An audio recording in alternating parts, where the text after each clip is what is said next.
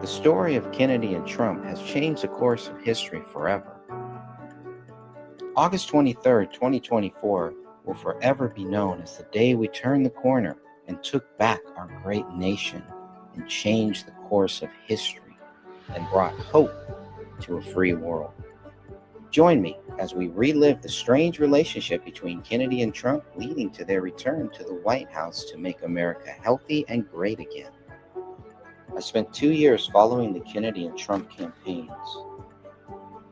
Long before the two men ever considered running for president, Kennedy sued Trump and stopped him from building a golf course near the Hudson River. After Trump won the presidency in 2016, he recruited Kennedy to look into vaccine safety issues. Kennedy was forced out the door after clashing with a man by the name of Anthony Fauci. But the assassination attempt on President Trump's life brought Kennedy and Trump closer than ever. From rivals to collaborators, from foes to friends, this is the story of Kennedy and Trump. You can download the book for free right now by going to kennedyandtrump.com. That's kennedyandtrump.com. My name is Greg Fernandez Jr. God bless you all. Yes, yes, and yes. We are off to a great start with the camera not working correctly. Let's try to see if I can unplug that and get us back in. And why not? Why shouldn't it be like this, right? Why shouldn't we begin like this? Oh, it is very nice to be back here. Trying to do a grand entrance, and look what happens. Look what the cat dragged in here, my friends. There we are. Oh, yes. It is good to be back here on my original channel, Greg Fernandez Jr.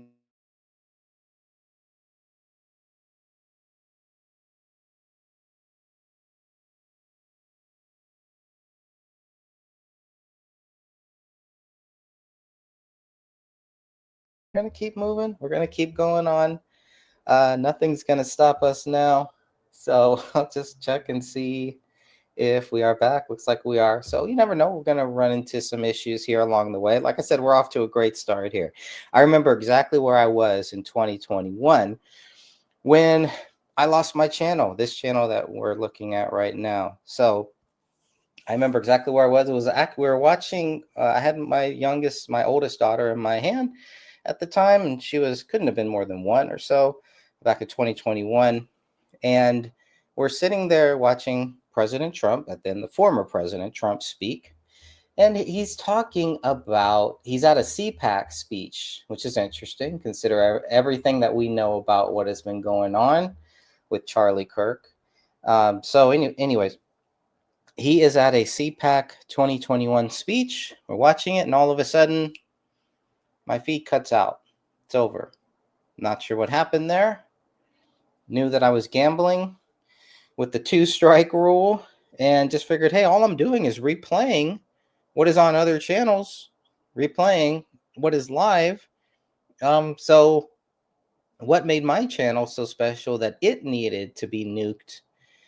Whereas people who were playing the exact same thing, that was okay. People who were replaying the same thing, that was fine. But it was over. I fought it, contested it, lost at least 2 or 3 times. Then I heard about Congress and what they've been doing to try to get people their channels back. I tried a week ago, still the same thing. Told me, your channel is never coming back. Never, ever, ever coming back. Well, my friends, as you know, never say never. Never give up. And that is exactly what I did. So I tried it again last night.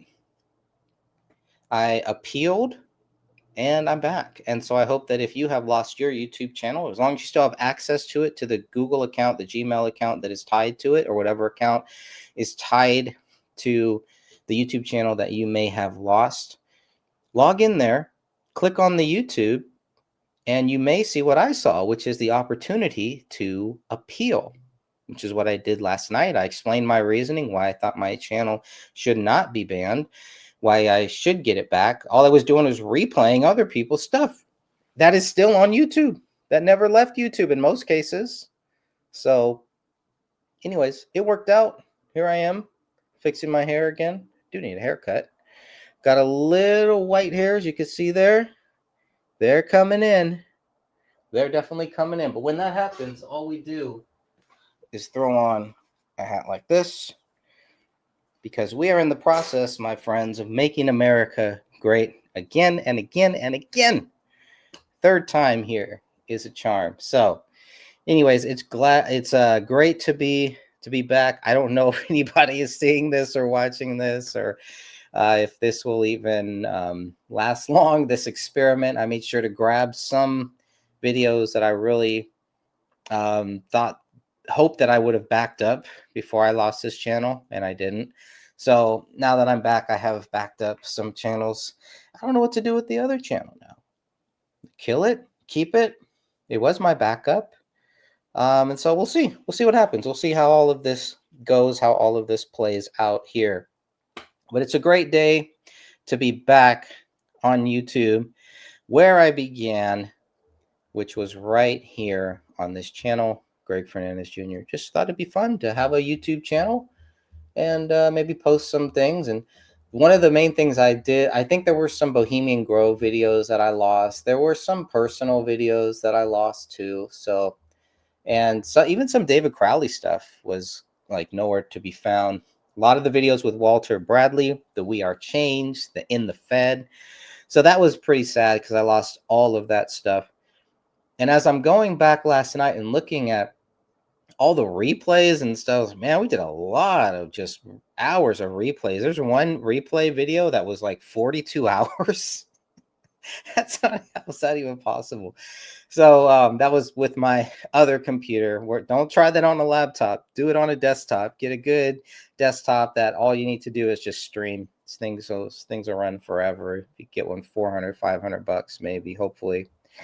So I don't know, it just felt like it'd be kind of cool to just come back and test this out, test the waters out. You know, I just got it back, so why not do whatever I can to get it taken away again and again and again and again.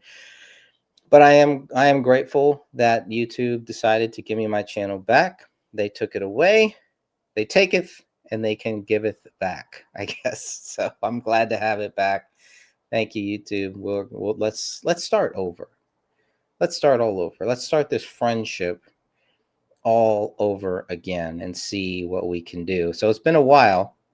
If you have not followed me on my other YouTube channel, same name, by the way, I've been doing a lot of the Kennedy and Trump. I wrote a book about Kennedy and Trump, just like 9/11. It's just a little book. That was a lot of fun. I'm in the process of finishing up a new book called Shadows of Light.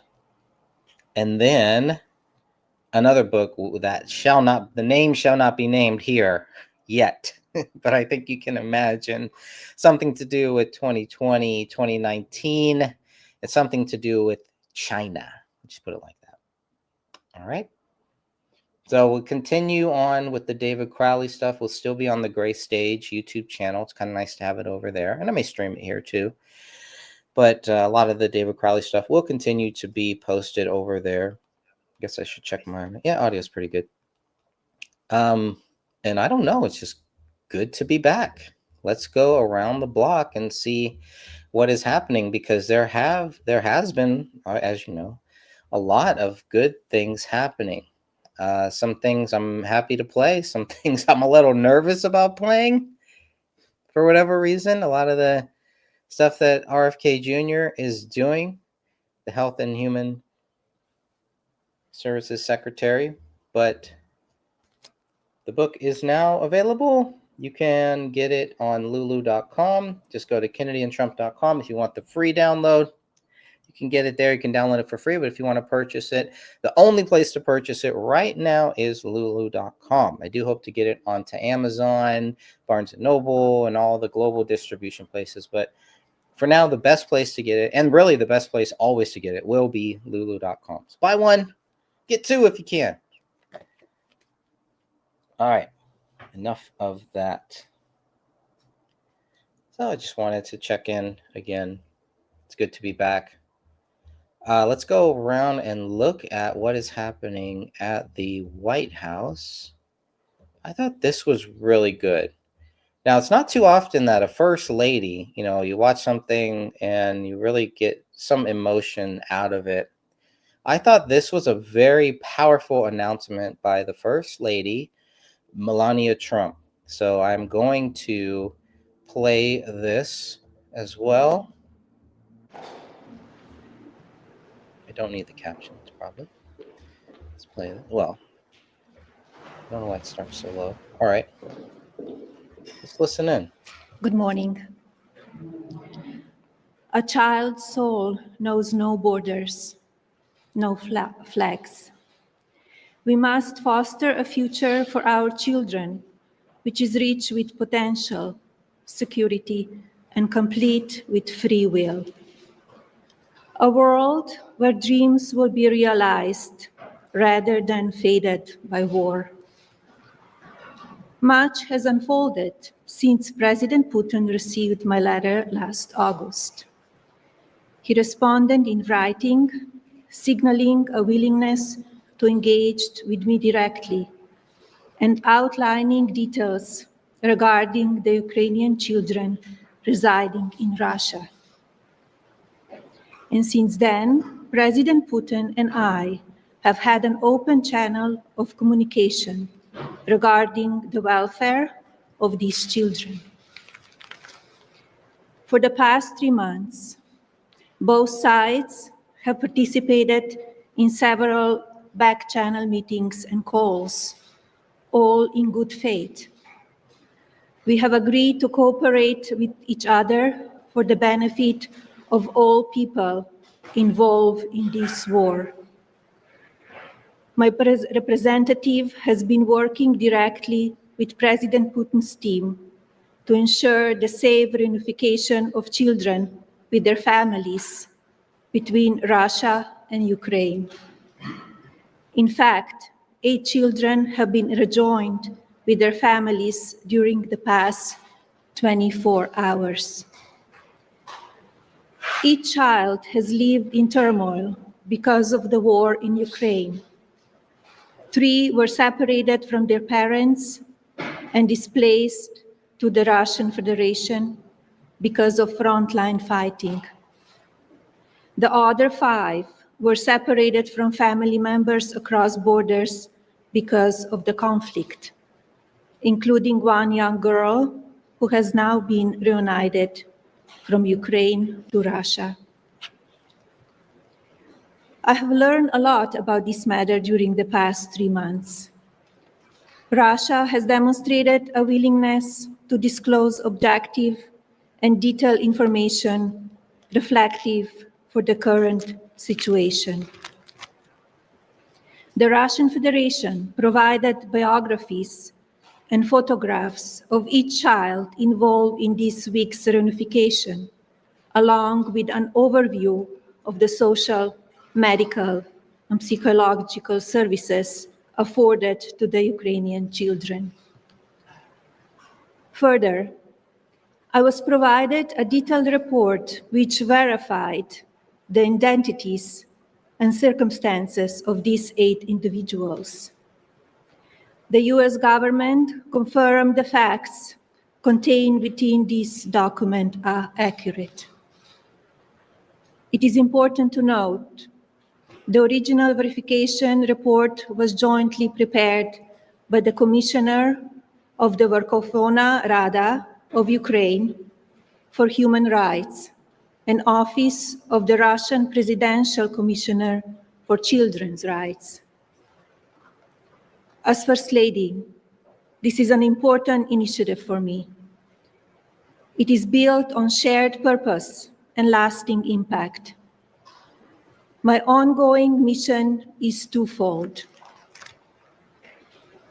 to prioritize, to optimize a transparent, free-flow exchange of health-related information surrounding all children who have fell victim to this war, and to facilitate the regular reunification of children with their families until each individual returns home. Additionally, I have raised concerns regarding those who were minors at the time they were displaced by the war, but have since reached adulthood and currently reside in Russia. Given the dangers of traversing this war-torn region, their safe return requires coordinated assistance. Accordingly, Russia has agreed to rejoin the individuals who have turned 18 within a short period of time. Again, this remains an ongoing effort. Plans are already underway to reunify more children in the immediate future. I hope peace will come soon. It can begin with our children. Thank you. Madam First Lady, are you speaking with President Putin? And that's how she does it. Doesn't take any questions, gets her point out there. Not about politics, all about the children. Anyways, I thought that was a very powerful speech there, and a quick one. I thought it may be interesting to go back and maybe even show, the very first video that I ever made here on YouTube. Now that we're back, it's February 10th, 2011. That was the very first video that I ever made. This one is about 50 seconds long. This is with my friend Manny. Let's see if I can get this to go here. We tested the waters 14 years ago, my friend. Okay, so tell us what's going on. So I'm waiting here for my my food. So yeah, I don't know if you should eat here, but I'm gonna eat here anyways because I'm hella hungry. You feel me? But yeah, if I knew this before, Wow, warning sign. I don't think I would have eaten here. They have two. No, they got right there. every single one of these has a warning. One, two, three, four warning signs. Yet we still eat here. So if we die of cancer, it ain't your fault. You're the dumbass that ate here. Man.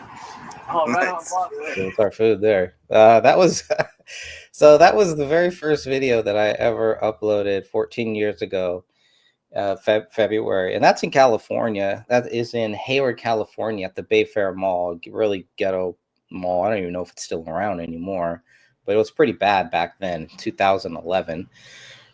And you saw the signs.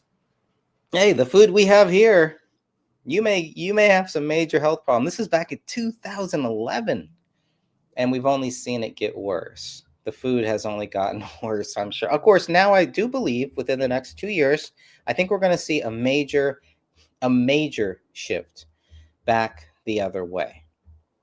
That's what I think. So going through some of these other videos here that I had uploaded, there's some good ones. There are lots of chemtrail. I was doing a lot of chemtrail stuff. You can see. So most of it was all chemtrail stuff after that one. Let's see what, go back and see what else do we have. Yeah, lots of chemtrails. Some of the early music videos, All Night Long is on there. I don't even know what this first one is here. My Stupeflix video. Some music videos. Very beginner stuff. Oh, the Masonic Lodge. This was kind of interesting one. See if I can play this one. Does this work? I think that works. It works. But I don't know if it's going to play what type of quality. So I'm going to go and just open up in another.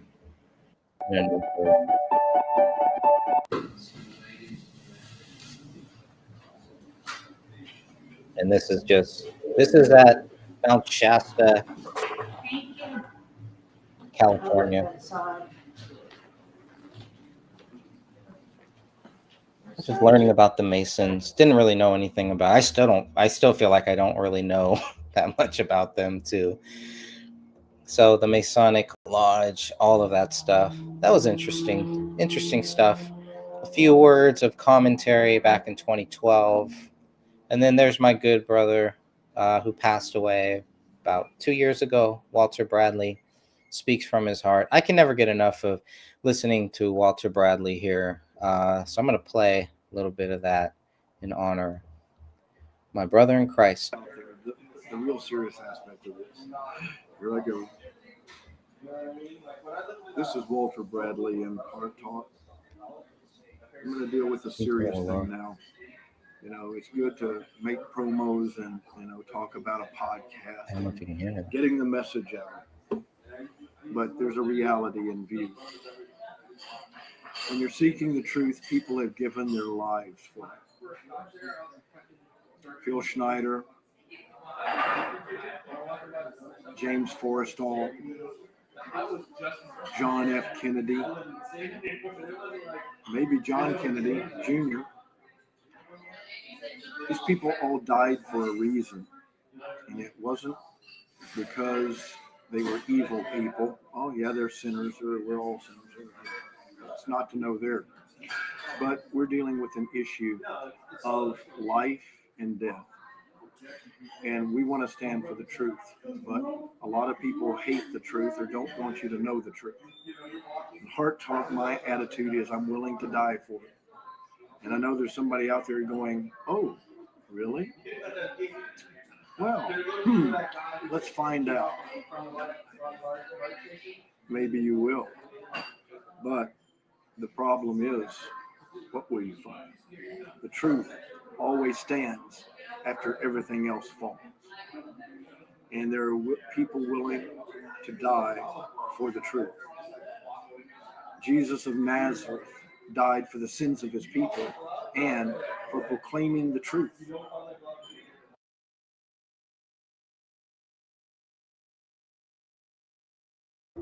Oh, cannot deny that. I won't deny that for sure. That was a great video with Walter Bradley. It looks like that was the first one I did. That was the first one I published with him, March 30th, 2012. So we got that. We got the All-Seeing Eye in Hayward, California. Lots of Kim Chaser stuff. What is We Are Christians, when I wanted to start a We Are Christian group. Some of the early wine and cheese videos, those were fun. Those were a lot of fun to do. Beginnings with Walter Bradley, Sunny Desai. Yeah, lots of good stuff. Lots of old stuff here. Man, we had fun. We had a lot of fun doing all this stuff, doing all these round tables. There's all the round tables. The Enemy, the Illuminati, Jesse Ventura, Democrats, Republican, Bloodlicans. Yeah, this was a good time. This was a lot of fun. The Bohemian Grove stuff, my first Bohemian Grove video. Doug getting arrested. Doug Millar got arrested there. That's actually a pretty good one. That may be kind of relevant with everything we're seeing happening right now. These protests. This was my first experience with any type of like protest, but really any violent protest where I did not understand that these people, not Doug, but a lot of these people that showed up at the protests in 2012, Bohemian Grove, were agitators. I did not know what that was. We were genuine people who came to show up at the Grove, and I thought these people were too. And then come to find out that no, a lot of them were not. They were absolutely not. And this is what We're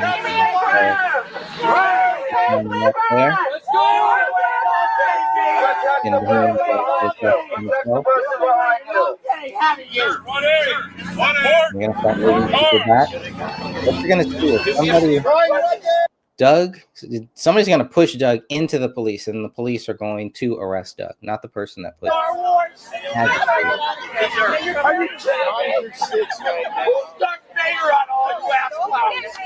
So after seeing this, all the protests I saw years later, this really made me look into what not. Don't be like this. Walking the roadway. Get back. We're behind the line. Yeah, they're right on the front line, right where the line is.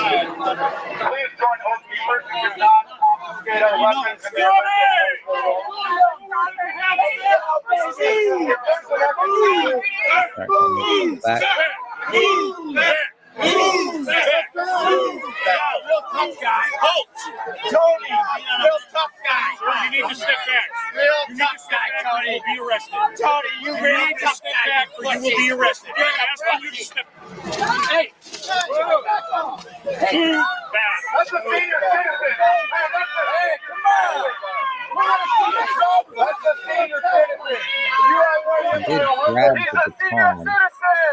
That is true too. The baton did just grab there. Yeah, real tough guy. Real tough guy. Like real tough guy. I hope you got that on film. I hope you got that on film. Sure you did. Sure you did. I'm sure you did. That's why I was pointing that way. Yeah, you Okay, they're bitch. yelling at the cops and everything like that's just not gonna do anything. There's no point to that unless you're just there to just start crap. You know, you want to make your point, you want to express your freedom, but you know, I mean, what is the point of just sitting there and yelling at the cops like that? I didn't understand that then. I don't understand it now. Why you would do that, knowing that they can't do anything too. You know, it's another thing if they can do something back, if they can fight back or something, that would be a whole nother issue, but they can't. There's nothing they can really do. So you can clearly see that.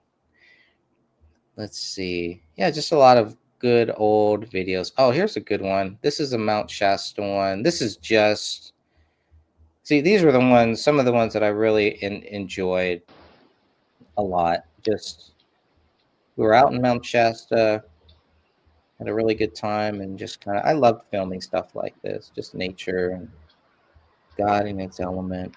This was a lot of fun to do.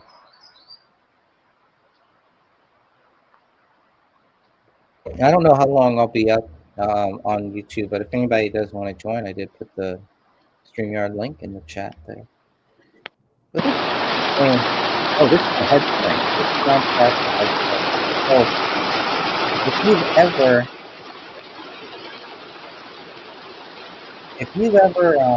had crystal geyser water, the crystal geyser water flows from the same head spring here. Where we're at is a little park in Mount Shasta. You can just walk up there and really just fill up your own water. You can compare this water to the crystal geyser water. The only difference is there's more minerals in this, but this is what is called a head spring, pulling directly from Mount Shasta, taking the water directly from Mount Shasta. It's some of the best water you'll ever have. You'll never have drinking water like this in California. Before they put in all the bad stuff. So that was good. I remember this now. I remember this park. This is a really cool park. I just love the nature though. There's nothing like that. Nothing being out there and just enjoying the scenery. Good times. Really good stuff. Yeah, I could watch this stuff all day. I could watch that all day long. Let me see if there's anything else.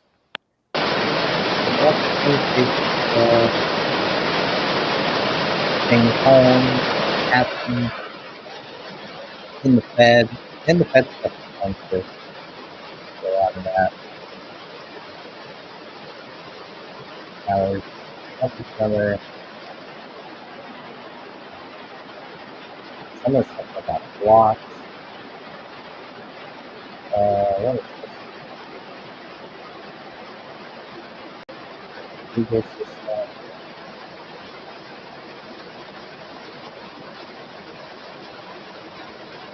Here's another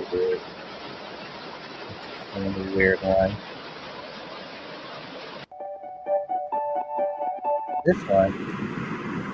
This was a sociological experiment, and this is skywriting. This is the first time I'd ever seen anything called skywriting in the Bay Area, Northern California. And what they were doing is those are planes or those are drones in the sky doing out seeing what they call skywriting. And what the purpose was, later found out, is that They wanted to see who was looking up. Who was looking up in the sky to see what was going on up there? Would people notice this? And what is this? What do these numbers mean, right? Well, that turns out these are the infinite numbers of pi. There's a great researcher by the name of Mike Hagsesny who found out, when I showed him this video, he did a lot of research on it and actually found the source. It was, I think it was a San Jose, California college, something like that, a group of people. They were doing this as a sociological experiment to see who was looking up in the sky. And this is just the infinite number of pi. So there was a lot of questions about this. Is this aliens, the UFOs, stuff like that? I remember because I got contacted by a UFO YouTube channel back then, and they wanted to use the footage. I said, yeah, go ahead, use the footage. I didn't ask for any money. I think they gave me like a couple $100 or something for this video here. So they could have had it for free, but and then if you look up their video with this same footage, and I was supposed to be on there, and I don't believe I was, and something happened. I couldn't make that show or whatever. And they were asking the question, is this UFOs? UFOs making this stuff in the sky. I was fascinated by it. Look how perfect it is. So I don't know if these were drones, if these were, they would have to, I don't know. I don't think so. I don't think they had drones. This is 2012. So, and it's a big project. Think of how many planes, how coordinated this had to have been in order to do this, to do a sociological experiment to see how many people were in the sky. So in the midst of all the chemtrail stuff that I was following, all of a sudden one day I look up in the sky and I see this. And you can find these videos. There was a lot of people who were taking videos in that same area looking at this. But this was just a crazy, crazy time. Crazy world. And it just goes on and on and on. But it's the infinite number of pi. So I found that very fascinating. Maybe some of the old conversations that we had. We had a lot of good conversations way back then here. This one is from the legal system. This is looks like one of our first We Are Change. Some are 35. Okay, I don't know where the other 34 are, or 25, whatever. Welcome to We Are Change East Bay News.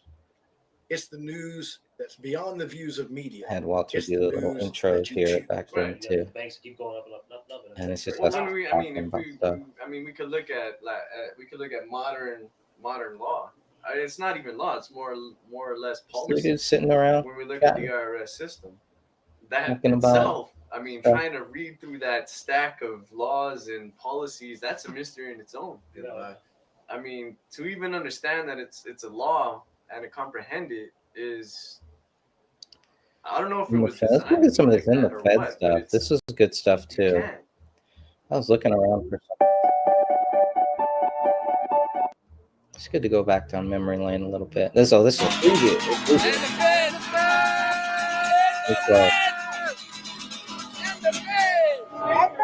Hey, this is the Federal Reserve Building. You're giving away trillions of dollars with the QE3. Hey, it's the Federal Reserve Building. I want some. No way. It's a private. It is a line right here. It's at the end. Get in the line. We've been waiting here for a year. Only today, anyone with an orange Giant shirt can have free money as long as you wait in line with the Occupy guys. QE3, the money in your pocket is worthless. They're destroying our economy by design. We're all being groomed for global government. We're all being groomed to be global citizens for a giant takeover. We're living in a fascist state. What's the best way to steal money from a bank? What's the best money? That's the best way to steal money from a bank? Yeah. Shit, I'd say fucking become a banker. Own it. Own it, yeah. So buy some shoes today. Buy that purse you've always wanted. Spend your money. Spend whatever you have in your pocket. That's Gucci sunglasses. That's right, buy some Gucci sunglasses. Chanel handbags. Buy you some new shoes. We need some Jimmy Choo. Buy some gold, silver, and lead. You think you're gonna give us any money? What do you guys think? make? Only if we sell out. We sell our If soul, you maybe. sell out? Yeah. You mean like go to work for Goldman Sachs or something like that? Yeah. Why not? You know, I tried to get a job there, and they kind of looked at me and threw me out the door. I don't know why. Did you have that shirt on when you? Yeah. Maybe that's what it was. It would be good to work as a janitor at Goldman Sachs because in 2008, the average bonus for all employees at Goldman Sachs was $700,000. So if you clean windows or like took out the trash at Goldman Sachs, you probably got about $400,000, which is not bad. Wow, that's pretty good for being a janitor. Yeah, I would say How that. come we should tell these people right here? They're camped out here. They look like they can use a couple thousand. Yeah, they could. Even $100 might help these people right here. How come they don't get any money? I don't like these guys, man. What do you think we should do? I think we should get rid of them.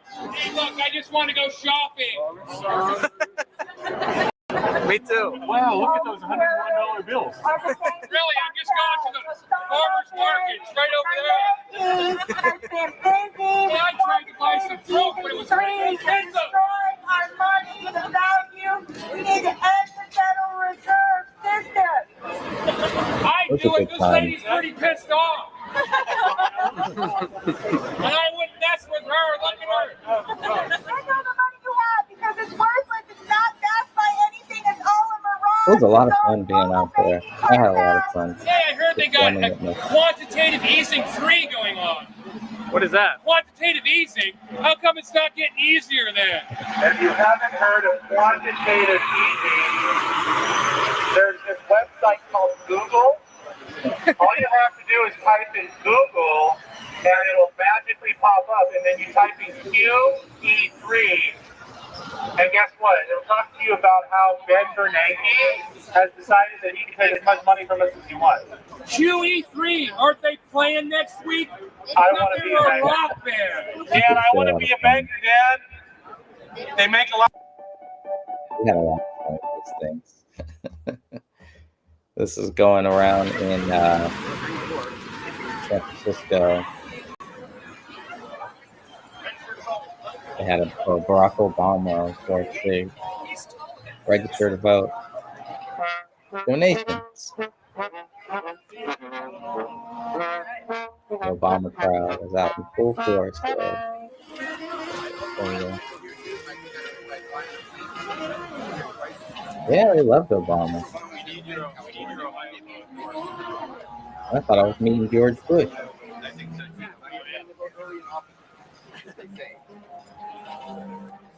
Don't forget Sheriff Brown. Oh, yes, I'm giving him more money. Yeah. Register to vote. We were getting a picture taken. It's great. Oh, wow. Oh, I got to get a picture with him.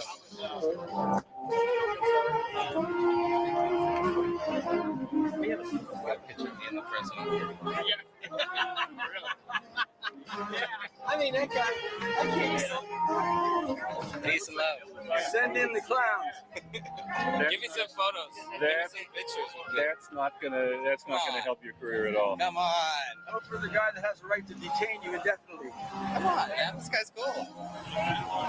Vote for the guy that won't shut down Guantanamo, though he promised. Oh, wait. This isn't Bush? Oh, I'm sorry. I forgot. Good fun stuff. Yeah, I had a lot of fun. Had a lot of fun at some of those early the protests, just getting out there, demonstrations, I guess, nothing violent. So I don't know what happened. Yeah, I got the full thing. It's about, what is it? Full thing is about 30 minutes, 50. I think it's 60 minutes long. Okay, I'm not gonna play this whole thing, but I'll play a few minutes of this. This was a lot of fun. Just to be out there to kind of see what was going on. I had no idea what to expect. Little garbage can looking at what's going on. Oh,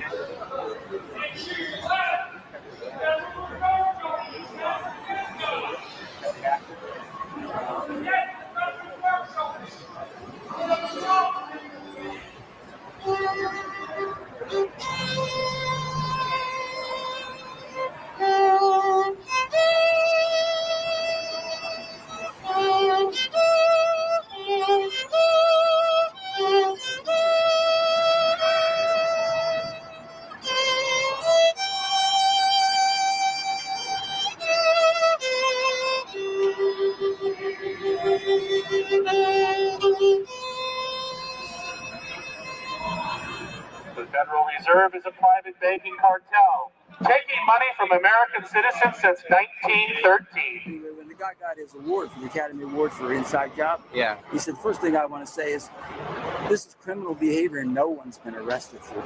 Wow. Sing a song of freedom. Sing it like you've never sung before. And you're giving away $1 trillion over here. Let it fill the air. Tell the people everywhere. We the people won't fight your war. That's right. In the Fed, in the Fed, in the Fed, in the Fed, in the Fed, in the Fed, in the Fed, in the Fed, in the Fed, in the Fed, in the Fed, in the Fed, raise your fear, brother. In the Fed, in the Fed, in the Fed, in the Fed, in the Fed. QE3 is not for me. QE3 is not for me. QE3 is not for me. So we're getting into it. Not for me. Not for me. Big If you haven't heard of QE3, that's because of the Federal Reserve Building right across the street from where you are. The Federal Reserve Building is at 101 Market Street. Please visit the Federal Reserve Building on Fridays for a free tour. They will tell you that they are a private organization. Their checks come from a private company. They are not listed in the blue government pages. Federal Reserve is right next You know what's to the wild Federal about Express. that? When you The think about white pages of the Federal Reserve now and how President Trump was trying to fire somebody from the Federal Reserve and was told he couldn't do it. He didn't have the power. He didn't have the power. This is just further exposing the Federal Reserve. What Ron Paul was saying about the Federal Reserve way back when was right. Creatures from Jekyll Island. Lots of great resources there. And then here we have it. Somebody trying to stand up to the Fed, the greatest president of our lifetime, maybe the greatest president, the greatest elected president of all time, President Donald J. Trump, trying to stand up and say, look, this person is under investigation and she is on the Federal Reserve Board. She should be fired and he should have the power to fire her. If he doesn't have the power to fire people from the Federal Reserve, which now I believe now they've ruled that he doesn't, what do we need them for? So it's so relevant to me going back and looking at this stuff from 2012 about in the Fed. And the more I learned about it, the more I understood. I just want to go shopping. I want to spend a night at the Hyatt. Look at that In the guy. Treasury, the government has Probably going to control. the Giants of its later own on money. and watching them clinch the National West.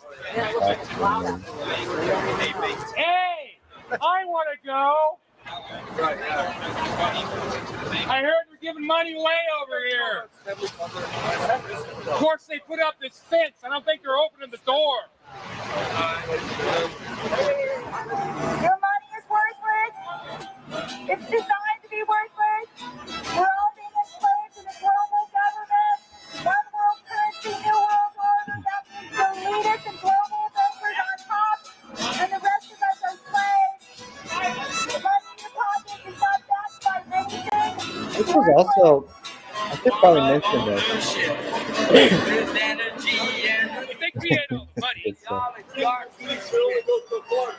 This is all the Occupy stuff that's going on.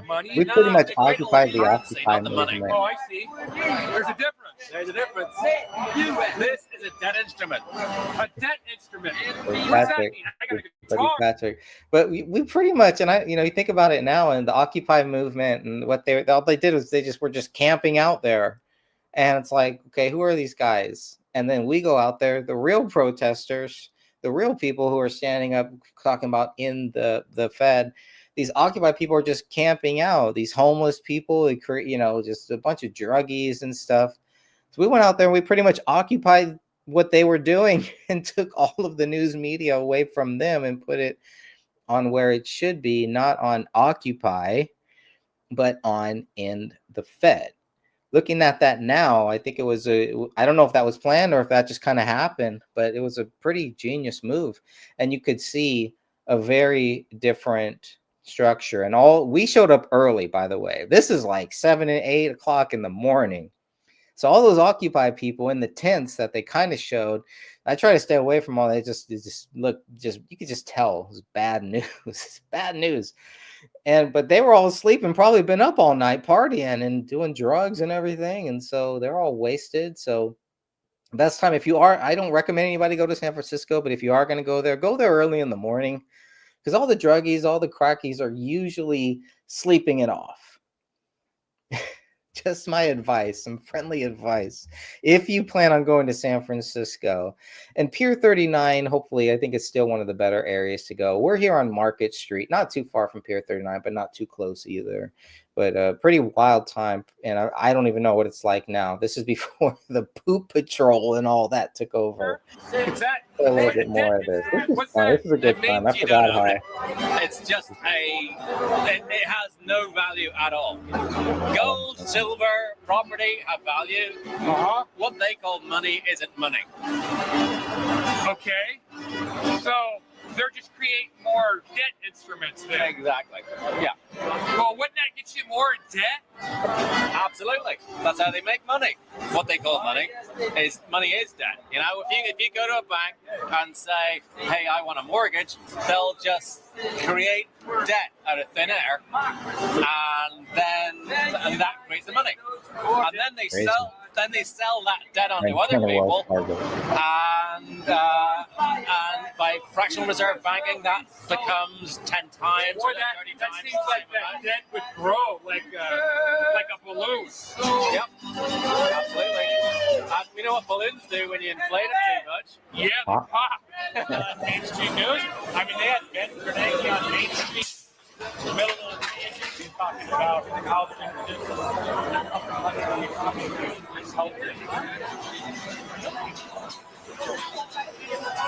This is what an organic protest looks like, my friends.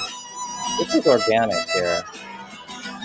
We're not paid protesters out here at this point, at any point.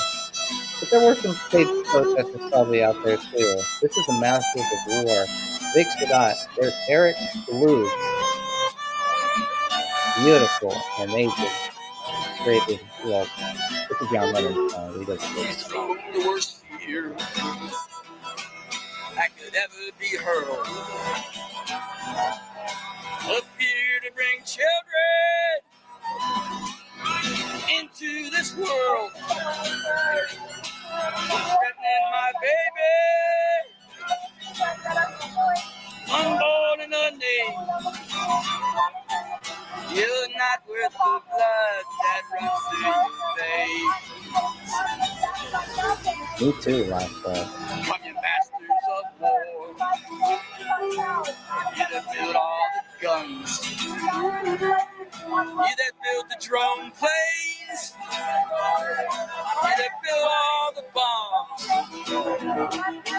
I pledge with my heart, and I pledge with my mind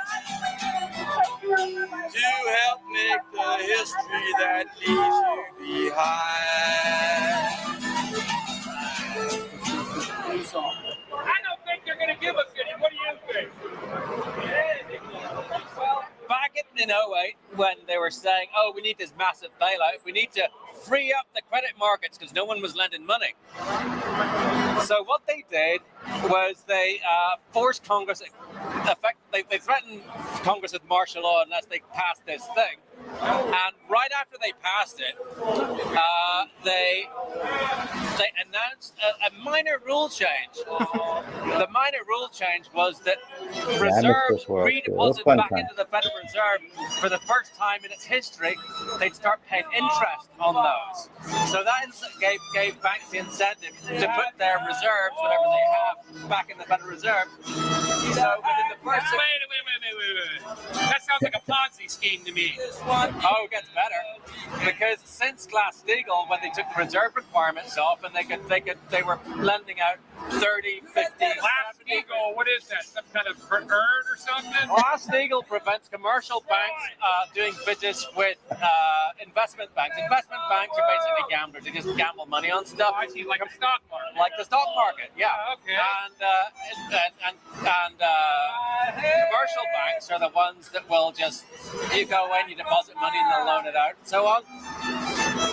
But when the idea with if you wanted to free up the credit markets, you would want banks to loan. They said, we need banks to loan again.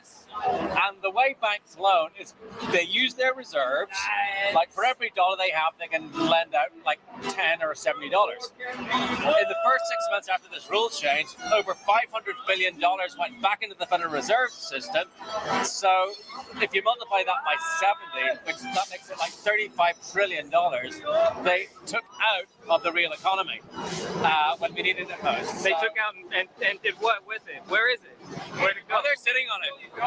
They're doing nothing with it. I mean, maybe they're making doing a Lego thing or something, making like Death Stars out of gold. Well, you sound like an economist. Somebody's got that money. They got a lot of those on TV. They got a lot of those on TV nowadays.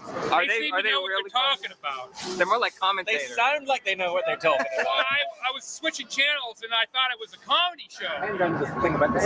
Hey, can I have a follow there? You know, if you're a beggar, you can own your own follow there. And the $16 trillion that the Federal Reserve takes from the American people pays for vacation in New Zealand. That sounds like quantitative easing. It's a quantitative easing. The real terrorists are the global bankers that have destroyed our money. The real terrorists is Osama bin Bernanke, who's been busy.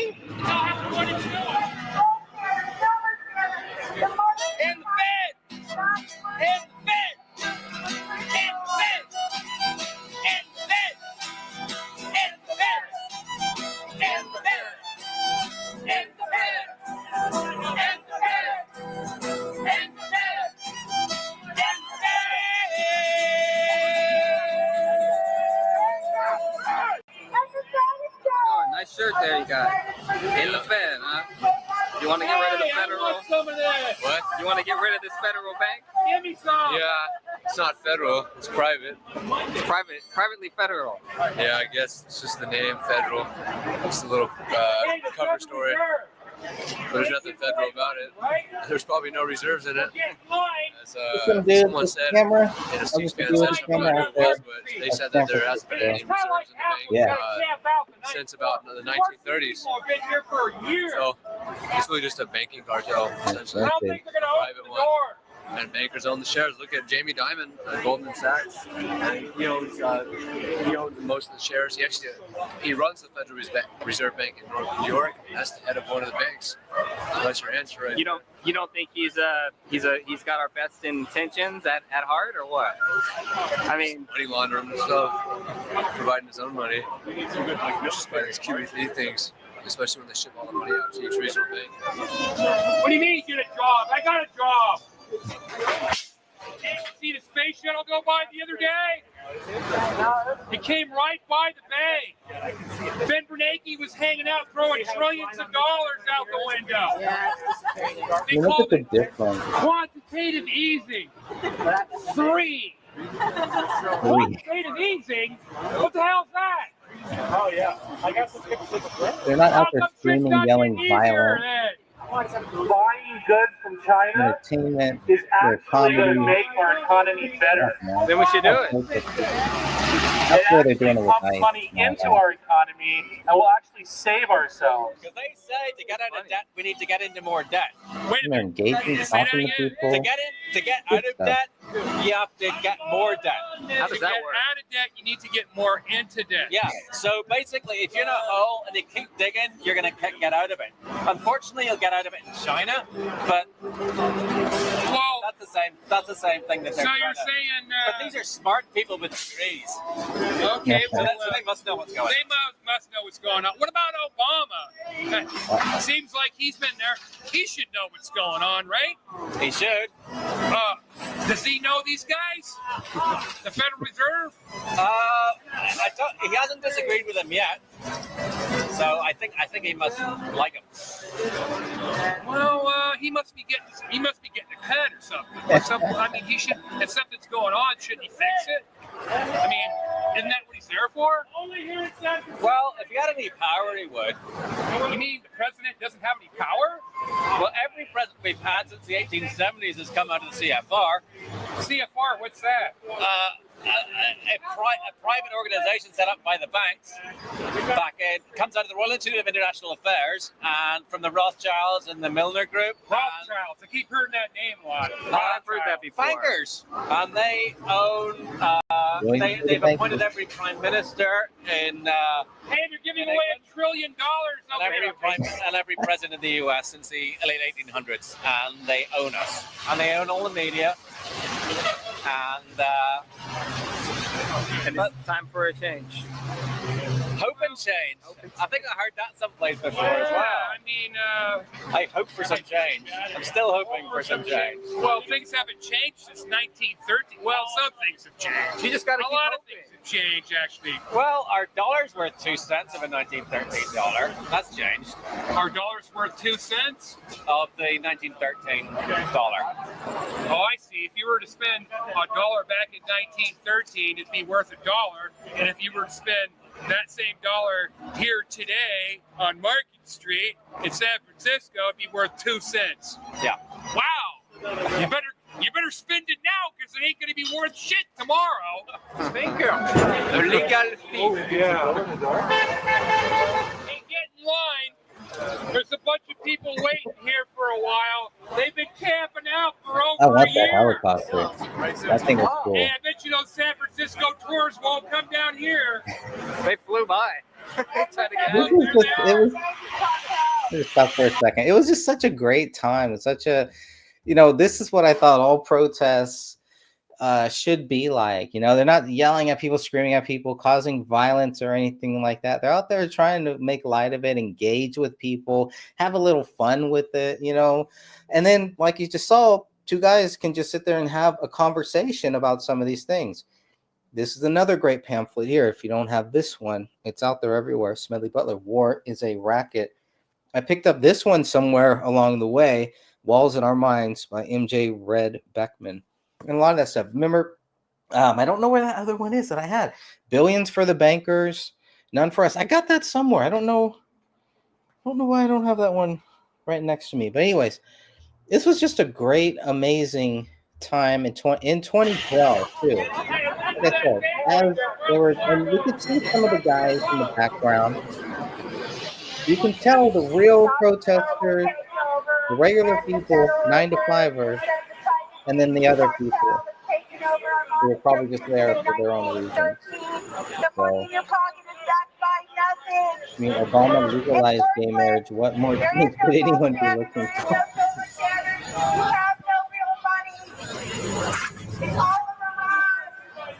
That's a pretty big change. Maybe not for the better, I would say, but yeah.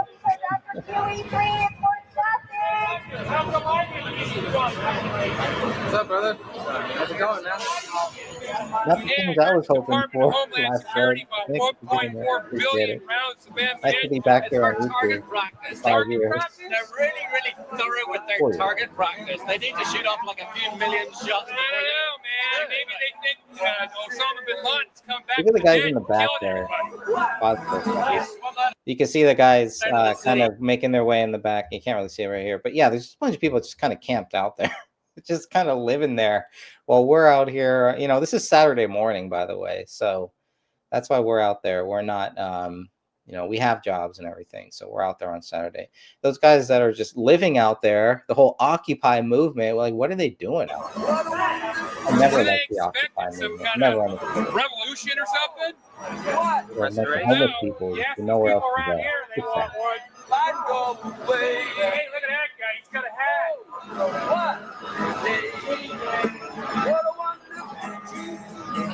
Well, what did they? Boy, there's sure some pissed off people down Look here. at that. It's not someone out there, Eric Blue, Hey, it's just Capitol building from the just line. smiling. No blue hairs, The new iPhone's coming out. no nose rings. Like you said, last led. It's a different world, man. It's really all about lies that beset us.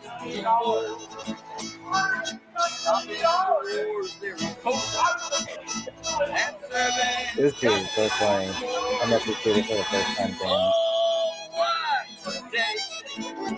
What wonderful day. Oh, what a day. When Romney and Ryan go away.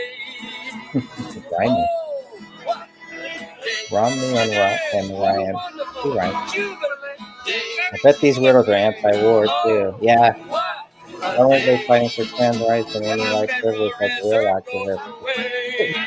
That's as good as mine. If that's what you think it's all about, I don't know.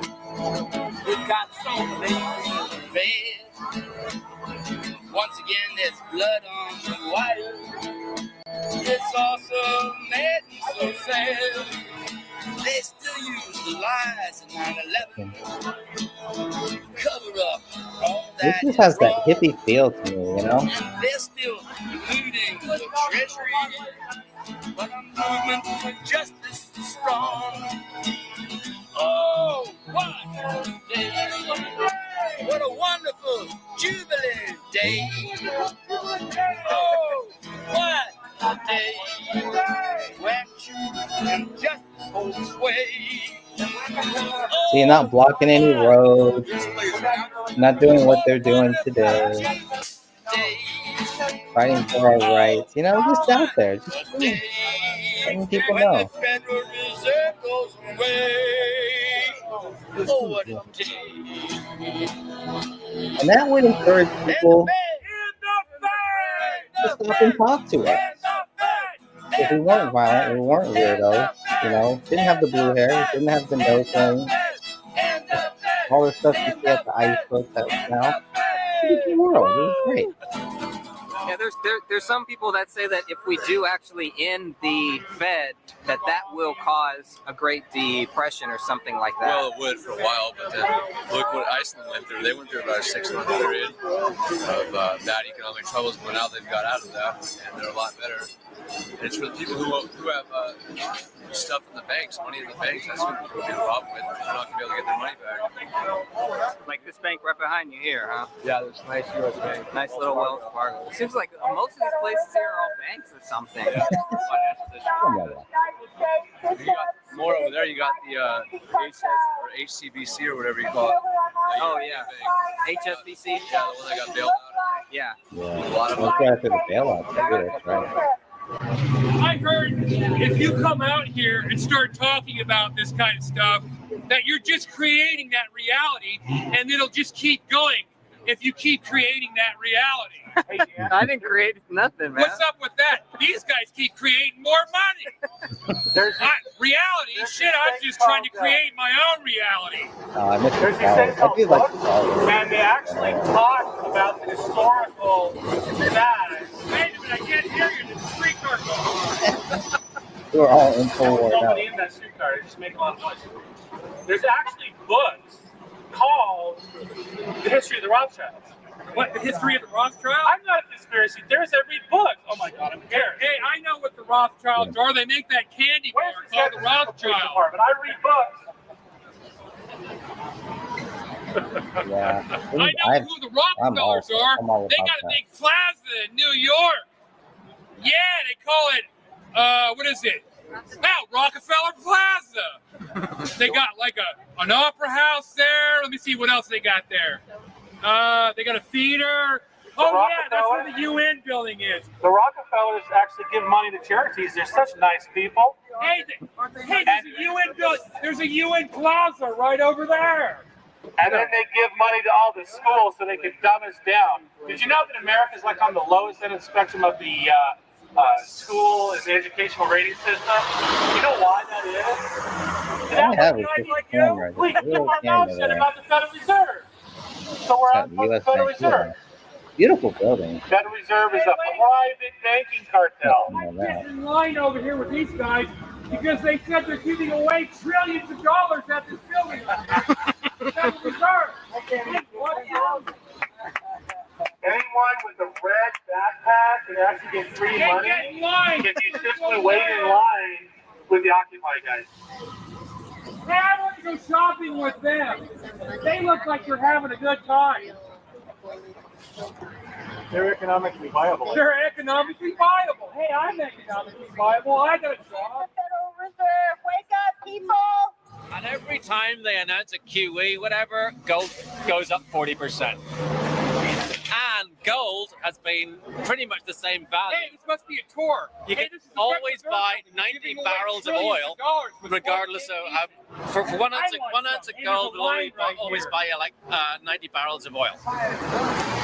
And back in Roman times, if you had an ounce of gold, you could get like a nice toga, a belt, and some sandals. An ounce of gold now is about $1,800. You get a nice suit, some nice shoes, and a nice belt. Same money. As opposed to that stuff is currency. Yeah, you know. And actually, these aren't real Federal Reserve notes, but they're worth about the same. You know? So give us your site where people can check you out. We are 1776.org. And you can go to the Facebook page at facebook.com/we are1776. And that's pretty much it. Can you tell us why you started this group? Why I started We Are 1776?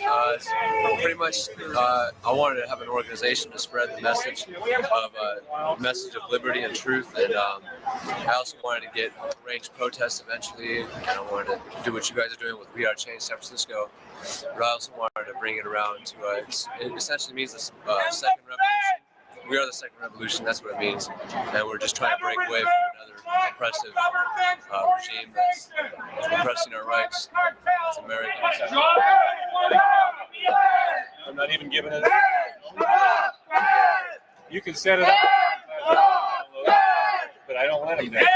And you know what it is?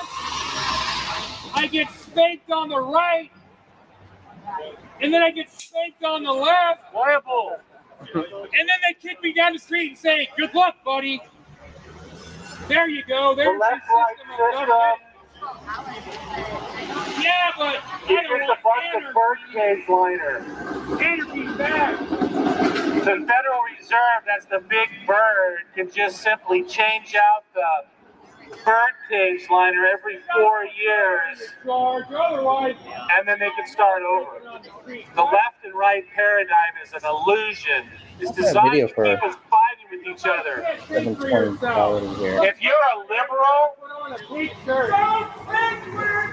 if you consider yourself a liberal and you want to fight with a conservative, you're doing exactly what they want. If you're a conservative and you are fighting with a liberal, you're doing exactly what they want. You're not questioning the government. Don't question. What about instead of a revolution? What about a restoration? Well, yeah, that's what you mean. Yeah, that's what you mean. Restore to its constitutional republic with our constitutional rights and inalienable rights that have been taken away since as far back as 1871, and the UN Charter too, if you want to count that. Oh yeah, that's right. I always forget about the UN one. That one made every law and everything notwithstanding. This is good stuff. So then who? I want to change it, to switch up a little bit because I need to go and do some other things. But I thought this was an interesting one here too.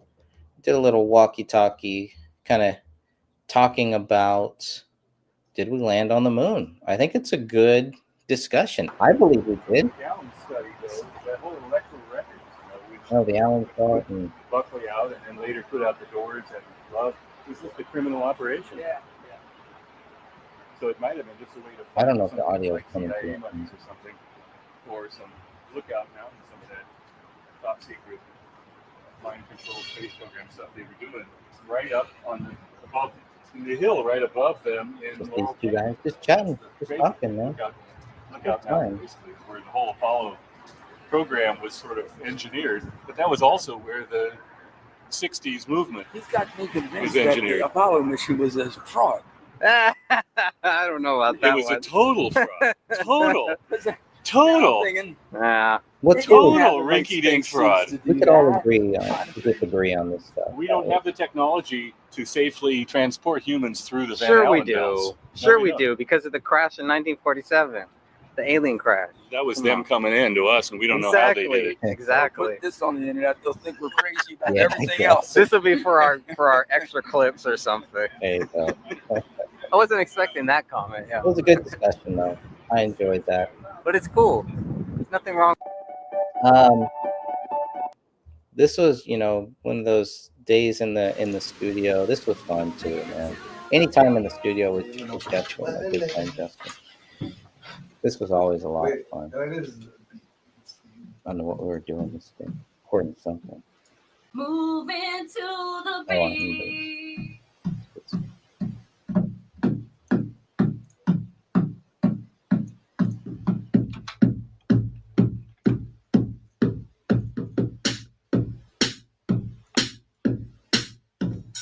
Look at how much detail he puts into it. Lots of detail.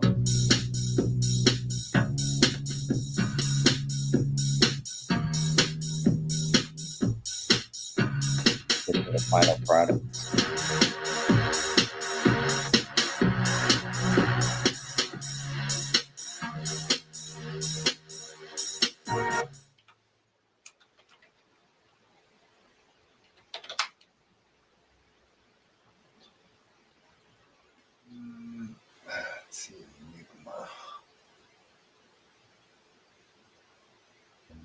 So he's going through all those. It's crazy, dude. Crazy how much of this Crazy. Yeah. I cut this down to 5 minutes. This is a couple hours probably. He's going through all this. It's fun times.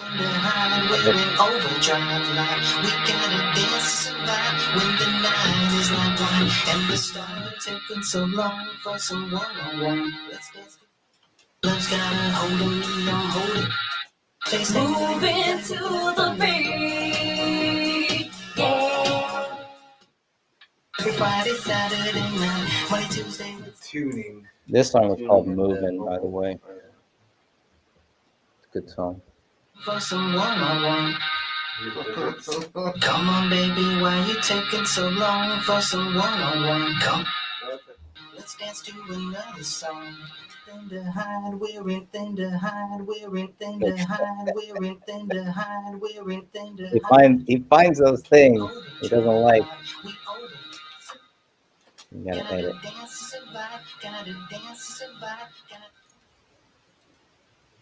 Diamonds will be shining, diamonds will be shining, diamonds Lots will of be diamonds in shining. this song.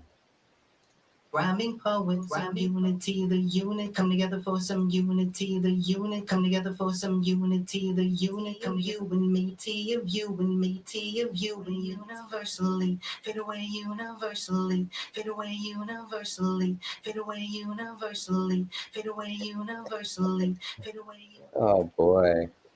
Front of me, And I'm technology, just sitting there computer taking it love. all Front in. of me, technology, real touch. It's This nothing is on like our the PDR real touch. song, by the It's way. nothing like the real touch. It's nothing like the real Shut up. touch.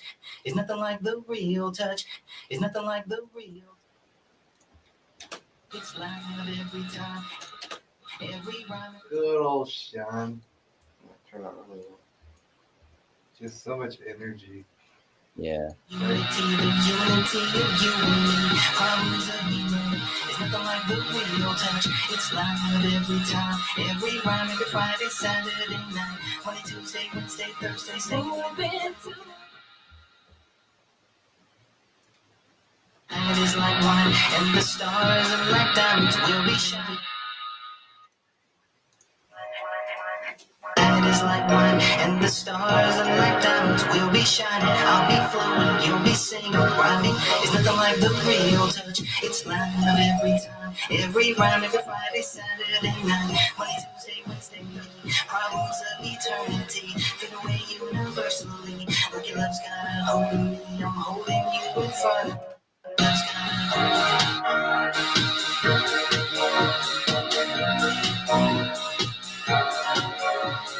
Moving to the beat. Moving to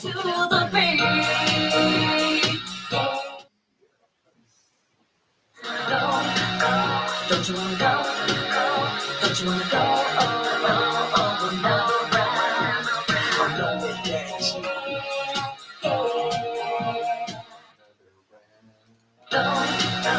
Don't you wanna go? Don't you wanna go? Go, go, go, go, go.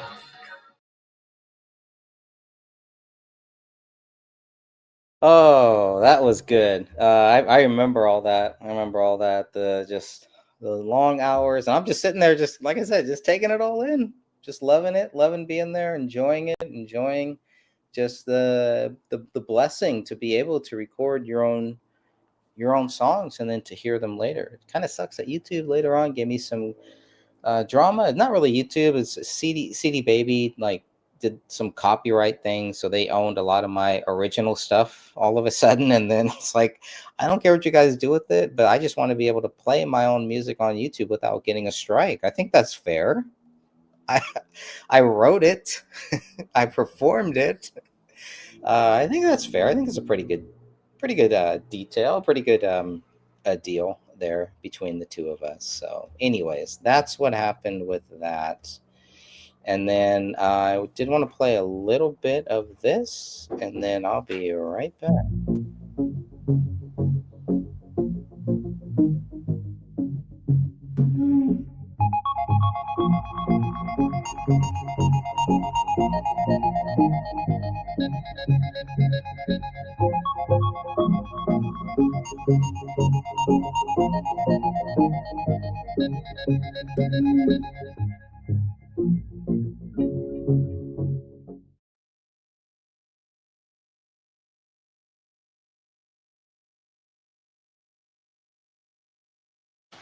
Come on, baby, why you taking so long for some one-on-one? Let's dance to another song. Come on, baby, we've got nothing to hide. We're in overdrive life. We gotta dance to survive when the night is like wine and the stars are like diamonds. We'll be shining, I'll be flowing, you'll be singing, rhyming. Moving to the beat. Yeah, yeah. Moving to the beat. Yeah, yeah. What's the name of the song that with what's his name on Alex, was it Moving? Moving. It is a lot of fun, but to see it from that angle was cool because I had never really sat there. I mean, I've been working with Dublin for a long, long time, but I'd never really sat there the way that we did this time. And I actually got to see the whole process. And we spent a lot of time there working on that song. Basically, I maximize each sound.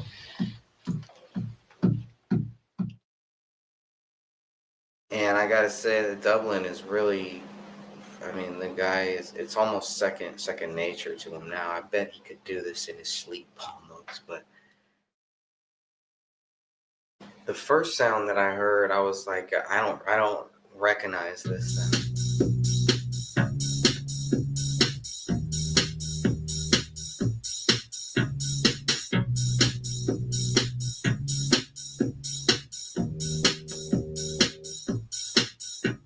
Where was this? Because I had only heard all the sounds mixed in, and Alex did a great job kind of adding all these different sounds that Dublin could just, mix and mold. But the first sound that we heard when Dublin got all of the different tracks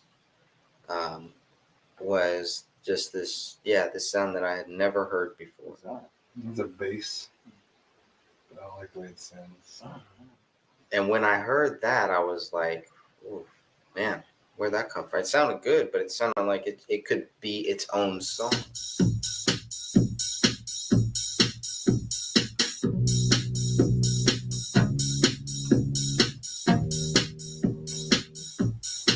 I was very curious to see how that sound was going to fit in with the bigger song. And when I listen to it now, I don't hear that sound. I only hear it when it's by itself. But that's how much energy Alex and Dublin both spent with this music.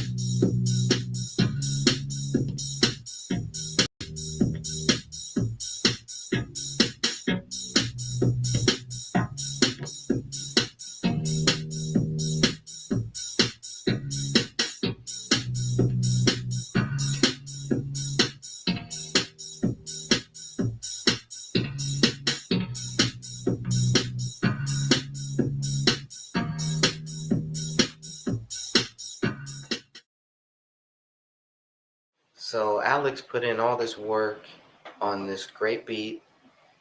I took it to Dublin Beats. He did his mixing and mastering, and he recorded our vocals too. He recorded all of our vocals, and just did a great job. Thank you, Dublin, again. It's just a blessing to work with such great artists, to work with such great people, you know. Zen Howe, Alex, Shauna, with Eric, my little brother, Anthony London. It's just been a great honor to work with such great artists and people who love music and who love the music they make. Come on, baby, why you taking so long for some one-on-one? Let's dance to another song. Come on, baby, we've got nothing to hide. We're in overdrive live. We gotta dance to survive when the night is like wine and the stars are like diamonds. We'll be shining, I'll be flowing, you'll be singing, rhyming poets. Come together for some unity, the unity of you and me. Problems of eternity fade away universally. Like your love's got a hold of me, I'm holding you in front of me. Technology, computer love, it's nothing like the real touch. It's live every time, every rhyme, every Friday, Saturday night, Monday, Tuesday, Wednesday, Thursday, singing in replay, waking up the beat. Yeah, yeah, moving to the beat. Yeah,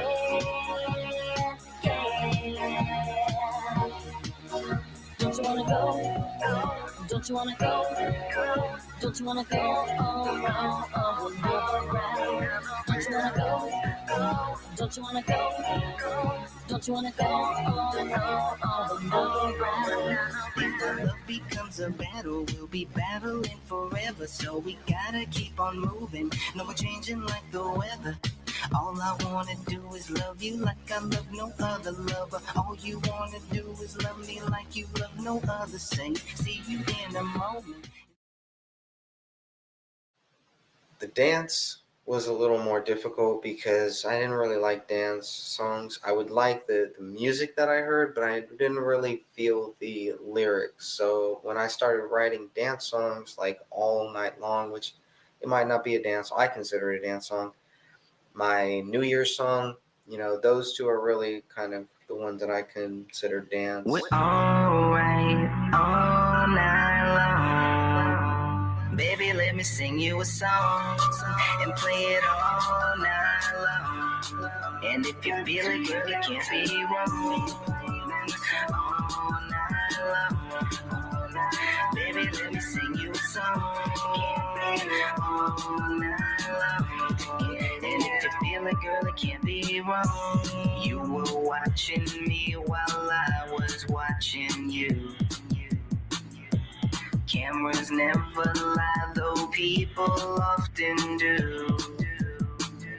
You took a chance on me, I took a chance on you. And what we found was something we've missed.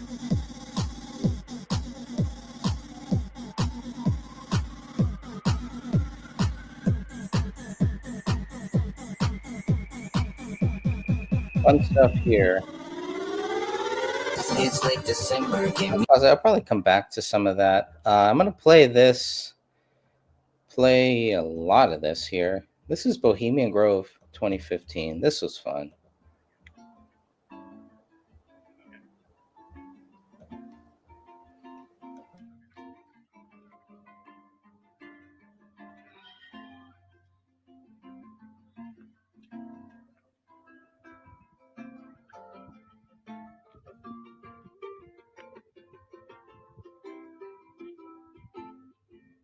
You would not have fallen. I would not have found you. Angel flying too close to the ground.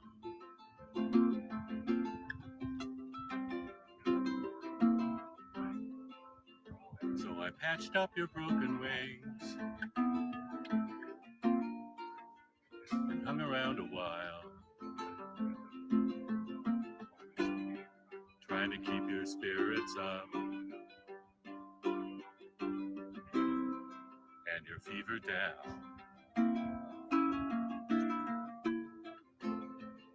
I knew someday you'd fly away.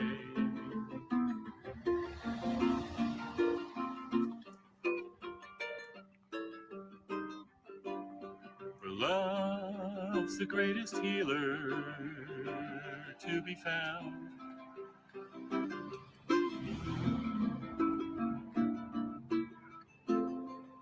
So leave me if you need to. I will still remember. Angel flying too close to the ground.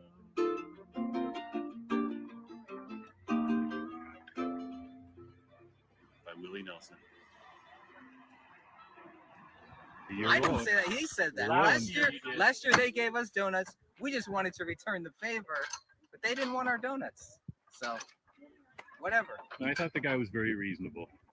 Reasonable. Yeah. Okay, that's reasonable. Reasonable that we never said his donuts might have cyanide in them, but he made it very clear that ours might. Well, yeah, he was intimidated by the numbers of us because we were such a big gang. Sure. Okay. It was my hat that scared him away. All right. You could tell I might be an Illuminatus. Well, you definitely you look like a British Illuminatus to me. Well, indeed. Where do you think it all started, buddy? All right. Anyways, donuts are going to waste, I guess. I think I might even have one. I'm really, really hungry. Please. I don't know. You might have cyanide in them or something. And now you believe their theories. Well, you know, he was very reasonable, like I said. Cyanide donuts, please. Yes. All right. Give them back to Sean now. All right.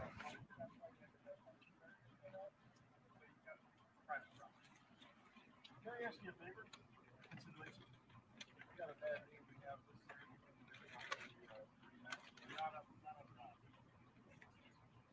Well, then tell them this. My name is Peter Alexander, and I will move this in 30 minutes. And because of this, I'm here talking for an interview. I'll be gone. And if you can be nice about it for 30 minutes, I'll be out of the way. We'll just got that. You already said that, and I already understand. I'm just telling you what I'm prepared to do. They're already trying to kick you out of here? You just got here.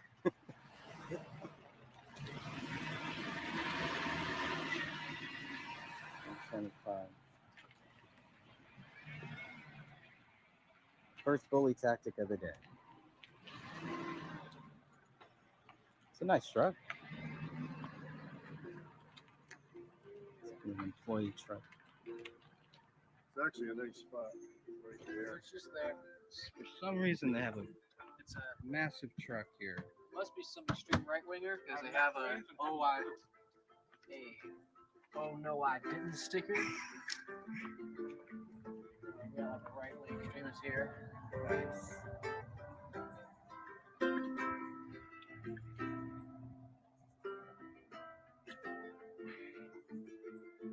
You have your other camera, Greg? This. Maybe you can help me with mine then. Sure.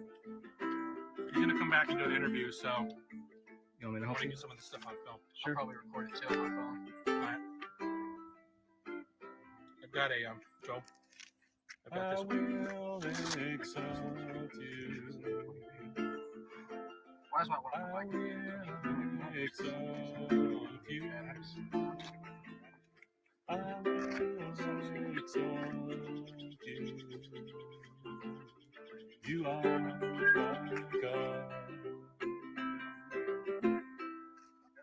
Because you're with me.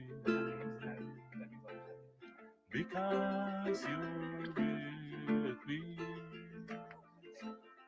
Because you're with me, Jesus, I will not fear.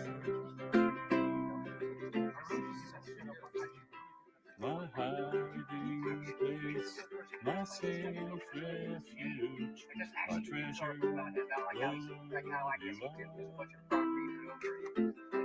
My friend and King, anointed one, most high. when I talk to them, when I took the volume first, then I had to down.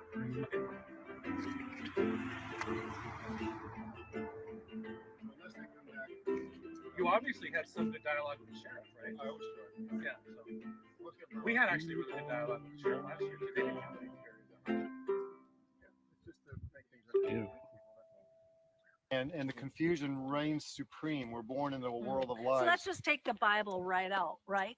Let's not even go to the Word of God, which was inspired by him directly. 501c3s, I agree. That's going to be the downfall of the church. It's through greed. If you want to have an Absolutely. intelligent conversation, don't put words in my mouth. Okay, if you wait want to a have an minute. intelligent conversation, let's have a If you conversation. want to have an intelligent conversation, don't interrupt somebody when they're trying to explain something to you. See, you already lorded over me by you thinking you're smarter than me. I never Don't said that. question Again, you're my putting words in my mouth, intelligence. although it might be true.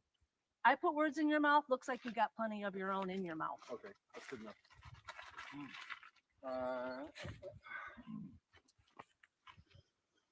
How's it going? Daniel, get I am behind well. me. I'm going to take a stand for the Bible here. The Word of God is our direction, our only direction. We stray from that, we have problems. That's why we're in the mess we have today. Can I ask you a couple questions? You can. Just what is your reason for coming out here to the Grove today? Because there's a stone owl in there that's been sitting there since 1872. Maybe even longer than that. I like to know where the origin of that thing came from. Did they make it here or did they bring it in? We know from the gods of the Old Testament, which were detestable to Jehovah God, that God said, do not have anything to do with them. Do not worship creatures, worship the Creator, me.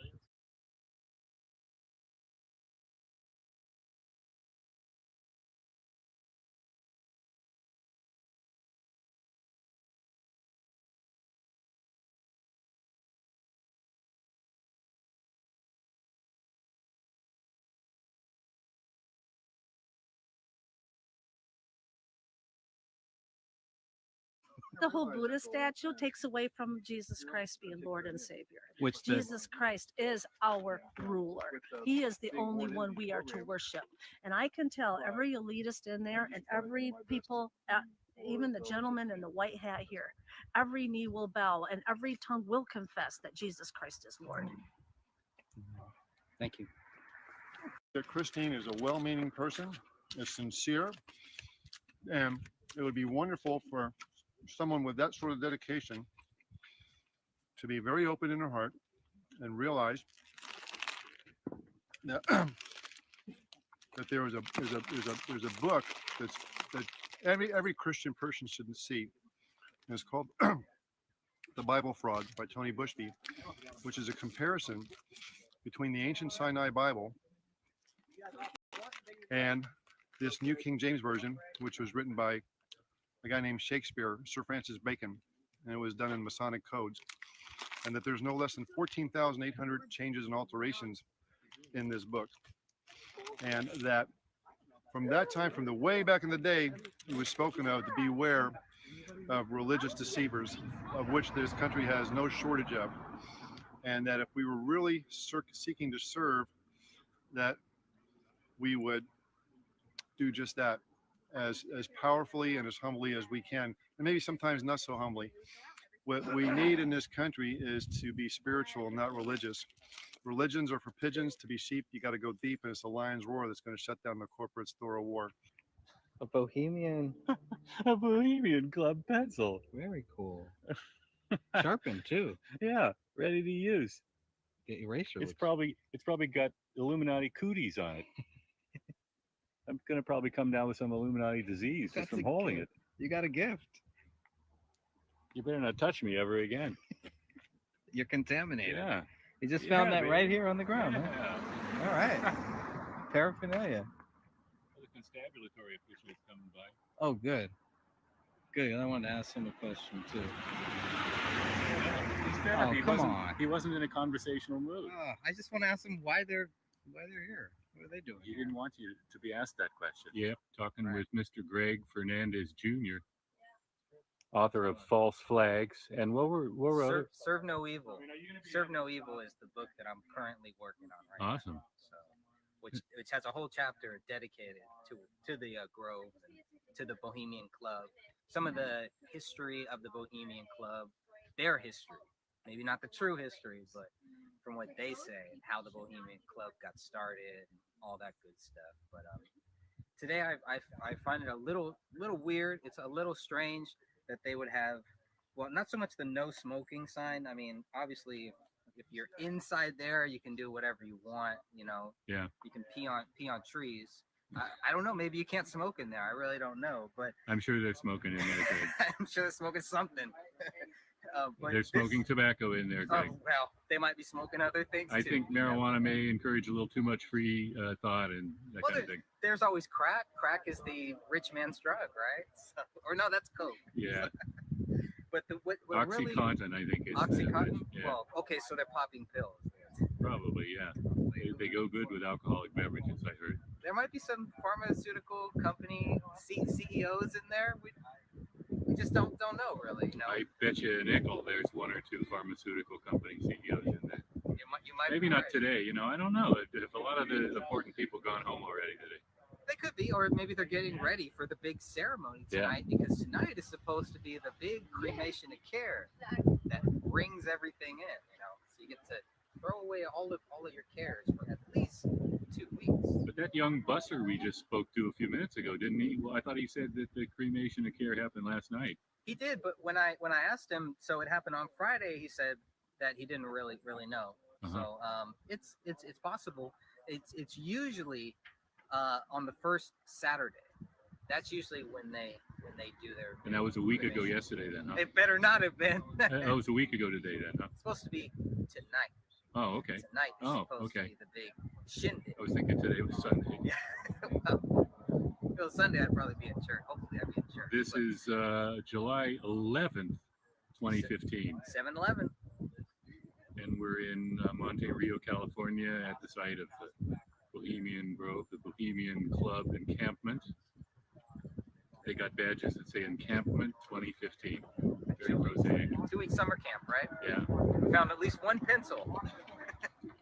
Yep, I personally Yes, you did. discovered purely by accident He sure did. a Bohemian Club pencil.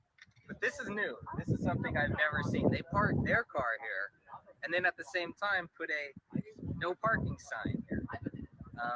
So how can we assume that any car that is parked here is going to be towed when they clearly have a car parked here that's not being towed? There's an Orwellian aspect to it. There is, right? Yeah. I thought that was a little strange. And why? What is the point?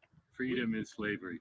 I guess so. I mean, we never really park our cars here. Why they would park their truck here, it just doesn't make sense to me. To show their brand loyalty to Ford Company, which has historically been associated with police and with intelligence, like, you know, FBI and stuff. That would make sense. Well, we tried to ask the cops why they were here and why they are pretty much guarding the Bohemian Grove. We have at least 2 sheriff's deputies out in front there, and we stopped one of them, and he told me that he was going to be right back, and he never came back. Yeah. So we're still waiting. I don't know how much longer I can wait, but I would like to know, like, why are the sheriff deputies here? What are they doing here? Are they here in case something goes wrong inside? Are they here in case something goes wrong outside? No, I think probably they just are assigned. It's just a detail that people in good status in the local force have a chance to get assigned to. You know, it's just a way to earn money this day. I don't think they have any ideological attachment. I don't know. I sure hope not. We were told that Chris Matthews is here.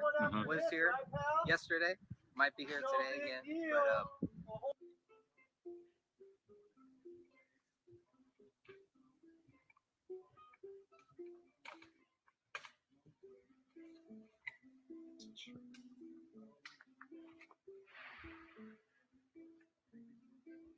I think I hear the bottles crashing.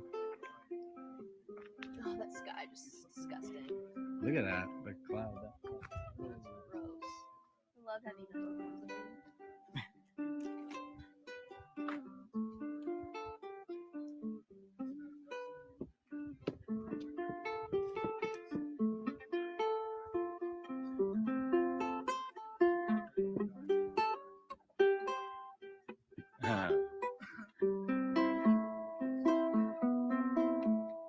Tequila sunrise. No. Wrong country.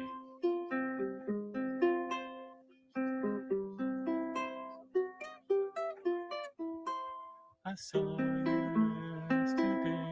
No, I saw you in my dreams. We were walking hand in hand on a white sandy beach of Hawaii. We were playing in the sun. We were having so much fun on a white sandy beach of Hawaii. Sound of the ocean soothes my restless soul. Sound of the ocean rocks me all night long. Those hot, long summer days, lying there in the sun, on a white sandy beach of Hawaii. Trees are singing to me.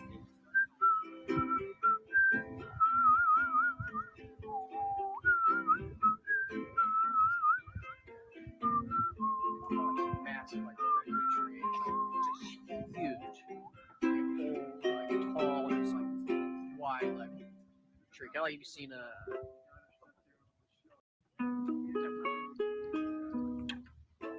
And I think the good bands were here yesterday too. I have a suspicion that the good bands, like the jazz bands, are on Friday night. Okay, yeah, that would make sense. But it's supposed to kick off this Saturday, like now. Today's supposed to be the kickoff. Uh-huh. So I don't know. It's But the guys have been in camp already, probably. If it's like a It seems retreat, like they came yesterday and they had a nice sleep in their tent. And today is the day when the real party is, and they don't even leave the premises, probably. we had one guy stop and pretty much told us that what's going on inside the Bohemian Grove is just silly. It's just a bunch of people acting silly. Thomas Keane has said that what they do here is silly. Lawrence O'Donnell has said what they do here is silly. So there's a lot of people that come here that aren't taking it seriously. It seems like the ones who are outside here, the ones that showed up here to protest, we're some of the only people that are really taking it seriously here. And all that we're taking seriously are these questions. What are they doing here?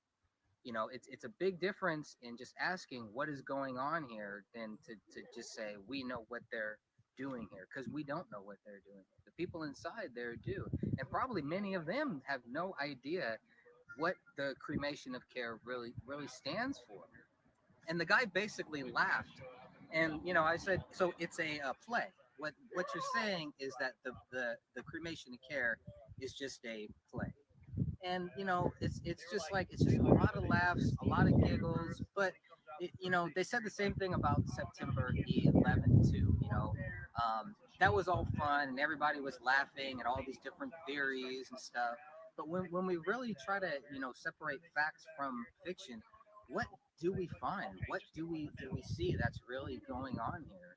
They are doing lakeside chats. They're called chats. They're not called policy discussions. They're called chats. They do have a 40-foot owl here that is not called Muller, but it is a 40-foot owl.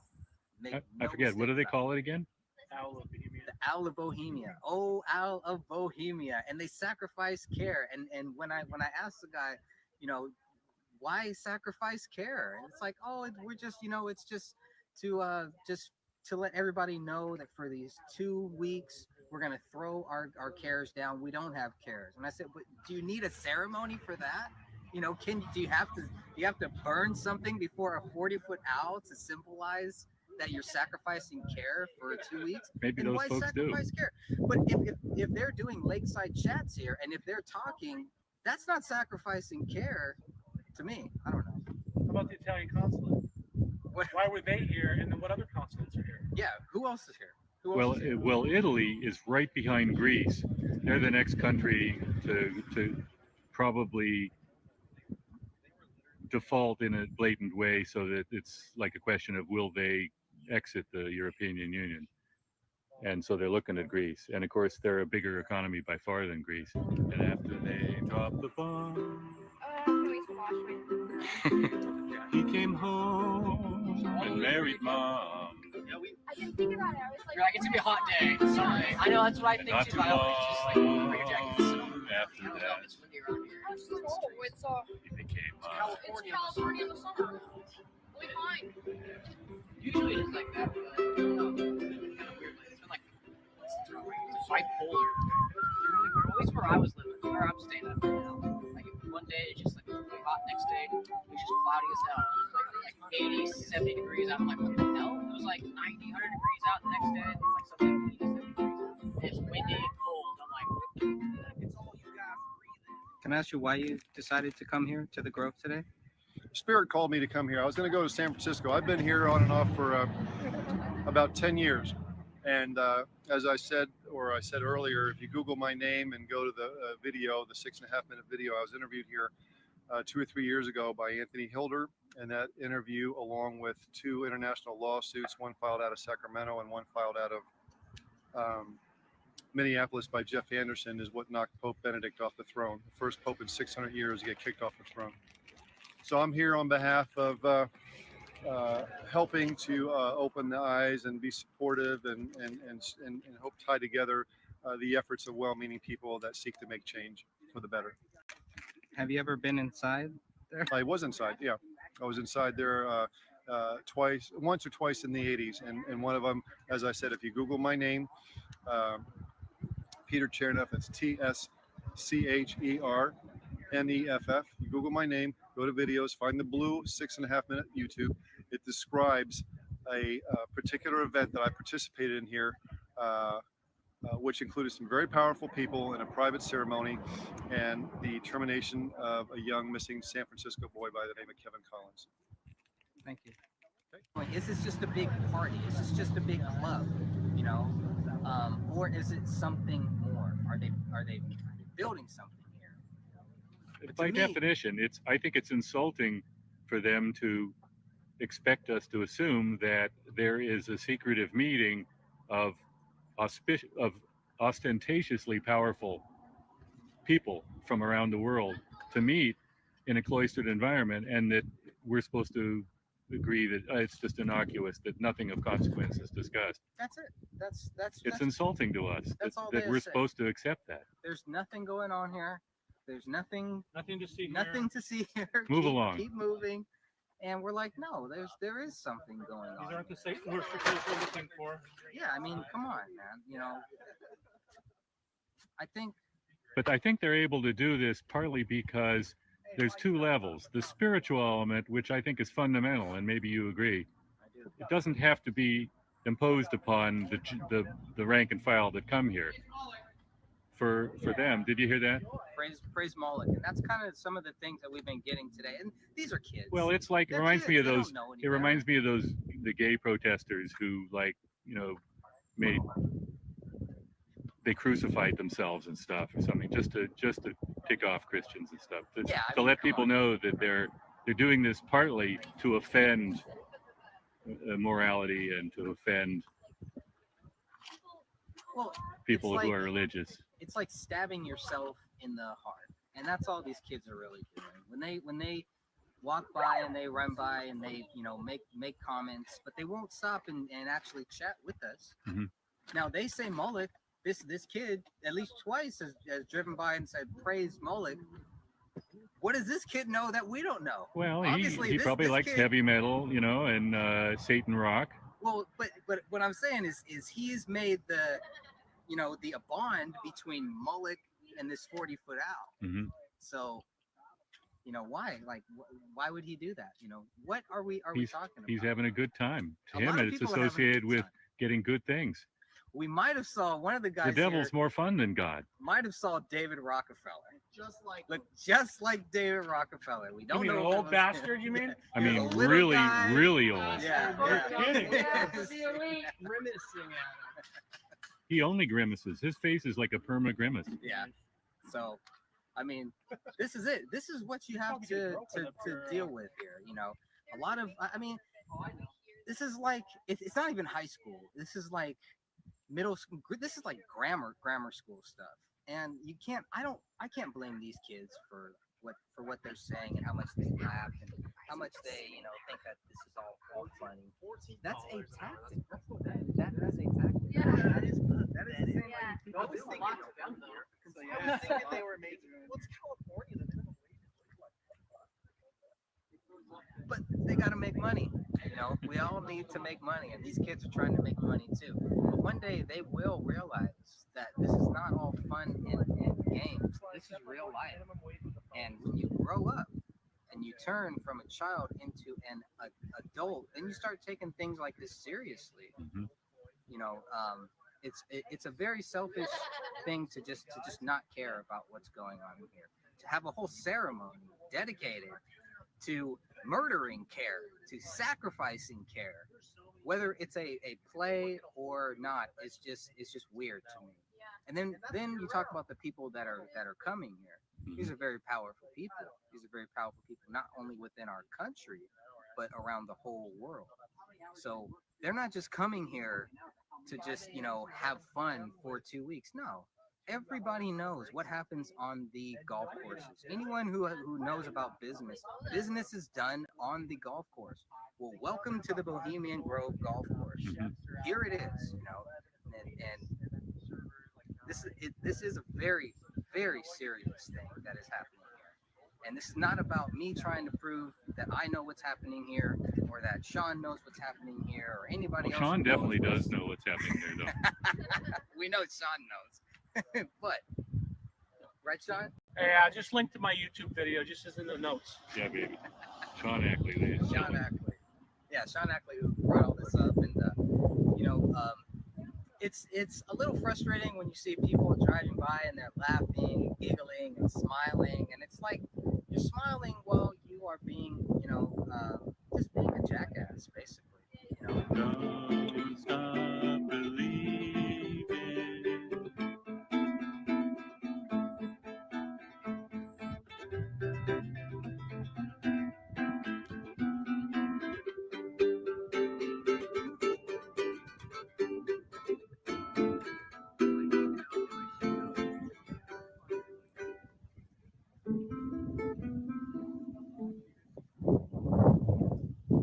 By Greg Fernandez Jr.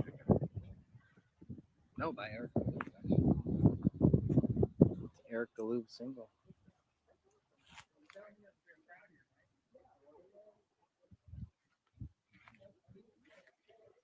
What, you see another camera or something?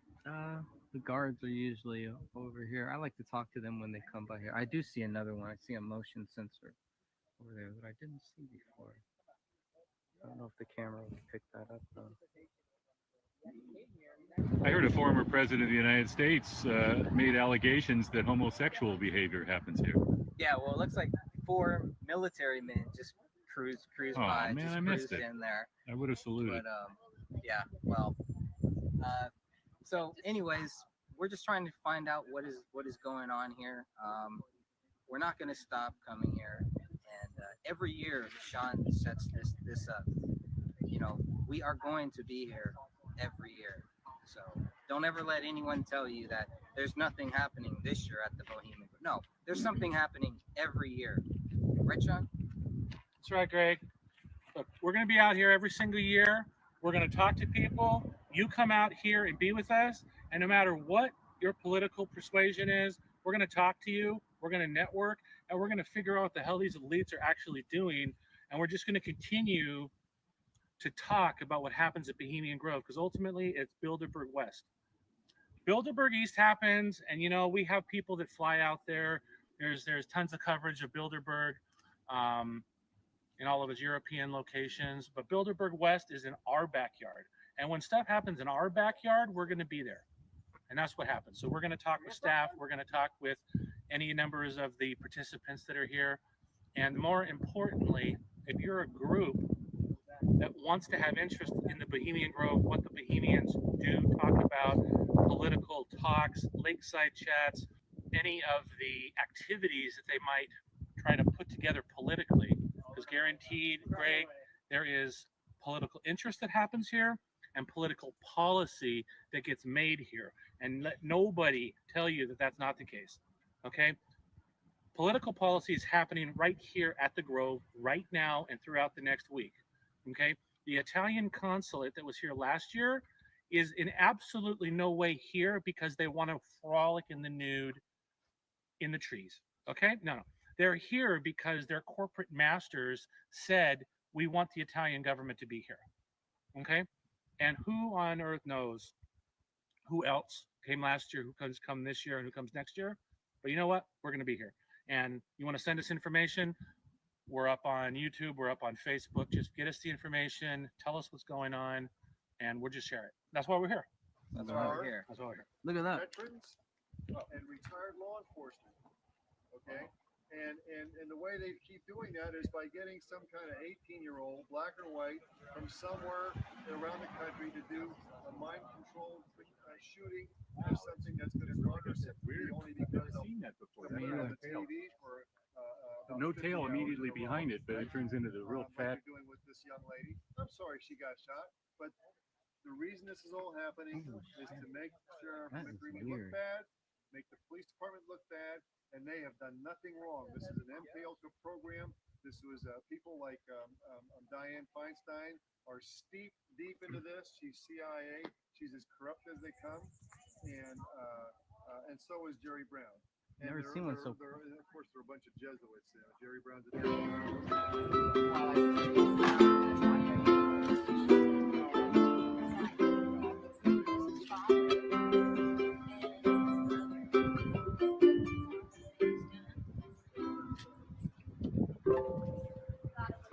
My old man. The bottom line is I was born in the MK programs since I was born into them. I was pulled out of them by some very powerful spiritual people about 1989, 1990. And I have since turned a lot of the information of things that I was forced to do under multiple personalities, things I didn't even have memories of until 2003. I've turned around and since made them very public, and it's my writings and efforts have had a variety of effects, not excluding, of course, including the termination of Pope Benedict from the throne, first time in 600 years.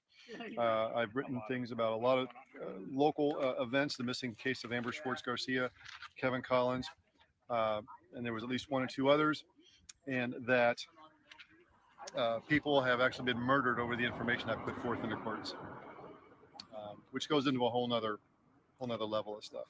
But I'm sure you'll be able to review a more lengthy interview that I have with Sean right here today.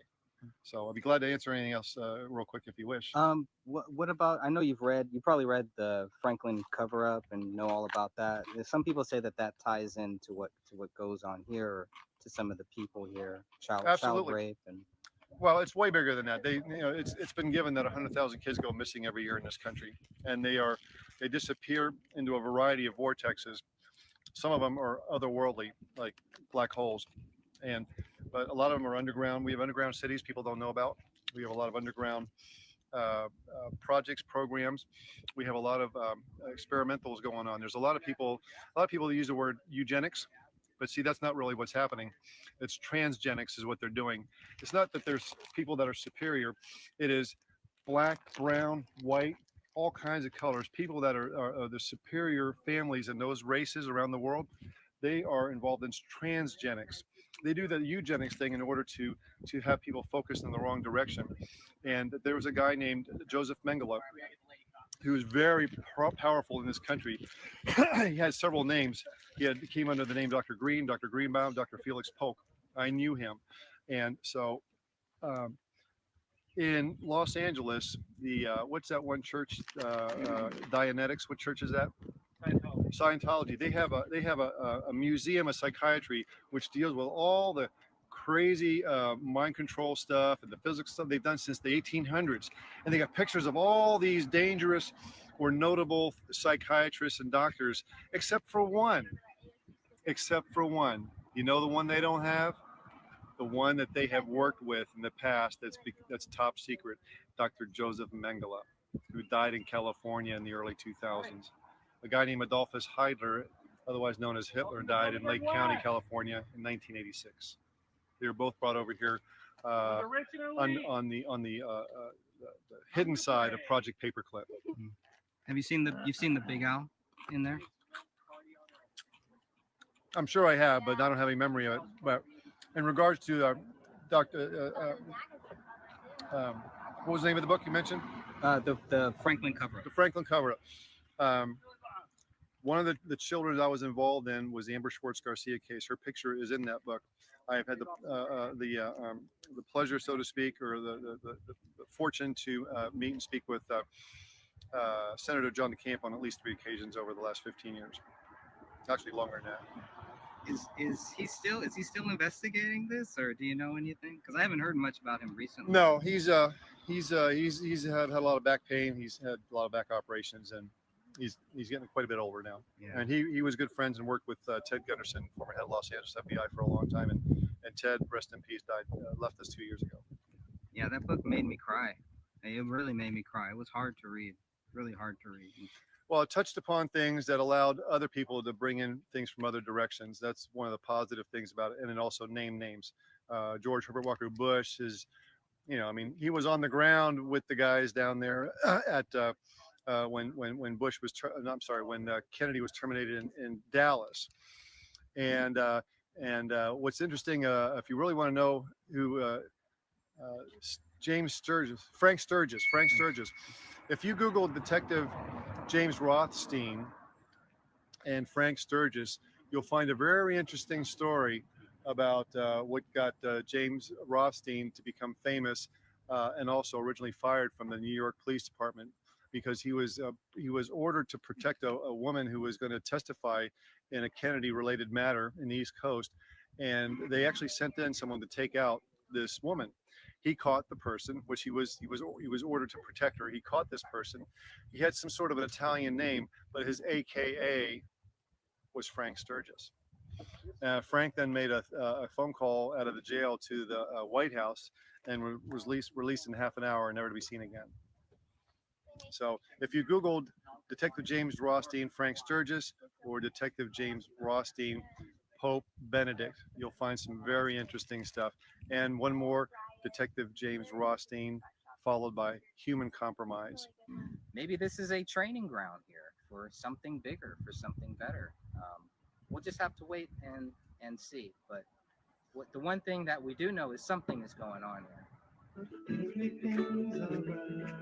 Bring everyone inside when the rain comes over the mountain.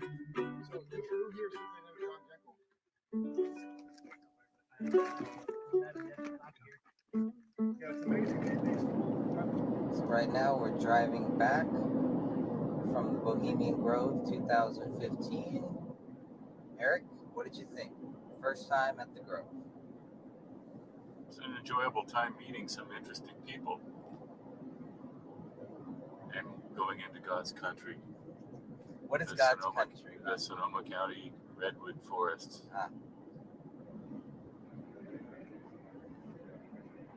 It's cool to hear you play some songs too. I like that. Standing under the redwoods in the canopy with the sun wafting through, strumming my ukulele, crooning a couple of melodies. It was very pleasant. Yeah, it's very, very peaceful, I thought. There was a strange vibe that I kept getting at that place. It just felt something felt off. I'm still not sure what that was, but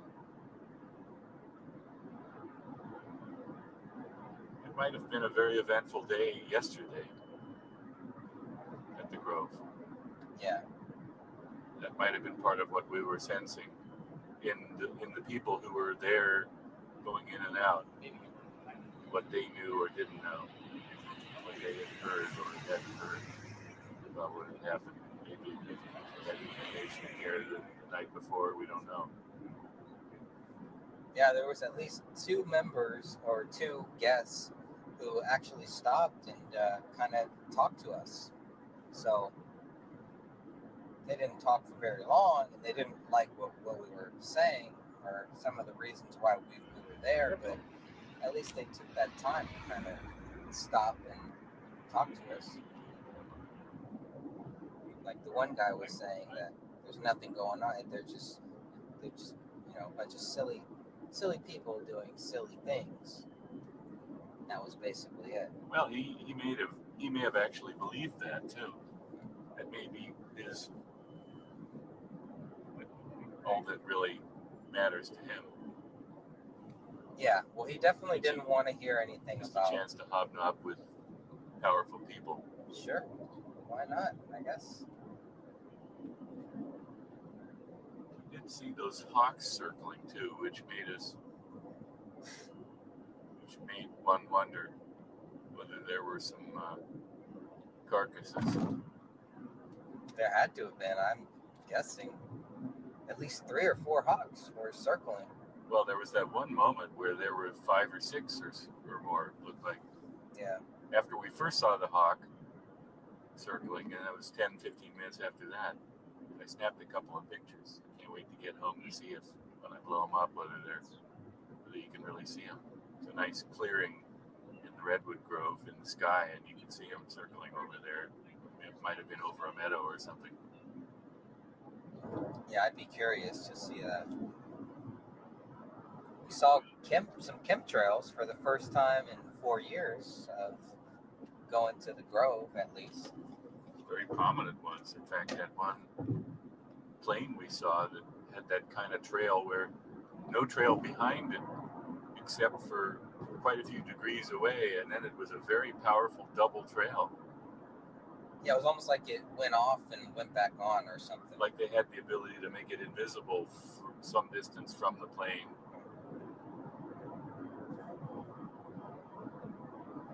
It was like the higher the plane went up, the less you could see the trails for some reason.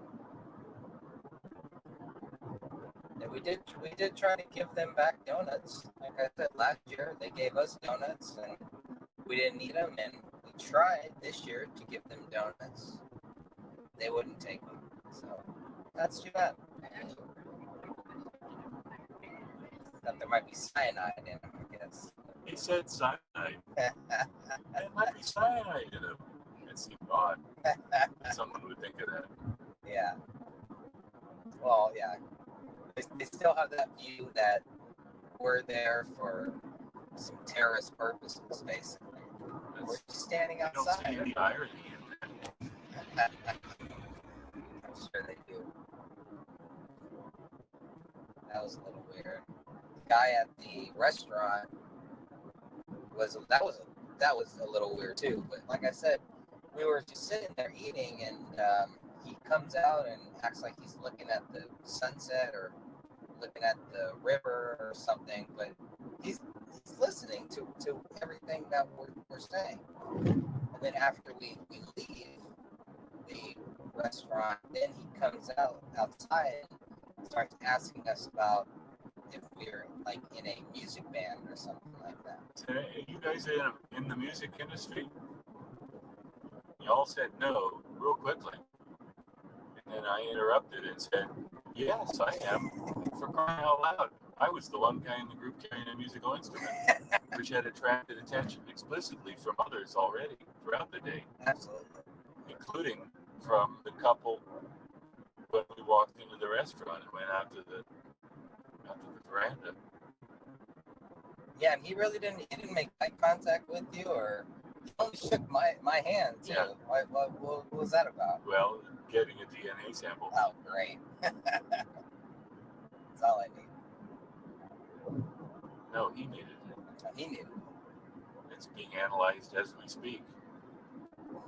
They're being checked through the international Interpol terrorist database. See if we get a match. How does he get the DNA from his hand off, to where he can test it or whatever? I don't know. Yeah, I'm sure there's some kind of technique.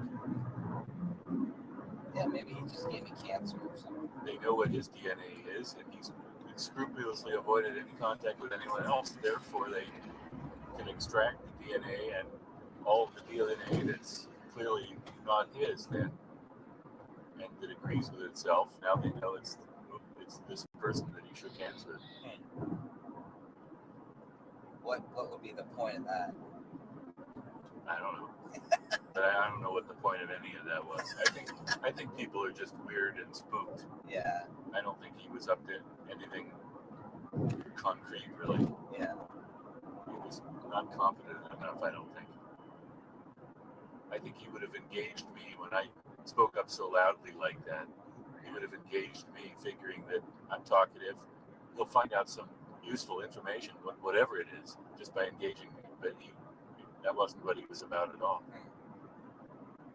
It was just about seeing you bear a slight resemblance to one of the guys in Metallica. Is that true, though? I've never heard that before. Yeah, I think there's a slight resemblance. Because of the way your hair is looking right now, you kind of let it go kind of long and wavy there. I think that's it. The combination of that and the way your facial hair is groomed, there's a slight resemblance to that one guy who kind of looks Hispanic in Metallica. Interesting. But it's not a strong resemblance. Yeah, he's probably taller too. Come on. I think he's taller, older, and more kind of stony rock musician looking too. You know, so it's not a strong resemblance.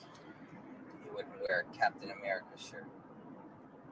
You wouldn't hang out with four doofuses like us either. Well, we had some employees come up to us and engage with us. We're actually talking to us. Yeah, that was pretty interesting, really. All those groups of looked like restaurant help coming out to have their cigarette out there in the creek bed.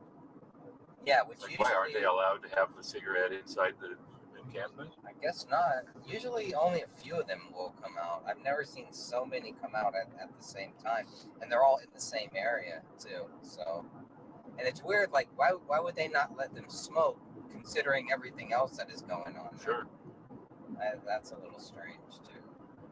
But I think there probably just isn't a place that's set off apart from the activities there where they just wanted to make sure that when they're on their break time like that, they're just away from the activities.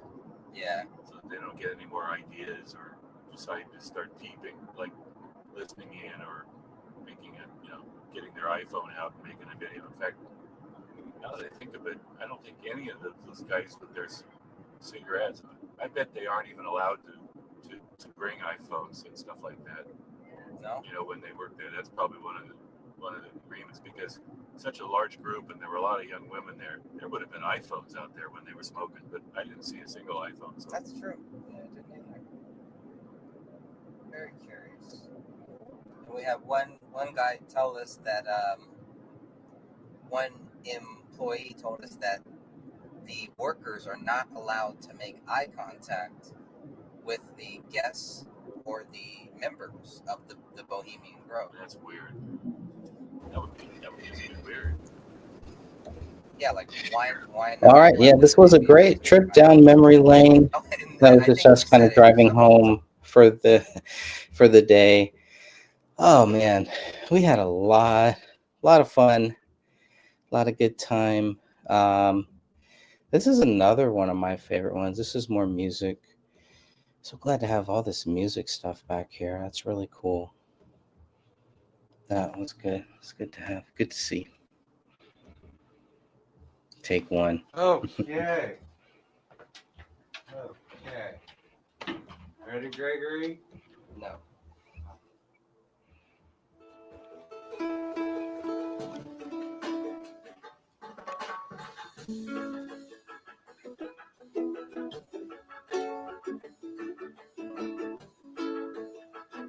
Cool hat.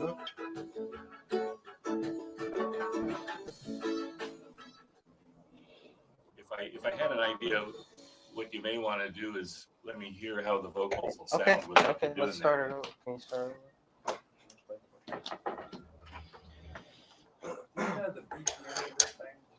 no, I don't. I'm guessing like 120. Let's see. I got this app. Okay, so Who made the sunshine? Who made the sky? Who built the sky? Who made the moonlight in the dead of night? Who makes the waves of the seven seas and keeps it flowing like history? Same one made you and me, the brightest light that we don't see. We'll be living in the light. I'll be here beside you, giving for what's right. Have no fears about me, everything's alright. Bring everyone inside when the rain comes over the mountains. White sand and blue skies, see life in green. Combed over hillsides, white clouded streams. The summer rain is pouring down to feed the vegetation underground. Bring the ships into the bay, all the fishermen from miles away. They tell us tales of a whale that survived, stuck on the coastline. They helped him into the ocean. Now they're living in the light. I'll be here beside you, giving for what's right. Have no fears about me, everything's alright. Bring everyone inside when the rain comes over the mountains, flying over the rooftops, soaring under the sea, under the sea. If we can weather the outcome, we can do anything.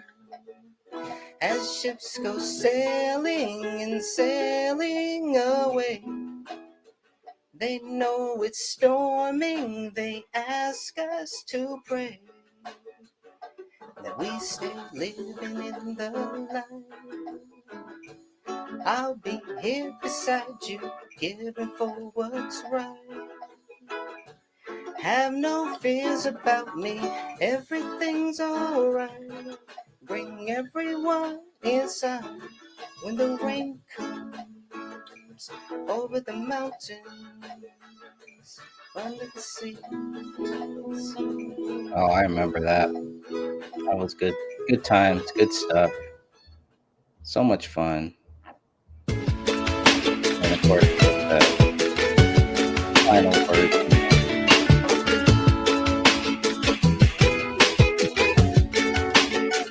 Who makes the sunshine?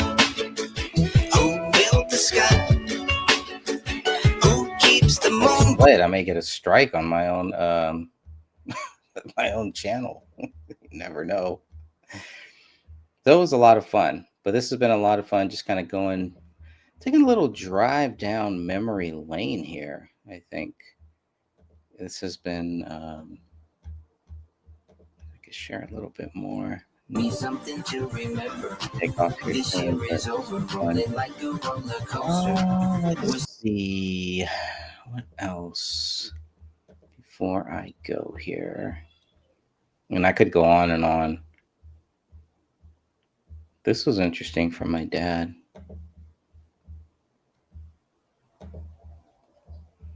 This was kind of a fun one.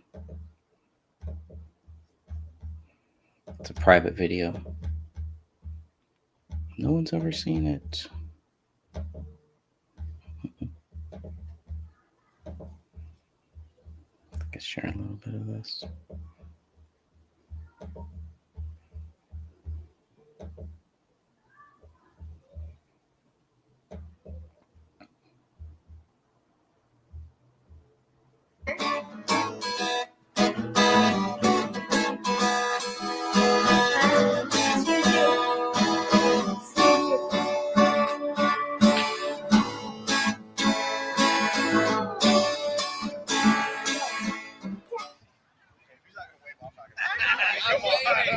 I'm waiting. Come on, man. What's going on here? This is not in the contract here. Yeah. Why did you not specify this? Happy Father's Day. Happy Father's Day. Father's Day. He's not waiting. Now he is.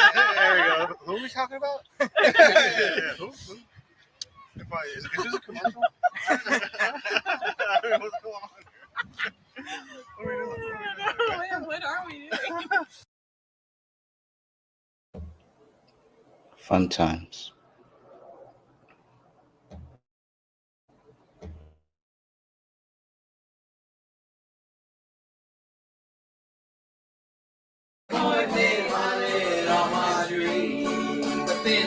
Then I saw her face. I know that. I remember that.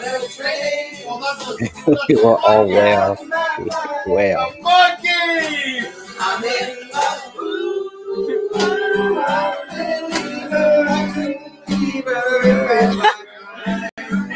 I love that song. Do it again. I thought love was more or less a given thing. Seems the more I gave, the less I got. Oh, what's the use in trying? That's the way it seems.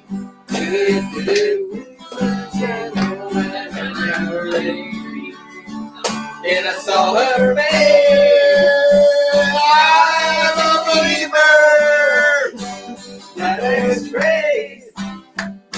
Down in my mind. I'm in love. I'm a believer. May have been a little wine flowing. Maybe a little wine, just a little. That's 2014. This is Father's Day 2014. So made this little video for my pops, for my dad.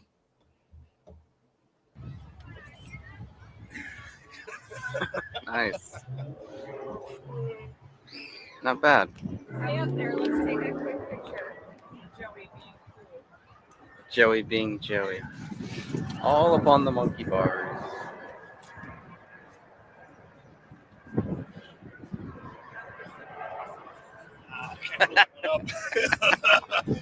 Hit it farther than I would.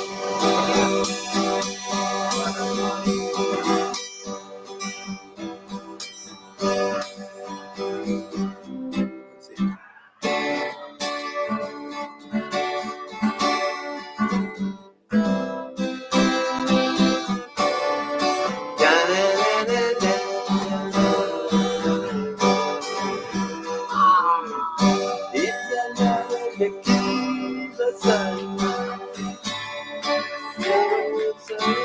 Right towards the sky. I love your joy. I love your sarcasm. I love your attitude. I love your good looks. Happy Father's Day. Happy Father's Day, Dad. We love you. See you soon.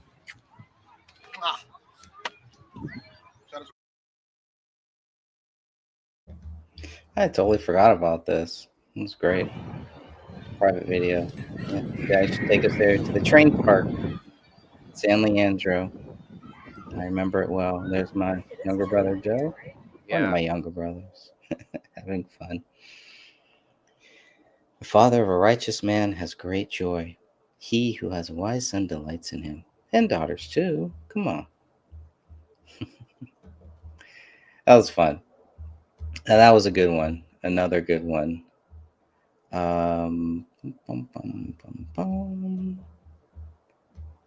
Yeah. All good stuff there. It's interesting going back to all of these things and all these videos. It's kind of looking back. And it gets into a lot of the David Crowley, Amazing Grace. I mean, how do you go wrong with that? There's Eric Galoob singing Amazing Grace at the Truth Show we did. I remember this. Did a Truth Show. We finished it off like this.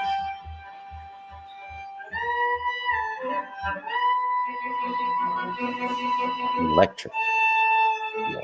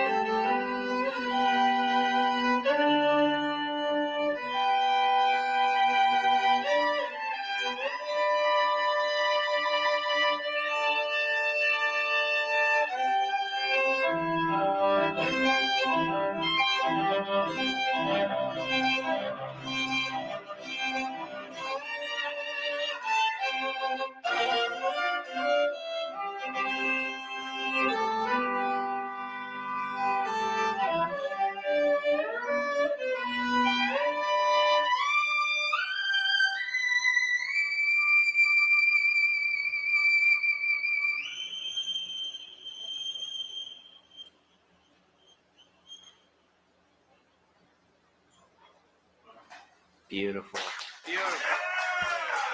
This was amazing. We did something called a truth show. I have all that on this channel here somewhere too, which I'll replay that later on in the future. But that was a lot of fun because the truth show was just music, speakings, libations, spirits, wine, beer. Hopefully that's it. We filmed this at a bar. It was a lot of fun. It was a lot of fun. And it's the first time, last time I did something like that. I'd love to do another truth show. I think that would be a lot of fun to do in the future. Let's see. So compare that, because that's the electric viola. Now, we could, if we have a few more minutes, compare that to the in the Fed viola.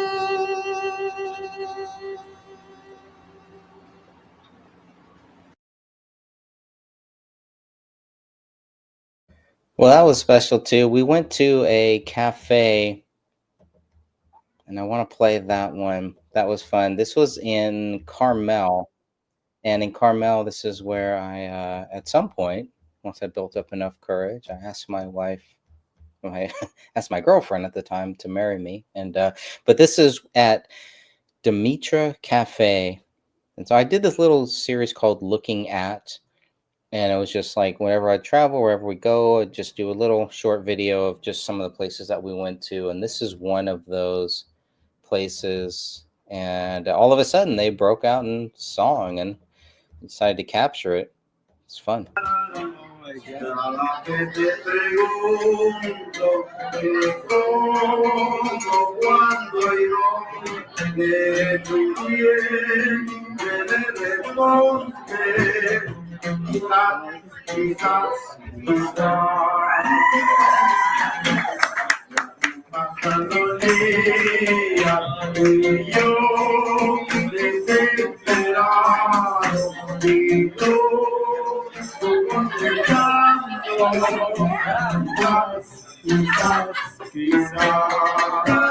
Richard Pryor has a great version of it. Does he have it?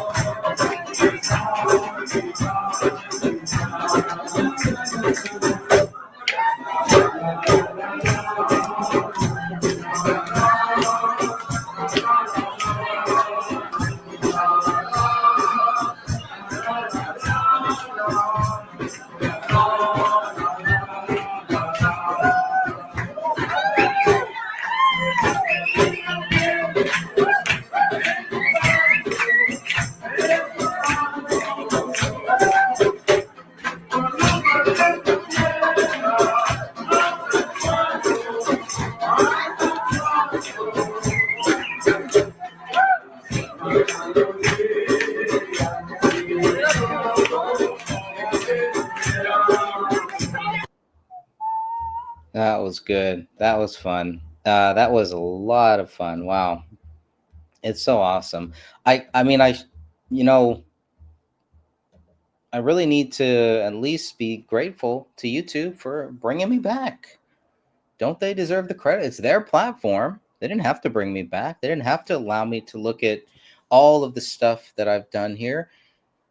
So thank you for that, and thank you for anyone who made this possible. For anyone who put pressure on YouTube, or who, you know, maybe there's a leadership issue at YouTube, and whatever it is, I don't know the inner workings of what happened, of why I was able to get my channel back, but I'm very grateful for it. Just for these moments. It's not a monetized channel. It's not going to be a monetized channel. We're not going to sell leggings or anything like that. But I'm so grateful to have this channel back. And I told myself a while ago, if I ever do get my channel back, you know, take some of those lessons learned. You know, whether right or wrong, I got three strikes, and 3 strikes, you're out, man. You're out. So things I could have done better. Definitely. I'm going to learn from that. So far, I have no strikes on this channel. Let's hope to keep it that way. And will not make the same mistakes twice, hopefully, God willing. So, just one or two more that I want to go. I keep saying that, and then I just keep stopping. But this one I really, really like. Man, this takes me back. I miss recording in the studio. I'm gonna get back in there one of these years, one of these days, hopefully, at some point. This was an amazing. So, in this Dublin Beats, my friend Justin, who I grew up with, if you've seen, I need to put those up here too. That would be good. The My Story. I have My Story Part 1, My Story Part 2. Talks about some of my background history and everything. But Justin is a big reason, one of the biggest reasons why I was able to do some great songs because of him. He did the music, did the recording. He did pretty much everything. All I did was write and then use my vocals. That was it. He did everything else. So here's a little bit of him creating the guitar for one of the songs I did that I put out in 2020 called Why with my brother Anthony Lund. There's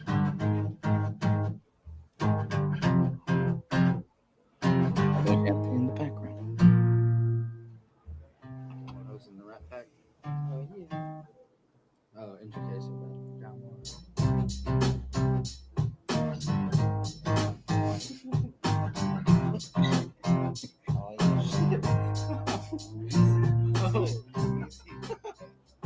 Just studio live. Fun time. It's got to be 2018, 2019.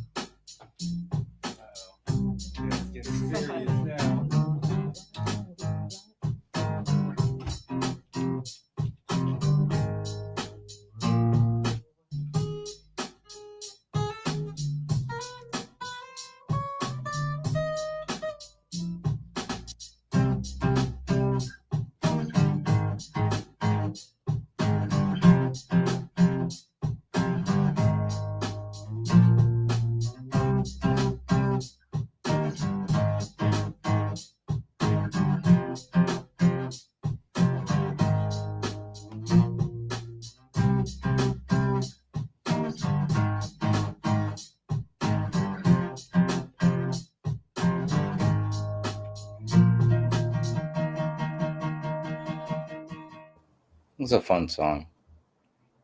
If you never heard that song, you can always go and check it out.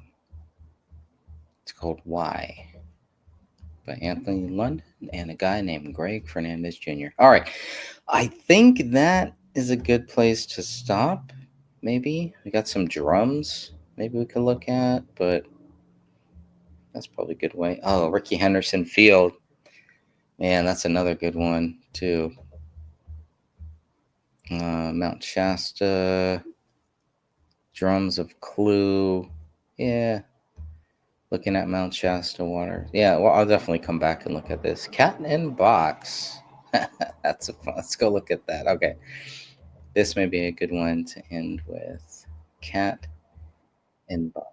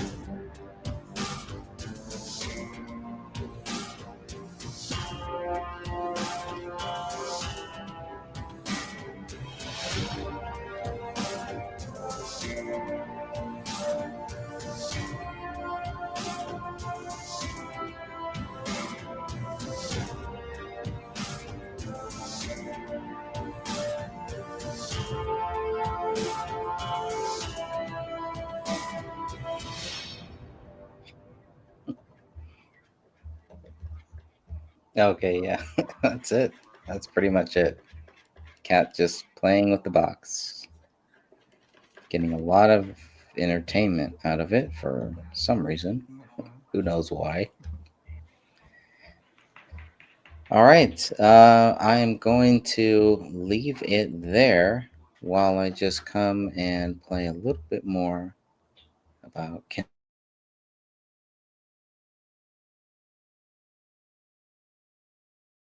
The story of Kennedy and Trump has changed the course of history forever.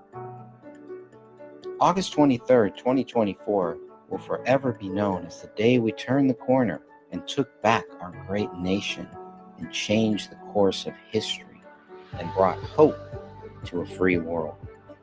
Join me as we relive the strange relationship between Kennedy and Trump, leading to their return to the White House to make America healthy and great again. I spent 2 years following the Kennedy and Trump campaigns. Long before the two men ever considered running for president, Kennedy sued Trump and stopped him from building a golf course near the Hudson River. After Trump won the presidency in 2016, he recruited Kennedy to look into vaccine safety issues.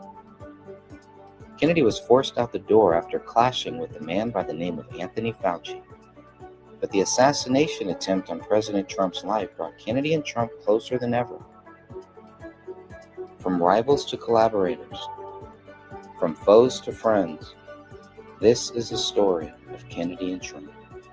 You can download the book for free right now by going to kennedyandtrump.com. That's kennedyandtrump.com. My name is Greg Fernandez Jr. God bless you all.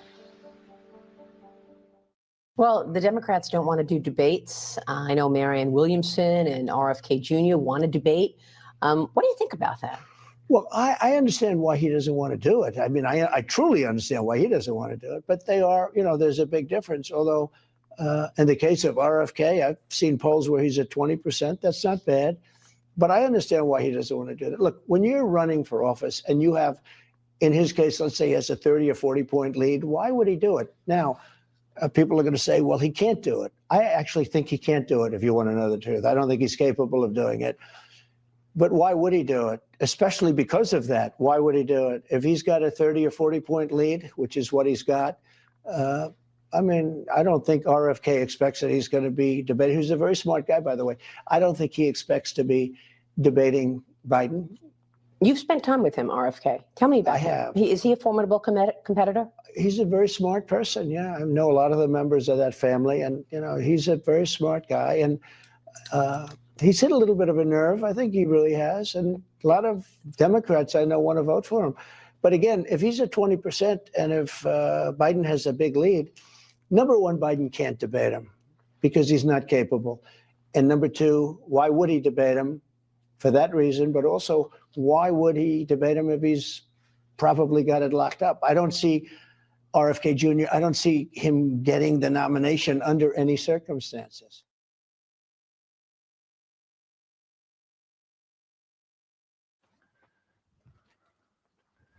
How do you feel about potentially running alongside Donald Trump? I want to run against Trump, and I can run against Trump better than anybody else can. Do you think you could win? I know I can win because I can hold, because I get, I get many of the same supporters. I will take support from President Trump. No other Democrat can do that. My supporters are probably equally Republican and Democrat at this point. And I get more independent voters than anybody. And I can confront President Trump with the lockdowns, which no Democrat can. Lockdowns, he closed 3.3 million businesses. He closed 41% of the black-owned businesses in our country would never reopen again. It was a war on the poor. It was a war on minorities. It was the destruction of the middle class.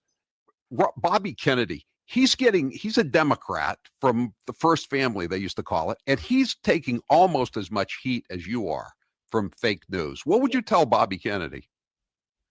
Just hang in. I mean, they go after. He's been very nice to me. I've actually had a very nice relationship with him over the years. He's a very smart guy and a good guy. He said Trump's the greatest debater, and you can't just not debating going against Trump. I was very honored by the fact that he said that. I'm glad he feels that. But he's a very good man, and he's his heart is in the right place, and he's doing really well. I suppose he's at 22. That's pretty good. That's pretty good. Doing very well. So have you talked to him lately? No, I haven't. I would, but I haven't. No, there's a lot of things. You know, he's a common sense guy, and so am I. So whether you're conservative or liberal, common sense is common sense. And a lot of what I run on is common sense. You know, we need a wall, and we built most of it, but they didn't want to finish up the extra area. I wanted to do more after we got it built. I wanted to do more. But without that, we had the best numbers in the border, as you know, because you've said it many times. We had the best numbers in history. Yeah. And now we have the worst numbers, I think, of any country ever in the world. Okay. Well, no country would allow this. Mr. President, I know you got to run, so we welcome you back to New Hampshire and New England tomorrow, and look forward to seeing you again. And and you're welcome on the show anytime you want. And, you know, people have said to me, why don't you run as an independent? Why don't you? And I say, because I'm a Democrat. This is who I am. This is my identity, but I want my party back. I want my party to be the party that I grew up in, the party of John Kennedy, the party of Robert Kennedy, the party of FDR and Harry Truman. You say that you're a Democrat, but you're getting a lot of support from a lot of leading voices on the right, like Steve Bannon, Tucker Carlson, Alex Jones, former President Donald Trump. Many Democrats fear that you're a spoiler in the race, that you will damage President Biden in the primary and grease the skids for former President Trump to return to the Oval Office. This week, former President Trump said about you, Kennedy is smart and he's a common sense guy. What kind of man do you think Donald Trump is? Well, you know, here's what I'm not going to do in this race. I'm not going to attack other people personally. I don't think it's good for our country. And I think, you know, what I'm trying to do in this race is bring people together, is to try to bridge the divide between Americans. My father was able to harness these populist energies. In the last day of his life, he won the most rural state in this country, South Dakota, and the most urban. He was able to bridge the divide among people who would otherwise be Republican, but wanted somebody who was common sense, who was able to appeal to their idealism, who was able to find the hero in each of them, who was able to get them to transcend narrow self-interest and see themselves as part of a community and part of this, you know, incredible American adventure in modeling self-governance for the rest of the world. And so I'm proud that President Trump likes me, even though I don't agree with him on most of his issues. Because I don't want to alienate people. I want to bring people together. I'm proud that all of these people like me and that I have independent supporters and Democratic supporters and that I'm able to bring a lot of people. You know, every Democrat says, I want to end the polarization. But how do you do that without talking to people who don't agree with you? How do you do that without appealing to people? My purpose is to find the issues, the values that we have in common, rather than, you know, focus on the issues and the personalities that keep us all apart. As a lifelong Democrat, as you just said very passionately, will you pledge to support whoever the Democratic nominee is, whoever it is, whether it's you, whether it's President Biden? Oh, of course I'm not going to do that. I'm not going to do that. No, of course I'm not. So Listen, if you don't get the nomination, you won't support President Biden? I don't know what I'll do. Let's see let's see what happens in this campaign. Let's see, you know, what if people are living up to democratic values and having debates and having discussions and, you know, talking to each other. But I'm not going to buy. And if you feel that's not happening, would you then support a Republican or run as an independent? You know what? My plan is to win this election, and I don't have a plan B. Okay. You're a lifelong Democrat, and yet so many Republicans are supporting you. And I'm sure when you gave that number about how much money you've gotten in campaign contributions, a lot of it is coming from Republicans. They're interested in you advancing to a debate with Joe Biden, which doesn't look like it's going to happen. I mean, we're going to try to get the president debate. We think it's really important. You know, and it's important for I think the Democratic Party, because ultimately the president is going to have to debate a Republican, and the Republican likely, we don't know, but is going to be Trump. Trump is probably the most successful debater in this country since Lincoln Douglas. In the way that he dispatched 16 Republican opponents, one after the other during, in 2016 was really quite extraordinary. And he has his own technique that people like. And it's like going to a prize fight, and you need practice. Sure. And that usually happens during the primary. And asking, the president not to debate during the primary is like asking a prize fighter to practice for his big bout by sitting on a couch and eating Chick-fil-A. It's interesting that you're saying that and praising him, because you normally don't hear that from a candidate who could potentially run against him. Are you learning? Did you learn through this campaign what your father taught you, what your uncle taught you, what Donald Trump has taught you? Well, about what? Just about how to run a campaign. Well, I've got very good. I have a very good staff at running this campaign. You met Dennis Kucinich, who is my campaign manager, and he's running 42 campaigns. Former Fox News contributor. He's nodding his head. Yes, he's doing a good job. Right on camera. I have never seen spirit like there is right now. Even coming down here, just the people on the road that are just absolutely going crazy. And the reason is, I think they like me, and I know they love my policies. I hope they like me too. A lot of people say they don't like me, but they like my policies. I think they like me.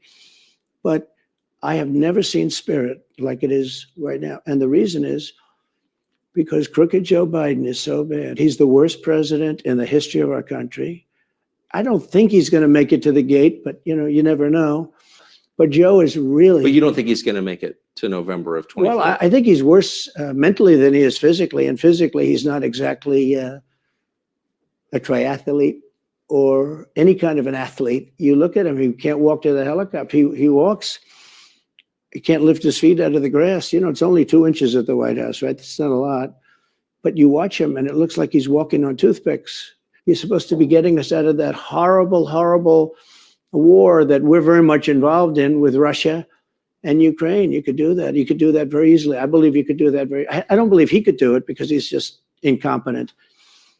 But that's a war that should end immediately, not because of one side or the other, because hundreds of thousands of people are being killed.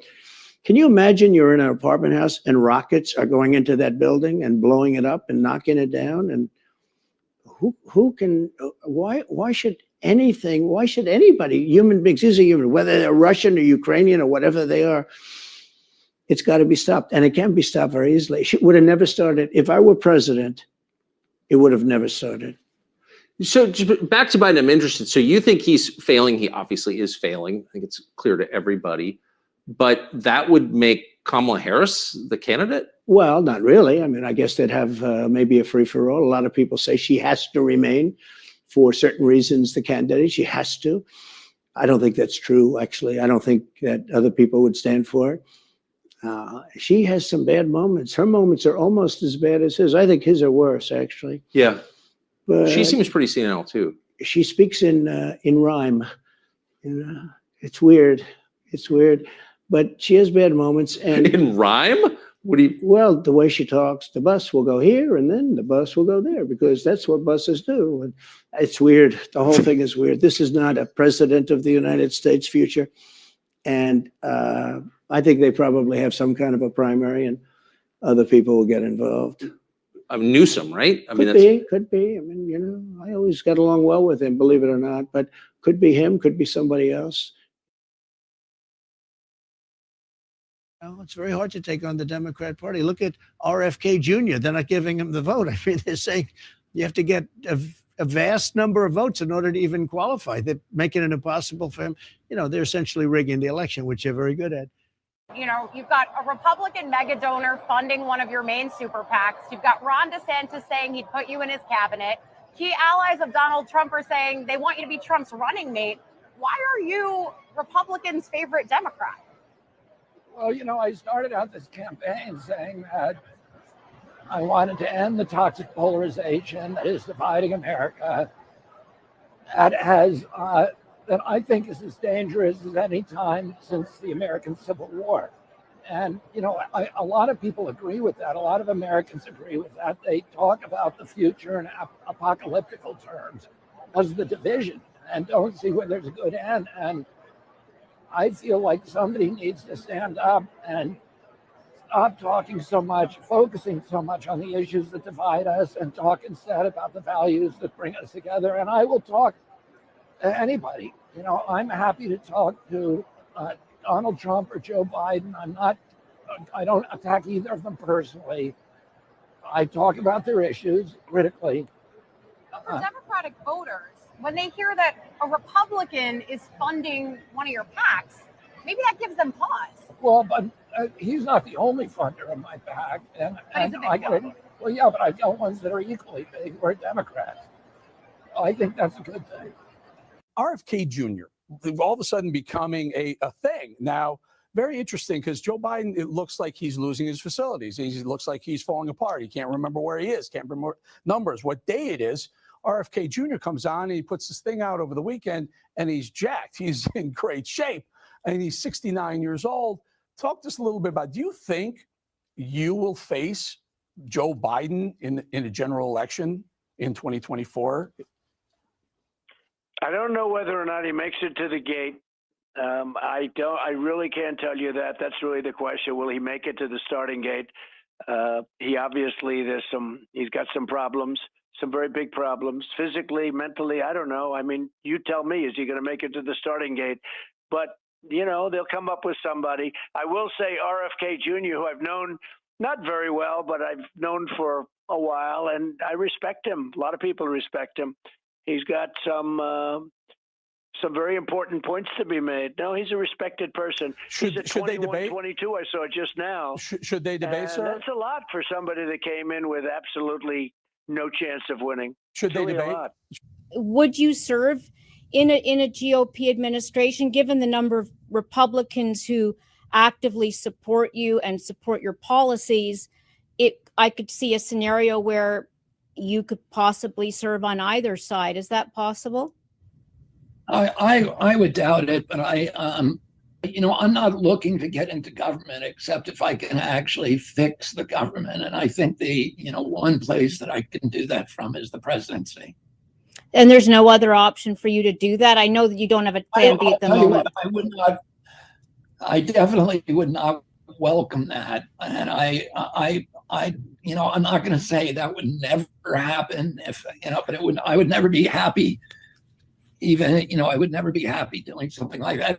If you're talking about if somebody hypothetically offered me to run EPA, or HHS, would I do it? Probably not. But, I'm not going to absolutely say not. But it's not why I'm running. I'm intending to win. I understand. I wouldn't want to. You would be such a powerful force in the EPA, given your background. I'd be surprised.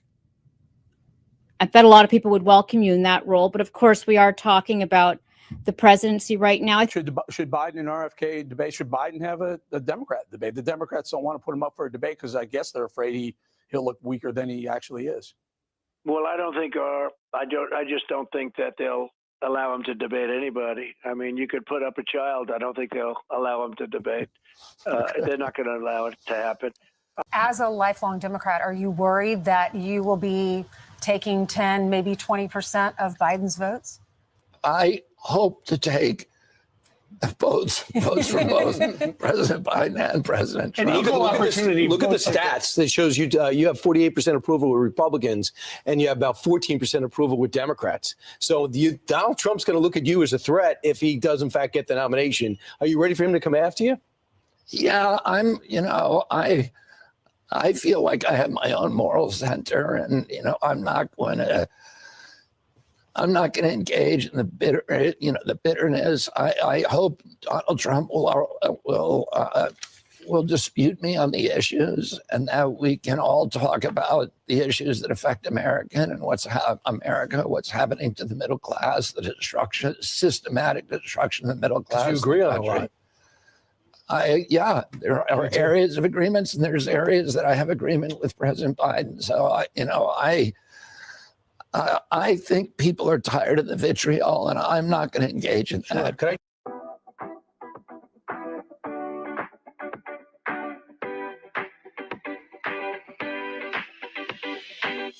I? Absolutely. This isn't a prosecution. This is a persecution. It's really a sad day in American politics that you have the Department of Justice that has targeted our former president. And the idea that you have a sitting president who's taken bribes from Ukraine. We've got bank account numbers. We've got transactions, and nothing's being done. And so that's why I dropped the articles of impeachment against Biden. And enough is enough. The American people, quite frankly, are going to elect President Trump to be the next president of the United States. And I don't think Biden will even be the Democratic nominee. You think Robert F. Kennedy is going to be the nominee? Well, we'll see. I think the vultures are circling, if you will. I think you see a lot of Democrats not saying anything to defend Biden, and I think that's an indicator that they're waiting for the next shoe to drop, and he will not be the nominee. This is going to be Trump. This is Trump's primary to win. This is Trump's general election to win, and the latest polling data shows that.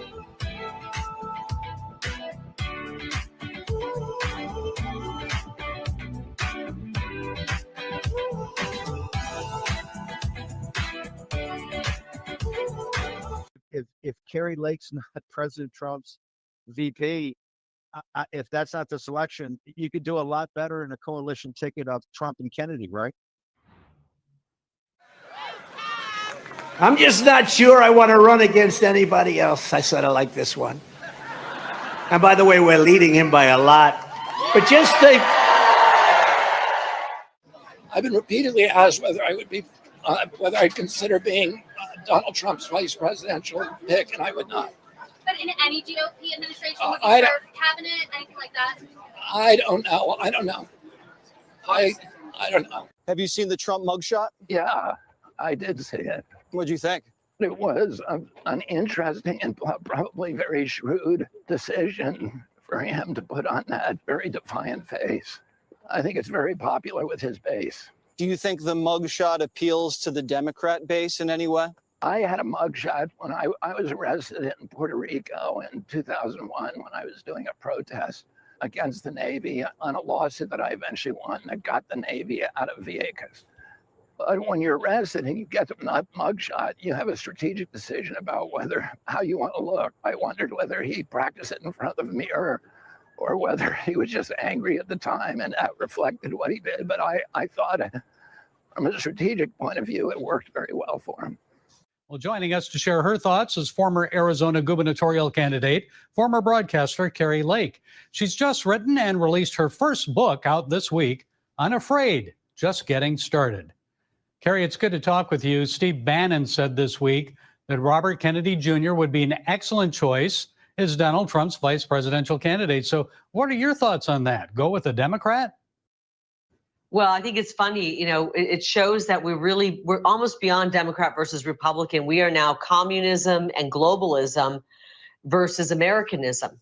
And I've been hearing the, fake news media attacking Robert Kennedy Jr., calling him a MAGA Democrat. I mean, they just don't want outsiders in the political machine. They don't want outsiders coming into the swamp and draining the swamp, whether they be outsiders who are Democrats or outsiders who are Republican. They want just the pre-approved, controllable, easily blackmailed, easily bribed people like Joe Biden and the whole swamp system down there. I think Robert F. Kennedy has done amazing things. His book is incredible, exposing Dr. Fauci and the fraud that he is. And I think he's an incredible man.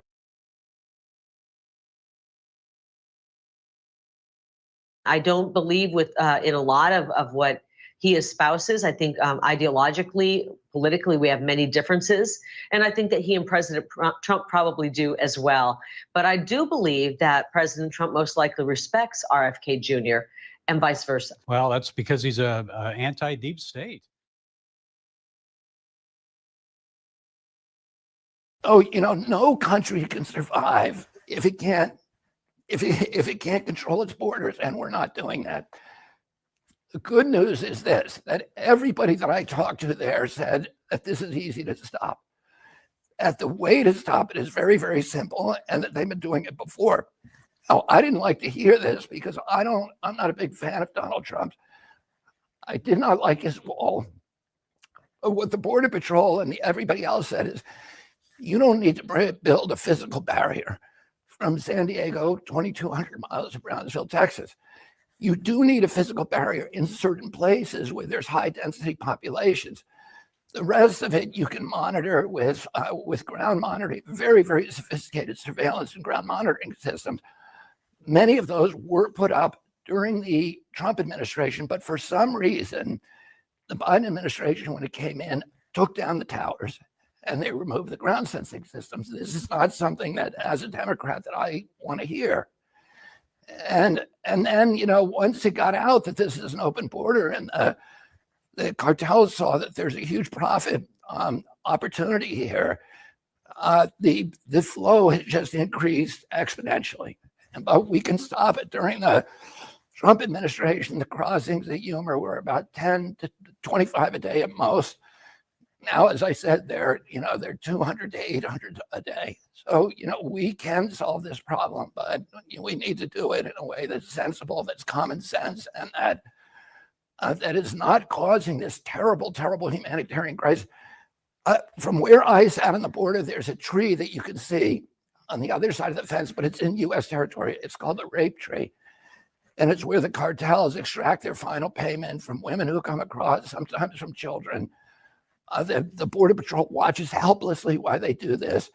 I talked to people, you know, this Peruvian family that I talked to that had lost their life savings because the cartels rob them, they beat them, they extort them, they exploit them, and ultimately they rape them. And, you know, this is a humanitarian crisis that that we're creating through government negligence, and we need to end it for everybody's sake.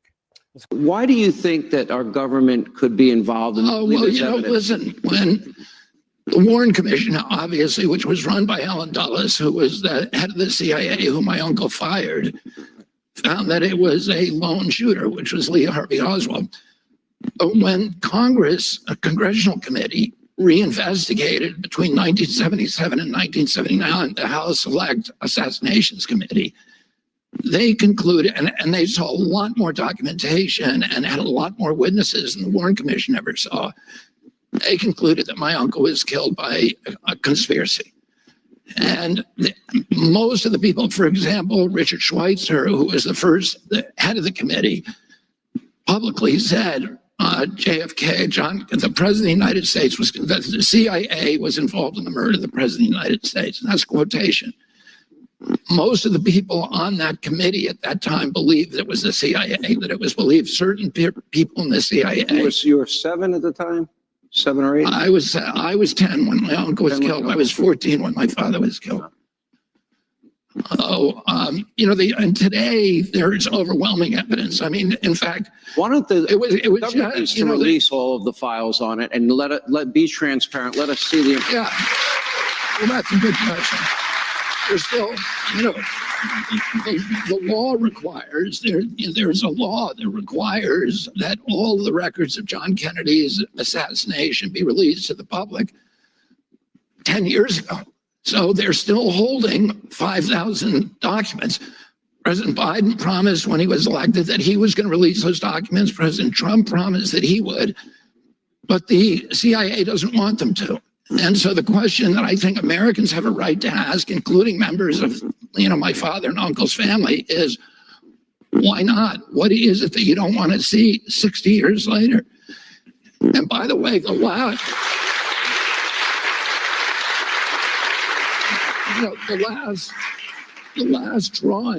tranche of documents released had documentation in there that finally got even the New York Times to admit that Lee Harvey Oswald was a CIA asset, that he was working for the CIA. So, in America, if the Warren Commission had known that back in 1964, they would have had a very different time. And the House Assassinations Committee never knew that. That was released. We've known that we've had documentation that have known that at least a decade.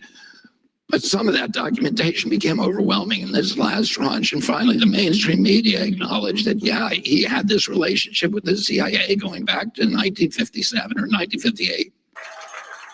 3/4 of Americans believe that President Biden is too old to govern effectively. President Trump faces multiple civil and criminal trials. Both of them have favorability ratings that are deep in negative territory. That's what two-party politics has given us. And that's why we need to pry loose from the hammerlock of the corrupt powers in Washington, D.C., and make this nation ours again.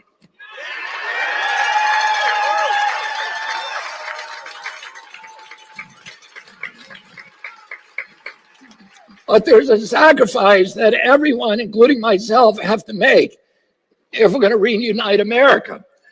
We're going to have to surrender the kind of political addiction that is ultimately at the root of all of these divisions. And that's the addiction to taking sides. Our nation's renewal is going to begin when we start to treat each other with respect.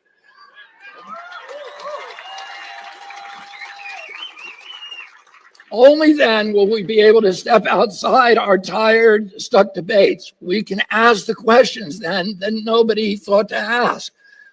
We can discover solutions that were right in front of our face. We will listen not just to the other side, but to those who are apart from any side. In a two-sided conflict, both parties have a kind of mutual dependency. Each side depends on the other to define themselves as good guys, in contrast to the other side, who of course are the bad guys. Well, if you're a team good, then you'll do anything, no matter how unscrupulous, to defeat team evil.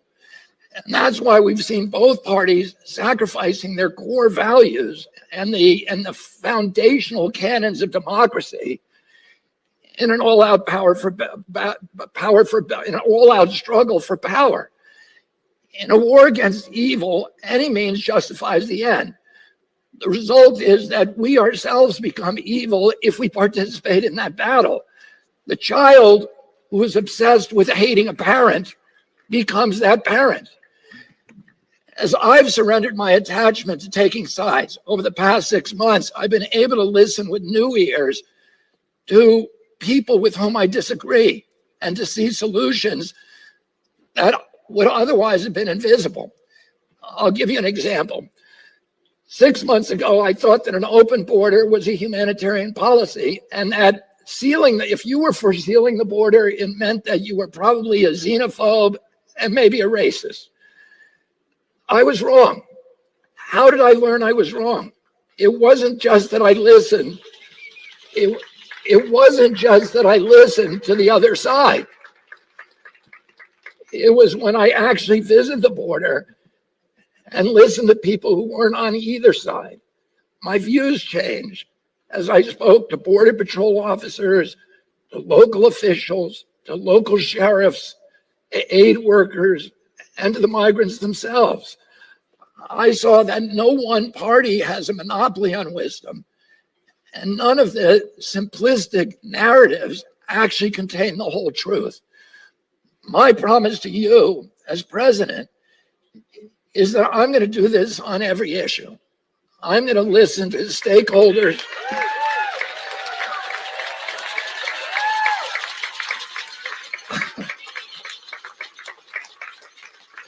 I'm going to listen to the stakeholders from every side and beyond any side. I'm going to uphold my moral convictions, of course, absolutely, but I'll hold my own opinions lightly. If it's not him, who's it going to be? He's also the most corrupt president in history, without question. I don't know. There'll be a fight. I don't think that Kamala gets it handed.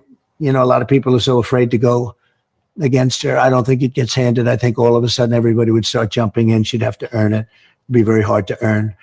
But I don't know, you know, they're the same 5 or 6 people that you report on and you see all the time. I don't see that. No, I don't see it. No. Gavin Newsom.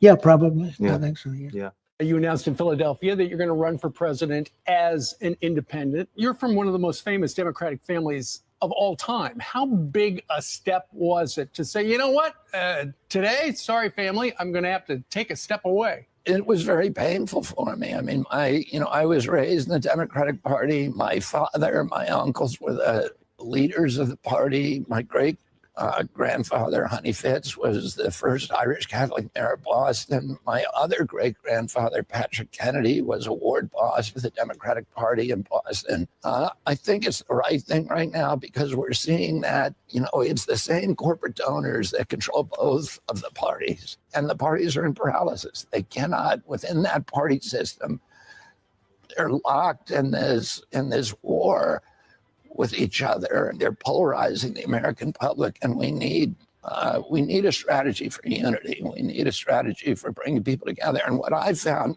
traveling the country, even among the most extreme Democrats and Republicans, there's still more that we have in common than the issues that are being used to drive us apart. Everybody wants a clean environment. Everybody wants to take care of our veterans. Everybody wants our kids to have a good education. Everybody wants to make sure the regulatory agencies are serving the public interest instead of working for the corporations that they're supposed to regulate. And I think we need somebody who's going to find those areas of agreement, the values we agree on, rather than focus on these little issues that have us at each other's throats.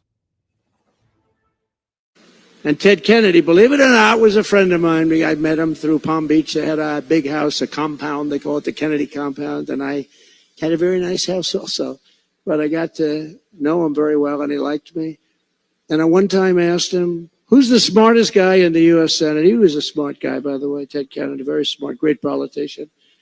And I said, who's the smartest guy in the Senate? We were friends. I did him a big favor, I will tell you that. Big favor, really big. And it wasn't hard for me to do, but it was very big and important for him. And he liked me, and I liked him. I said, who's the smartest in the Senate? And he gave me a name, but I won't tell you because I can't stand the guy, actually. Still around. Can't stand him. I was disappointed to hear that name. I said, who's the dumbest in the Senate? He goes, I don't know. Let's see. Probably Joe. I said, who's Joe? He said, Joe Biden. This is 25, 30 years ago, a long time ago. I think it was one of the early times I've ever heard the name. And that was in prime time for him. But this is in prime time. Joe gave us the war on Israel and the war on American energy. What he did to our energy was we were energy independent. Think of it as president, I will shut off Iranian oil and I will turn on American oil, and we will drill, baby, drill, and we'll get things back to where they are supposed to be. I've dealt so intimately with these regulatory agencies. Usually when a politician comes into office in Washington, they vow to clean up the swamp. But they get there and they're intimidated by these agencies that may have 30,000 or 50,000 employees, and they have no idea how to reform them. So they bring in somebody to run that agency, somebody who's safe, which is usually somebody from industry. So President Trump promised to reform Washington, but he came into office saying, I'm going to, even he even talked about medicine and about vaccines and these kind of things.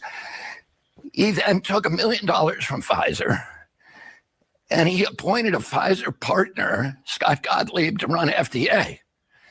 And another Pfizer handpicked nominee, Alex Azar, right from the middle of the pharmaceutical industry, to run HHS. And Gottlieb then ushered through the Pfizer product and made $88 billion for his company, and then left FDA to rejoin the Pfizer board. That's not ending the swamp. That is making the swamp even deeper. And I know when I go in there how to fix DOT, how to fix HHS, NIH, CDC, EPA, all of the three later agencies, because I've litigated against them and I've been thinking for 40 years, how do you unravel corporate capture at these agencies? And I know how to do it. I know how to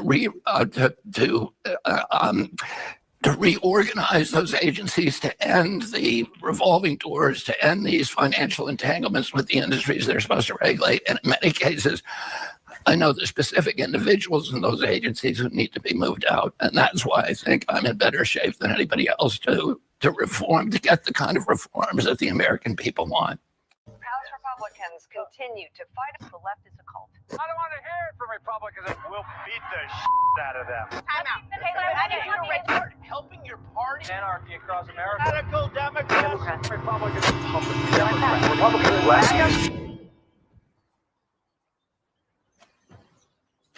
Yeah, I was fed up too. And that's why I'm running for president of the United States as an independent. I'm Robert F. Kennedy Jr., and I approve this message. I'll look at the evidence and the arguments, and I'll choose not the easy path, not the established path, but the right path.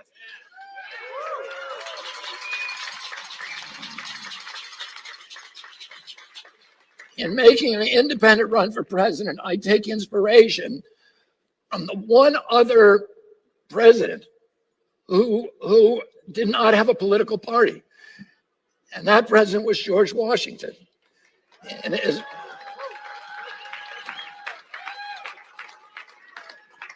in his farewell address, Washington issued a prescient warning about the disastrous potential of party politics. Inevitably, he said, political parties will be taken over by a cunning, ambitious, unprincipled minority who will serve the interests of the party rather than the interests of the nation and usurp for themselves the reins of government. Washington's dire prediction has certainly come true. I intend to wrest the reins of both parties and return power to the American people.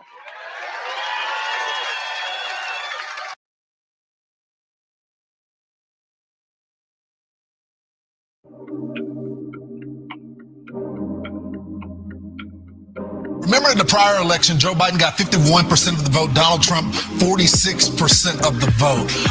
Why does this matter? Because of these swing states, Brian? Yeah, so here's the difference on the national poll. Trump, despite 91 charges and 4 indictments, is a choice, even when you break it down, of the majority of the American public so far as we look at it. Yeah, when we look at the battleground states, this is the key. Yeah, so a little bit of a recap right here in Nevada.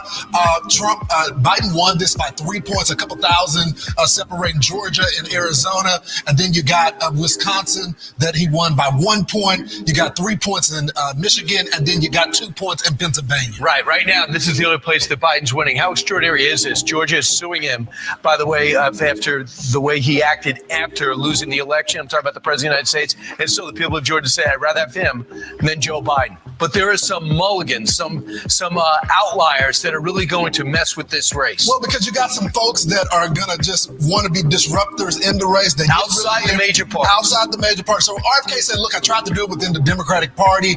I tried to work with you guys, but y'all pushed me out, so now I'm in. Apparently, he's getting 24% support in 6 swing states, Brian. Right. He said, I don't even want to run as no labels. I'm going to run as RFK Jr. And we'll see. I don't even want the green label. This is the highest mark for a independent candidate since Ross Perot before he dropped out and got back in.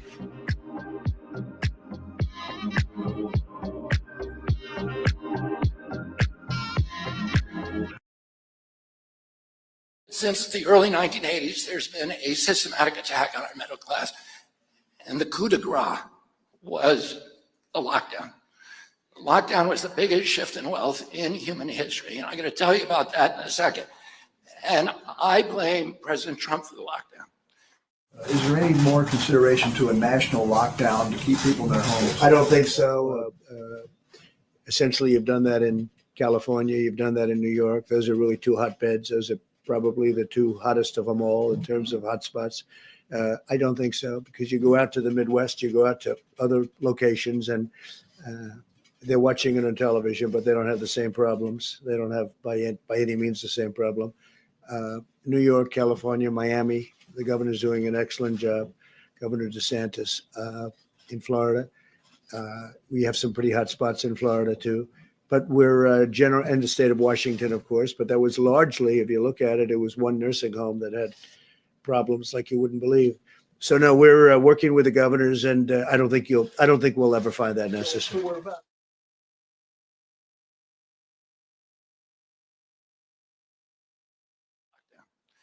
Now, a lot of people say, and President Trump gets blamed for a lot of things that he didn't do, and he gets blamed for some things that he did do. But the worst thing that he did to this country to our civil rights, to our economy, to the middle class in this country was the lockdown.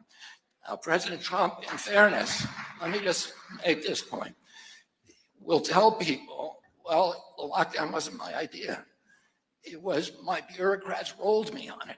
I was saying we shouldn't do it. But that's not a good enough excuse. He was the president of the United States. In hotspots across the South and West, we've seen slow improvements from their recent weekly peaks. Arizona's weekly case counts have dropped 37%. That's a tremendous drop, and the governor and the state have done a fantastic job. Down 37%. Texas down 18.7%. I was there a couple of days ago. And Florida, 21.2% drop. So that's a tremendous job that they're all doing. As we begin to contain the virus in these states, we must focus on new flare-ups in the states where the case numbers have risen, including Georgia, Mississippi, Tennessee, Oklahoma, Missouri, and I think you'll find that they're soon going to be very much under control. Meanwhile, 18 states continue to have very low case numbers and low test positivity rates, under 5%. Alaska, Connecticut, Delaware, Illinois, Maine, Maryland, Massachusetts, Michigan, Montana, New Hampshire, New Jersey, New York, North Dakota, Oregon, Rhode Island, Vermont, West Virginia, and Wyoming. It's under 5. Even in these states, however, where the virus is under control and at a very low number, Americans should continue to be vigilant, be careful, in order to prevent the new hotspots from opening up, or any new hotspots from opening up in those states. To that end, I urge all Americans to continue to socially distance, wash your hands, wear a mask when you cannot avoid crowded places, and to protect the elderly. Very, very important. Protect the elderly. It's much different. Young children have very strong immune systems. We've learned how strong they are. But protect the elderly. The average age of those who succumb to the virus is 78 years old. That's the average age. It's important for all Americans to recognize that a permanent lockdown is not a viable path toward producing the result that you want, or certainly not a viable path forward, and would ultimately inflict more harm than it would prevent. As we're seeing in foreign countries around the world where cases are once again surging, you have many places where we thought they were under control and doing a great job, and they are doing a great job, but this is a very tough, invisible enemy. Lockdowns do not prevent infection in the future. They just don't. It comes back many times, comes back. The purpose of a lockdown is to buy time to build capacity, especially with respect to hospitals, learn more about the disease and develop effective treatments, as we did in the United States. We're doing very well with the vaccines and the therapeutics. Countries where there have been very significant flare-ups over the last short period of time are Spain, Germany, France, Australia, Japan, and also, as you probably heard, in Hong Kong, they've had some very serious flare-ups. Japan has gone, a lot of six-fold flare-up. That's a lot, but they'll get it under control. In our current phase, we must focus on protecting those at highest risk while allowing younger and healthier Americans to resume work and school with careful precautions. Ideally, we want to open those schools. We want to open them. Trump locked down 3.3 million businesses. And, what did that do? It shifted everything to Amazon. 41% of the Black-owned businesses that were closed during COVID will never reopen. Mm-hmm. A lot of those businesses had 3 generations of equity in them. I drove through Lee Harvard, which is one of the poorest districts in Cleveland, and it was a booming area 5 years ago. Today, every single one of those stores is boarded up. And, I talk to people every day in the African-American community whose businesses were wiped out, and that's what happened. We shifted $4 trillion in wealth from the working poor and the middle class to the super rich in this country. We stripped mined the Black community of its equity during this pandemic. And, how do you rebuild that now? That is the big issue for our country. How are we going to rebuild equity with the working poor in this country? If you like this video and you want to learn more about me and the movement that we're building, please go to Kennedy24.com. We had more revenue with lower taxes than we did with higher taxes. You also added $8 trillion to the national debt. Your GOP challenger, Nikki Haley, made that point, saying, quote, "The truth is that Biden didn't do this to us. Republicans did this to us." Does she have a point? We had a thing happen to us. We had the greatest economy in history, and then we got hit with COVID. And we had to keep this beautiful thing going. And if I didn't do that, if we didn't put some money in, nobody knew what COVID was. Remember, this was a new thing that came in. Somebody said it's dust coming in from China. It came from China. They tried and denied it, or they tried for a little while, and we didn't let it. It came from Wuhan, actually, which now they agree. Everybody's now agreeing that it came from Wuhan. I said that years ago. But we had to do things that were very severe. We had to let some money come out. We were on the verge of doing something that was amazing. And as Harry Truman said, the buck stops here. On May 2nd, 2020, 600 doctors signed a letter to President Trump begging him not to allow the lockdowns. They said, because at that time, all of the pandemic protocols anywhere in the world, the WHO, CDC, everywhere, the European Health Agency, all says you never do mass lockdowns. It causes much worse havoc and deaths and injuries than if you do the standard protocol, which is you lock down the sick, you protect the vulnerable, and you let everybody else go back to work. Otherwise, you are going to wreak havoc. We were going to have energy at a level bigger than Russia and Saudi Arabia combined. That energy was going to be sold to Europe and all other places. The prices would have come down. We were going to make a fortune, and we were going to start paying off debt. Instead, we got hit with COVID. People didn't need oil because nobody was driving all over the world. I mean, frankly, it was a disaster. What China did to the world with COVID is something that we're going to get to the bottom of, and they have to pay something back. You know, nobody can pay back the cost of all those lives and all the money that was lost, but nobody can pay back the lives and all of the damage it was caused. And of course, you know, and I wrote about it for the, on Instagram. I was writing every day. I was citing these economic studies that showed every point in unemployment you get 37,000 excess deaths from heart attacks, suicides, plus imprisonments. And I was writing about this, and they dumped me from social. They said that's misinformation. It was not. But people were saying it. People knew it. It wasn't just me. And we now know, of course, that it's true. There's now study after study, and every comparison between the states and nations that locked down compared to those who didn't, had shown the ones who locked down, the more you locked down, the worse you got. Worse COVID deaths, worse excess deaths.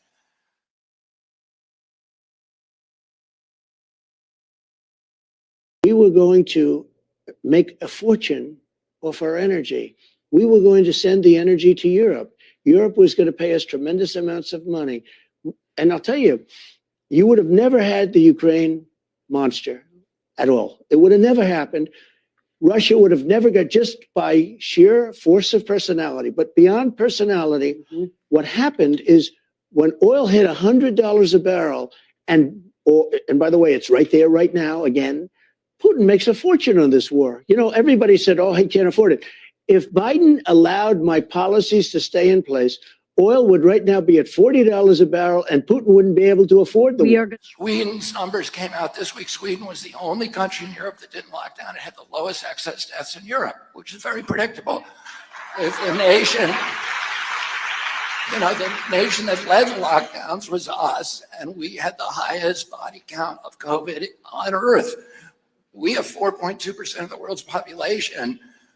We had 16% of the COVID deaths. At some point, even the media is going to have to say, stop saying this was a success story.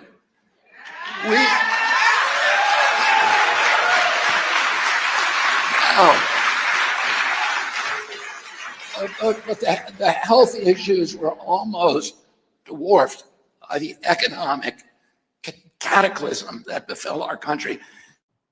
my fellow Americans.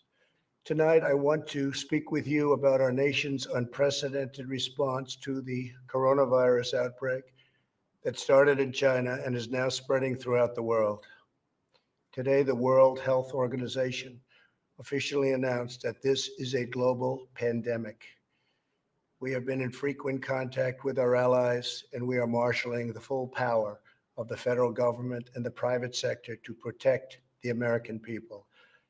This is the most aggressive and comprehensive effort to confront a foreign virus in modern history. I am confident that by counting and continuing to take these tough measures, we will significantly reduce the threat to our citizens, and we will ultimately and expeditiously defeat this virus. From the beginning of time, nations and people have faced unforeseen challenges, including large-scale and very dangerous health threats. This is the way it always was and always will be. It only matters how you respond, and we are responding with great speed and professionalism. Our team is the best anywhere in the world.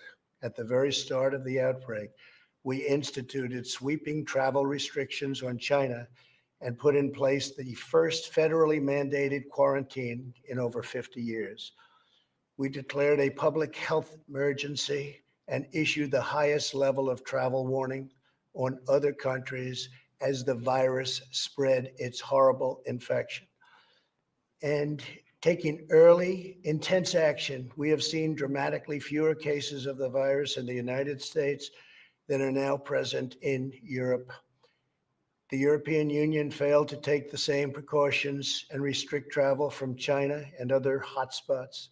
As a result, a large number of new clusters in the United States were seeded by travelers from Europe. After consulting with our top government health professionals, I have decided to take several strong but necessary actions to protect the health and well-being of all Americans. To keep new cases from entering our shores, we will be suspending all travel from Europe to the United States for the next 30 days. The new rules will go into effect Friday at midnight. These restrictions will be adjusted subject to conditions on the ground. There will be exemptions for Americans who have undergone appropriate screenings, and these prohibitions will not only apply to the tremendous amount of trade and cargo, but various other things as we get approval. Anything coming from Europe to the United States is what we are discussing. These restrictions will also not apply to the United Kingdom. At the same time, we are monitoring the situation in China and South Korea, and as their situation improves, we will reevaluate the restrictions and warnings that are currently in place for a possible early opening. Earlier this week, I met with the leaders of health insurance industry who have agreed to waive all co-payments for coronavirus treatments, extend insurance coverage to these treatments, and to prevent surprise medical billing. We are cutting massive amounts of red tape to make antiviral therapies available in record time. These treatments will significantly reduce the impact and reach of the virus. Additionally, last week I signed into law an $8.3 billion funding bill to help CDC and other government agencies fight the virus and support vaccines, treatments, and distribution of medical supplies. Testing capabilities are expanding rapidly day by day. We are moving very quickly. The vast majority of Americans, the risk is very, very low. Young and healthy people can expect to recover fully and quickly if they should get the virus. The highest risk is for elderly population with underlying health conditions. The elderly population must be very, very careful. In particular, we are strongly advising that nursing homes for the elderly suspend all medically unnecessary visits. In general, older Americans should also avoid non-essential travel in crowded areas. My administration is coordinating directly with communities with largest outbreaks, and we have issued guidance on school closures, social distancing, and reducing large gatherings. Smart action today will prevent the spread of the virus tomorrow. Every community faces different risks, and it is critical for you to follow the guidelines of your local officials who are working closely with our federal health experts, and they are the best. For all Americans, it is essential that everyone take extra precautions and practice good hygiene. Each of us has a role to play in defeating this virus. Wash your hands, clean often used surfaces, cover your face and mouth if you sneeze or cough. And most of all, if you are sick or not feeling well, stay home. To ensure that working Americans impacted by the virus can stay home without fear of financial hardship, I will soon be taking emergency action, which is unprecedented, to provide financial relief. This will be targeted for workers who are ill, quarantined, or caring for others due to coronavirus. I will be asking Congress to take legislative action to extend this relief. Because of the economic policies that we have put into place over the last 3 years, we have the greatest economy anywhere in the world by far. Our banks and financial institutions are fully capitalized and incredibly strong. Our unemployment is at a historic low. This vast economic prosperity gives us flexibility, reserves, and resources to handle any threat that comes our way. This is not a financial crisis. This is just a temporary moment of time that we will overcome together as a nation and as a world. However, to provide extra support for American workers, families, and businesses, tonight I am announcing the following additional actions. I am instructing the Small Business Administration to exercise available authority to provide capital and liquidity to firms affected by the coronavirus. Effective immediately, the SBA will begin providing economic loans in affected states and territories. These low-interest loans will help small businesses overcome temporary economic disruptions caused by the virus. To this end, I am asking Congress to increase funding for this program by an additional $50 billion. Using emergency authority, I will be instructing the Treasury Department to defer tax payments without interest or penalties for certain individuals and businesses negatively impacted. This action will provide more than $200 billion of additional liquidity to the economy. Finally, I am calling on Congress to provide Americans with immediate payroll tax relief. Hopefully, they will consider this very strongly. We are at a critical time in the fight against the virus. We made a life-saving move with early action on China. Now we must take the same action with Europe. We will not delay. I will never hesitate to take any necessary steps to protect the lives, health, and safety of the American people. I will always put the well-being of America first. Some of your appearances, and during some of the appearances of one Donald Trump, there seems to be some sort of mutual respect going on back and forth. Would you weigh in on if you have a relationship with him, if you're friendly with him, if you've spoken to him? Where does that lie? I mean, I've known Donald Trump for, 35 years or 40 years. I've sued him a couple of times. I sued him twice to stop him from building golf courses in the New York City reservoir system. But I always had a congenial relationship with him. Even when I was litigating against him, he didn't seem to take it personally. And then in 2016, he asked me to serve on a vaccine safety commission, which I agreed to do. But shortly after that, he took $1 million from Pfizer and I guess talked to Bill Gates, at least as Bill Gates claims, and shut down the commission. And he appointed Scott Gottlieb to run FDA, who was a partner of Pfizer, and Alex Azar, who was a handpicked lobbyist essentially for Pfizer, to run HHS. And then Gottlieb, ran this $88 billion product through Operation Warp Speed, got it all approved at FDA, and then left the agency and went back to join the board of Pfizer. So that's, I don't think that Donald Trump did a good job of draining the swamp. But the thing is, I criticize that. I criticize his policies. I think he's criticized for a lot of things he didn't do. And, but I criticize him. I commend him for talking about unraveling the empire and his efforts to do that, to keep us out of war. But, in terms of the lockdowns, I think that was a huge mistake for our country. And I think that, the medical decisions that occurred under his watch were a bad mistake, and I criticize those, but I don't criticize him personally, and I try not to criticize Biden personally too. I think we've had enough of that in our country, and we have to learn how to talk to people with whom we disagree and to be pleasant to them, to be congenial, respectful, and kind. First question in the news: Trump is obviously facing yet a third federal indictment, but maybe even a fourth coming with the state of Georgia indictment. Do we have a two-tier justice system? Is this the Biden administration weaponizing the FBI and others to take out his political opponent? And then, if you have time, the border, it's a huge problem. What is the Bobby Kennedy border policy? Well, the border, I was down at the border, and there's a humanitarian crisis there, and it's not good, and we now have the Mexican cartels that are running U.S. border policy. So, I watched 300 people walk across the border.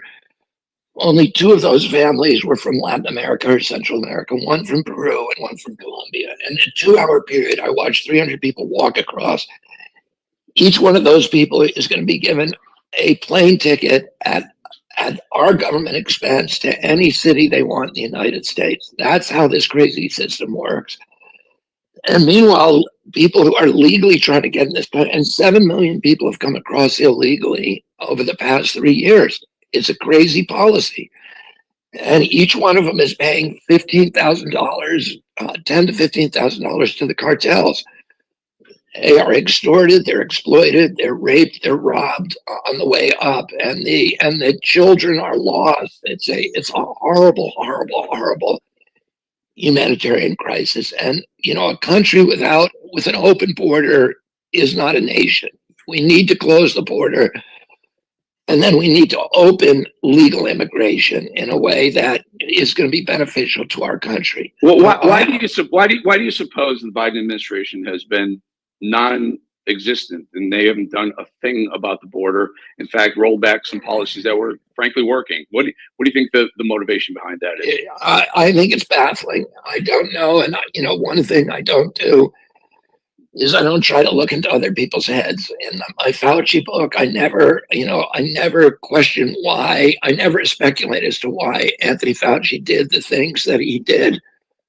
But I just, all I do is I enumerate them. I tell what I know, what's discernible. I do not, it's incomprehensible to me why we're doing what we're doing at the border. Some of it just seems like petty politics, that, we're going to, because Trump liked the wall, we're going to make sure that the wall's not completed. And because Trump wanted to bar immigration, we consider that racist, and therefore we're going to do the opposite. And I think it's a very, very harmful policy. And final thought, any final thought on whether or not Trump is being unfairly targeted by the various agencies?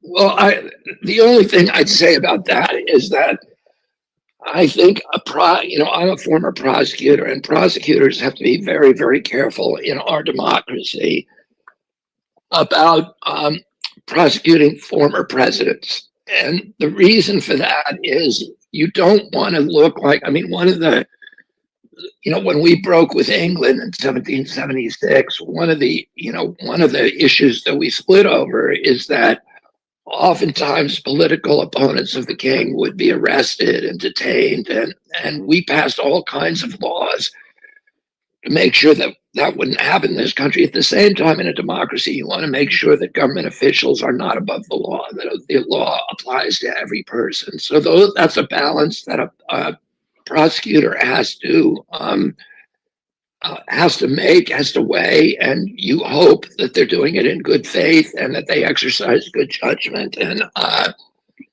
there's, I think that, my impression, and I'm not authority on this because I've never talked to the prosecutors to explore their rationale. But my impression was I was troubled by the New York case. I thought that case was too close to the, kind of a speculative kind of prosecution, that it seemed politically not motivated. I don't know. I haven't heard the prosecutor's side of the story, and I haven't talked to him. I think the case against the president for on the Espionage Act, I don't like the Espionage Act. I think it's always been politically misused. And then there's other optics problems, which is that President Biden also has these, top secret documents, and Mike Pence has them too. And so it looks like one side is being prosecuted more, but, than the other. And I haven't really looked into it very carefully, but it would be, those would be the issues that if I were prosecutor, I'd be looking out for. Why you held on to those documents when you knew the federal government was seeking them and then had given you a subpoena to return Are you them? ready? Are you ready? Can I talk? Yeah, what's You the mind? answer? Do you mind? I would like for you to answer the question. Okay, it's very simple to answer. That's why I asked it. It's very simple you're a nasty person, I'll tell you. Can you answer why you simple. held on to the documents? I was negotiating and we were talking to Nara. Well, I think the problem is, number one, he's a bully. And, I don't like bullies. And I don't think America, that's part of America's tradition. I think in many ways he's discredited the American experiment with self-governance. Well, I don't think we should ban billionaires. I think, that's not the way to go about it. We had a 50-year part of our history, which is called the Great Prosperity, when we developed the American middle class, which was the driver of the world economy. It was the driver of our economy. It created happiness and quality of life in our country. And during most of that period, there was a 91% tax on the upper echelon. Right. Well, I haven't made any endorsement. So I'm just kind of I'm watching the debates. I'm watching what's happening to the primaries. My kids are working for Mayor Pete. My cousin Joe is working for Elizabeth Warren. There are a number of other members of my family who are working for Joe Biden. We have relationships with, very strong relationships with most of the candidates. And I kind of go back and forth. I hear them debate. I love Tulsi Gabbard when she talks about our foreign policy. I think, I'm most closely aligned with her vision for foreign policy than any of the other ones. It's a new Trump feud with Caroline Kennedy. In a new interview, the Republican frontrunner attacked America's ambassador to Japan. Who is our chief negotiator? Essentially, it is Caroline Kennedy. I mean, give me a break, Trump said. She doesn't even know she's alive. Ouch. And look at Joe go. The vice president showed that he's got plenty of energy as he ponders a presidential run.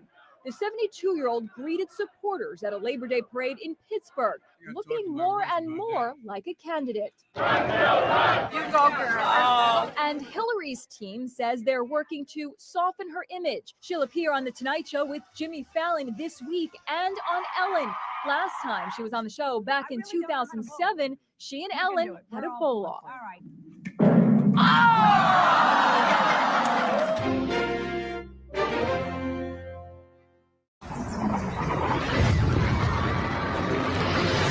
Before thousands were brutally killed, including Americans.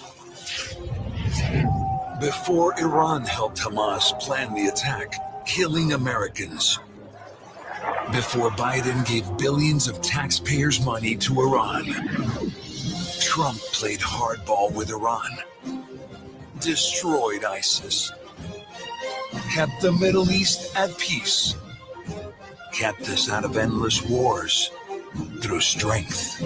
History shows very plainly that evil only respects one thing: unyielding strength.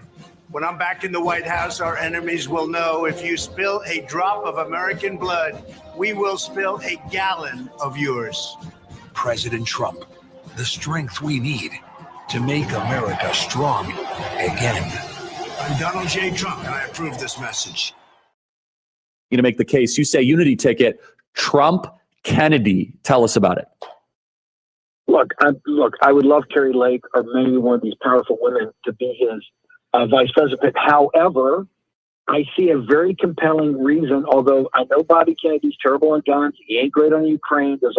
But he talks about going after the administrative and deep state in a very significant way, led by the pharmaceutical industry. If we put together a unity ticket of Trump and Kennedy, it would be insurmountable. We would bring over many of the populists on the left, many of the people that don't agree, with Charlie Kirk and Steve Bannon and Donald J. Trump. But that's what a unity ticket is. And I think we could get 2/3 to 70% of the American people and back of what we have to do in taking on the Chinese Communist Party, taking on the deep state, taking on big pharma, taking on big tech, taking on big media. Everybody that's it shouldn't be lost on people. Bobby Kennedy comes on Tucker last week and has a throwdown interview. And next thing you know, Tucker Carlson's given the bums the best and biggest show in the history of Fox. O'Reilly wasn't bigger. Megyn Kelly wasn't bigger. Hannity, the top of his game's not bigger. Glenn Beck was not there. They gave him the bum's rush. Didn't even show him the courtesy of letting him announce this on his own due time and having a couple of shows for his audience to take care of his goodbyes. Gave him the bum's rush, and one of the last big interviews he did was with Bobby Kennedy. That's how much they fear that platform. That's how much they fear the voice of Bobby Kennedy. If you put Kennedy and Trump together, that's the dynamic doing. And people understand there's a lot of issues that separate us, but there's enough that unites us that could take on the administrative state. Well, I mean, the fourth branch of government, the Leviathan, I think is the number one issue when it comes to policy for the next Republican president, if we're able to win. The Harvard-Harris poll, which is Mark Penn's outfit, the gold standard poll, showed 22% also nationwide, and showed me at young people under 36 years of age that I'm 10 points ahead of President Trump and President Biden, which is extraordinary. And then the New York Times Siena poll, which is a very, very powerful poll. A lot of the national polls are about 700 to 1,000 people. The Harvard poll, the New York Times poll, I think was 3,600. There are over 3,000 people. So it was really a very, very strong sampling. And that showed in the 8 battleground states that show me an average of 24%. With 20, and remember, all I have to do is to get to about 37%, because you just need a plurality, and it's winner take all with the electoral votes. So I need to get to 270 electoral votes. I don't even need to win majorities. I just need to get up to about 37%. And that will put me ahead of the other two contenders. And if I can do that in certain enough states, I can, I will win.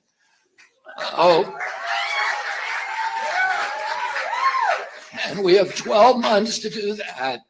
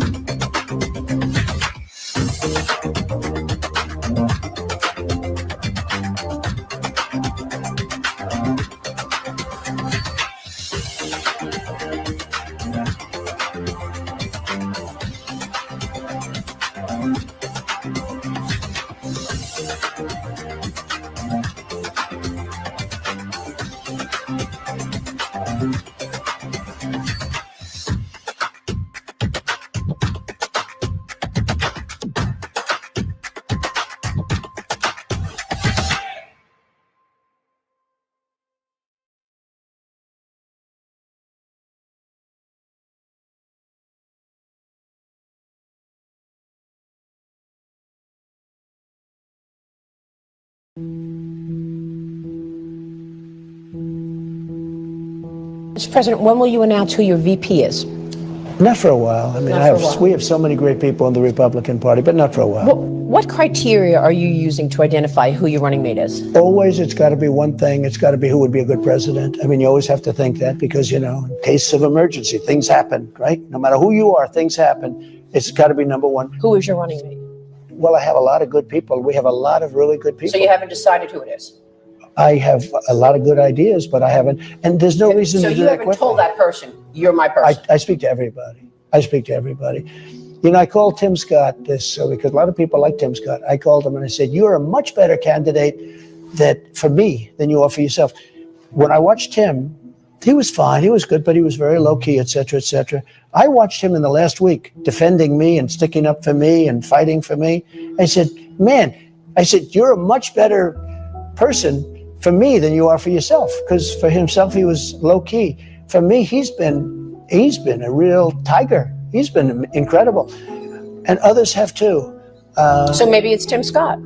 Well, it could be a lot of people, but it was interesting. I was watching Tim. I've been watching, you know, for a while. I watched him campaign as a candidate, but I watched him over the last 2 weeks. As you know, he endorsed me, fully endorsed me, gave me a beautiful endorsement, and he has been really strong in terms of that. No, but that has nothing to do. I don't want anybody to take even any inference, but it's incredible. Kristi Noem has been incredible fighting for me. She said I'd never run against him because I can't beat him. That was a very nice thing to say. What was the It's very story that bad. your team reached out to RFK Jr.? It's a false story. No, it's a false. You never reached out to what? I RFK like him Jr.? a lot. Nope, never happened.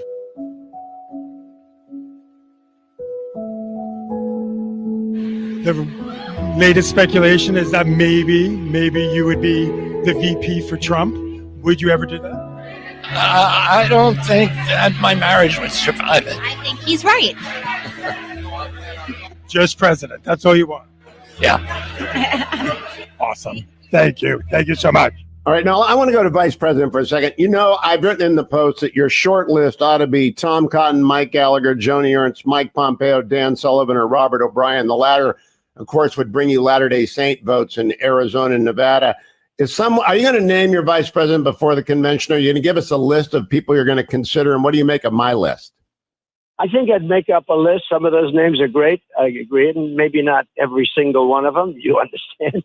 But no, I think some of the names you have there are great. And we'll have somebody that's really going to be very, very popular and very, very good. I know a lot of great people. We have a lot of great Republicans. Now, the biggest issue he faces is getting on the ballot in every single state. He's on the ballot in 2 states, New Hampshire and Utah. I'd also asked him about something I'd heard President Trump had called him early on and asked him about being his VP. I asked if it were true. Take a look. If he asked you that today, what would your response be? I would not take that job. I'm flattered that President Trump would offer it to me, but it's not something that I'm interested in. Did he reach out, or his team? People from the team have reached out to me. The Trump campaign denies any such approach. Chris LaCivita, a senior advisor to the former president, says, just want to get this quote right, no one from the Trump campaign ever approached RFK Jr. or ever will. Now, clearly, Mr. Kennedy has a different version of those events. But I would find it difficult to see Kennedy going into a Trump cabinet, though they do share some, I suppose, common ground in terms of skepticism of the US aid to Ukraine, in terms of skepticism about COVID vaccines, frankly. Those sort of issues provide some sliver of common ground. What was the story that your team reached out to RFK Jr.? It's a false story. No, it's a false. You never reached out to RFK I like him Jr.? a lot. Nope, never happened. RFK is a radical liberal who happens to be anti-vax. That may be the one policy where he leans a little bit right. But he was for open borders for his entire life. He's against farmers. He was a radical environmentalist. He was super anti-gun. You know, he says he's changed his mind. He's changed his mind on everything that he did for decades. Everything magically 6 months ago. I don't believe that. So, you know, he's a phenomenal alternative to Joe Biden as a Democrat, but he is a radical Democrat. Again, the only place where he's historically ever differed from anything coming out of the Biden administration is that he's anti-vaccine. That's not enough. I think once people look at the record it will speak for itself. So I think he's a great alternative as a Democrat. You know, maybe if people want to vote that way.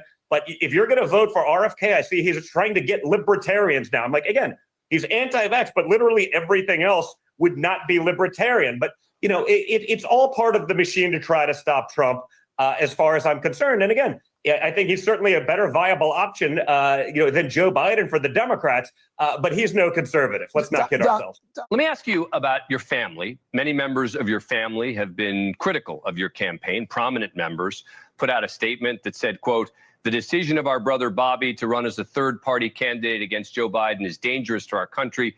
Bobby might share the same name as our father, but he does not share the same values, vision, or judgment. Today's announcement is deeply saddening for us. We denounce his candidacy and believe it to be perilous for our country." It was signed by Rory Kennedy, Kerry Kennedy, Joseph P. Kennedy, Kathleen Kennedy Townsend.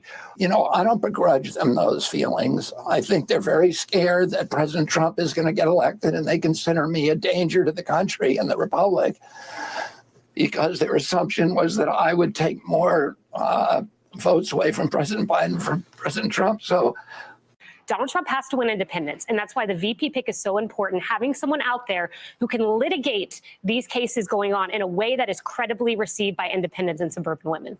What qualities are you looking for in your vice presidential pick? Well, always the first quality has to be somebody that you think will be a good president, because if something should happen, you have to have somebody that's going to be a great president. A lot of people are talking about that gentleman right over there.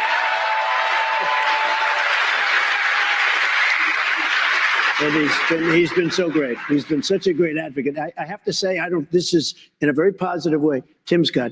He has been much better for me than he was for himself. I watched his campaign, and he doesn't like talking about himself, but boy, does he talk about Trump.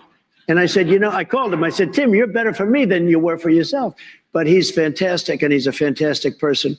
Someone who can step in, someone who can step into the role. Most importantly, you have to view that. The audience has been asked who they think would be a good choice, and various names came up. One of them was, of course, Vivek Ramaswamy. Yeah. He's made a big splash. Ron DeSantis, who's making an appearance today in South Carolina, we just found out. Obviously, Tim Scott, Byron Donalds, and a big presence here for Tulsi Gabbard. Very interesting. And Kristi Noem as well, I should say. Right.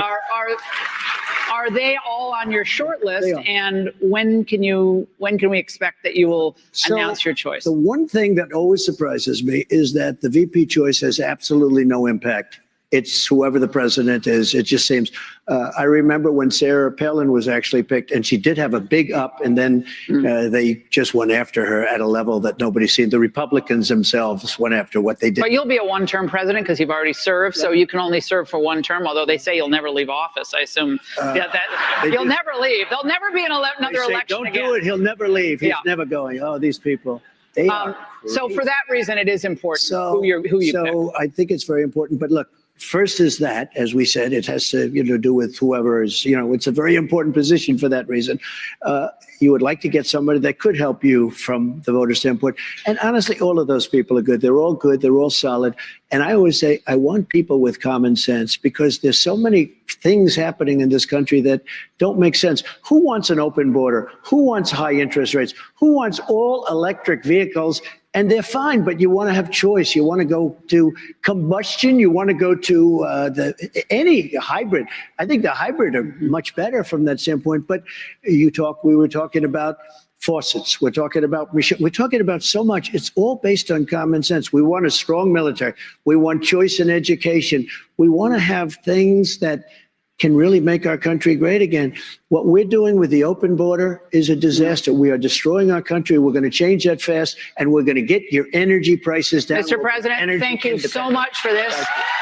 Our leaders are censoring speech. Our political parties are stifling debate. They're trying to prevent candidates from running against a president by either suing them, like Donald Trump. And I'm not a fan of Donald Trump. That's why I'm running against him. But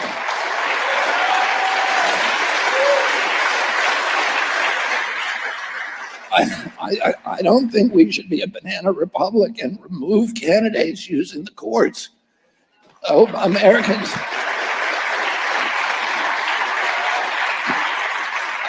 I don't want to beat Donald Trump that way with half the country angry because they couldn't vote for a guy that they wanted. I don't want that resentment and that rancor to leave that. I don't want to win by cheating, by getting rid of somebody.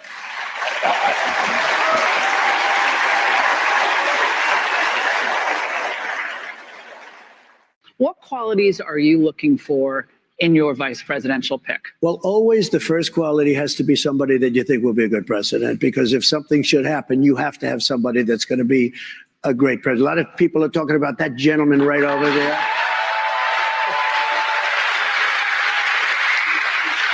And he's been so great. He's been such a great advocate. I have to say, this is in a very positive way, Tim Scott. He has been much better for me than he was for himself.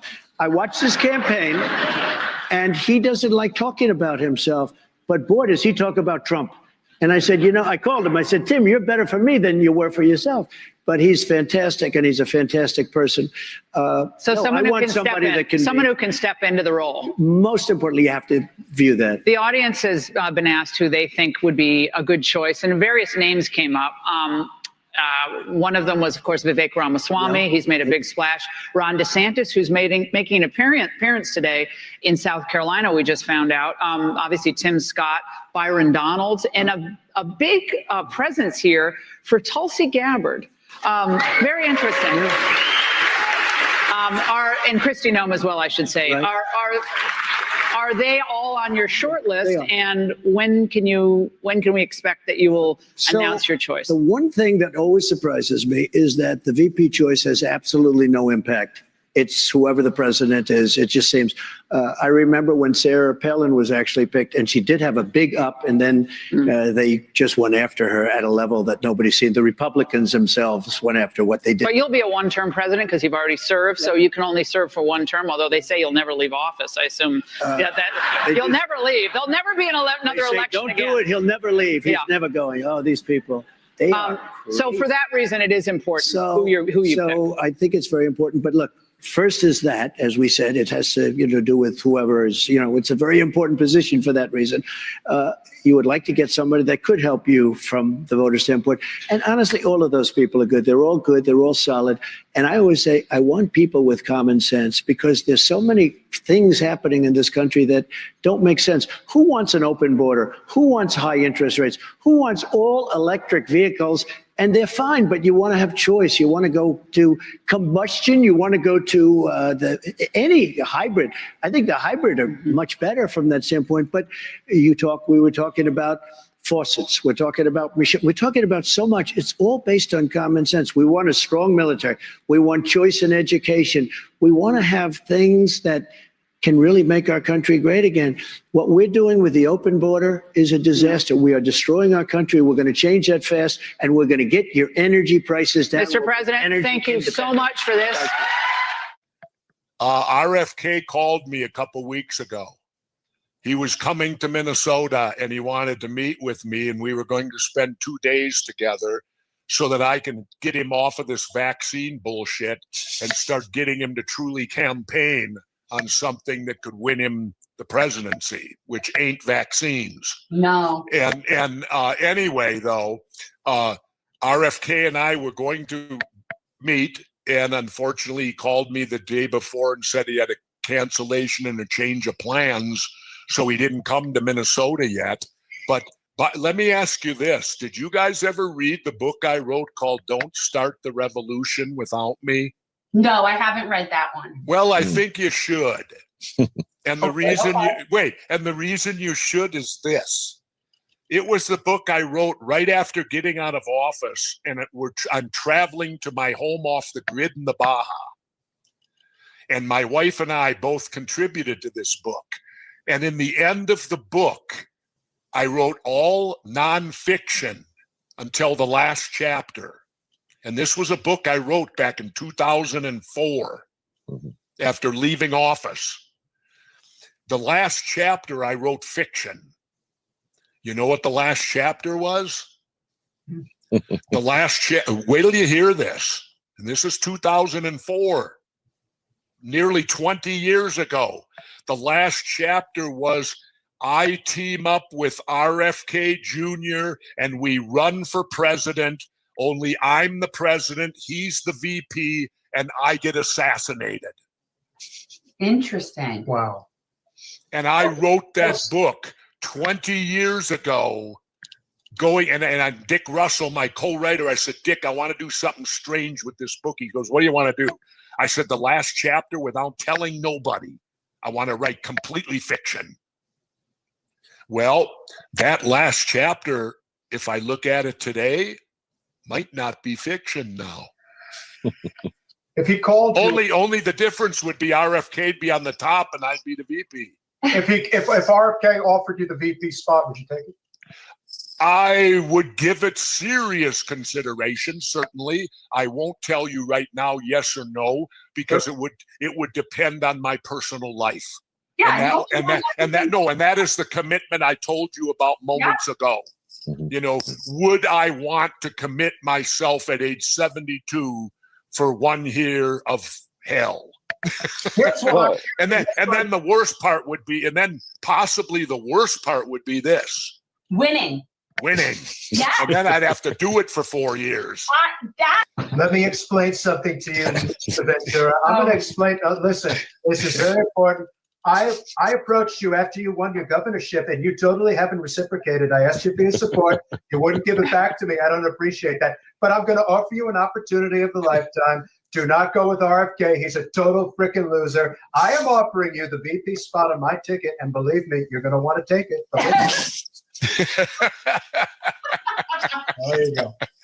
No, I don't think Donnie will be offering me that spot. I did a piece.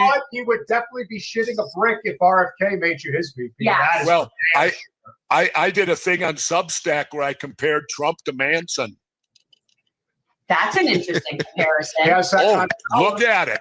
He has that kind of power. They're very. What he did on January 6th is almost identical to what Manson did on August 8th, 1969, sending his followers out, waiting for him to come back. And here's the scary part: the exact same number of deaths the first night. Really? Yes. 5 people died.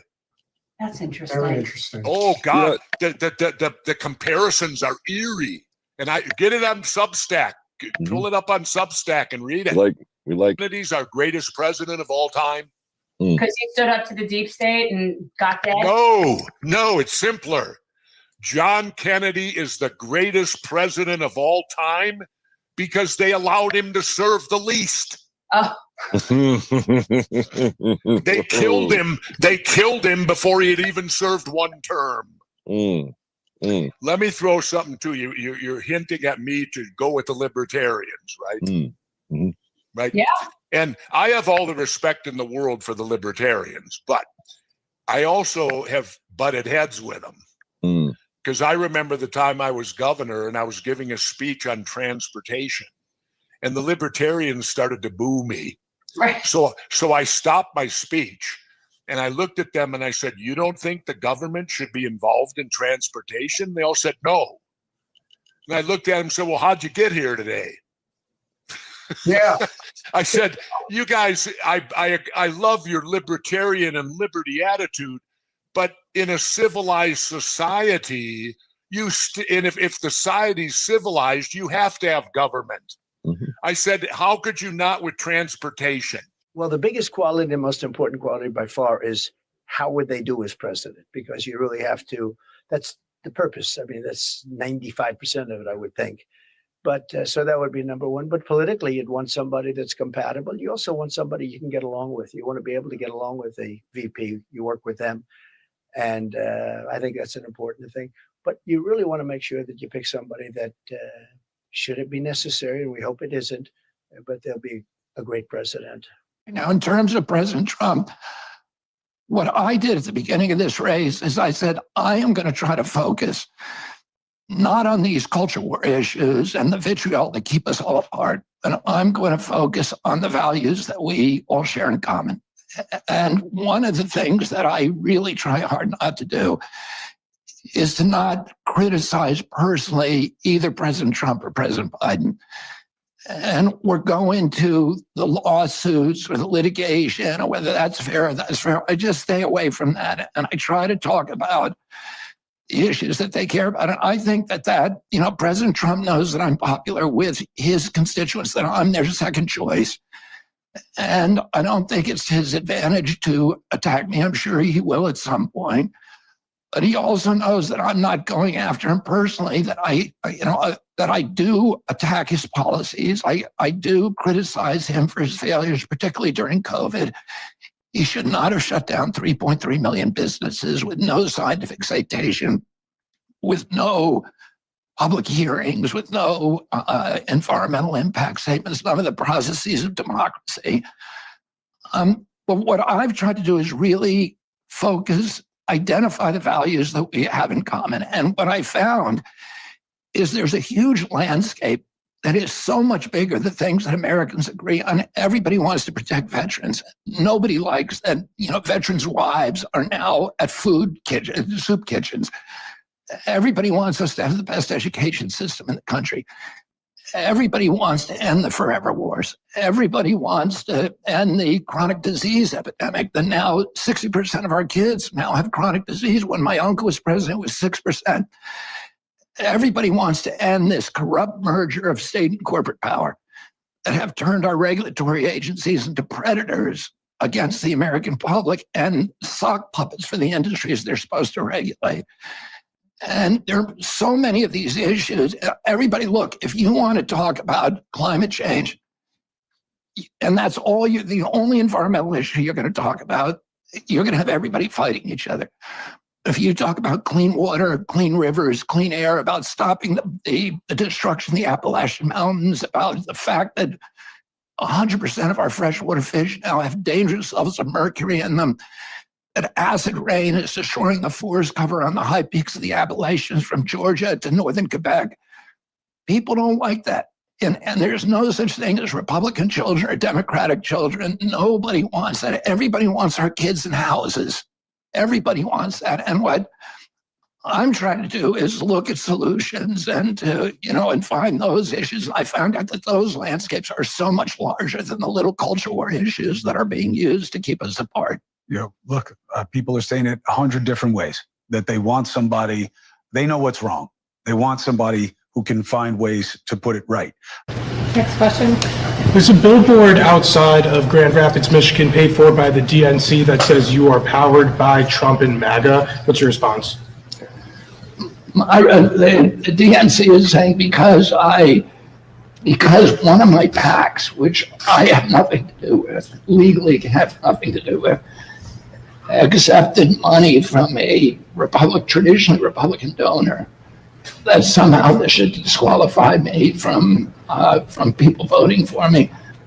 We get money from Democrats, from Republicans and independents, and I'm proud that we're reaching across party lines, that we're trying to bridge the divide. President Biden says that he's trying to bridge the divide, but this is just the opposite. Is saying that there's a big difference that you're not really American if you're Republican. And I just don't believe that. I think we ought to have presidential candidates that are receiving support across political divides. We need to bridge the divide and heal this. You've chosen not to attack other candidates. They've attacked you, the Democrats in particular. Why do you think they're doing that? Why do I think they're? I think that they don't. They have a candidate who doesn't want to debate. And so they have to try to win the election by litigating against people, by trying to get people off the ballot, by denying me ballot access, by litigating against the other candidates to get them disqualified. So we won't have to do democracy in our country. And, I feel like we should be modeling democracy around the world. I don't want to win this election because I'm not a fan of President Trump's. I don't want to win this election by disqualifying him legally. I want the American people to decide who they want to have as president, and I want to beat him fair and square on a level playing field. And I think it's distressing that the Democrats don't want to do that. I'm not a fan of Donald Trump's, and that's why I'm running against him. But I think it's I've been outspoken about criticizing the Colorado decision and the Maine decisions because, we have a democracy in this country. We don't have a banana republic. At least we're not supposed to. People ought to be able to vote for who they want to vote for. I don't want to beat Donald Trump. I believe that I can beat him in an election and that I can beat him in a debate. And I want to do that fair and square. I don't want the playing fields slanted.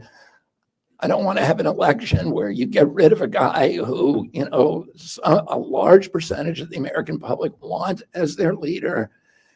And you're going to leave those people feeling angry and frustrated and justifiably so. I've read the opinions.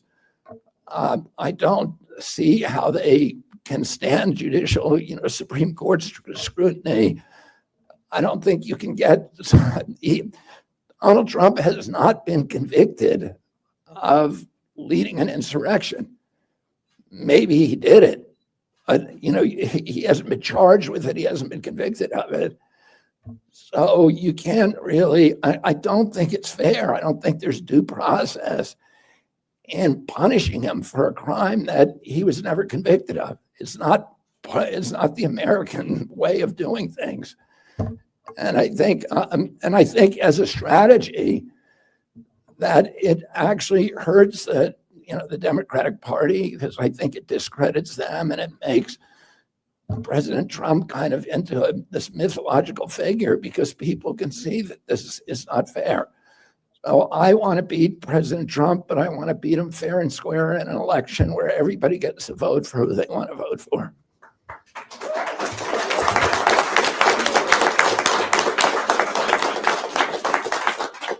Sir, what do you think about Tim Mellon's donation to the PAC?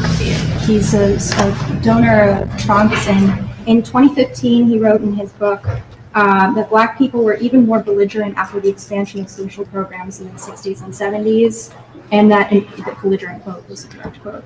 And I am not legally allowed to talk to my PAC about any of these issues, any of the super PACs. There are several super PACs that support my campaign.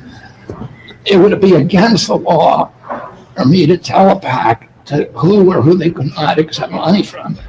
And, my opinion is that it's a good thing to have both Republicans and Democrats and independents giving to my PAC. I don't know anything about those comments and I can't verify them or validate them. But it would be illegal for me to pick up the phone and tell somebody you can't accept money from that PAC. All right, thank you, everybody. Thank you. I mean, I'm assuming, I don't know any more than you do, Tyreek. I read the polls, and it seems pretty clear to me that my most likely opponents are going to be President Biden and President Trump. My polling now shows me with the highest favorability rating among all of them. So my favorability rating in the Gallup poll that came out yesterday was at 52. President Trump's at 42. President Biden's at 41. I beat both President Trump and President Biden among young people under 45 years of age, and I beat them among independents, which is now the biggest political party. And I still have 10 months to the election. So I feel very optimistic about where we're headed. President Trump's not going to bring this back. President Biden is not going to. President Trump, I believe, wants to, drain the swamp.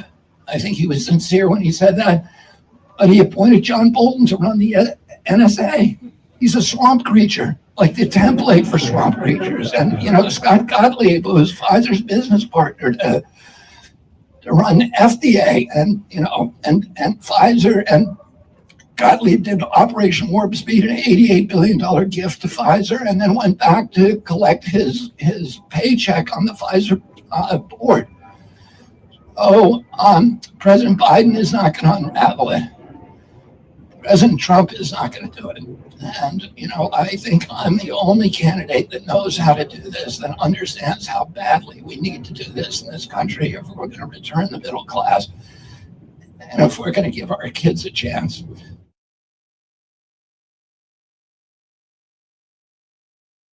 RFK Jr., you said voter ID was racist. Is that true? Maybe. I didn't see it.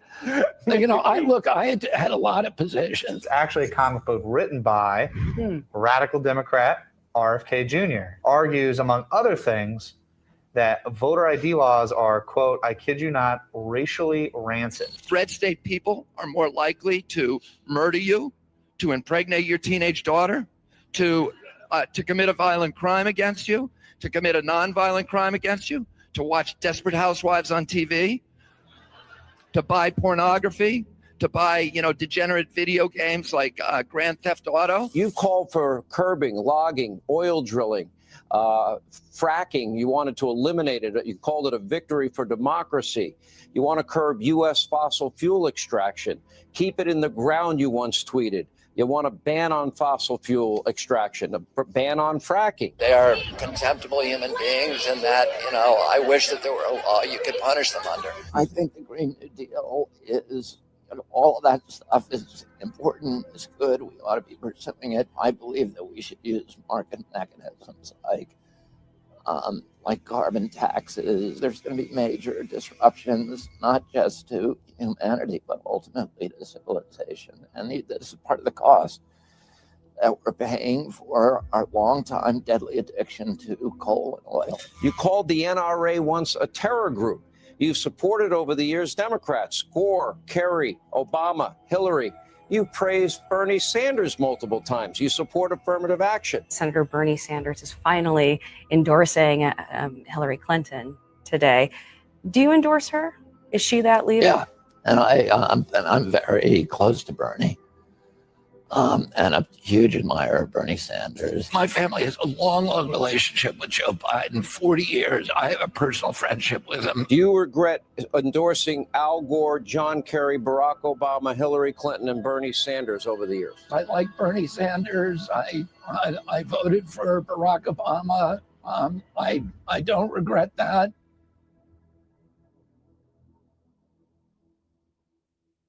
And Trump came in and said, I'm going to run the country like a business.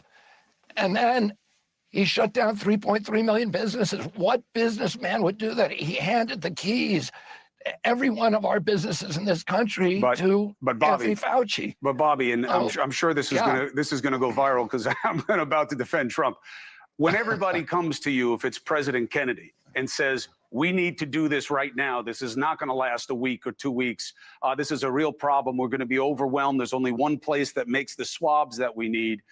That's what pushed Trump into that situation. And then you had the businesses closed. You had all these people out of work. You had all these other problems. They started spending money. Biden continued to spend the money. Trump wanted to spend even more. You got to give him a little bit of a break on that. The pandemic was a problem. Here's the thing, Chris. If I were president, that would have never happened. Never, ever. When my uncle was president, and John Kennedy was president, he was during the Cuban Missile Crisis, when the whole world was on the edge of a nuclear war. He had 11 of the 13 top advisors, what they call the XCOM committee, telling him he needed to invade Cuba. If he had gone ahead and done that, it would have been the end of the world. We now know. So, and he said, no, he researched the issue himself. He said, show me the aerial photos. He asked the CIA, what is Khrushchev going to do? Isn't it going to make, if we go in and kill his gun crews in Cuba, isn't he going to have to come into Germany? And isn't that going to end up in a nuclear war?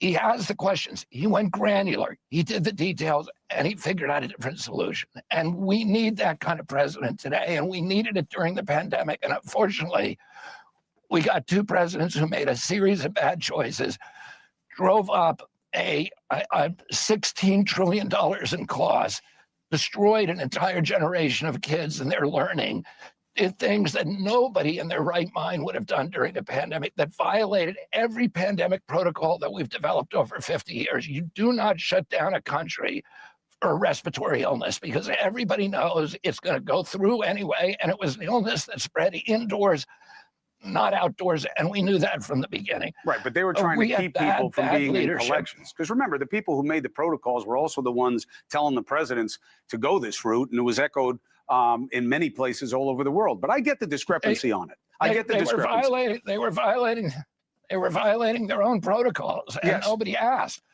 Nobody, you had people telling us, trust the experts. And of course, that is not a feature of, that's not a thing.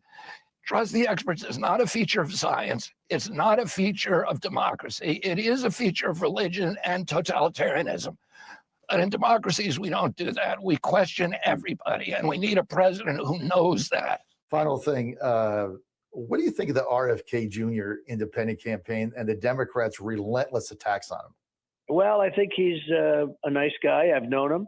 He's extremely liberal. He's more liberal than anybody. He's more liberal than the Green Party. And so I don't know. I would imagine he'd not be good for them.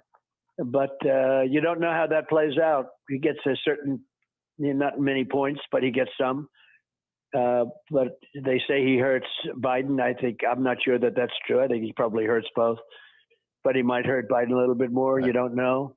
But he's got, not a lot of points, but maybe enough points to make a difference one way or the other. But he's a very liberal guy. A moment ago, you said you essentially see Trump and Biden as the same, different issues. But do you really believe that when people talk about the threat to democracy that Trump poses, do you really think that is an equal evil to Biden? I mean, listen, I can make the argument that President Biden is a much worse threat to democracy. And the reason for that is President Biden is the first candidate in history, the first president in history that has used the federal agencies to censor political speech, so to censor his opponent. I can say that because I just won a case in the Federal Court of Appeals and now before the Supreme Court. It shows that he started censoring not just me. For 37 hours after he took the oath of office, he was censoring me. No president in the country has ever done that. The greatest threat to democracy is not somebody who questions election returns, but a president of the United States who used the power of his office to force the social media companies, Facebook, Instagram, Twitter, to open a portal and give access to that portal to the FBI, to the CIA, to the IRS, to CISA, to NIH, to censor his political critics. President Biden, for the first president in history, to use his power over the Secret Service to deny Secret Service protection to one of his political opponents for political reasons. He's weaponizing the federal agencies. Those are really critical threats to democracy. Donald Trump, of course, tried to overturn a free and fair election. He tried to overturn one, right? He's still fighting in court. Yes. How is that not a threat to democracy? Well, I think that is a threat to democracy. If him trying to overthrow the election clearly is a threat to democracy. But the question was, who is a worse threat to democracy? And what I would say is, I'm not going to answer that question, but I can argue that President Biden is, because the First Amendment, Aaron, is the most important. Adams and Hamilton and Madison said, we put the guarantee of freedom of expression in the First Amendment because all of our other constitutional rights depend on it. If you have a government that can silence its opponent, it has license for any atrocity. So just to be clear, you're saying you could make an argument that President Biden is a worse threat to democracy than Donald Trump. That's what you just said. But who else has ever tried to censor? What president in history has ever tried to censor political opponents? What president has weaponized the federal agency? When my father came into the Justice Department, the first week he was there, he got all of the branch and division attorneys together and he said, whatever we do, we are not going to use the power of the Justice Department for political reasons. Has said that he would do that. He has said that he would do that. Of course, and that is reprehensible. And he is the only president who's tried to overthrow the results of an election. Well, let me say something about that. I'm not going to defend President Trump on that. That was appalling. And there's many things that President Trump has done that are appalling.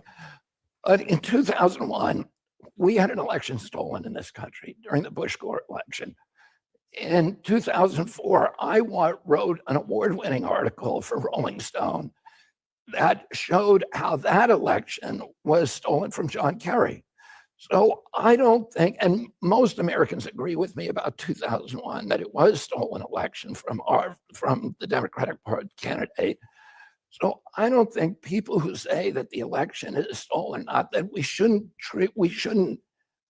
make pariahs of those people. We shouldn't demonize them. We shouldn't vilify them. What we should be doing is saying, let's all get together, Republicans and Democrats, and fix the election system so that it cannot be fixed, so that we're the exemplary democracy of the world. We ought to, Las Vegas, let me tell you this, Las Vegas is built on machines that can count and never make mistakes.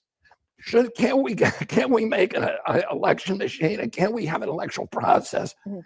And every when you go American through says all the whatever data, happens, okay, hold on, but when it can't be fixed. I understand that we want elections to be as perfect as they possibly can be, Yeah. and one should not use the fact that the election was not stolen and was not cheated to not try to perfect it. I understand that distinction, but when you do as you're doing, and you open the door to, well, we want every machine. You're opening the door to people who can say, well, then that's exactly what I'm saying. The machines miscounted, the machines did this, but they didn't.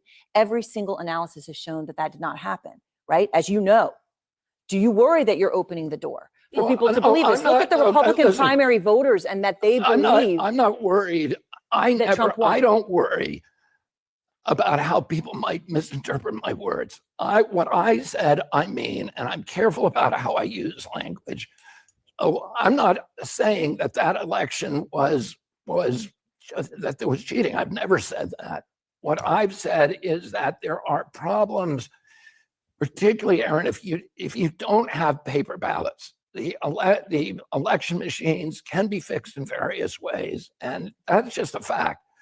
What we ought to have is we ought to have machines, and we ought to have paper ballots at the same time, and we ought to have a very low threshold to get a recount of the paper ballots. And that just makes sense. It's common sense. But if we implement that in every jurisdiction, you're not going to have problems where Americans at each other's throats.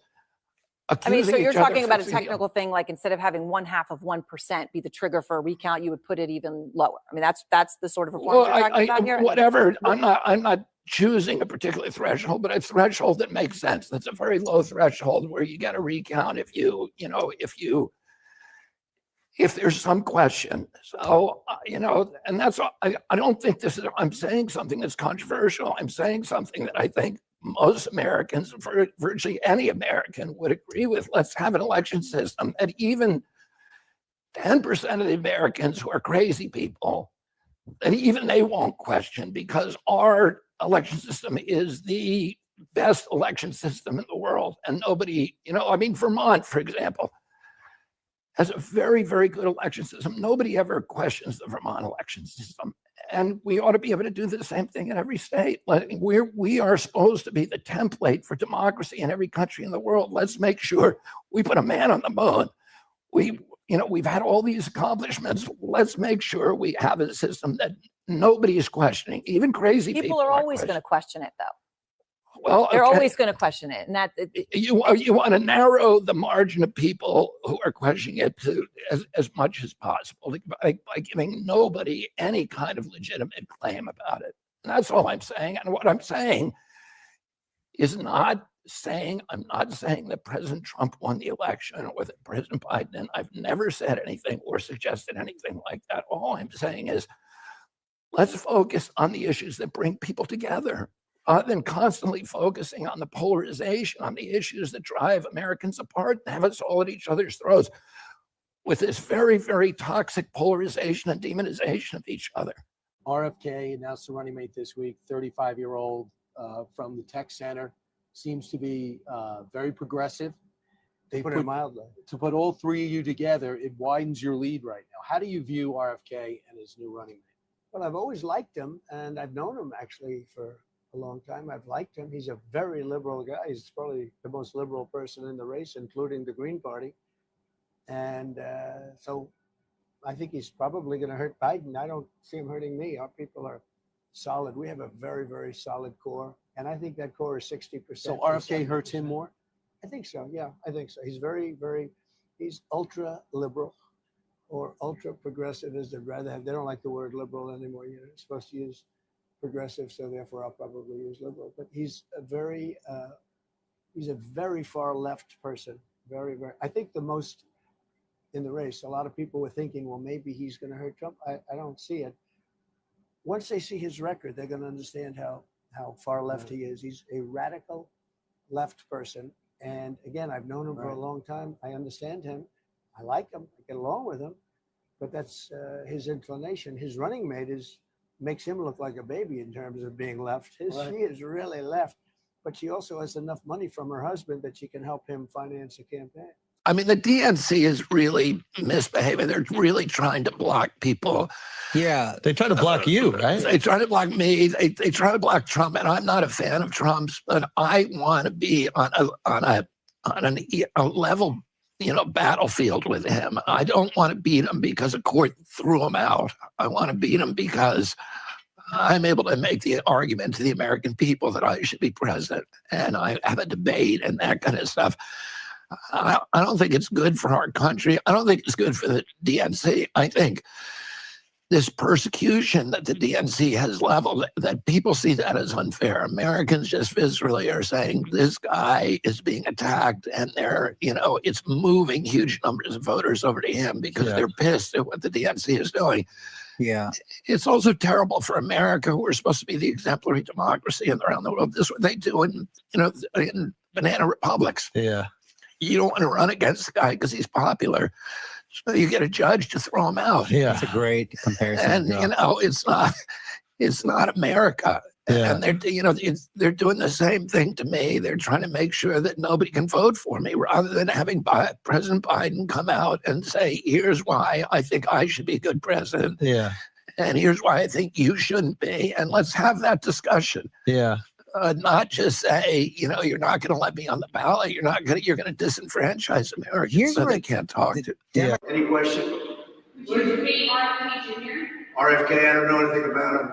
Look, RFK is polling very low. He's not a serious candidate. They say he hurts Biden. I don't know who he hurts. He might hurt me. I don't know. But he has very low numbers, certainly not numbers that he can debate with. And he's got to get his numbers up a lot higher before he's credible. But the numbers that he's taken away, they say will be against Biden. I don't know. I'm not so sure. It could be a little bit against me, but I don't see him as a factor. Well, Robert, one of the big issues for Democrats they've talked about is the threat to democracy.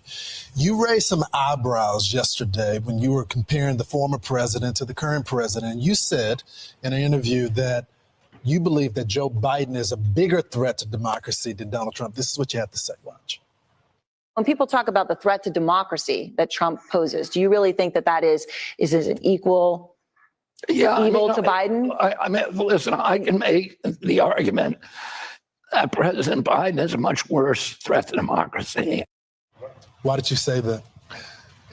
And by the way, I said I can make that argument, and I think it's an argument that we ought to be having.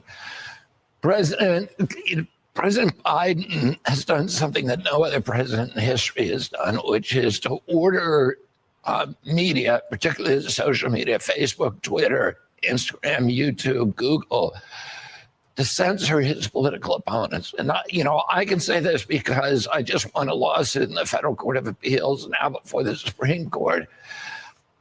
Because he began censoring me 37 hours after he took the oath of office, swearing to defend the Constitution. White House officials were on email with Facebook saying to them, you got to take down his post. Facebook actually pushed back and saying there's no misinformation here. This is actually what he's saying is accurate. And they had to make up a new term called malinformation, which is information that is accurate, but nonetheless inconvenient to, politically inconvenient. So there's been the First Amendment was put in the Constitution.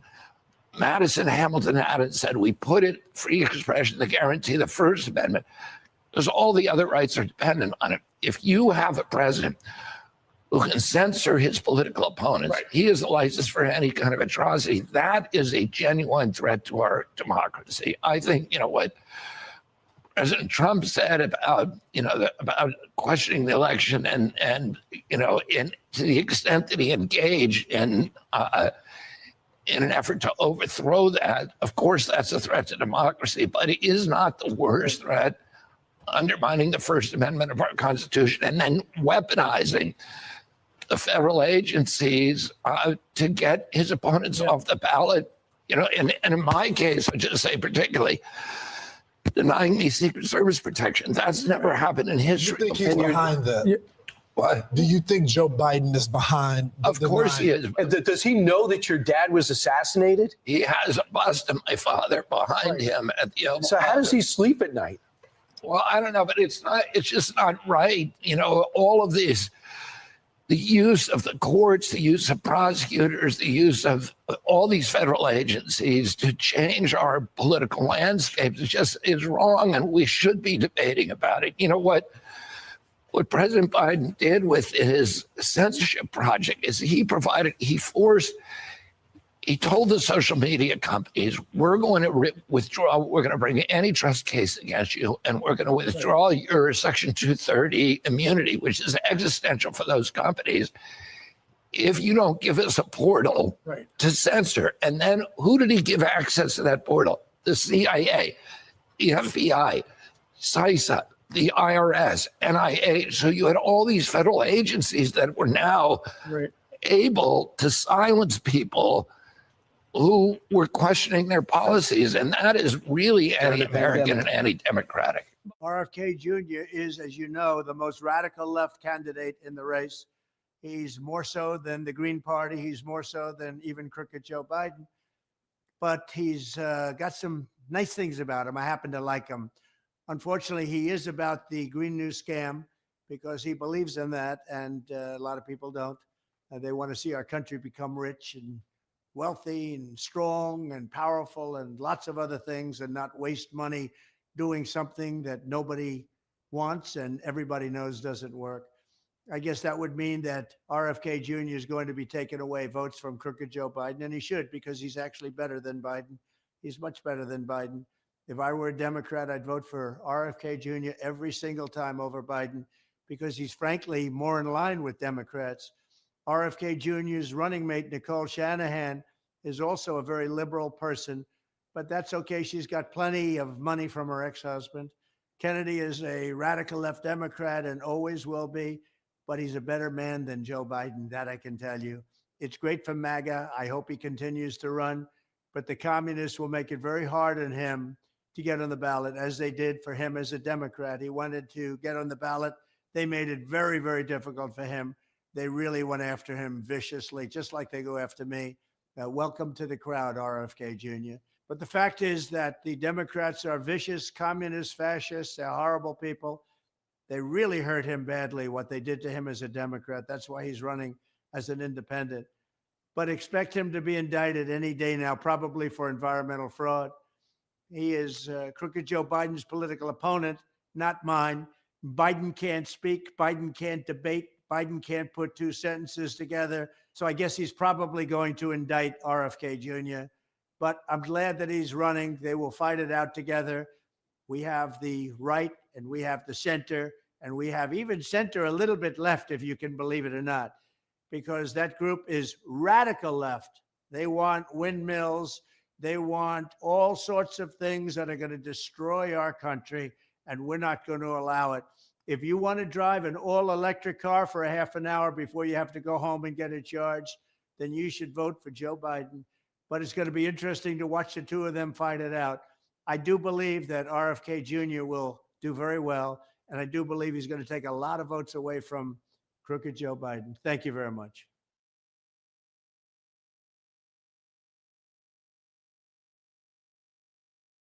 Hello, everyone. My name is Jonathan Hiller, and I'm the Director of Content at Team Kennedy.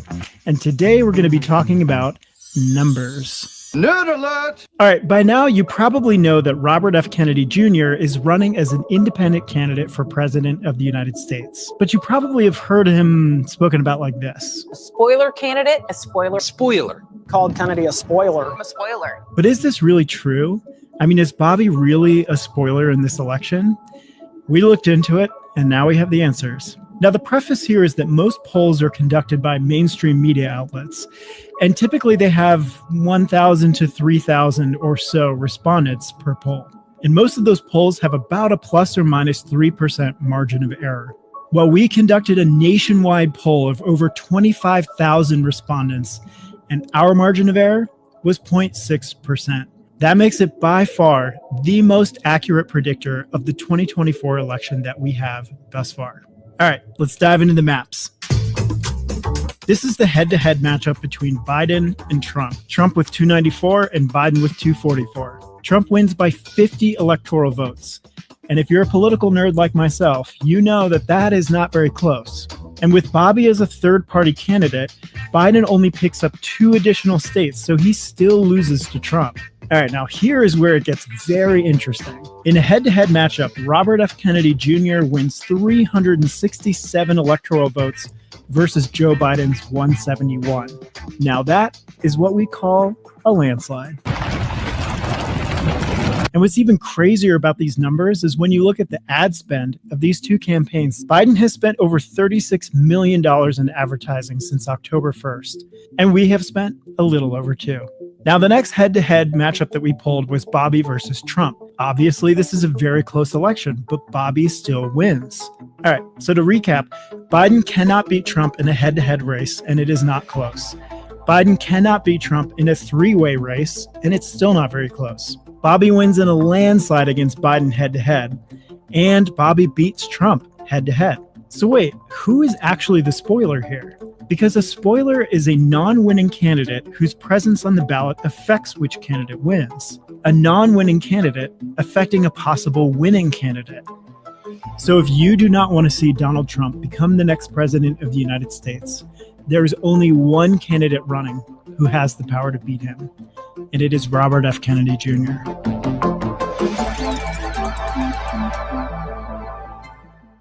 Also, a Fox News poll came out a couple of days ago, and extraordinarily, the most popular major candidate right now, although he's for a third party, the We the People Party, is RFK Jr.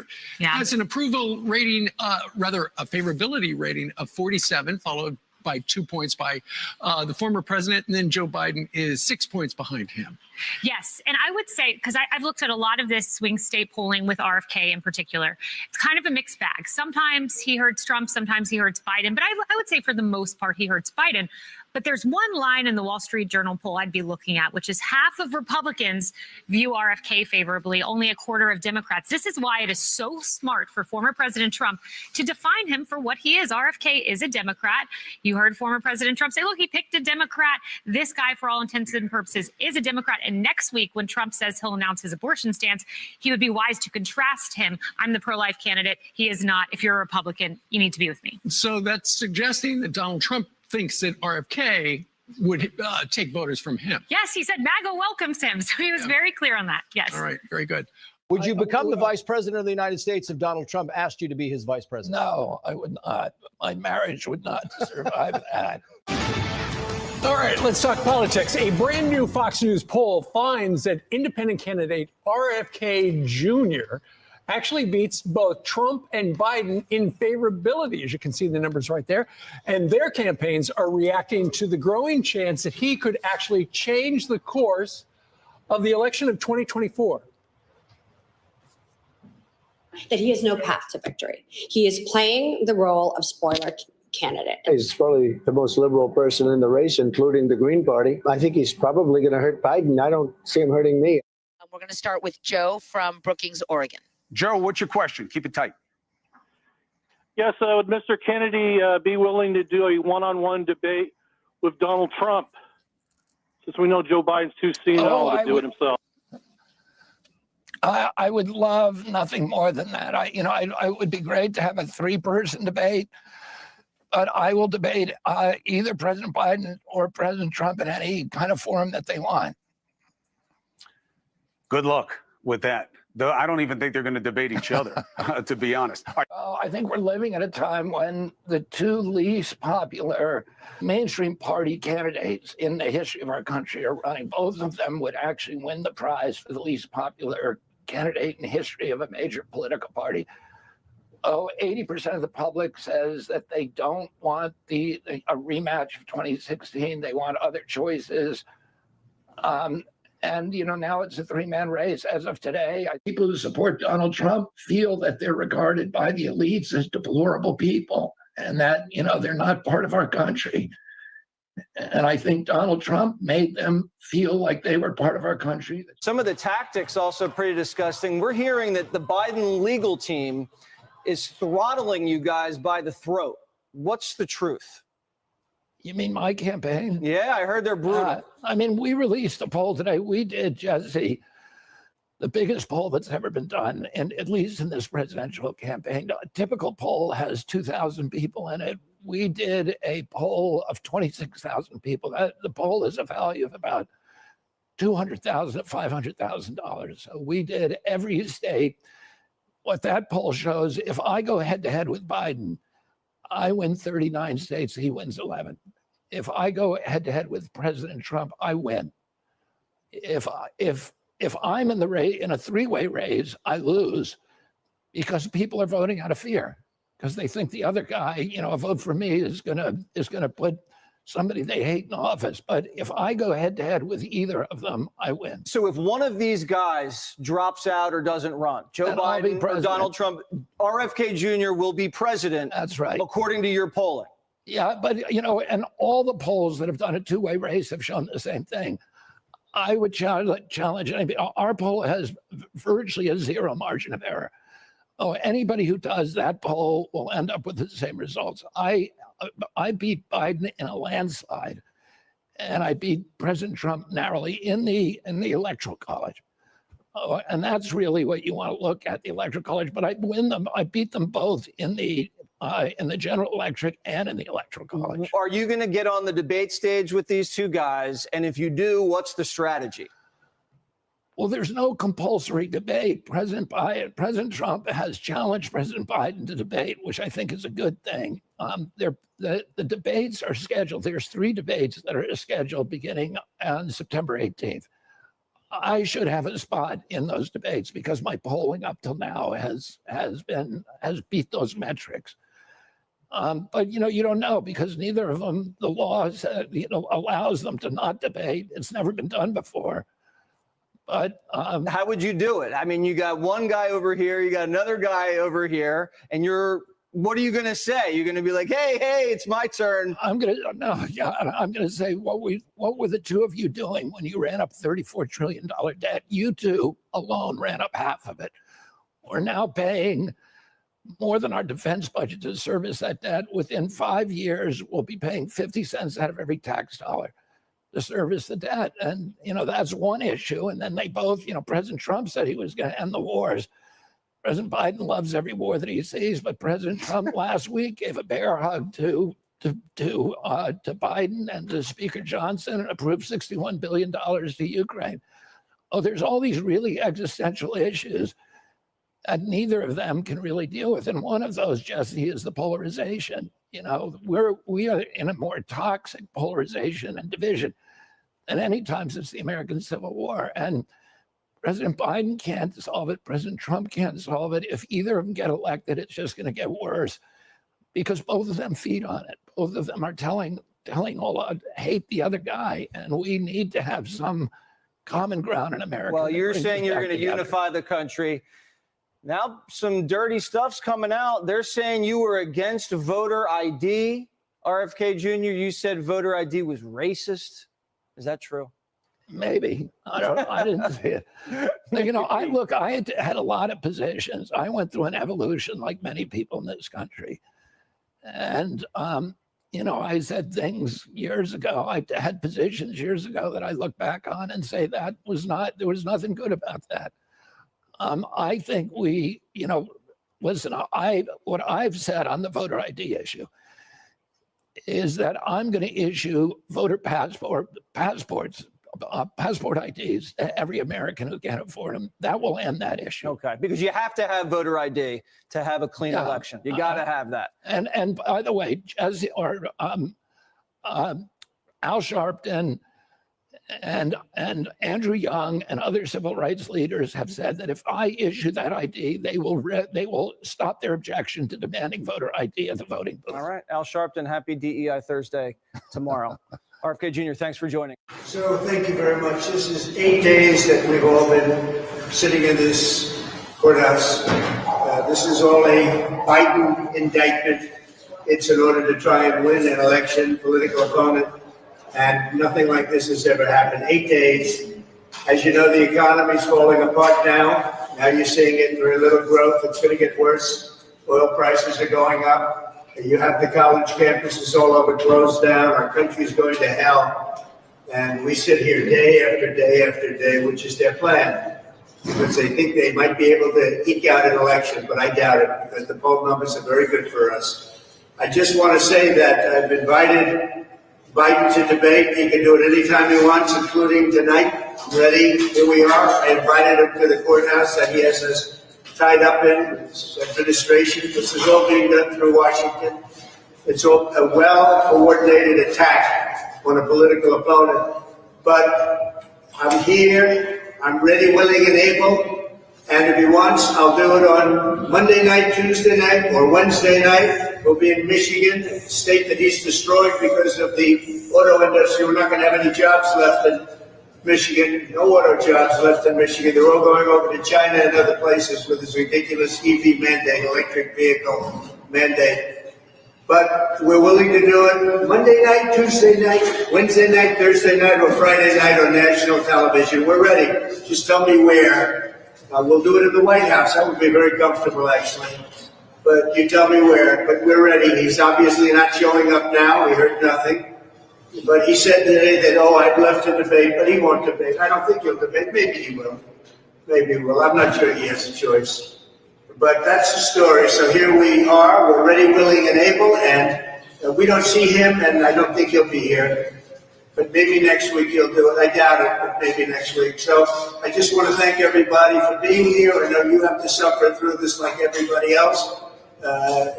Nothing has come. This is a case that should have never been brought. Every legal scholar, every legal expert, Andy McCarthy, Jonathan, Andy, every single one. Jonathan Turley came out with a scathing report of this trial today. Andy McCarthy's scathing report. Mark Levin, can't believe this is happening in our country. There's no case here. There's no case whatsoever. It's a disgrace. We have a conflicted judge, and it shouldn't be happening. Not in this country. Thank you very much. You think you beat Biden? If there was ever any time in the last 200 years that an independent candidate could win the presidency, it's now. Even the traditional mainstream media admits that 2/3 of Americans don't want to see a contest between President Trump and President Biden alone. My opponents are worried, which is why you're seeing so many dirty tricks attacks and condemnation of me by both President Biden and President Trump and the Republican and Democratic parties. Today, for the first time in American history, self-identified independents outnumber both Republican and Democratic voters. And independents favor me over President Biden or President Trump. I was particularly interested in a recent poll by NBC, which never gives me favorable treatment, but which acknowledged that 34% of Americans would consider voting for me. And in a three-way race, 34% is enough to win the election. Currently, polls show that about 20% of Americans have never heard of me and don't know that I'm running for president. So we have some work to do to get the word out about my campaign, but we also have a tremendous amount of headroom. Virtually everybody in our country knows that President Biden and President Trump are running. So they don't have much room to grow their supporters. And very few people are likely to change their minds about who among those two is the lesser of two evils. And keep in mind that when pollsters publish their surveys, they exclude those people who they consider unlikely voters. Based on historical records, they consider young people highly unlikely to vote. But what would happen if young people actually became excited about a candidate, as has happened in the past? They could provide a decisive margin of victory to my campaign. During the civil rights movement and the Vietnam era, young people who had never voted before in great numbers suddenly began voting in overwhelming numbers, and they changed the national debate. And guess what? Young people support me at a much higher margin, and they support either President Trump or President Biden. Young people are disgusted by the division. They're dismayed by the forever wars. They understand that they're not going to live the American dream, that they're not going to get their own homes, and they want somebody who's listening to them, and I'm that somebody. I'm going to end the forever wars, and I'm going to use the peace dividend to make sure that our young people get into homes and that they can have equity so that they can pursue their entrepreneurial impulses and rebuild America and small business in this country again. I can win the presidency, but I can't do it alone. I need your help. We have an FEC filing deadline on April 30th. That's very, very important to our campaign. Let's show the political establishment that Americans this time around are not going to be manipulated again by fear. They're going to vote for a candidate that they actually want to see as president. Please contribute to my campaign as much as you can. There is no more important time than now to donate.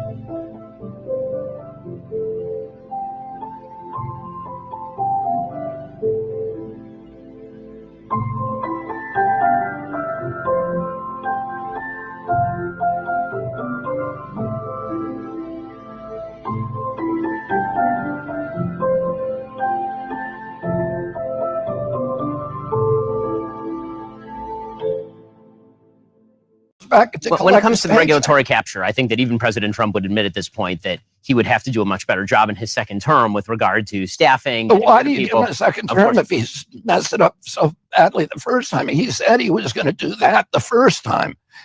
If I had been president, I would have done it.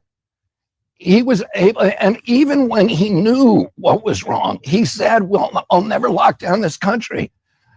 But he got rolled by his bureaucrats. I mean, I think that a lot of people who support President Trump, myself included, will believe that he got rolled by his own state. Yeah, and that's why 2020 was a disaster. We need somebody in there who will not get rolled by their bureaucrats. RFK Jr.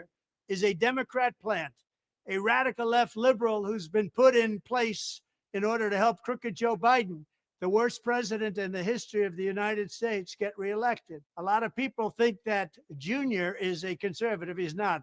He's more liberal than anybody running on the Democrat side. A vote for Jr. would essentially be a wasted protest vote that could swing either way, but would only swing against the Democrats if Republicans knew the true story about him. Jr. is totally anti-gun, an extreme environmentalist who makes the Green New scammers look very conservative by comparison. A big-time taxer, he wants to tax you. An open border advocate. He wants those borders to be wide open for more people to come in from prisons and mental institutions. And he's anti-military and he's anti-vet. He's an extreme liberal. He's radical left, and radicalized also are his family. They'll never allow him to be a Republican. They've said that we will not let him be a Republican. And his chief funder is the VP candidate that nobody ever heard of, except her ex-husband, who's been stripped of a big chunk of his cash. And he knows exactly what she's all about. She's even more liberal than RFK Jr. She puts herself down as a businesswoman or maybe a doctor. And actually, she probably is, because she did a hell of a big number on the husband. That's her business. I guess you could say that she's right, however, because what she's done is given a lot of money to the Democrat causes and the ultra-liberal causes. She's going to be a big hindrance, because when people saw that she was selected, they realized that Junior was indeed a radical left. She's more liberal than Junior by far, not a serious person, and only a pot of cash to help her get her no chance candidate on the ballot is what got her there in the first place. I lived with RFK Jr. in New York and watched him convince Governor Cuomo to make environmental moves that were outright nasty and really bad for the state. We have the highest energy costs anywhere in the country, and that's because of RFK Jr. He was a disaster. Upstate New York was not allowed to drill or frack as Ohio, Pennsylvania, and others ripped off New York energy. Because of this, prices have skyrocketed all over that part of the country. And frankly, it's affected New England. It's affected everybody. But all of this was the policy of RFK Jr. He doesn't want any drilling whatsoever. He doesn't want anything. He wants everything to come to a halt, and you'd find that out. But the fact is, he is a radical left person. So Republicans, get it out of your mind that you're going to vote for this guy because he's conservative. He's not. And by the way, he said the other night that vaccines are fine. He said it on a show, a television show, that vaccines are fine. He's all for them. And that's what he said. And for those of you that want to vote because you think he's an anti-vaxxer, he's not really an anti-vaxxer. That's only his political moment. He said it the other night. He's okay with the vaccine. Their energy costs are the highest in the United States, in New York State and New England, because of this guy, with the exception of California and Gavin Newsom, who's the worst governor in the state's history and one of the worst governors in the history of our country. I'd even take Biden over Jr. because our country would last about a year or two longer than it would with Jr. It would collapse almost immediately, and his family, a radical left, a crazy left, a bunch of lunatics, would take over, and our country will die very quickly. So RFK's views on vaccines are fake, as is everything else about his candidacy. He is not a Republican, so don't think you're going to vote for him and feel good. He's a radical left Democrat. Let the Democrats have RFK Jr. They deserve him.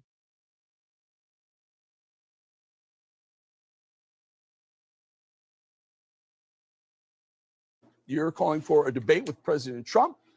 You have an open letter to him. I'll let you explain it. Yeah, we're both, Eric, thanks for having me, first of all. We're both speaking at the Libertarian Convention in Washington, D.C. on May 24th and 25th. I've invited President Trump to debate. He's repeatedly said that he is willing to debate anytime, any place. He said that he specifically would debate me as long as my poll numbers are up. My numbers now in the latest Quinnipiac poll and CNN poll exceed the 15% threshold. We also have just done the biggest poll of the campaign. Typical polls, Eric, are around 22,000 people, 1,200 to 2,000 people. Our poll was 26,000 people. It costs almost $200,000 of the value of this poll. Other people would charge $500,000 for it. It is so large that it has virtually a zero margin of error. And that poll shows, we did head-to-head races, and that poll shows that in a head-to-head race, I beat President Trump narrowly, and that I beat President Biden in a landslide. That the poll also shows that whether I'm in the race or I'm out of the race, President Biden cannot win the race. And in fact, President Trump wins 2 extra states if Maryland or Virginia and Maine, if I drop out of the race. But the poll shows me that the first time in history in head-to-head races, a third-party candidate beating the candidates of both political parties. And that's unprecedented. Here you are, and you put this open letter out. Have you heard back from the Trump campaign? We have not heard from him yet, but we hope to hear from him, and I hope to see him at the Libertarian Convention. The other news that we have is we got on the ballot in the state of Delaware. So we now have sufficient signatures for 11 states. We're getting 2 or 3 states a week, and we'll continue doing that until we have all 50. We will be on all 50 by July. And something that, again, has never been done with this many, a million signatures. We're going to get almost 2 million. We're going to get about double what we need to give us a big cushion, because the DNC and the RNC are both trying to throw us off the ballot because they don't want to have this contest. And then, the last piece of news is that we put out 2 days ago, we put the Super PAC, the Kennedy, the American Values Super PAC, put out a 30-minute video called Who is Bobby Kennedy? It's narrated by Woody Harrelson. It's a very, very powerful video, and it already has 100 million views. Both Facebook and Instagram have been actively censoring the video. They've been removing it from people's platforms, and now they continue. Now we've called their attention and threatened litigation. They've allowed people to actually post it, but they are shadow banning it and slow walking it. So we're looking at our litigation options right now, but over 100 million people have now seen that video. So I want to get to that in a second. It's a great video, by the way. I've watched it in full. Back to the debate, and we'll get the other. You sure you want to debate Donald Trump? I mean, there are stages littered with political careers everywhere in the aftermath of people wanting to debate Donald Trump. The guy's a master debater without a question. You up for that? You ready for that? I am, and I agree with you. I think President Trump is arguably, well, he's certainly the best debater in modern political history. I would say since my uncle. My uncle was also a very good debater, and who knows, what would have happened if my uncle had come across Donald Trump. I can't imagine it, but you could argue that he's the best debater since the Lincoln-Douglas debate. He's gone through, as you know, in 2016, he went through 16 opponents and, left them all in mayhem. Is a strategic question for you. So let's say, small circle, President Trump is sitting there saying, eventually we're going to have to go through RFK. And we have to figure that out because it's going to be challenging. The last RFK was an RP, right? And you know who RP was? Yeah. Ross Perot, right? And he had 19.5%, 21%, whatever the number was. And in George Bush Sr.'s documentary that was done, it's a great documentary, you got to watch it. The last 2 minutes of the documentary, the guy interviewing him asks a question about Ross Perot. It's the only thing he didn't want to answer. He got upset and walked away. I don't know if you've ever seen it. Highly recommend you watch it. Yeah. I think it's actually a very good documentary for you to watch to see exactly what happened with them, because I think that time's going to come as well. Let's say if you are chosen as a VP or whatever the role may be, let's say you are the VP. Do you think you could help, since you and RFK have a relationship together, to have RFK potentially, not necessarily, the better word would be to team up, because a lot of the values on what he likes, the left cannot stand him. Even the other day, a story came out, I think last week, talking about the Kennedy family. It's all behind Biden, kind of trying to undermine him. The fact that if your own family cannot support you, why would you support an RFK? They're dividing one of the most powerful Democratic last names, possibly the most powerful Democratic last name we've had the last 80 years, right? 100 years that with Joseph and what he did. What role would you play if you were on the inside to be able to communicate with RFK? I think that as this election season moves on, I'm not going to violate any privacy of the conversations that RFK and I have already had about what's going on in the country and how we share many of the same concerns about the direction our country is headed in.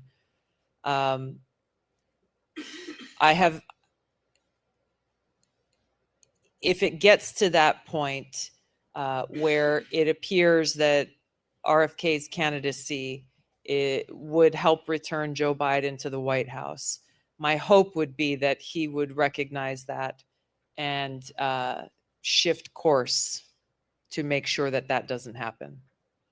And you think you have enough of a relationship or influence for him to consider that? We are good friends, but as you know, he is his own person. Right. So Just like every one of us, you know, I have made a choice in my heart about what is at stake in this election. And as you'll see in the book, For Love of Country, this is what's motivating me. I'm going to be on the road for the rest of the year until the election is done. I'm not getting back to, I was home a few weeks ago and my mom asked when I was coming back. And I said, not until November 6th, because if I can have any impact and influence in sounding the alarm bells to those undecideds, to those disenfranchised Democrats, to those independents who may feel in their heart that things aren't right, but don't have, you know, the intellectual ammunition or the facts or the resources or those shared experiences to help make that decision for them. I'm going to put everything that I have into this election because our country is at stake. And I hope and encourage everyone everywhere to do the same. So, Rob, can you do me a favor and pull up the VP? Because I know it's a tough question for me to ask, and it's unfair for you to answer it because there's conversations that's been had privately, and you don't want to compromise that because later on it's going to come back. So I respect that. I just respect relationships totally get it. and friendships. I value that. For everyone out there that's watching, Tulsi is officially on Minect. Rob, if you can show her Minect, the first 50 people that Minect with Tulsi, we will send you a copy of the book as well signed. We bought copies to get it out there because we are so confident in her message being out there. We feel more people need to hear from her. So the first 50 that Minect with Tulsi, ask her whatever questions you got, and those 50 names we're going to send you a copy. Just make sure you're in America. If you're anywhere else outside of America, we're not shipping to you. If you're not in America, don't do the Minect. Only in America will ship the copy to your first 50 states. Thank you for that. So if you like this clip and you want to watch another one, click right here. And if you want to watch the entire podcast, click right here.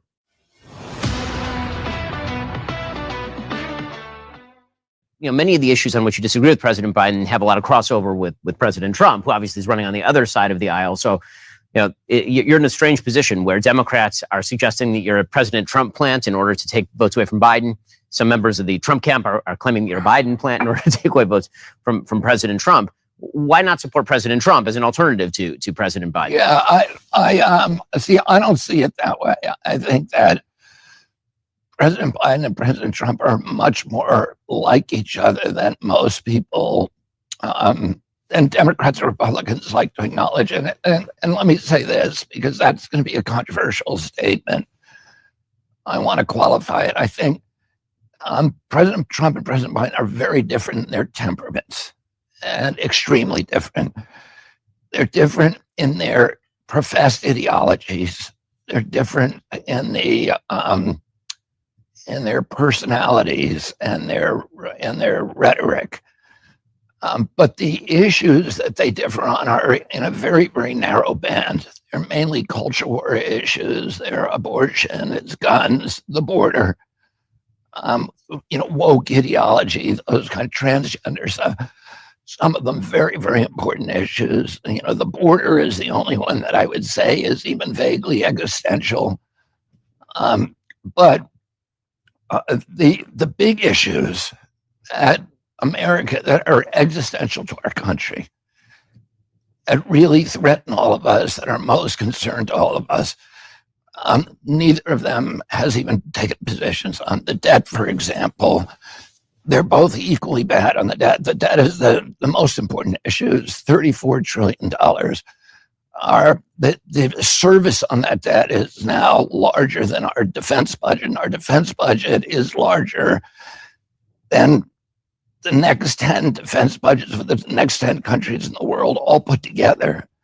So that is, and President Trump and President Biden are largely responsible individually for that debt. President Trump ran up the biggest debt in history. He put $8 trillion on that number. And that is more than all the presidents in 283 years of history before him. And President Biden put almost that much on it.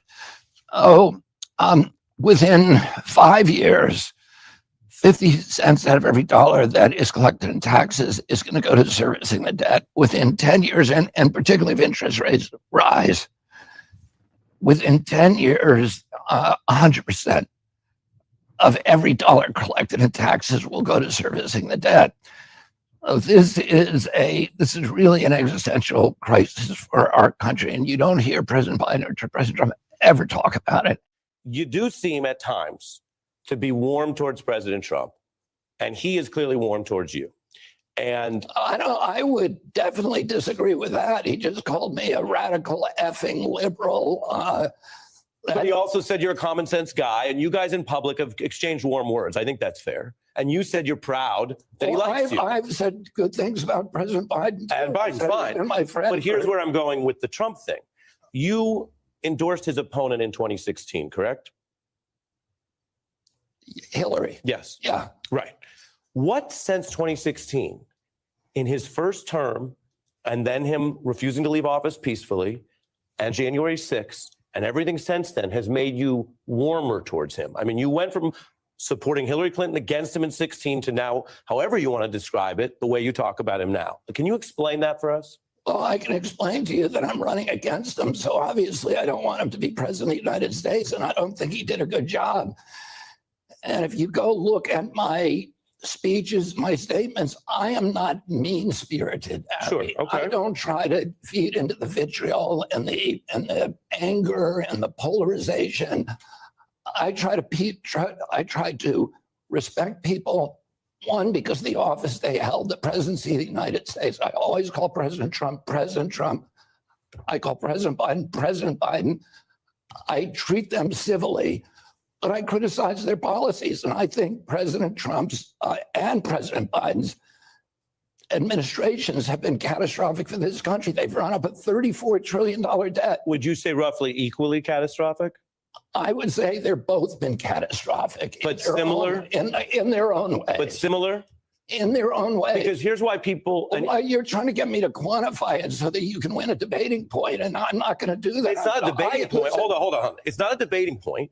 There's a big choice coming down, and you are now inserting yourself, as you have the legal right to do, as a candidate for office. Exactly. But you're someone who, again, in all fairness, was giving these speeches against Nader for this kind of thing, was supporting Clinton against Trump, saying this is the danger of Trump. And now people hear you, and this is a chance to talk about it, but people hear you as very similarly to Nader saying it's a pox on both houses, lesser of two evils, what others call false equivalency. I want to play for you some of what Donald Trump, wait, and then I'll let you respond, but I made this for you. This is some of what Donald Trump stands for and why people hear you, Robert F. Kennedy Jr., talk about false equivalence. This is all debating tricks. You're lighting. There's not a trick at all. You're lighting fires faster than I can put them out. Every single thing you say, it's not. Okay. So take a listen to this, and you'll get the floor. Look at why people say, "How can you say Biden and Trump are similarly catastrophic or both catastrophic, quote unquote?" Take a look. They were both catastrophic. Both catastrophic, quote in unquote. Different ways. Knock the crap out of them, would you? Seriously. I will pay for the legal fees. I promise. Very fine people on both sides. These aren't people. These are animals. Proud boys, stand back and stand by the radical left thugs that live like vermin within the confines of our country. I said I want to be a dictator for one day. It's nice to have a strong man running your country. People are concerned not that this is Nader 2.0, but that you are using the platform and the following you have to suggest that they're both catastrophic and they're similar, and that you, they say, are ignoring not only the policy difference, but the actual possible democracy and autocratic threat of Donald Trump if he wins again. Perhaps thanks to you, your response. Yeah, I never said that. So, like I said, I think both of them did bad things to our country. I think both of them contributed. President Trump, more than any president in history, built $8 trillion after coming in and promising the country that he was going to run the government like a business. He shut down every business, 3.3 million businesses with no due process, no just compensation. That's a violation of the Constitution. He ran up an $8 trillion debt. More money he spent than every president between George Washington and George W. Bush, 283 years. President Biden is racing to catch up with him. He's added $1 trillion in the last 100 days. We're now spending more for our national debt, our $34 trillion debt, and we are on our defense budget just to service that debt. Within 5 years, 50 cents out of every dollar that we collect in taxes is going to go to servicing the debt. within 10 years, 100%. It's not sustainable. They're both catastrophic. Neither of them can solve that problem. Let me tell you something else they can't do. Neither of them can end the vitriol that you are trying to pump up right now. I understand. What have I said that's vitriolic? What have I said that's vitriolic? You're saying to me that I need to take a side and say one person. No, I'm asking you about, you're running for president, a big job, and I'm asking you about what people say out there. You told me I would have the floor. You told me. Yes, I did. After you get but you your just said, long you just speech. suggested that I am perpetrating vitriol. And I asked you to substantiate that. What have I said today that is vitriolic? Let me finish what I'm saying. Okay. What I said when I announced a year ago is that we are facing a time in our history, Ari, that is more, and I think you'll agree with this, you are a student of history, that is more vitriolic, more polarized, more poisonous than at any time since the American Civil War. And it's all being amplified by the social media algorithms. And it's hard to see a way out of that. If somebody doesn't come along and say, I'm not going to participate in that. And even if people act crazy on both sides, I'm not going to be part of that craziness. I'm going to try to talk about the issues that people care about. In fact, the fact that 57% of Americans can't put their hands on $1,000 if they have an emergency in their family. That cohort, if the engine light comes on in their car, it's the apocalypse. There's more than half of our countrymen. And these two presidents have created that situation. More than 50% of the people in this country are making $5,000 less than the cost of basic human needs. Well, and we're embroiled in forever wars. So when you mentioned these guys can get us out of, I think President Trump is arguably, well, he's certainly the best debater in modern political history. I would say since my uncle. My uncle was also a very good debater, and who knows, what would have happened if my uncle had come across Donald Trump. I can't imagine it, but you could argue that he's the best debater since the Lincoln-Douglas debate. He's gone through, as you know, in 2016, he went through 16 opponents and, left them all in mayhem. There are now 2 debates between you and President Biden, but if RFK Jr. qualifies to be on that stage, will you still participate? Well, I have no problem with him. I think he's really not doing well in the polls at all. His numbers have gone down a lot lately, but I would have no problem if he got whatever the threshold is. But he's very low, and he seems to be heading in the other direction, in the wrong direction. I would have no problem with it, though. If he qualified, I would have no problem. You're calling for a debate with President Trump. You have an open letter to him. I'll let you explain it. We're both speaking at the Libertarian Convention in Washington, D.C. on May 24th and 25th. I've invited President Trump to debate. He's repeatedly said that he is willing to debate anytime, any place. He said that he specifically would debate me as long as my poll numbers are up. You sure you want to debate Donald Trump? I mean, there are stages littered with political careers everywhere in the aftermath of people wanting to debate Donald Trump. The guy's a master debater without a question. You up for that? You ready for that? I don't underestimate President Trump, but I think I'm uniquely able to confront him on issues that nobody has confronted him on. He has now been 4 years in the presidency. And I want to talk to him about his record. I want to talk to him about why he locked down 3.3 million businesses, shifted $4 trillion in wealth from the American workers and the middle class to this new oligarchy I would love to see billionaires. I would love to see this debate.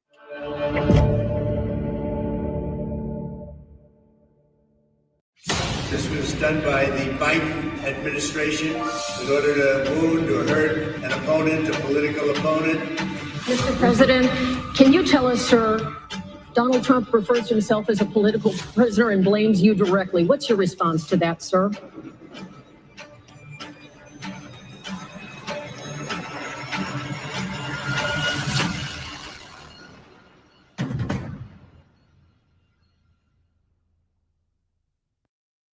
Presidential candidate RFK Jr. joins me now.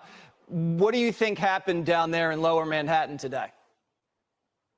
I think, Jesse, that it is going to backfire. This conviction is going to backfire on the Democrats. I think every time that President Trump has been indicted that his approval ratings actually increase, his popularity increases. I think there's a large number of Americans who are going to see this as the politicization of and the weaponization of the enforcement agencies. And I think it's going to hurt. It's bad for our democracy. I think the Democrats feel like they have, the DNC feels like it has a candidate that cannot win fair and square in the polls. And so they have to win in the courts. They have to win by clearing the deck and getting their other opponents out of the race. I'm not a fan of President Trump's, but I want to win. I want to beat him in a campaign on a level playing field. I want to talk about his issues, about locking down the economy, shutting down 3.3 million businesses, about running up a $34 trillion debt, about engaging us in forever wars and doing favors for Wall Street. I don't want to beat him in a courtroom. I think it's not good for our country, and I think it's really going to backfire on the Democrats. Well, I think maybe you have a little bit more honor than the sitting president, that's for sure. Your uncle was the head of the DOJ and then eventually was ensnared in similar vicious, elite, and very dangerous circles, your father and your uncle. Do you see any similarities with what is going on now today? Well, my father was the attorney general. You know, his first week in office, he called up in 1961, he called in all the division heads and the bureau chiefs of the Department of Justice. And he said, rule number one, politics is out the window. We never prosecute based upon politics. We never ask whether somebody's Democrat or Republican. The reason he did that was because he understood how important it is for our country, the American people, to have faith that the judicial system is neutral, that all of us need to respect it.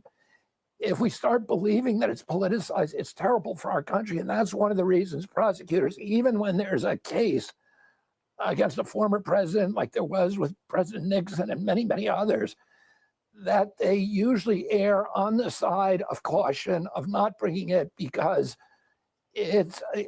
we risk making ourselves look like a third world country, like a banana republic, where nobody really actually runs the election. If there's somebody who's going to run against you, you get rid of them one way or another. And and this was part of our history in England when the king was running it, he'd choose his prime minister and his parliament members, and people who ran against them, he would lock them up. So this was a sensitivity that we had from the beginning, that we need to be very, very careful about separation of powers. Well, RFK Jr., you know why that they're getting away with it is because the media lets them. If we had a fair press in the United States, they wouldn't even be tempted to pull these stunts. They wouldn't be trying to incarcerate their rivals and indict people for threatening their power. It's the media that's letting them get away with it because they're just not held accountable in the court of public opinion.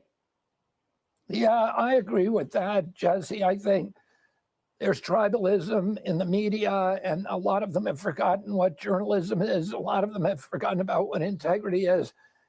And we see this across the board. But what I would say to people is, in the Democratic Party, is even if you won this way, what is it going to do to our country? If half the people in this country have the anger and the rage and feel like that they're the person, they're a champion, that the candidate that they wanted to vote for has been taken off the table. When I was growing up, the Democratic Party was the party of getting everybody to vote, of making sure nobody got disenfranchised.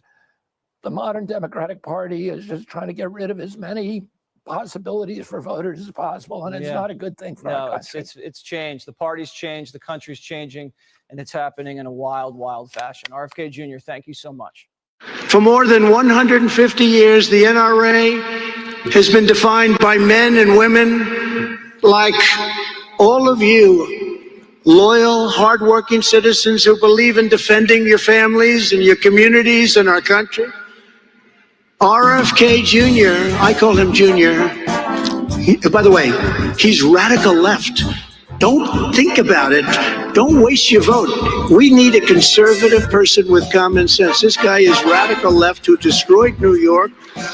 They're taking down all of the energy components. We have the highest, and all of New England, actually. He's a disaster. He's radical left. RFK Jr. is radical left.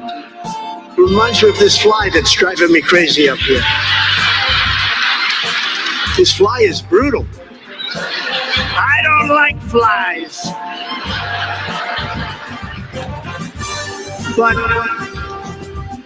RFK Jr. calls you a terrorist group. You know, he calls you a terrorist group. Can't vote for him. You can't, you know. Somebody said, well, they like his policy on vaccine. The other day, he said, no, he'll go for the vaccine. He's got no policy on anything. He's radical left. He always has been. His family is angry at him because he's doing this. They won't talk to him because they said, where the hell did this come from? And for some reason, he's getting probably a little bit more. Biden hurting Biden a little bit more. But we can't waste any votes. We have to make sure we win.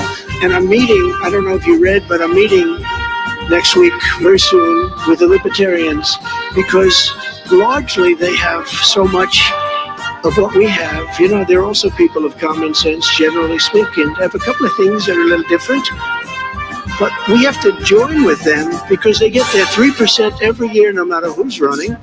And we have to get that 3% because we can't take a chance on Joe Biden winning. He's the worst president in the history of our country by far. We can't have.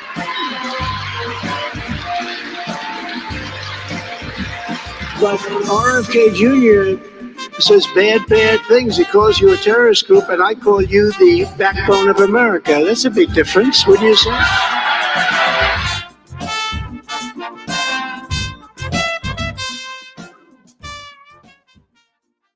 I'm not going to take anybody's guns away. My father was killed by guns. My uncle was killed by guns. I understand how generationally that gun violence can harm societies or communities. I also understand there's more in this country and it's intolerable. School shootings are unacceptable. Mass shootings are unacceptable. We're having them every 21 hours, and that is unacceptable. Is it because of the proliferation of guns? The evidence indicates otherwise. And let me explain this. The proportion of guns per home in this country has not increased. I think it's increased by a little less than 1% since 1970. And yet the mass shootings have proliferated beyond, started since then, and now, you know, they're everywhere. There are other countries that have comparable numbers of guns. Switzerland, for example, the last mass shooting in Switzerland was 21 years ago. We're having mass shootings every 21 hours. Why is that? It can't be just because of the guns. It has to be something else. I've made a suggestion that we begin studying the other possible co-variables. And this is what NIH should be doing. NIH should be studying, are video games contributing to that?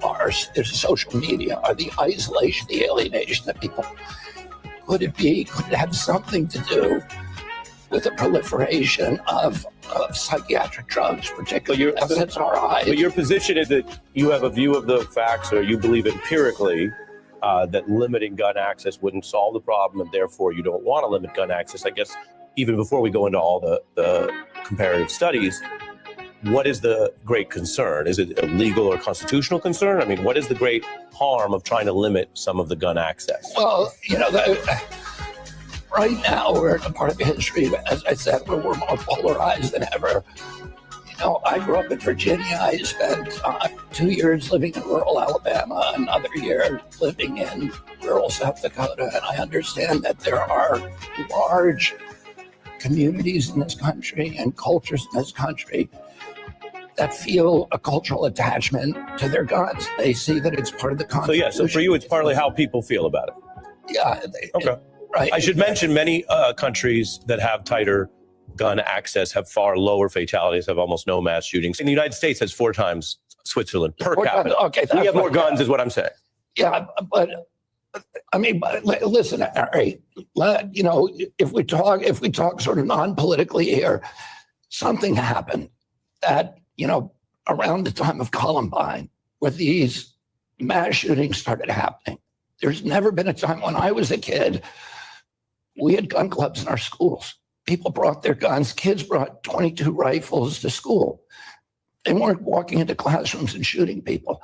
Something changed. There has never been a time in human history where people walked into crowds of strangers and started killing them. Oh, you can't blame it completely on guns because the gun, you know, at the time the mass shootings increased, there was no increase, there was no coterminous increase in gun ownership. It has to be something else beside that. Clearly, the enormous number of guns we have in this country contributes to gun violence. But if we cut the guns, would it end the gun violence? First of all, I don't think, you know, particularly with the very expansionist interpretation of the Second Amendment that the Supreme Court has given, there's very little room. That's certainly the legal reality. We do it on the margins, and that's not going to change anything. What it will do is it will increase the insecurity, the anger, the distrust, the suspicion of those people who feel very strongly about that issue. And so for me, it does not seem like I've made the commitment. I'm not going to take people's guns. I'm skeptical of the Democratic Party. I'm skeptical of the historical establishment wing of the Republican Party. I know you all heard from RFK Jr. earlier today. And I'm just going to be calling it out like I see it across the board, 360 degrees here. I respect his commitment to medical freedom, something that many of you in this room share as well. I will first acknowledge that. Got to respect somebody who stands for actual medical freedom. But RFK Jr. is in no sense a libertarian in any meaningful sense of the word. I mean, the fact is, you cannot say you support free speech in this country if you also have, even in the past, advocating for imprisoning those who have spread climate disinformation. The Second Amendment is not a recommendation, it is a right. And I'm going to say this, call it like it is. I'm proud to be not only the only Republican candidate who came to PorcFest this year, but also to be the only presidential candidate of any party that did not require people to disabuse themselves of their Second Amendment rights in order to enter those grounds either. And I don't think that you're a libertarian if you behave like the other side. I'm glad he's skeptical of the government narrative on vaccines, but he's completely imbibing the government narrative on climate change. I'm glad that he supports actual medical independence, but the fact of the matter is somebody cannot oppose nuclear energy in this country and support an expansion of the regulatory state on grounds of environmentalism or consumer protection and in any way pose as a libertarian. It's just a fact of the matter. So I don't really bend the knee to one particular political party or another. Democrat Party, Republican Party. I respect some elements of what everybody has to say in respecting freedom, but RFK is in no sense a libertarian either. Well, let me ask you, there's another block that's there that's on all 50 state ballots, so that's the Libertarian Party. Now, they recently had a chance to hear from Donald Trump. You might have heard that one. That one got pretty nasty. I want you to respond to this. If you want to win, if you want to lose, don't do that. Keep getting your 3% every 4 years. Now I think you should nominate me or at least vote for me, and we should win together. All right, it was a pretty nasty reception. I don't know how they react to you. I know there are many who are saying it's an easy way for you to get in all 50 states, but you're not exactly the classic definition of a libertarian. So what do you do? Well, I spoke to libertarians the night before, and I got a standing ovation from them. You know, the libertarians, I'm very aligned with libertarians on several issues, on the war issues, anti-war, on the constitutional issues, on personal freedoms, those areas, and on free market capitalism. So on those areas, I'm aligned with libertarians. There's other issues like the abolition of Social Security and Medicare in which, you know, I differ from them. Apparently, it was the Social Security thing so- that knocked you off their list. But Donald Trump does have a point to say, unless they, put their arms around somebody, they are going to get 2 or 3% every 4 years. So what good is that? What do you think of that? Well, that's up to the libertarians. I mean, I'm polling now pretty consistently in the real polls where they ask the polling question the way it's going to end up on the ballot. I'm polling at 15% or above. We're very happy where we are right now. I have 5 months and 4 days to persuade Americans that they should be voting out of hope and inspiration rather than out of fear. My favorability rating is better than either President Biden or President Trump. I'm beating them consistently in young people in this country, and I'm beating them among independent voters who are today the biggest voting cohort today. For the first time in history, independent, self-identified independents outnumber both Democrats and Republicans. 43% identify as independents, only 27% Democrats, 27% Republicans. So in that cohort, I dominate. Our challenge is getting to the baby boomers. And, at this point, the television networks won't let me on except for Fox. But the major networks will not let me on to do a live interview like you're doing right now. And I think that is the big obstacle to us. And if we can break down that barrier, we're pretty confident that we'll do well with the baby boomers as well. Former Trump policy aide Steve Miller, also Trump campaign surrogate, dear friend.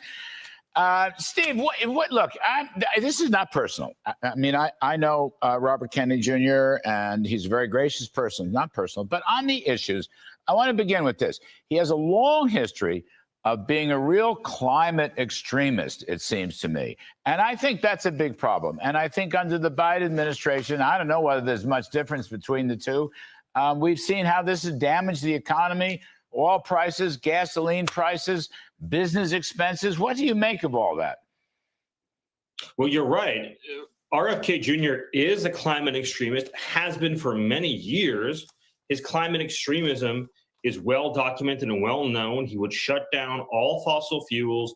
He would abolish drilling, and he would put significant taxes on carbon emissions that would crush the economy. I think what's significant, Larry, and what you're really talking about today is this.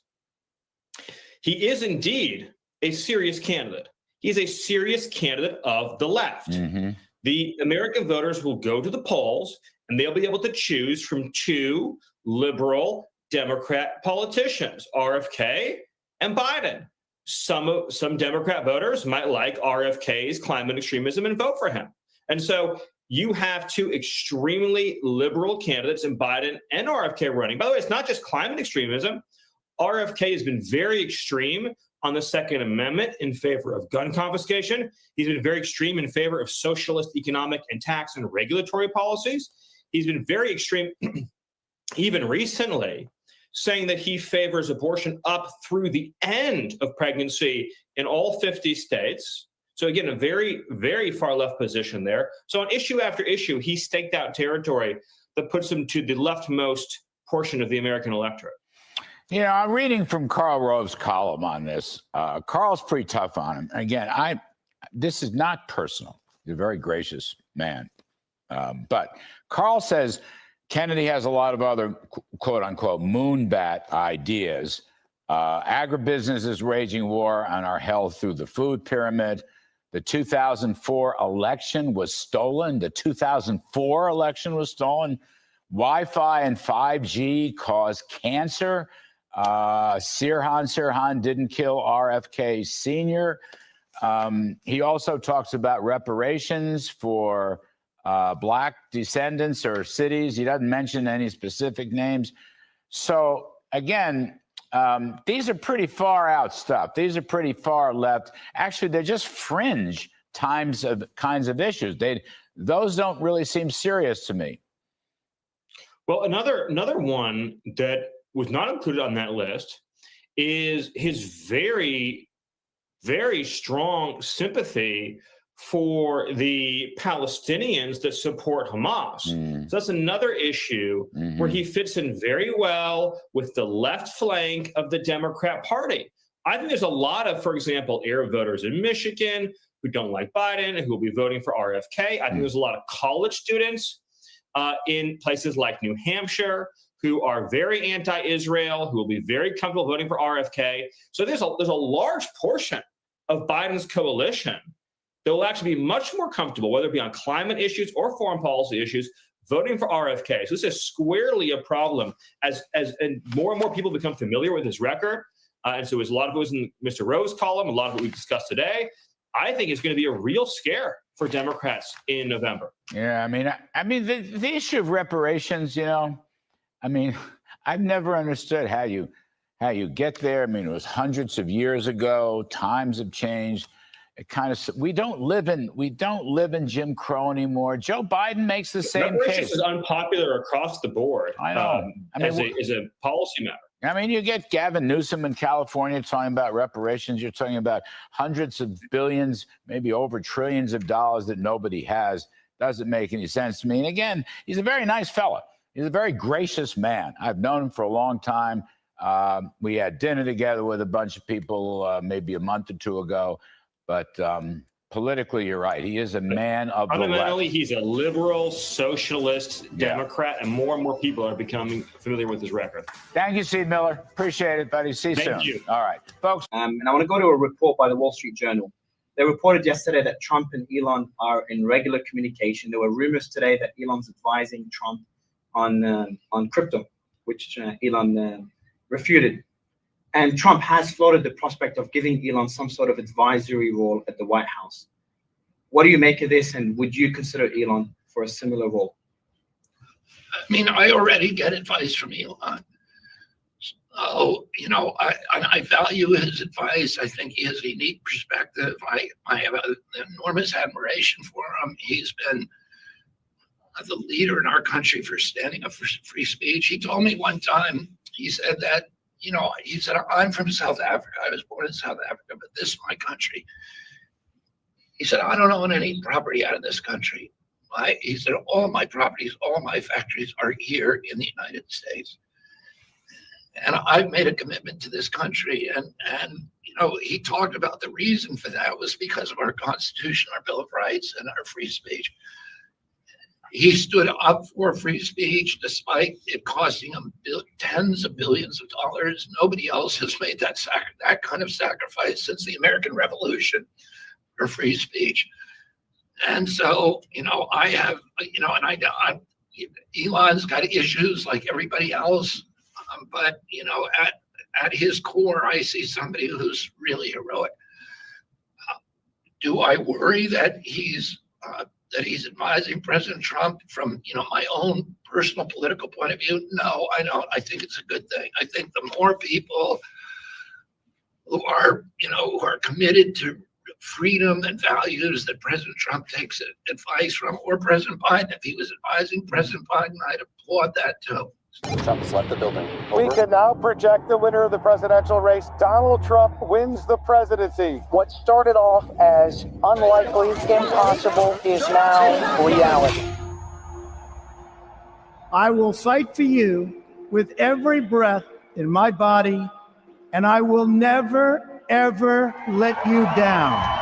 We have a president who actually fulfilled the promises he made during the campaign, securing the border to foreign policy. He now has a record as president that's pretty damn impressive. Breaking news out of Palm Beach, The FBI has executed an unprecedented search warrant at President Donald Trump's Mar-a-Lago estate. The former president has both sides of the political aisle up is in a arms. dangerous and unstable moment in American history. The Justice Department has just indicted former President Donald Trump. For 7 years, they hated him, they targeted him, they hunted him. This is the epitome of the abuse of the prosecutorial power to preempt political decisions. I never thought anything like this could happen in America. The only crime that I have committed is to fearlessly defend our nation from those who seek to destroy it. The more that a broken system tells you that you're wrong, the more certain you should be that you must keep pushing ahead. They want to take away my freedom because I will never let them take away your freedom. They want to silence me because I will never let them silence you. They're not coming after me, they're coming after you, and I just happen to be standing in their way, and I will never be moving. On November 5th, 2024, justice will be done. We will take back our country, and we will make America great again. America will always rise to every challenge and overcome every danger. Donald Trump seems to always get stronger when challenged. These types of things, I think, give him strength. When I'm reelected, I will totally obliterate the deep state. As long as we have pride in our beliefs, courage in our convictions, and faith in our God, then we will not fail.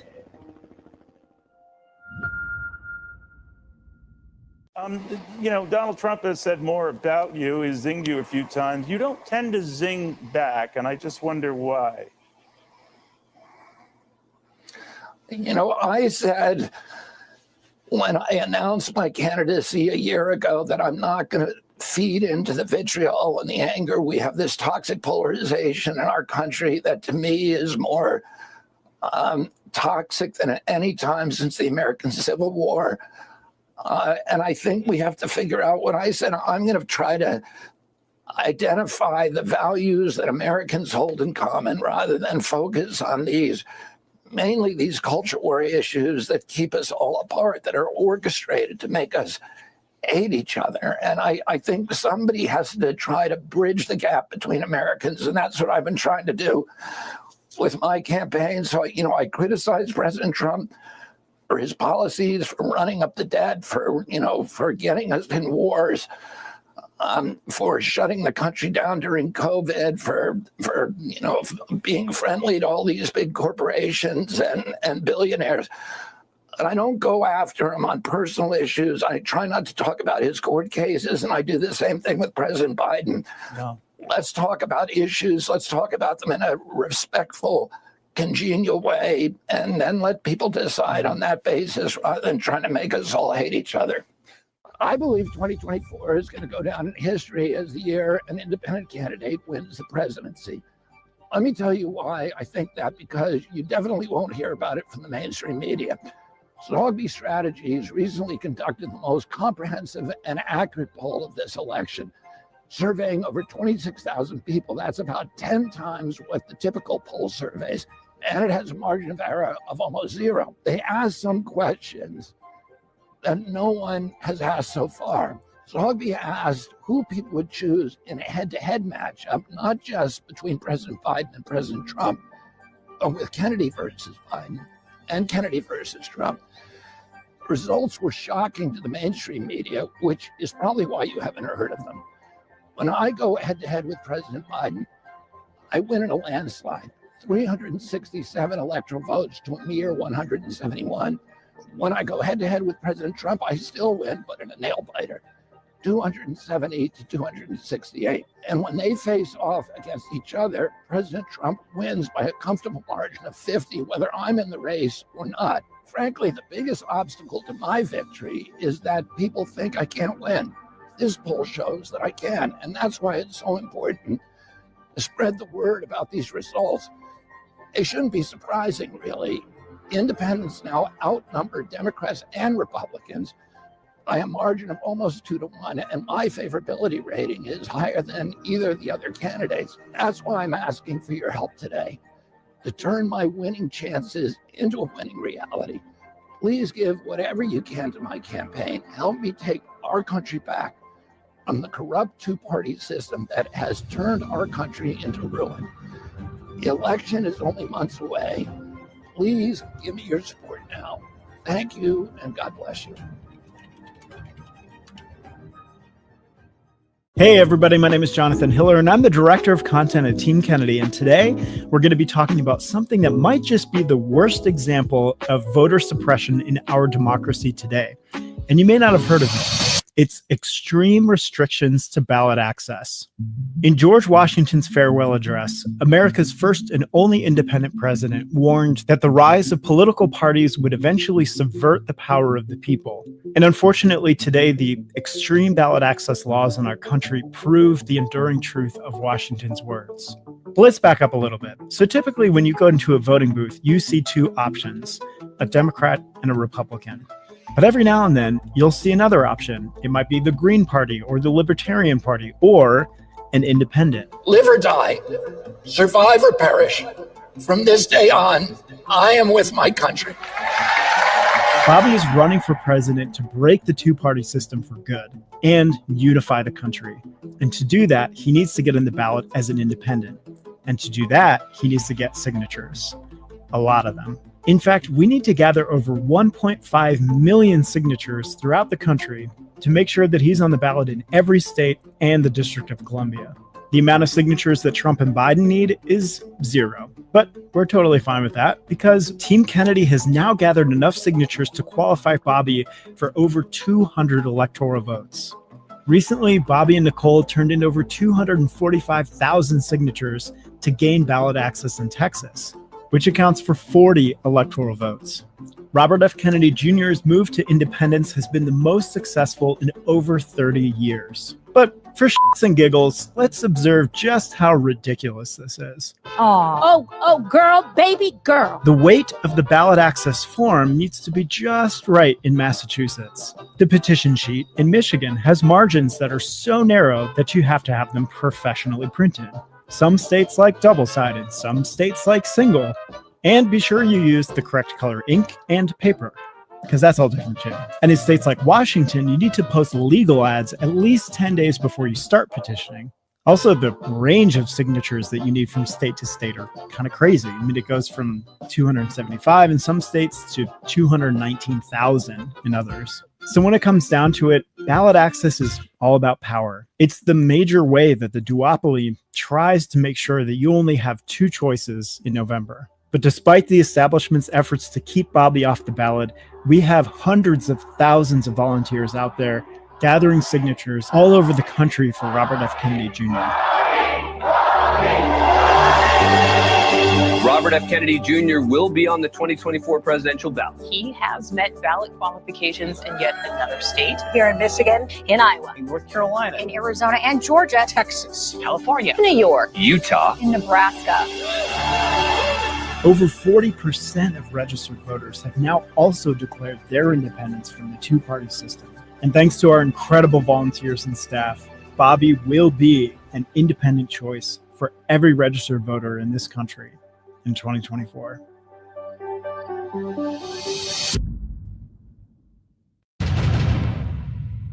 I know you filed this complaint with the Federal Elections Commission. What do you think is behind this decision? Do you think it's driven by the Biden camp, the Trump camp, both camps, CNN? What? The rules are that the networks can sponsor debates, but they cannot pre-select. They have to use pre-selected criteria in order to decide who gets to participate in those debates, and it has to be objective, neutral criteria. And what happened, according to the people who participated in that conversation, as reported by the Washington Post, is that the Biden administration said to CNN, you need to select rules that will keep Robert Kennedy off the stage, or we're not going to participate. If you have criteria that you design to garner two candidates, then that's an illegal, and to exclude everybody else, and that is an illegal campaign contribution to those candidates. And so we've written a complaint to FEC asking them to enforce the rules. We talked with CNN, and CNN was very cagey about exactly what happened in that conversation. We asked them, did you pre-select? Did you select it in response? Did you select your criteria in response to what the Biden administration asked you to do? And they said, we can't answer that question because it's privilege. Well, there is no privilege that applies to that conversation. So they were being dishonest about that. Do you think that there's one candidate It's more against you being there, obviously, because they think you're going to hurt their chances more. Both candidates want to be off the stage, but since the announcement, President Trump has come out publicly and said that he would welcome me on the stage, as long as I meet the criteria, which I do. The President Biden's staff has said they do not want me on the stage and that they will not participate if I am on the stage. So I would say the answer to that question is that President Biden doesn't want me on. The polls, the best polls, show that I take many more votes away from President Trump than I do from President Biden. So, when we poll our own followers, about 57% of them say that if I'm not in the race, that they're going to support President Trump. If I'm in the race with President Trump and President Biden, President Trump wins. If I get out of the race, President Trump wins larger. He actually gets 2 more states, Virginia and Maine. If in a head-to-head race between me and President Trump, I beat President Trump. President Biden cannot beat President Trump. I can.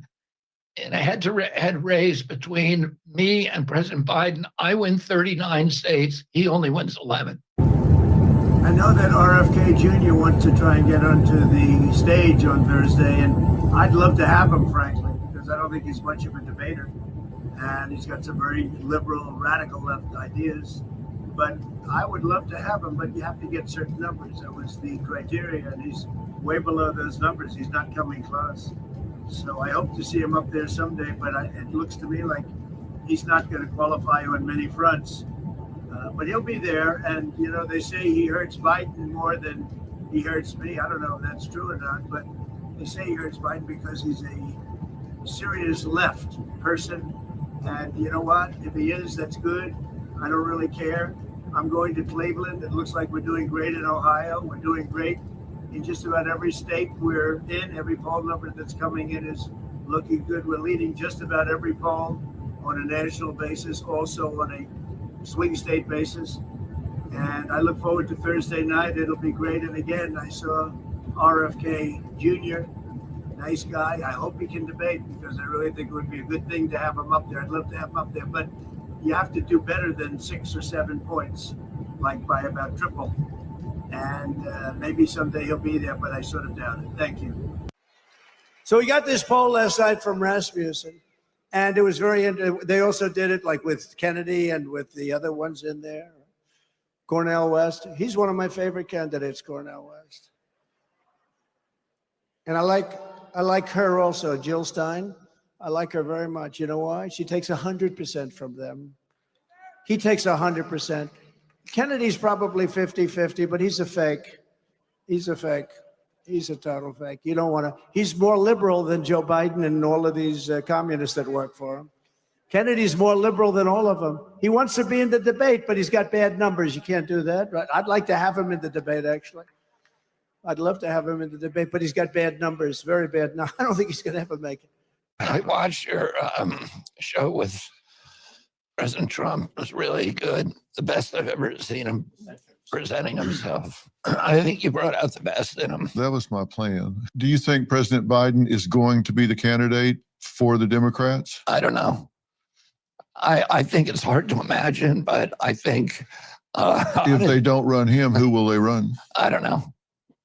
I stopped predicting the future in 2016 when President Trump won because I didn't think that was going to happen. And I just thought, okay, I'm not good at this. So I stopped. Yeah, well, reading people the way I do, because it's my profession, I predicted with total confidence that he had the message, but he was not the messenger. I said, 100% he won't be elected. I said, you count on it. I know these things. Trust me. I was 100% wrong. Yeah, my daughter, I have a daughter who never thinks about politics. She has nothing to do with it. And she came to me at the beginning of 2016. She said, Donald Trump's going to be the next president. And I said, you're crazy. You don't know anything. But on the off chance that you're not elected in November, and that Donald Trump is elected, would you be willing to work for him in some capacity to do what you're talking about? I don't think so. I mean, I would listen to a proposal, but I don't think so. I don't think. You wouldn't serve your country.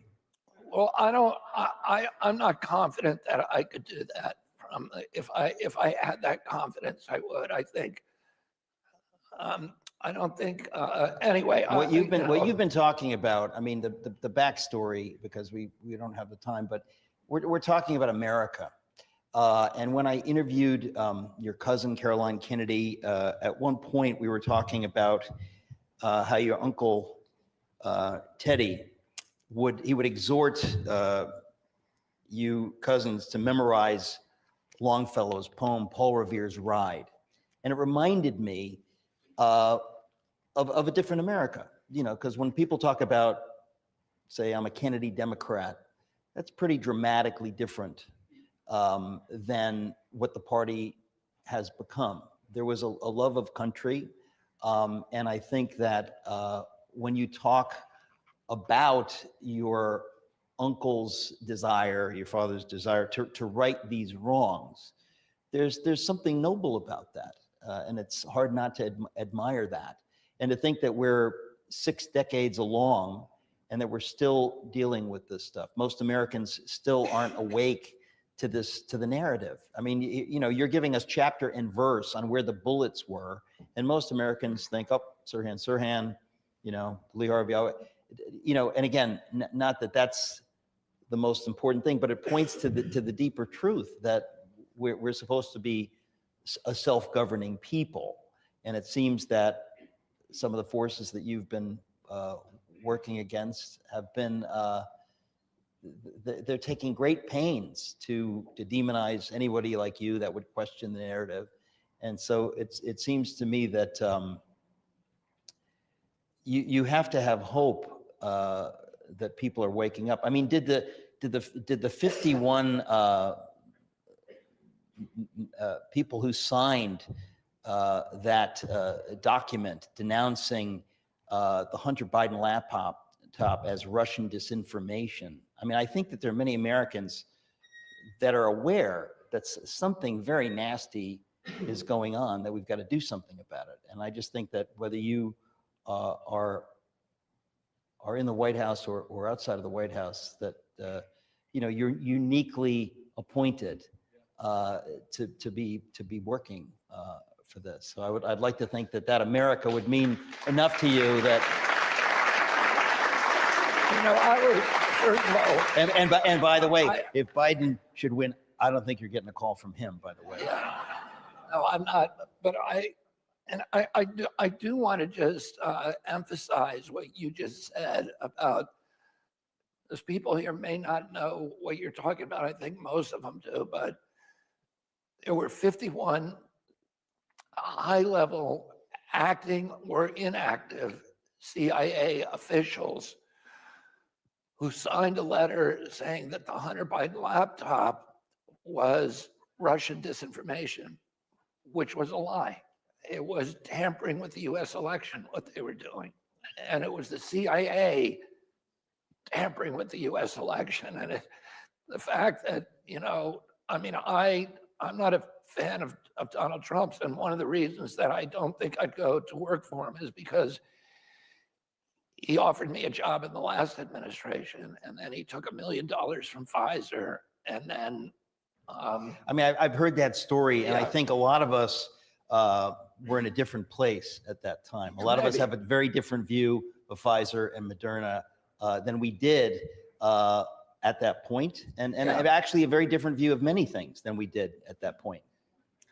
When somebody looks you in the eye and tells you, I want you to do this, and then, you know, it was a big cost for me to go announce that I'm joining the Trump administration, an enormous cost. And then, you know, and then nothing is there. It makes you less willing to, you know, then entrust to trust that person again. So, you know, like I said, I would listen to a proposal. My objective is to help my country. President Trump called me actually a few hours after his assassination attempt, And he talked, we talked about unifying the country and the importance. I think he was really at that point, Chris, he said to me, he asked me actually during that conversation whether I had a religious bent. And I said, yeah, I do. And he said, well, I think I do right now because Right now, I just yeah, had I'm an sure he did experience then. like none other. I'm sure he did But right then. I mean, what a moment to survive. Yeah, and it was really a miracle that he survived, and thank God that he did. But I think that I think he really had a kind of revelatory moment where he was thinking of how do we unify this country? I'm very, very flattered that that he reached out to me. We had a long conversation that night, a couple of long conversations. They were very pleasant. I was very impressed by some of the things he said. But it wasn't about you dropping out.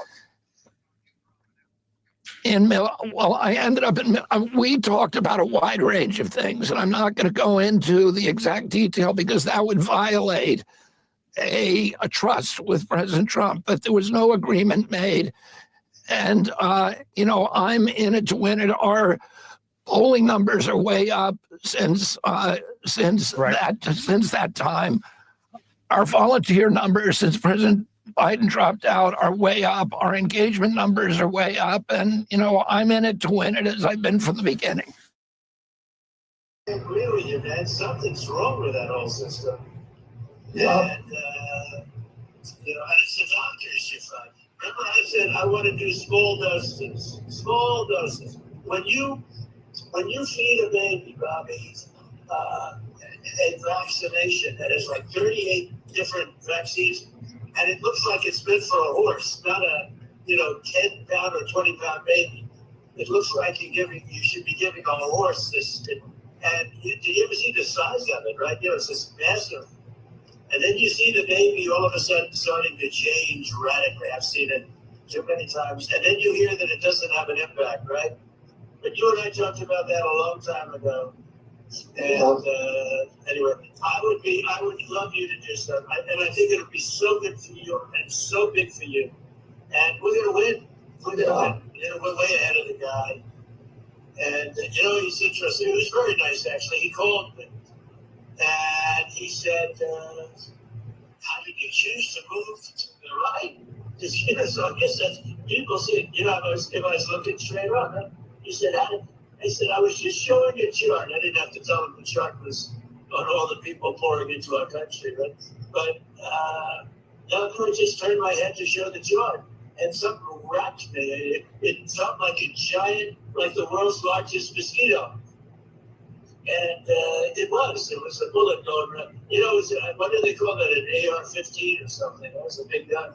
Those are pretty tough guns, right? And that's one of the reasons I wanted you to come on tonight, which is if not for Biden insisting on being the candidate early on and there not being a process, you may have been in that field. Does this change your disposition at all with respect to the Democratic Party and their convention and your potential participation? Well, if the Democratic Party was smart, they would come to me because the polling consistently has shown that I'm the only person who, if I were running for a Democrat, as a Democrat, I'm the only person who could beat President Trump. In fact, Zogby did a poll this week that showed in a head-to-head race, I beat President Trump by 14 points. Kamala Harris loses to President Trump because I take a lot of President Trump's voters. That would be the smartest thing if they actually wanted to win the election. But I think the corporate forces that now control the Democratic Party ever since 2010, when the Citizens United case unleashed the tsunami of corporate money into the political process, both political parties have become essentially wholly owned subsidiaries of BlackRock, State Street, Vanguard, the pharmaceutical industry, the military contractors, et cetera. And all of this chaos right now is distracting us from the thing that we really ought to be talking about, Chris, which is the affordability of, the fact that we're losing the American middle class and mortgages have doubled in price over the past 4 years. 60% of Americans can't put their hands on $500 if they have an emergency in their family. We got $6 bread, we got $6 milk, we got $5 gasoline, and nobody can afford to live in this country anymore. A middle class, and it's all driven by these two presidents who spend $8 trillion apiece printing money, which is a tax on the middle class.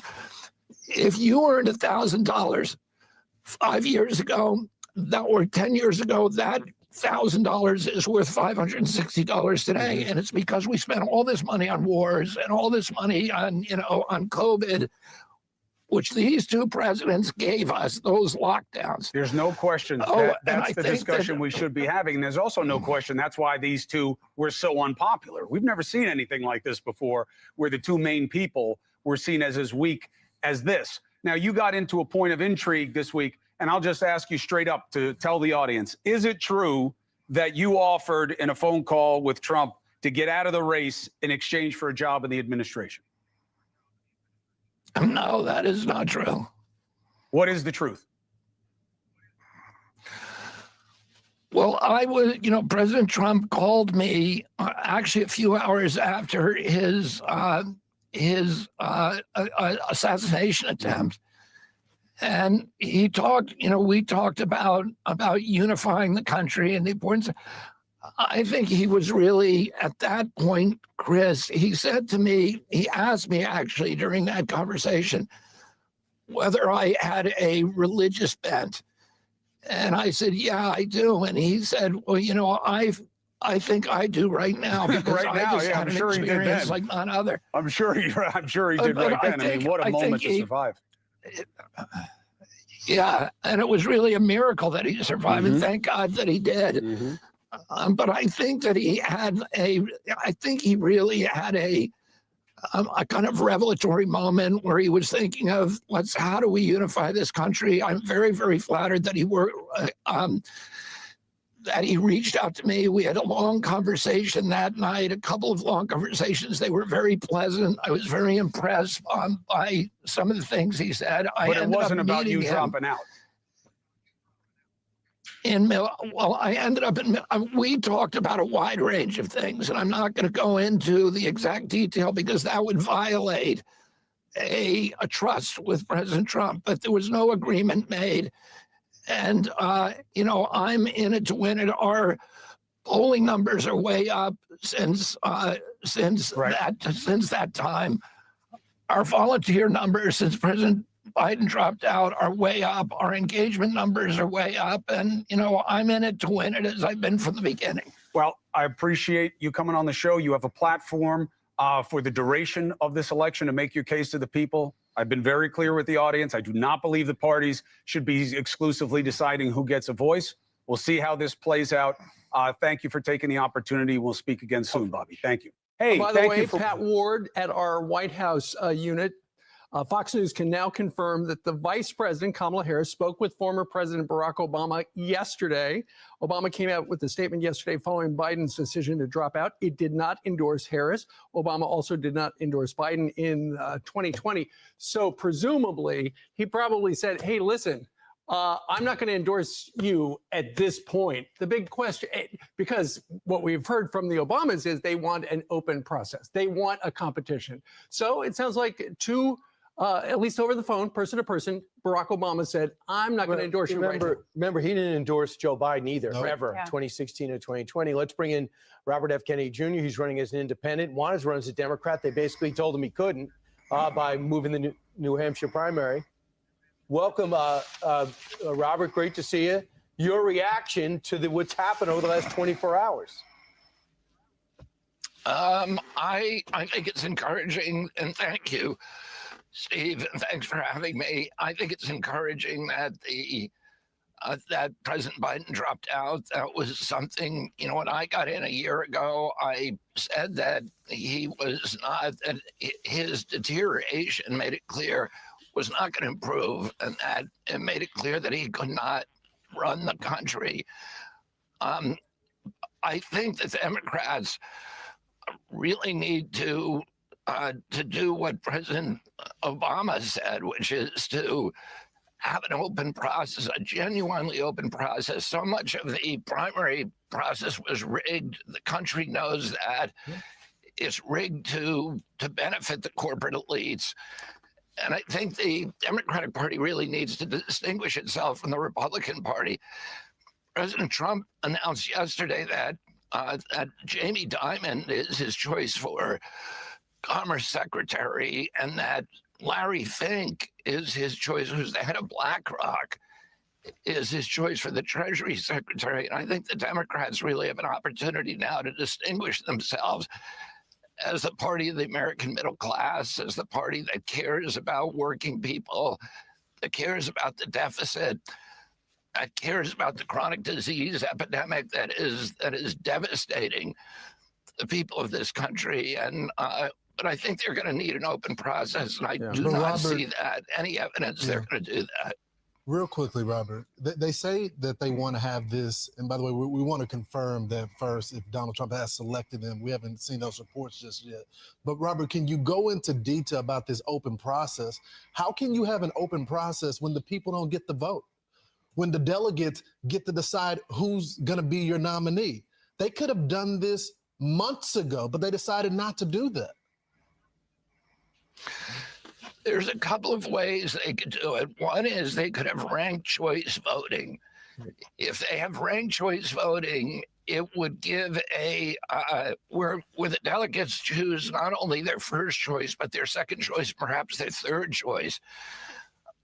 That would be a genuinely open process. Another thing they could do is to base it on national polling, to do some really good polling, to spend a couple $1 million polling the American public and seeing who is more likely to beat Donald Trump, and giving that information to the delegates and allowing them to make a decision based on that. It has to be some kind of fair process, because it looks to the American public that the system is just rigged, which it is.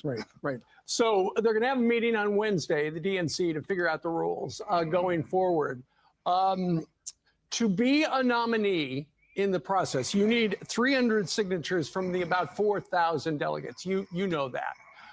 Robert, you are a lifelong Democrat running as an independent now.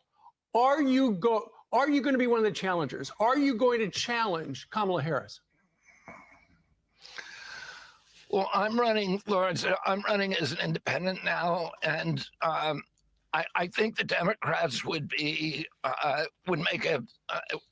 If they looked at the polling, I'm the only candidate who can beat Donald Trump. Right. But I'm not going to get into the Democratic Party as long as the system seems rigged. If they had a fair system, I would definitely look at it. Even though they covered it up, and we're a month away from the DNC, only 107 days away from voting day, the Dems and the media heard this news yesterday, and they started praising. Listen to this. He has put people over politics and patriotism over personal position. And this is another heroic act in a long-running series of heroic acts by Joe Biden. You know, the president took the honorable path. And I think, yes, this will be about his legacy. Today's decision by Joe Biden to not seek re-election shows the difference between a selfless president and in Donald Trump, a selfish person. I think today we should focus on Joe Biden's incredible legacy of service to our nation, his selflessness, his accomplishments. Today is about what Joe Biden did. He gave America a lesson in patriotism. I know they're so happy because they didn't see a path for Joe Biden to win. But how angry should they be? How angry should the American public be? Because they covered this up. They knew about what was happening behind the scenes. And it wasn't until the debate when they really recognized it publicly. Yeah, you know, when they were talking just now, it reminded me of George Washington, who actually did a genuinely selfless act. Nobody expected him to leave the presidency. He could have easily won another term. The whole country wanted him to stay. And King George III, when Washington announced that he was not going to run again, King George III said that makes him the greatest leader in human history. And he did something that was genuinely selfless. I think the perception here is that President Biden was forced out. I commend President Biden for 50 years of service to our country, but I think that the last several months of trying to stay in this race when he was clearly not capable of performing the duties of his office were a black mark on at the end of his career. I think also Kamala has a lot of explaining to do because she was seeing the president every day. Yeah. And she was telling the American public again and again and again, he's completely he's completely capable of running the country. There's no signs of deterioration. There's no signs of cognitive impairment. And that clearly was not true. And I think that she has a vulnerability there, whoever she runs against. She has a big vulnerability about explaining because she's been the concealer in chief. Right, and we all are vulnerable because he's going to be here for the next 5 months because he still can't recognize the Secretary of Defense as of last Saturday. All right, now on the assassination attempt that happened a week ago Saturday on the President of the United States, today we're going to get the Secret Service, the former president. The Secret Service director is going to be in front of Jim Jordan's Oversight Committee. What questions do you have, and do you have any doubt that she should be fired? I don't know enough about it. I will tell you this. First of all, I have Secret Service protection right now. And the Secret Service has been doing an amazing job for me. And I'm very, very happy with the level of protection they're giving me and the level of concern and their professionalism. There were issues that I don't understand when, Gavin Becker Associates was protecting me for the year of my campaign prior to the Secret Service coming on. And every time I did an outdoor event, they had drones flying overhead. Now we're looking at all the neighboring buildings. And so when this happened to President Trump, I did have that question about why were there not drones there, but I don't know enough about it. I haven't studied it. It seemed to me that there were clearly some lapses.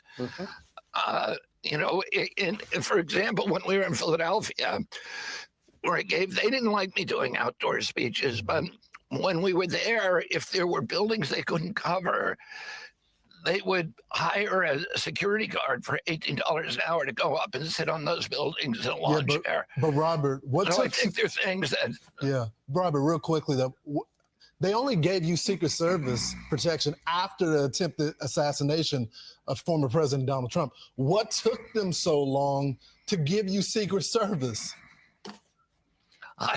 I think that was a political decision. I think they knew that I was spending $500,000 to $1 million a month on my own security, and they wanted me to be spending that money on security. One out of every $3 that we raised, we had to spend on security, and I think the Biden administration wanted me spending the money on that rather than on ballot access and advertisement. It should not be the president's decision. It should be automatic. The Democrats have called themselves the party of democracy, but they ran the least Democratic primary ever. They skipped Iowa, New Hampshire, jumped straight to South Carolina. They killed all primary debates, booted RFK Jr. from the party because he posed a threat to Joe. Today, RFK Jr. held a press conference to tell Democrats, I told you so. A little over a year ago, when I entered this race, I predicted that President Biden suffered from a degenerative condition that was not going to improve and that it would make it impossible for him to govern effectively. The reaction of the DNC to that obvious condition was to hide it from the American public and to use their power over the Democratic Party nomination process to make sure that nobody could compete with President Biden in a way that would expose his deficiencies. And as a result, we are where we are today, which is in a period of crisis. Presidential candidate RFK Jr. joins us now. So, RFK, you ran the right way. You did what you were supposed to do. You're a Democrat. You primaried a Democrat incumbent, and they wouldn't let you. How did they jam you out of this thing? Because now look at what happened. Yeah, I think it was a strategic mistake by the Democrats, Jesse, and you and I have talked about this before. But they got rid of, they changed the primary rules while while we were running the primary. They changed 60 different rules to make it impossible for anybody to challenge Joe Biden. One of the things that you remember that they did to me is I've been campaigning in New Hampshire, so they adopted a rule that said that any political candidate, any Democratic candidate who campaigns in New Hampshire, who steps foot into the state of New Hampshire, that all of their votes would go to the president, all of their delegates would go to the president instead of going to that. And then they shut down the Florida primary. They shut down a bunch of primaries, just said, we're not running them. We already have our candidate. You know, a few weeks ago, President Biden was ridiculing Vladimir Putin, who won 88% of the vote in Russia. And he said, you know, that was a fixed election, because President Putin had made sure no adversaries could challenge him, and also that he had fixed the press so the press wouldn't cover his adversaries. Well, the Democratic Party succeeded in doing the same thing. I haven't been allowed on any of the Democratic networks, ABC, NBC, CBS, CNN, as you know, Fox has allowed me on, although Fox, people like you have allowed me to speak. You debate me. You give me a platform, even though you don't agree with things that I say. And I think that's the way the media is supposed to work. But the other media networks have forgotten about that. When you're playing with children, you just change the rules in the middle of the game and just kind of make it up as you go along. You can't do that when it comes to these high stakes. You know how things operate at conventions. There's been a long history of chicanery at these things. You've now have uncommitted delegates. Are we going to see bribery? Are we going to see quid pro quo? Are we going to see ambassadorships promised, donors greased? This is a sprint to grease as many delegates by mid-August as possible. Yeah, I think, some of that is bound to happen. I think most of those delegates are kind of mom and pop people. They're committed to Biden. They committed originally to Biden.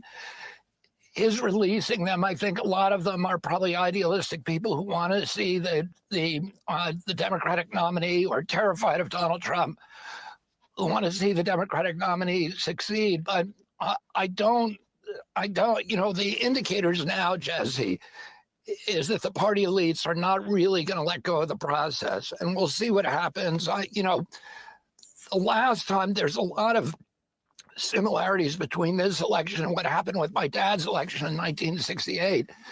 There was a war going on at that time that was very controversial and it was very damaging to our country. There were protesters in the street.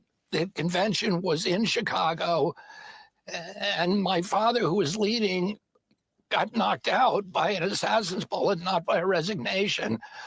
You, in effect, had an open convention, but the DNC at that time tried to maintain control over it. They put their candidate in, which Hubert Humphrey. There was the convention became riotous, and the riots shocked the American public, and they didn't want anything to do with the Democratic Party after that. And I think a lot of people in the Democratic Party probably should look back to what happened in 1968 and take some caution from allowing the party elites to continue to exercise control over their choices. That would be good, sage advice from RFK Jr. And we will be, Jesse Waters Primetime, in Chicago, covering the DNC. And now it just got a whole lot more interesting. RFK Jr., good luck. I agree with you, man. Something's wrong with that whole system. And, and it's the doctors you fight. Remember I said I want to do small doses. Small doses. When you feed a baby, Bobby, a vaccination that has like 38 different vaccines, and it looks like it's meant for a horse, not a 10-pound or 20-pound baby. It looks like you should be giving a horse this. And do you ever see the size of it, right? It's just massive. And then you see the baby all of a sudden starting to change radically. I've seen it too many times. And then you hear that it doesn't have an impact, right? But you and I talked about that a long time ago. And anyway, I would love you to do something. And I think it'll be so good for you and so big for you. And we're going to win. We're going to win. We're way ahead of the guy. And, he's interesting. It was very nice, actually. He called me. And he said, how did you choose to move to the right? So I guess that's, people say, if I was looking straight on, huh? He said, I said, I was just showing a chart. I didn't have to tell him the chart was on all the people pouring into our country. But I just turned my head to show the chart. And something wrapped me. It felt like a giant, like the world's largest mosquito. And it was a bullet going around. What do they call that, an AR-15 or something? That was a big gun. Those are pretty tough guns, right? RFK Jr. has since apologized to Trump for that segment of their call being leaked. He writes on X, when President Trump called me, I was taping with an in-house videographer. I should have ordered the videographer to stop recording immediately. I am mortified that this was posted. I apologize to the president. RFK Jr.'s son, Bobby Kennedy, had shared the leaked video and tweeted, quote, I'm a firm believer that these sorts of conversations should be had in public. Here's Trump giving his real opinion to my dad about vaccinating kids. This was the day after the assassination attempt.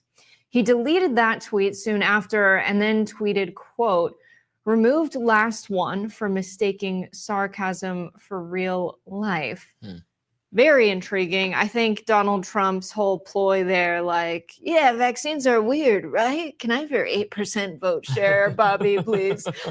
He sounds like an LA talent agent. He's like, this would be so big for you, Bobby. You should serve with me. It sounds like a deal in exchange for endorsement of Trump from RFK Jr. that he would be in the cabinet, maybe an HHS, where he would be dealing with the questionable system that Trump refers to. Something's wrong with that whole system, then talks about vaccines, seems to be the healthcare system in America. Yeah, he was previously talked about, RFK Jr. was, I think, maybe by DeSantis or by as like FDA or CDC, which would be, radically different, actually, roles.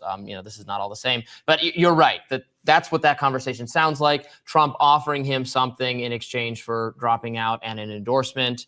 Don't know if that's likely to happen whatsoever, because, with RFK Jr. in the race, for all the talk from media and Democrats about how RFK Jr. is some kind of spoiler or is hurting Biden because he's actually right wing and he's actually trying to help Trump. Like, none of that adds up at all if he's in the race. If you think he's like more sympathetic with Trump or more in cahoots with Trump, or that he's drawing on the same supporters as Trump, his presence in the race then actually hurts Trump.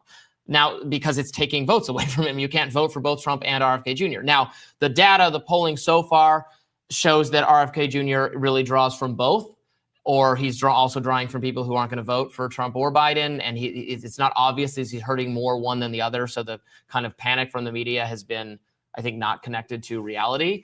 Obviously, if he were to get out of the race and formally support Trump, that would help Trump.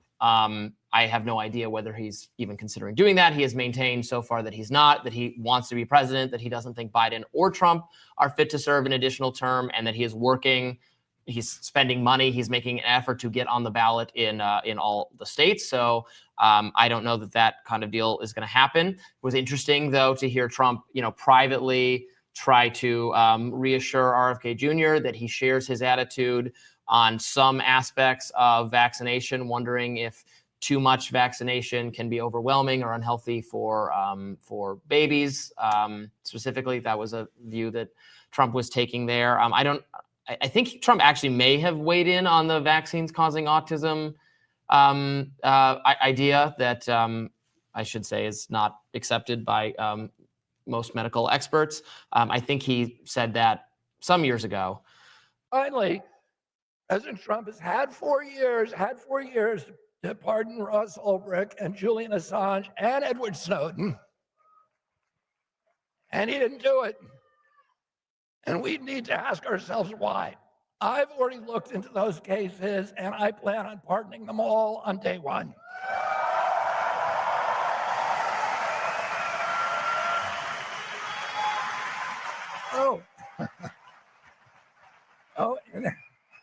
In this election year, I encourage you to study your choices, look at the candidate's policy, but more importantly, look at their actions to decide if they are genuinely part of the problem or if they're part of the solution. Decide if they align with what you believe in your heart. There was a rumor that you almost had RFK Jr. as a potential vice president. No. Okay. Just a rumor. Yeah, and no, I like him. I've always liked him. But yeah, I like him too. Bobby and I are friends. He's a friend of mine. I've known him for years. He's a good man. Yeah. He's in there pitching. It's tough. It's a two-party system, and he's a third party. You know, it's a tough thing. He can't get registered now in New York. I see New York, and the Democrats have really opposed him vehemently. I haven't, but the Democrats have really opposed him. So you think he should be allowed to run everywhere?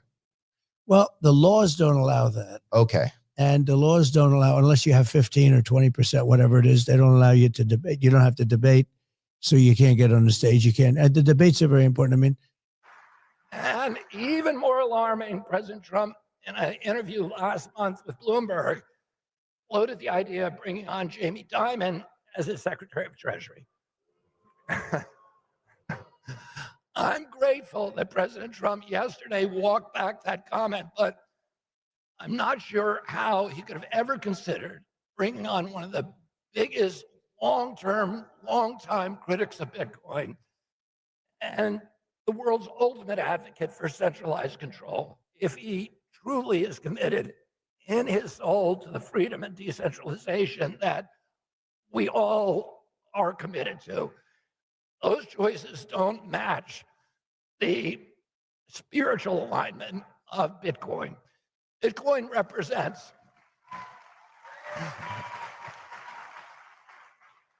I mean, personally, I would rather see somebody like Michael Saylor or Caitlin Long as Treasury Secretary.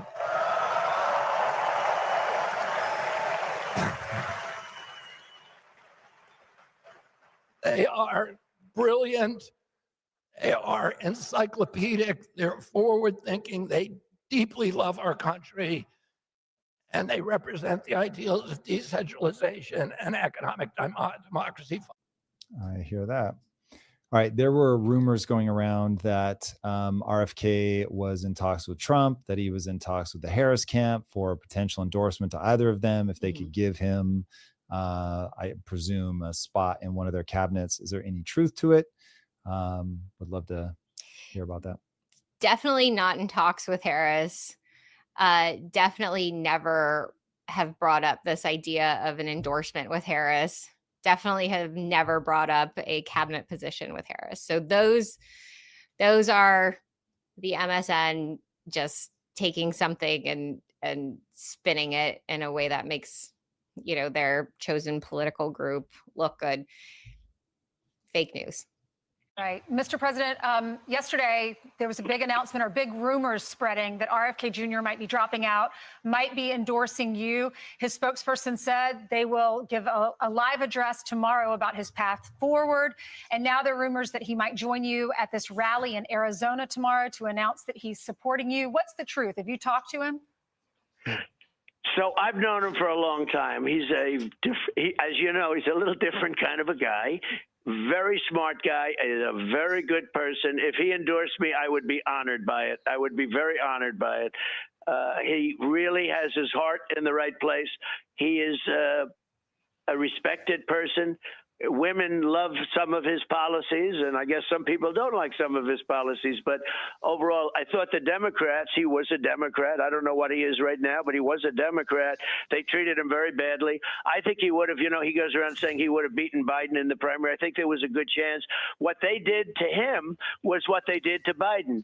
They really were harsh and threw him out. They wouldn't let him go to the vote. I mean, they made it impossible for him to compete in primaries because he was doing so well. And they basically made it impossible for him to do what I think he would have been successful. I think he would have overthrown Biden because Biden is so bad as a president. When I hear this talk about Mount Rushmore, I turn off your television. If I have to read an article, I just throw it down. Mount Rushmore for this man who is the worst president in our history. What do you think about his pick of JD Vance? I like JD Vance. I think his statement on cat ladies was misguided. But other than that, I think he wrote a great book, Hillbilly Elegy, which really connects to a much forgotten population and a much left behind, but important and wise and soulful population of the United States that, I think is the greatest potential for revival. And I think there's, when I look at small businesses and small business economy, I think about farming. I think about rural America. I think this is the largest untapped opportunity we have right now. And I think JD Vance is grown from that and he gets it. And I love what he's done with his career. I think that he, has done some interesting, I don't love his pharma stuff. I don't love some of the stuff he's invested in. I'd like to see him explain some of it. I mean, I've not had the perfect investment record either. But I think those are things that as long as he shows growth from, I think he is going to have great potential leading this country.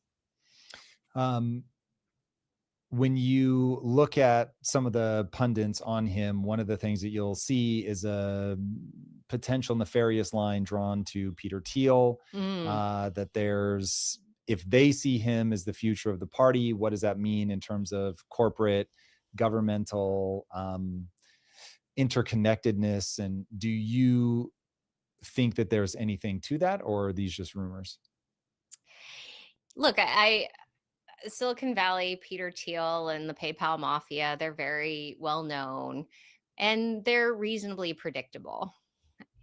It's these are individuals that made a huge amount of success thinking through how to use the internet for optimizing financial transactions with PayPal. PayPal was a massive success. They went on to invest in a whole number of things. A lot of them really are liberty-oriented, school choice-oriented. They mirror many of the things you hear from liberty Republicans, which is a population I tend to like a lot. They believe in free speech.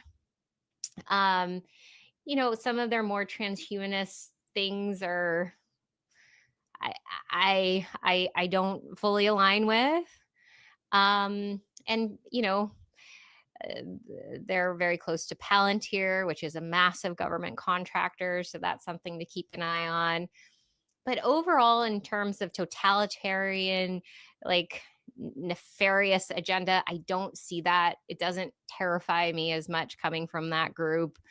I'd love to see them talk more transparently about what, their overall agenda is and hopes and goals for the American family. I think that would alleviate a lot of concern. But I find that this group of people is smaller, those around Peter Thiel. They believe in individual liberties. They believe in sovereignty. I don't see them doing as many of these intelligence agency partnerships as maybe some of the other Silicon Valley groups that I'm not going to name.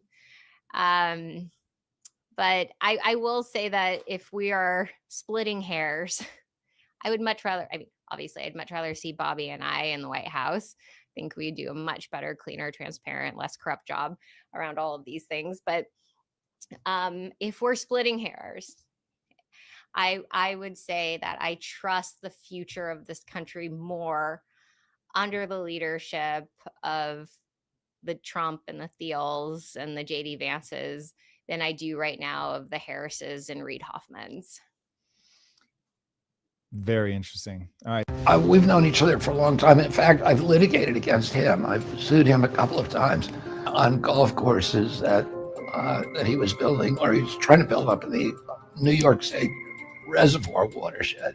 And I was suing to keep them from being built.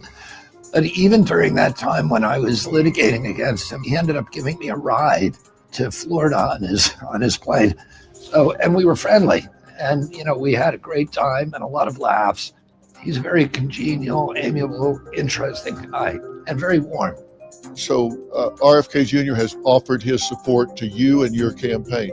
It's with a sense of victory and not defeat that I'm suspending my campaign activities. I met again with President Trump and his family members. I was surprised to discover that we are aligned on many key issues. In those meetings, he suggested that we join forces as a unity party. How do you feel about that? I'm very honored by it. He's a very smart guy, a different kind of a guy, but very smart, loves our country, has some, I think, very good views on a lot of different things. And I've known him for a long time. We've been somewhat friendly, actually. And I think he's going to be a great asset. I think he adds a lot to the election. He's got a good following, tremendous following. I think he adds a lot to the election, and I think he adds a lot to if we win. I mean, he's got some very interesting ideas and good ideas. I think he'll be a fantastic and influential person in terms of getting this country back on track. I think if we win, I think he can be very valuable to the country, and I think he can also help us build up the margins.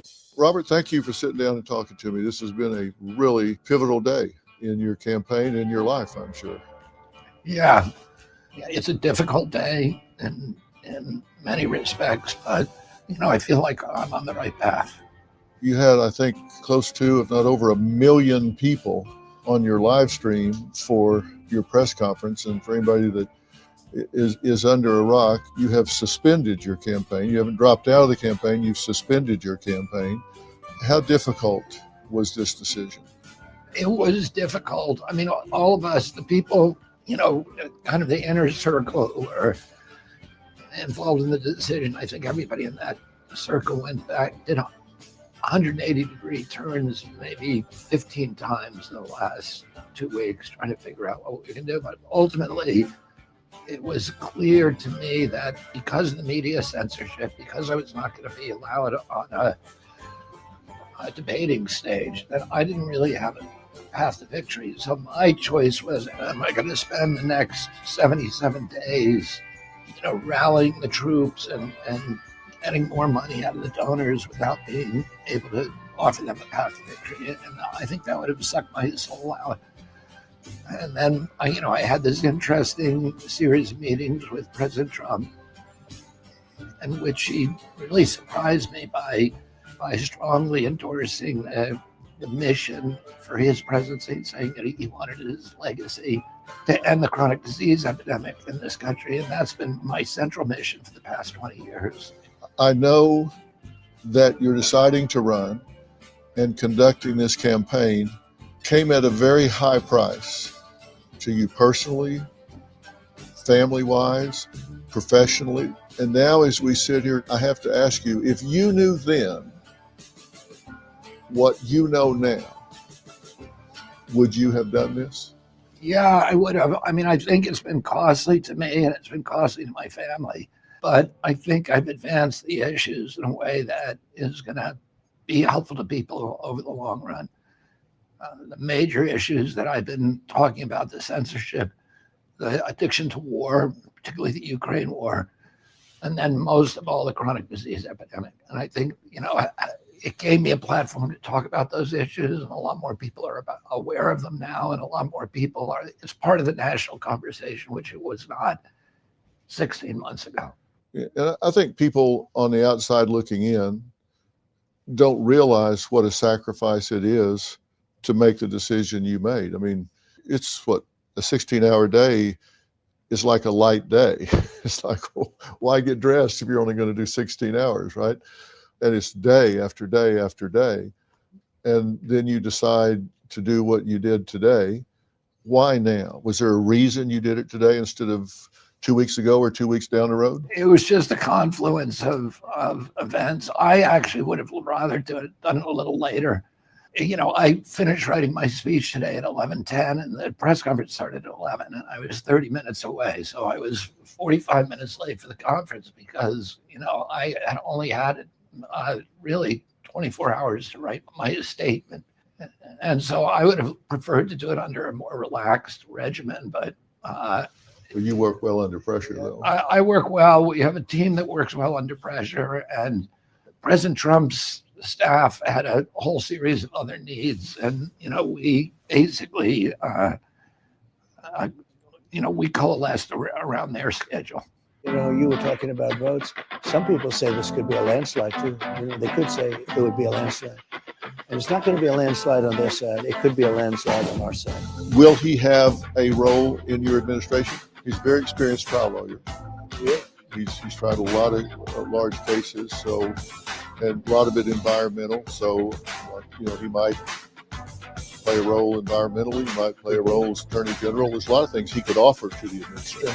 Sure. He's a very smart guy, and but you welcome him. I do. You welcome his support. Number one, I've known him a long time, and I've always had a good relationship. I mean, we're sort of on opposite sides of some issues, but I've always had a good relationship with him, and I'm very honored by his support.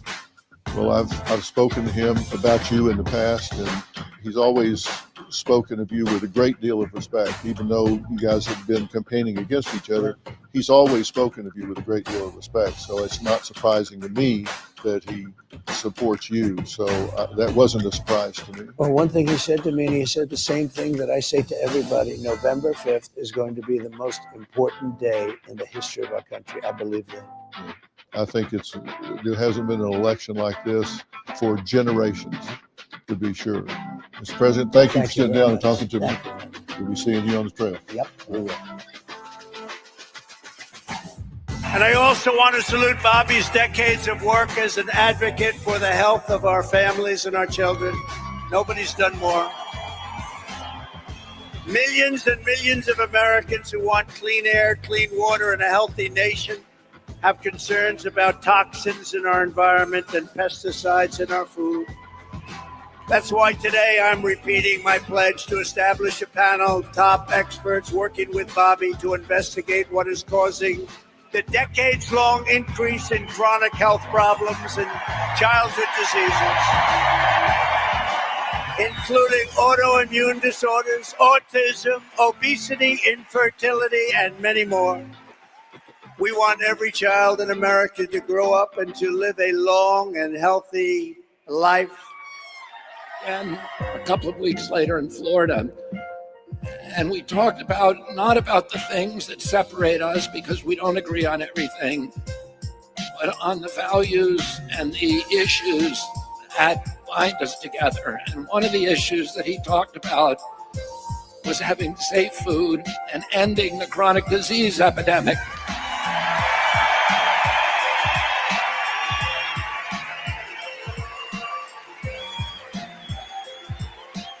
Our children are now the unhealthiest, sickest children in the world. Don't you want healthy children? And don't you want the chemicals out of our food? And don't you want the regulatory agencies to be free from corporate corruption? And that's what President Trump told me that he wanted. He also told me that he wanted to end the grip of the neocons on U.S. foreign policy.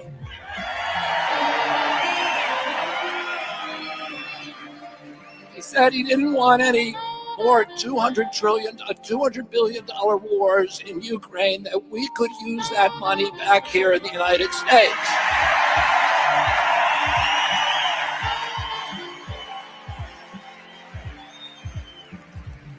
And the safest The best way to build a safe America is to rebuild our industrial base and rebuild the middle class in this country. And don't you want a president who's going to get us out of the wars and who's going to rebuild the middle class in this country?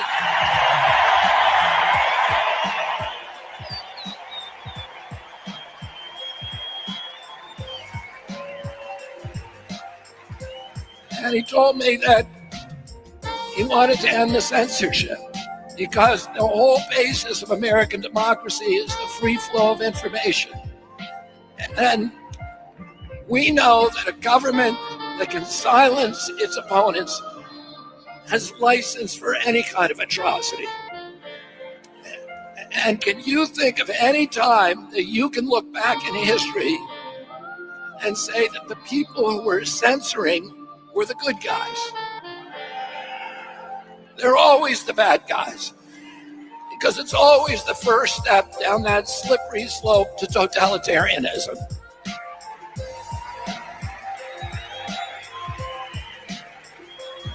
And don't you want a president who's going to protect America's freedoms?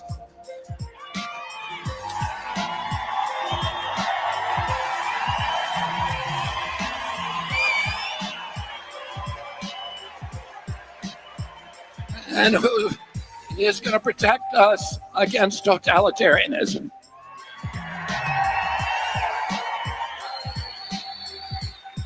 And I want to ask you again, don't you want a safe environment for your children? Don't you want to know that the food that you're feeding them is not filled with chemicals that are going to give them cancer and chronic disease?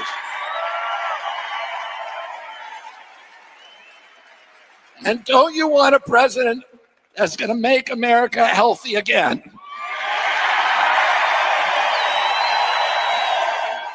Thank you all very, very much, and God bless you, and God bless America.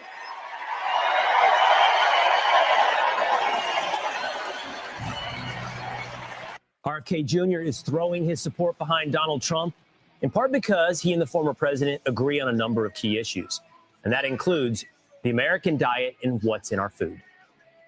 I also want to salute Bobby's decades of work as an advocate for the health of our families and our children. Nobody's done more. We talked about not about the things that separate us because we don't agree on everything, but on the values and the issues that bind us together. And one of the issues that he talked about was having safe food and ending the chronic disease epidemic. And don't you want a president that's going to make America healthy again? Before his announcement, I spoke with Kennedy about this very topic and a potential position in the Trump White House. Take a look. I thought it'd be great to just kind of look at some of these items because parents are encountering these food items in grocery stores everywhere. Maybe we could just start right here with seed oils. We're hearing a lot about seed oils. Why should people be worried about these kind of products? Seed oils are one of the most unhealthy ingredients that we have in foods. And seed oils, the reason they're in the foods is because they're heavily subsidized. They're very, very cheap, but they are associated with all kinds of very, very serious illnesses, including body-wide inflammation. Right. Which affects all of our health. It's one of the worst things you can eat, and it's almost impossible to avoid. If you eat any processed food, you're going to be eating seed oil. Right, and it's interesting, the government subsidizes it. Why would the government want to subsidize something that's going to make people sick? And then in the end, we all end up paying for that in terms of healthcare costs, which are skyrocketing. Yeah, because that is a direct result of corruption. About 75% of FDA's budget comes from regulated industry, and that means food processors and pharmaceutical industry, all of them profit from a sick population. You know, a big item that, and by the way, it's getting very expensive, are cereals. Why is the food coloring in particular bad? The food coloring, you see here, yellow food coloring, that is a petroleum product. It's associated with really, with depression. It's associated with autoimmune injuries and ADHD. Yeah. And red dye also is very bad. In Europe, these same companies are producing the same products, but they're using natural coloring. But here they can get away with it. We have about almost 1,000 chemicals that are in our food that are either outright banned in Europe or actively discouraged. So you wouldn't be able to buy this kind of stuff in Europe. You ask about why it's so cheap, why it's so ubiquitous. It's because we subsidize the worst foods. We subsidize it with about 70% of our food stamp program is to process foods, which are all poison. Right. One of the things that's interesting is you'll see on labels, natural flavors, which is this catch-all phrase that I guess was lobbied for, but the ingredients in natural flavors are not really natural. No. In our country, natural flavors are chemical products. So you can't trust what's on the ingredient label. And the reason for that, again, is government corruption. It's that the agency, the USDA, the FDA have been captured by the industries they're supposed to regulate. And they all have an interest in subsidies and then in mass poisoning the American public. Yeah, I want to talk about pesticides, and then let's talk about the policy. So let's talk about the pesticides and the things that worry you about. I mean, this looks like fresh food, right? What should I be worried about here? Yeah, I mean, the irony is, like, for example, my wife loves kale, and she had the impression that kale is actually good for you. If it's organic, it's very good for you. But most kale and strawberries, for example, grapes, are contaminated with pesticides. And particularly the Environmental Working Group has found what they call the dirty dozen, some of the worst pesticides on these products. So, I look at a strawberry and I think, oh, this is a healthy food. Right. But in most cases, unless it's organic, certified organic, you are getting something that's actually hurting you. What can be done at a government level to stop this and make people get healthy? Yeah, as president, I'll issue an executive order on day one that anybody who is recommending food products in USDA or FDA at any of those committees, if you are going to be on those committees, you have to have no conflict of interest. We spend 5 times our military budget on chronic disease. Yeah. And it's made us the sickest population in the world. And if you wonder why we're the sickest people in the world, why do we have these epidemics of ADHD and depression and all these kind of psychiatric illnesses that have been linked by the science to these kind of foods, to the ingredients in these foods? And why do we have these neurological disorders, all this epidemic of autoimmune disease? So many of these products are geared towards children, which I think is what's really tragic about it. It's sort of like you're putting them at a very early age on this pathway to chronic disease. And then at the end of that is pharma to sort of cure whatever the food did to you. The advisors who actually choose the nutrition guidelines are almost all of corrupted. They're conflicted. Are you willing to take on a position like this in the Trump administration as health czar? Well, one way or the other, I'm going to be fighting to get this stuff out of our foods. I mean, we're poisoning. We have a generation of kids that are swimming around in a toxic soup right now. And we need to, we're betraying them. We're supposed to be taking care of our kids, and we're letting these industries corrupt our agencies and mass poison them. And, nobody in the world has a chronic disease epidemic of the kind that we have in this country. Yeah, it's true. I think it's a sleeper issue of this election. So I really appreciate you coming on, explaining this, breaking it down, and laying out your policies. Rachel, thanks for having me, and thanks for paying attention to this. I think I know that it's difficult in your position to go up against powerful industries. I'm glad you're telling the truth. So my last question, what happens now? You had this kind of amazing announcement with Donald Trump on Friday. It's now Monday, I think, just 3 days ago. How do you spend from here until election day? I'm going to work to get him elected. And I'm working with the campaign. We're working on policy issues together. I've been asked to go onto the transition team. And and, to help pick the people who will be running the government. And one of the things that we learned at home is that we not only had to be virtuous as a nation, we had to be virtuous as individuals. We had to, for example, tell the truth when we did something wrong. So one time I hit a baseball through my mom's window and broke it. And my dad said to me, before you answer this question, I want you to remember what George Washington did. He cut down the cherry tree. This is a story every American knew at that time. His father asked him, well, who cut it down? And he said, I did. He always admitted when he was wrong. But now the Democratic Party has given us a loophole around that mandate. All you have to know is 7 words, and you never have to admit to doing anything wrong again. And do you know what those 7 words are? I was born in the middle class. Oh.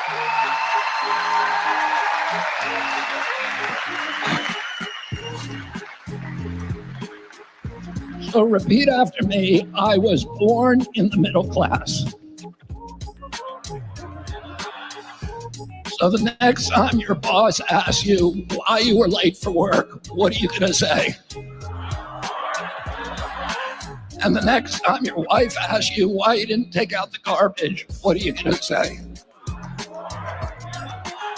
And the next time your landlord asks you for the rent check, what are you going to say? That's all you have to know, and you don't have to answer any question. And we know why she didn't want to answer that question, because there's no good answer to it. By every indicia in which we measure the welfare of our economy, the Trump administration excelled, and the Biden-Harris administration has failed us. Inflation on average during the Trump administration was held under 7%. Now it's at 20%. Gross rents have almost doubled. Mortgages have more than doubled in just 3.5 years. Groceries have gone up. Gasoline has gone up. Electricity has gone up. Healthcare has gone up. Do you know the only thing that's gone down? Wages. So though that is not a success story, and I don't blame her for not wanting to answer that question. It was a question that was almost impossible for her to answer truthfully and still walk out of that debate. There's been an inversion now where the Republican Party has become the party of the common man, of working people, of the middle class. And the Democratic Party has become the party of Wall Street, of the military-industrial complex, of big pharma, big agriculture, big tech, the big banking systems, and all of what Donald Trump calls the deep state, which is this web of financial interests that is not necessarily a little conspiracy, but it's a conspiracy of self-interest that functions together in tandem to shift wealth upward, to clamp down totalitarian controls, and to transform this country from the world's exemplary democracy into a corporate kleptocracy and a very, very oppressive oligarchical system, the kind of system that we fought a revolution to overthrow in 1776.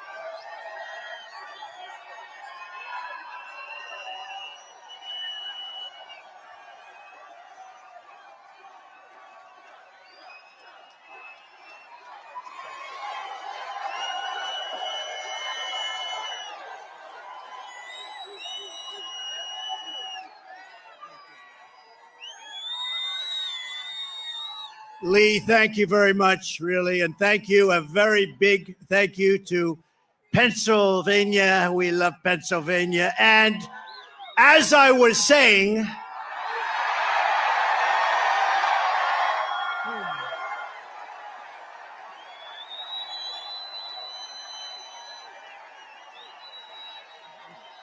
oh, I love that. I love that chart. I love that graph. Isn't it a beautiful thing? But also beautiful because look at the number. That's the day I left office. It was the lowest Border Patrol, the lowest it's ever been. Illegal immigration. Today it's out of control. But I love it for other reasons too. You know that. So on Saturday, Donald Trump returned to Butler, PA, where roughly 3 months ago, he was almost assassinated by a loser who couldn't make his high school rifle club, but somehow mastered slanted roof technology. It was huge, so huge, the rest of the media had to cover it. First, Trump returns to the scene of his near death and then opens with this. We love Pennsylvania. And as I was saying,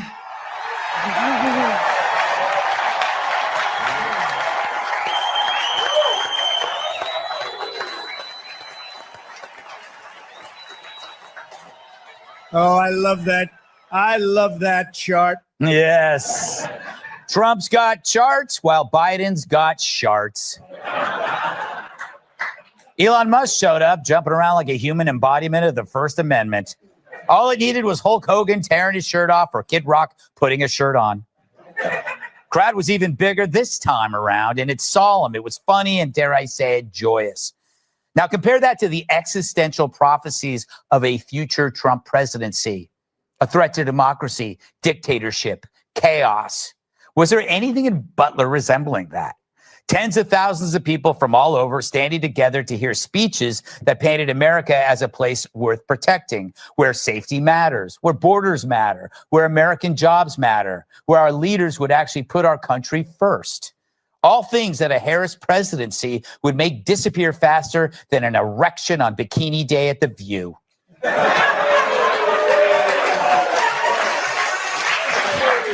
Sensitive theme here. That sentence started out so well. Tens of thousands of people, the people that the legacy media demonizes all day long, people who happen to be in the ultimate swing state, by the way. Who do you think, though, our media is going to blame if Trump wins this thing? Just listen to these chuckleheads continue to push violent retribution if Trump wins. This is an increasingly desperate person who's preparing for civil war. People right now in the Republican Party are, in fact, actively rooting for and inciting a split, a division in the country. What he says he intends to do. And when he turns around and says he intends to use SEAL Team 6 or the military within which to round up his critics or his opponents, he intends to do it. He's putting in place what he needs to disrupt the process and to create enough tension and confusion that you'll have people on the streets protecting and defending him. What happened to him? So you get the sense there's going to be chaos if Trump wins. That's the sense they want you to have. It's less an election and more of an extortion. And sadly, they may be right. There will be chaos if Trump wins because it'll come from them. What they're saying is, if you win, there will be blood, your blood. It's the mafia saying, nice country you got here. It'd be a shame if something were to happen to it. At least the thugs from Goodfellas had style. Democrat fellas look like this. Think about it. Has Kamala Harris articulated a single original policy point? Sure, she mentioned not taxing tips, which she lifted from Trump like a Cartier watch during a smash and grab. She doesn't bother with policy because she doesn't have to. Because as the woman who babbles on about not going back from her own administration, it's always followed by or else disaster, chaos, a chaos they seem to be guaranteeing. We've seen their chaos in Chicago, New York, San Fran, and Minneapolis. Well, Tim Walz, he missed that one. He was busy fighting ISIS in Iraq with exploding tampons. Now, some of us might be a bit scared, but that's what they want.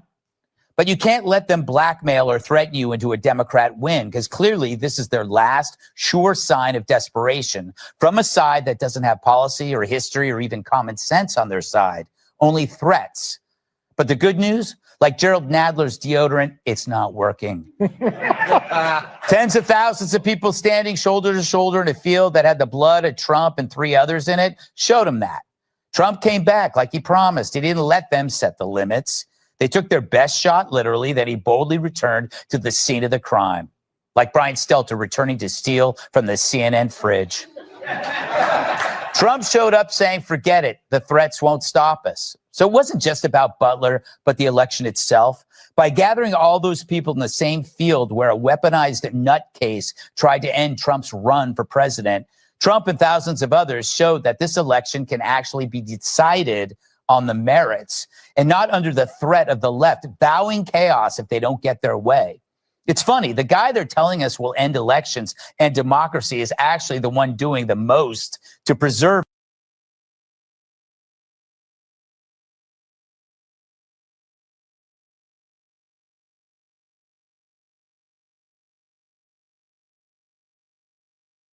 And now let's take a moment to see exactly what made Ricky Henderson the greatest.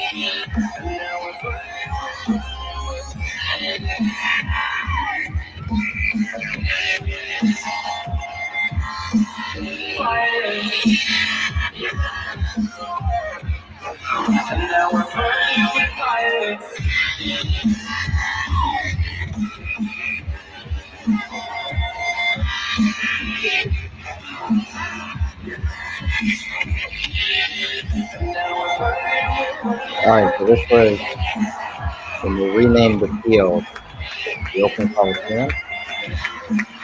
We renamed it Ricky Henderson Field. This time.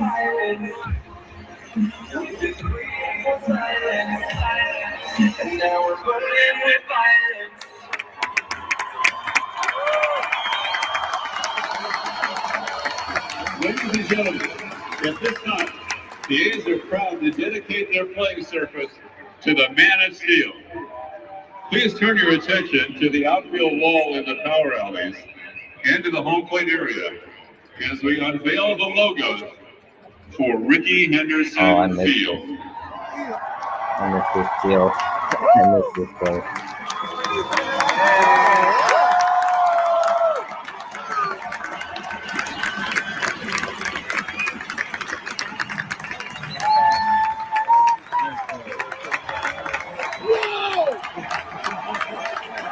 They haven't tore it down yet, but pretty much they're off to the Welcome to the new Ricky Henderson Field.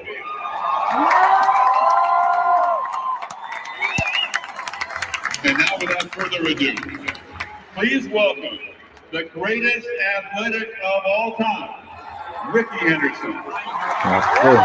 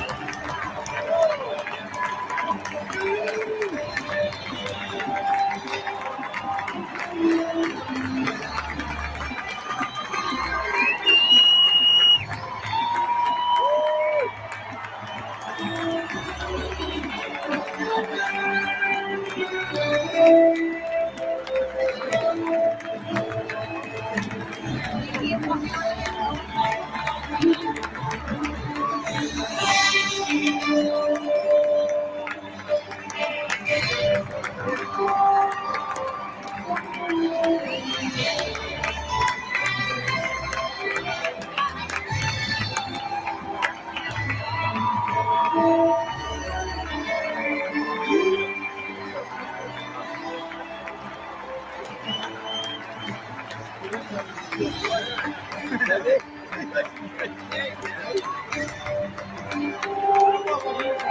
right.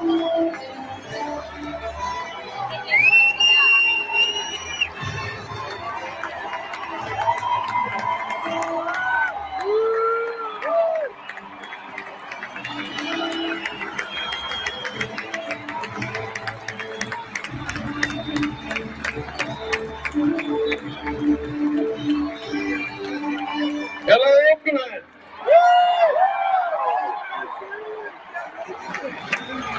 How you feeling today? It's a good day. Today is a very special day. And it's a very special, important day in history. Not only for myself, but for the city of Oakland.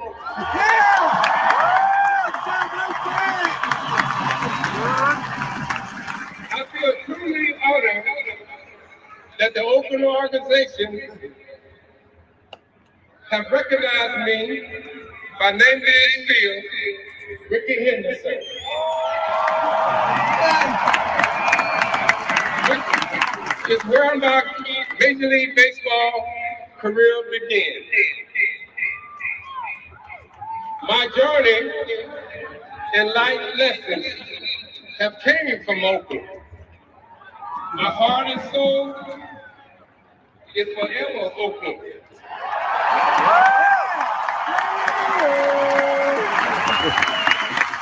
And now you have me permanently in Oakland with this field. I love you, Oakland. Today's journey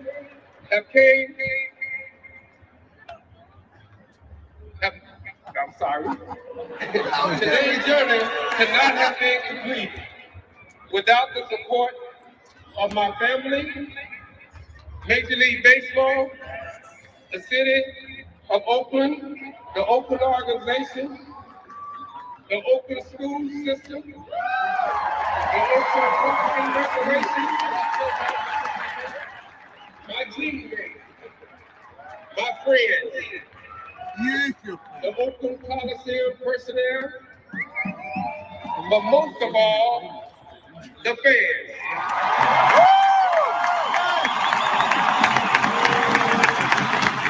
Especially the Oakland fans. Thank you all.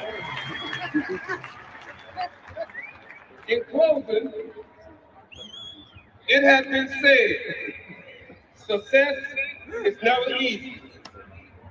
But God said it would be worth it if you work hard. I look around today and I said, who would ever believe that an Oakland boy playing down the street from here? Wow.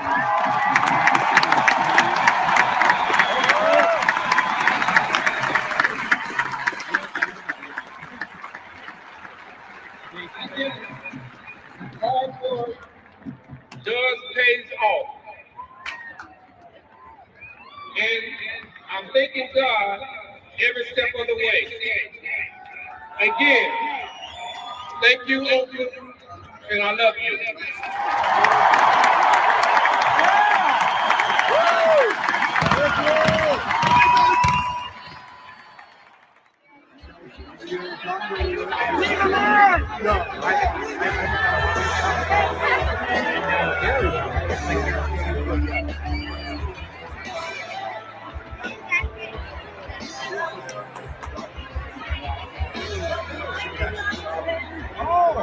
Probably should not play that. I'm probably gonna stand, but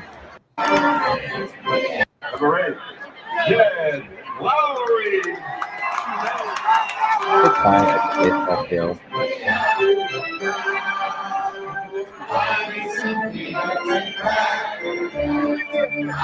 Yo. I'm Ric Flair, baby. Let's go. For it's 1, 2, 3 strikes, you're out at the old ball game.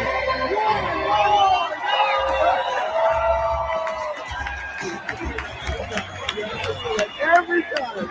You did that. 1 more. Yeah, that was fun. That was some good times, my friends. Let's see what else we got here. I'm getting greedy again. Probably getting greedy. This is a good one.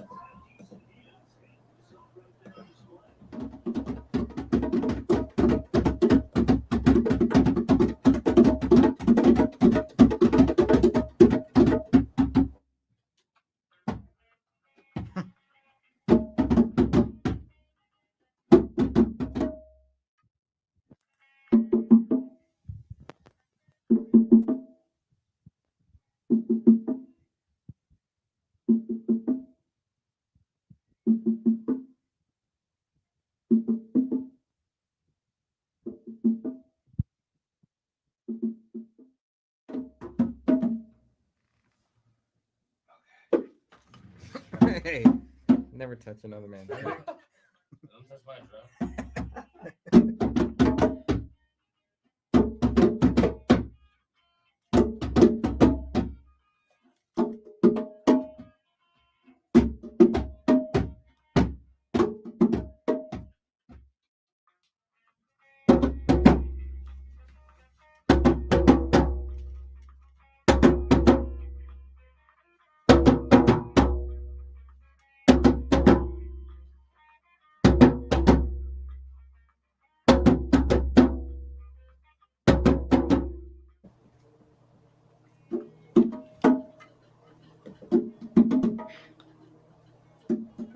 This is stuff that I miss.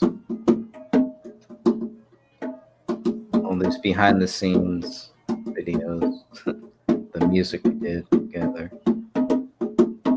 So glad I'm able to see these, get this all back. Thank you, YouTube. You're awesome.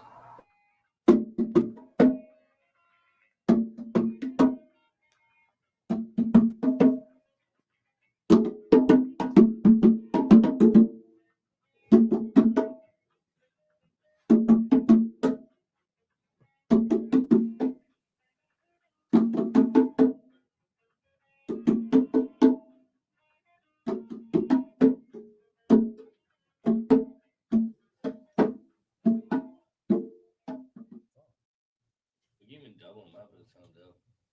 Video stare wars. That same just one stare at each other. Oh, I won. Yeah, yeah, I won. yeah, He looked away. I won. same pattern. Everybody's on. Yeah. Okay. The winner. Chicken dinner. Chicken dinner. That's all you get. Chicken dinner. But we'll take it. Yeah, whatever you're doing there too is tight too.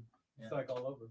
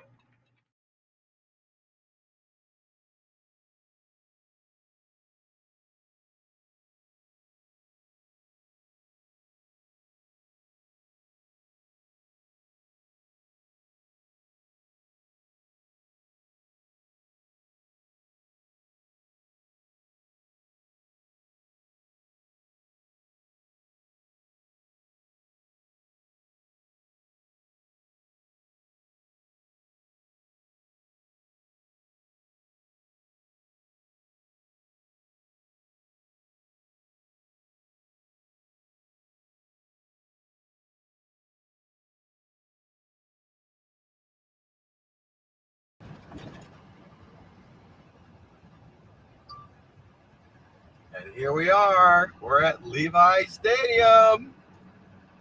We just stay here a week. We could go to the game on Sunday. There it is, baby. We're going on a tour today. There's Team Store. I'll spend some time over there. Yeah.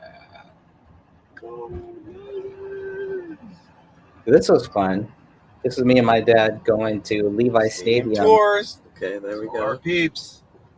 Before the stadium was open. The same day that Robin Williams passed away, too. Exact same day. Pretty interesting to note there. Nothing is done, nothing is built. So this is when they first started. I think they may have been. I don't even know. It was coming up. But Levi Stadium, Santa Clara, the San Francisco 49ers Stadium. They were doing tours, so I took my dad on a tour. We had a lot of fun that year. This had to have been like 2012. Let me see. What day? Yeah. 2014. This was fun. This was a good time. Did a whole tour of the stadium. Man, we had a lot of fun.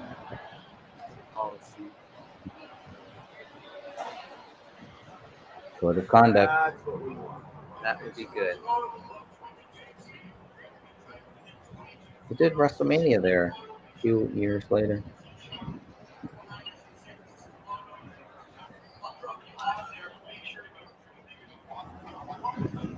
It didn't look like you're going to have to walk. We were like a candlestick. You'd have to walk forever. Up and up. And this is like right here. Okay. Metal detector.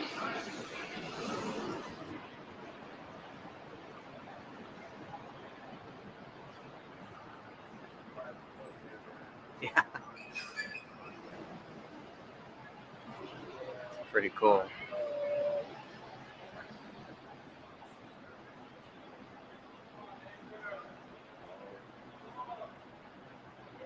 Of course.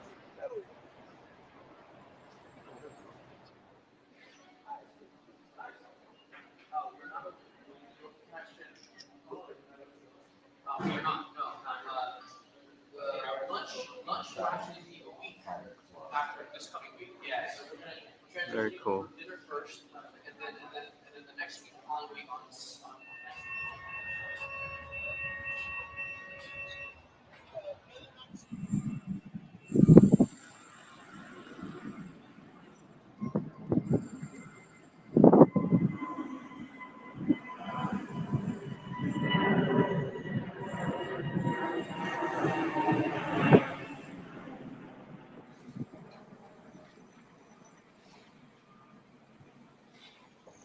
It's crazy because the way that they built this stadium was to always make sure that as far as the sunlight, that the 49ers always had the advantage. So that was their goal. So that the sun would always be in their eyes on the sidelines. This was great. Learned a lot about football that day.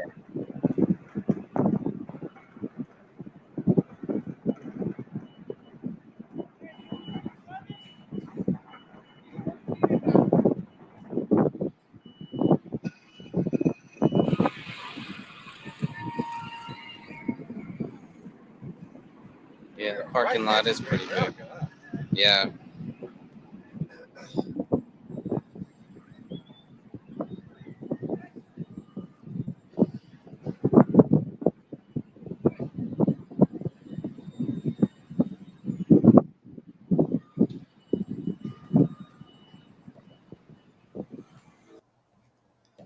It should also be noted they're going to do the Super Bowl there this year.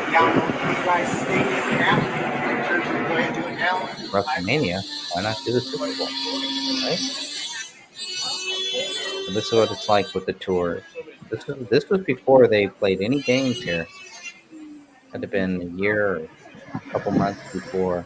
This was fun. I really enjoyed this. I set this up and wanted to take my dad because the biggest sports fan that I know is my dad. Second is my brother. My uncle Kevin probably too.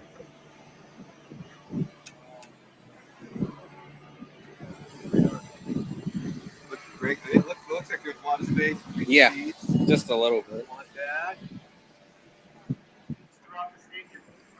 Those seats, it just looks so comfortable. It's so nice to see. So clean. Santa Clara, not San Francisco, by the way. It's really cool. It's beautiful. I think they did a WrestleMania here and I missed it.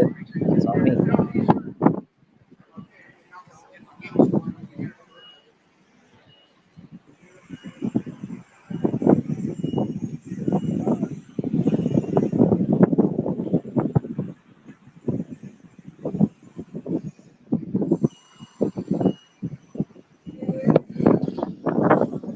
Roll.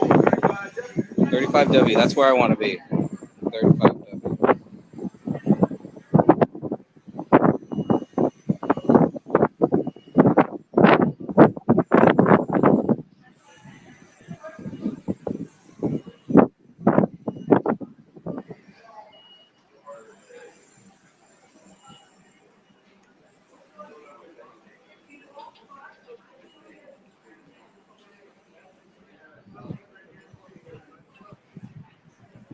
Nice club seat right here. You'll be able to feel nice and comfy here. First,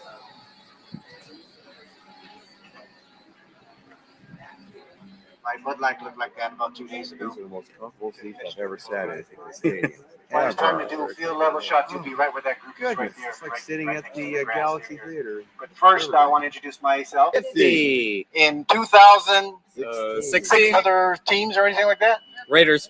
Okay, we got some Raiders. Let you know that it's a Lions Candlestick Park as a media professional, and had a great experience with the players, shooting and interviewing and stuff like that. So, NFL fans and NFL stadiums. So it was overdue for Niners. Investors is certainly a portion. This is an edited version because I didn't really want to step on their toes. They're doing the speech, they're doing the spiel, but I probably have all of this raw footage, and I should put all of this together one day and to just show the full experience. But I did edit a lot of this down, and now I feel like I shouldn't have. You know that their corporate sponsors is another way that's going to help pay for the stadium.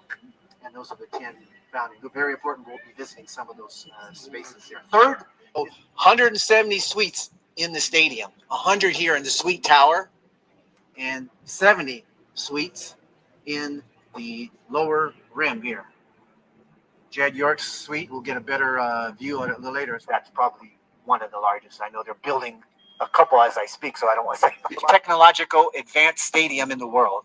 And of course, you would think you would be in California, in the Bay Area, and of course here in the heart of Silicon Valley, right here in Santa Clara. It has to be fully sustainable for decades to come. That's his primary thing. And we see that we're on track for that. Second, he wanted to see it be intimate, open, airy, accommodating. Super Bowl 50 is coming here. Yeah. Which I'll treat everybody to. Yeah, coming here. United Pro. More monitors in here. This is the largest clips here. Here.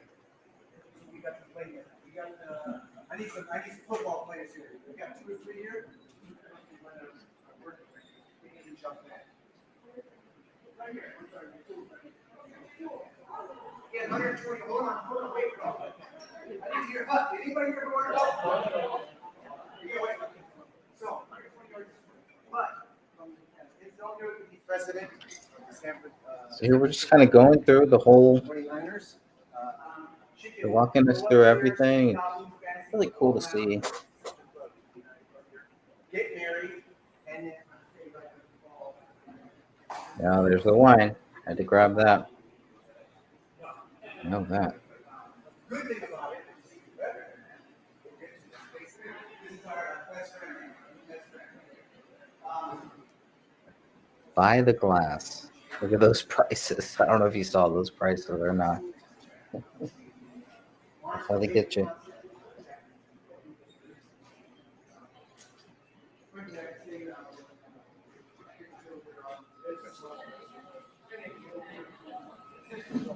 I would love to try to get out to one more game with my dad. Even if it's not for football, baseball, or something. I'm going to make that happen.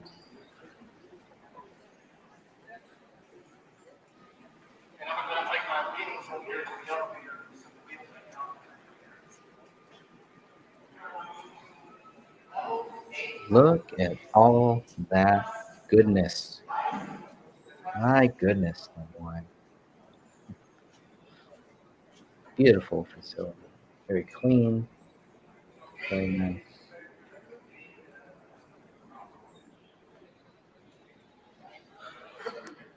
You can see why they will do a Super Bowl here, right?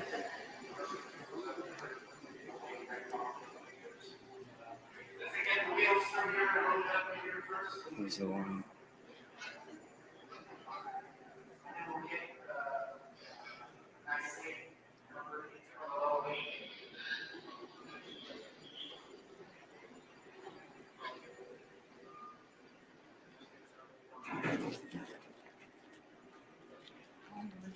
Play, you can see the replay or any one of the monitors. You want to see it from that angle or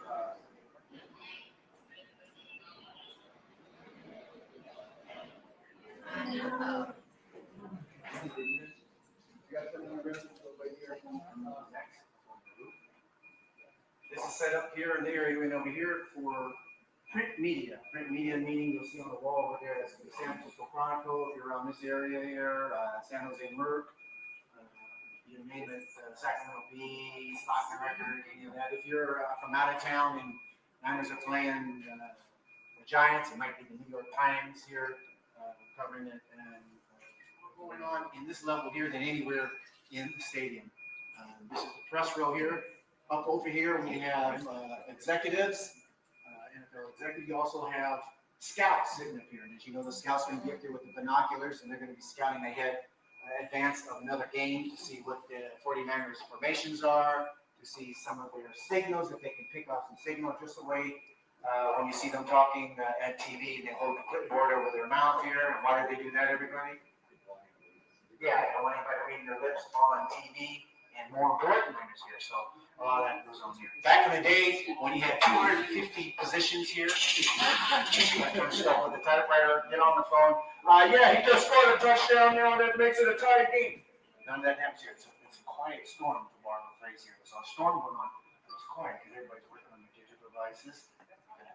Wi-Fi underneath the seats, USB plugs, and AC plugs to accommodate. Got that intimate view, I would say, here for the press for you guys. Or our neighbors coming over to our house and do the same thing. Further down, instant replay. You guys here during the game, particularly during the last two. We're just going up the stairs one flight. We're going to go right up there, right upstairs.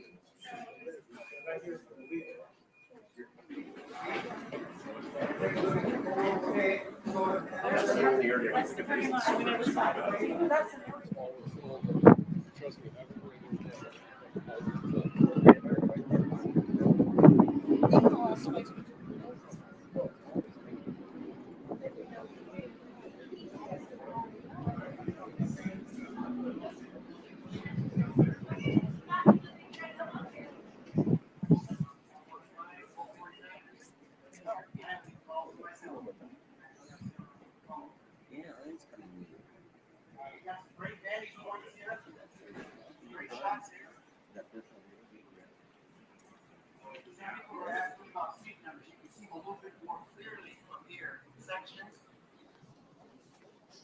How's everybody's energy? If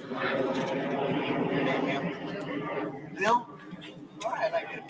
If Lil pulled out her purse and had one of those black American Express unlimited cards, and she decided to hold a party up here and invite us all, we all can be up here with her party and have the wine, cheese, and food. And up here. So I think she's just invited all of us up here, and she's going to be taking care of us complimentary. Thank you so much, Lil, for doing that. And this is where we would be hanging out with music, maybe some performers down there, or whether you're watching an event, that would be good. This is the skybox for suite holders to come up here. Amenities are tied into all the different club spaces here. This is where you go, except for, that's only game day. Except for it's not game day, then again, like Lil's going ahead and spring, and she's going to say, invite us all so we can come to her party. What's the magic number in this stadium again, everybody? Magic number? 49. There's 49 bays up here holding 544 solar panels. There's 3 pedestrian bridges out there. You saw solar panels over there. When you combine all of the solar panels, there's 20,000 square feet, over 1,000. What's the magic number here at the stadium? 49. 49 homes in his home, which makes 50 for an entire year. Okay, the best right here. I'm going with her right here.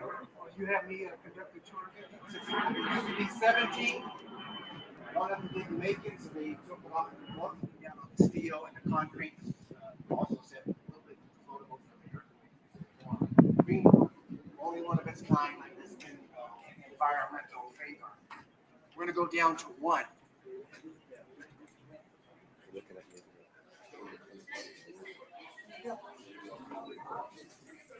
Okay, also for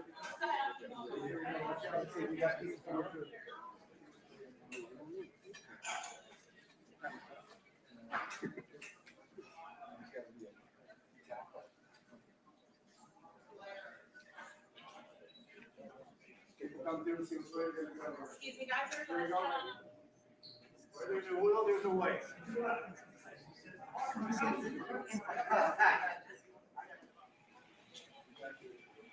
Craft beers, if you go here, the premium wines we talked about, Napa Valley, Russian River, top of the line, right here, Jack. This area. Locker rooms are right down here. What that means is the football players, while you're sitting there,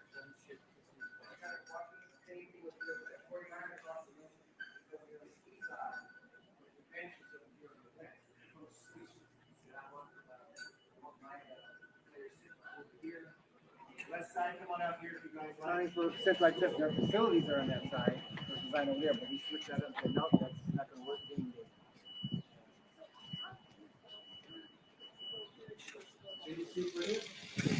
Right over there, this whole section here, a portion of that, and a portion of that by number. So altogether, it comes to 500 people. These rooms, all through that. 500 folks. I think there's 500 or so, 2 different sections. So we had like 3,300 altogether. There's 9,000 clubs. So there's section up there. When we first came in the United Club, I showed they're all sloping down, and that was the mayor's. And that was on the third level there. With that premium, it's probably in that neighborhood, if not more. That probably. But I don't know. But that's the amazing thing. You get that inclusive experience there. You also have access to this during the game while the game's going on. Plus, the 49ers coming out, they don't come out on this side, they come out on that side. They're right here. Same setup. They're mirrored exactly. Plus, you get to come out here to the grass. You guys see it on TV when they run over camera people. Mm-hmm. But right now, they're letting some people stand out here, so I guess they got it. Maybe we got some Livingston. Yeah. For those that know your line seats, leave your.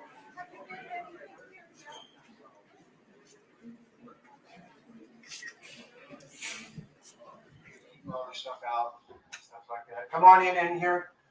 But this is Peyton Manning will be standing right over here in this corner, somewhere in this vicinity. Usually when they assign lockers in position groups. Peyton Manning here. Here's the whiteboard. I need a volunteer to be the coach. Can I get a volunteer to be coach? You're a losing coach now. Don't forget. Nice pictures here. 49ers locker room is great, and you're going to have some pictures online right now. They have put those online there. And they won't have 49er highlights playing in the visitor's room. You gonna put one on, Dad? Oh yeah, absolutely. Which one? Watch them twice. Bowman? You slip right on there if you want to. 49ers have a nice hydrotherapy in their space here. This does not have that. Stairmaster with underwater from the knees down. Barber shop. Are we going over there? We can't go over there. No, like I said, they're out there working right now. Is it true they're gonna turn the heat up high in this side? Right. That's a good locker right here. This locker stall right in the middle of the locker room. This is not in the 49ers. Okay. So if the coach was standing, remember we had our coach by the whiteboard up there, everybody? Remember we had the coach up there and he's standing and we're all back here. Can we hear him? No. No. Can we see him? No. By design. What's your name? Scott. Scott hit it right there by design. Who's got it better than us? That's right. No. They're all together. You see them all together, right? And all you do that. I heard there's a pedestal right in the center for hardball. Check. If you're listening, that's not like 10 times better than what was that candlestick. When I covered it. Oh, really? Good. Bathroom. So.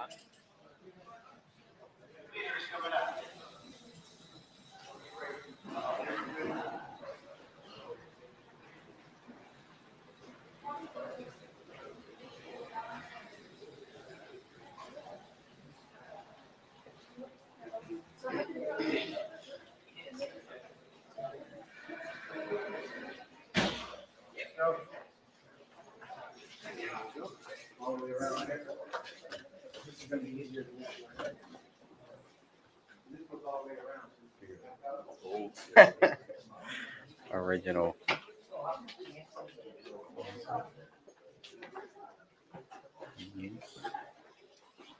Everybody come on, file in. This will be the warming up area here, and the makeup and hair areas on the other side. This goes all the way around here. Welcome to the Gold Rush locker room here. We got everybody making it in? Everybody making it in? Come on in, everybody. We got any folks that have been on the cheer team or wants to show a demo? All right. 1983, the cheerleader Gold Rush was born here in Record and outside the state. Some was also born in Japan. They all went together.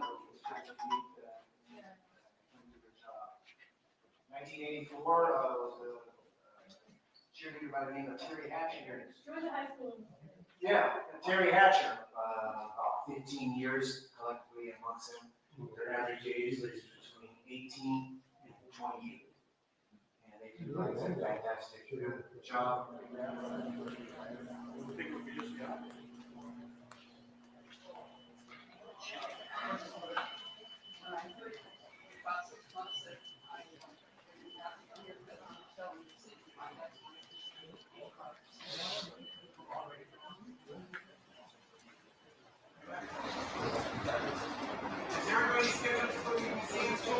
Last touchdown National Conference for the 49ers, and they scored the first ever NFL touchdown against the Rams.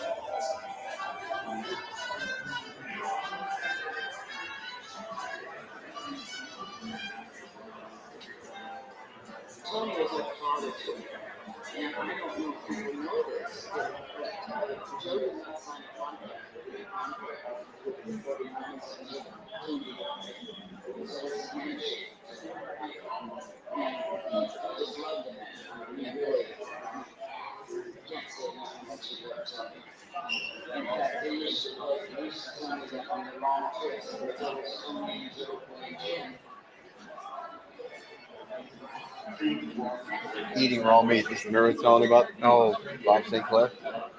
Here it is. Look at it.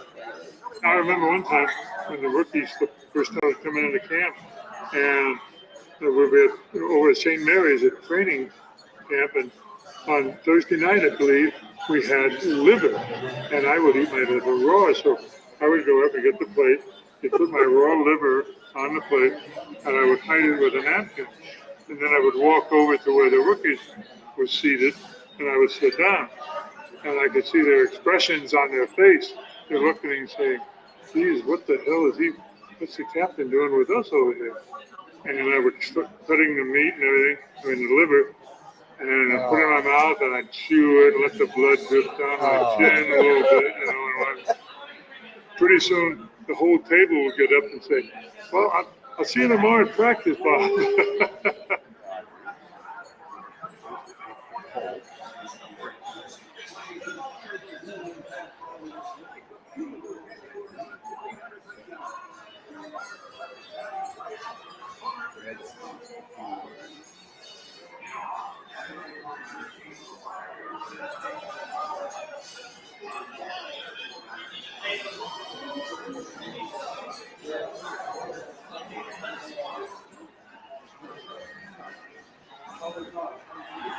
That's good stuff there. Let's see what else we can.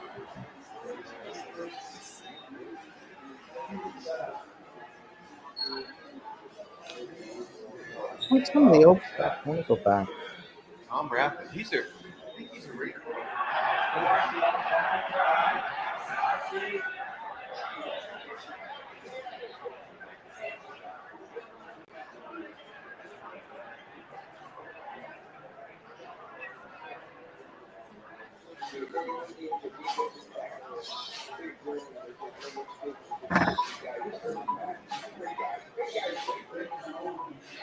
Oh, yeah. Videos everywhere.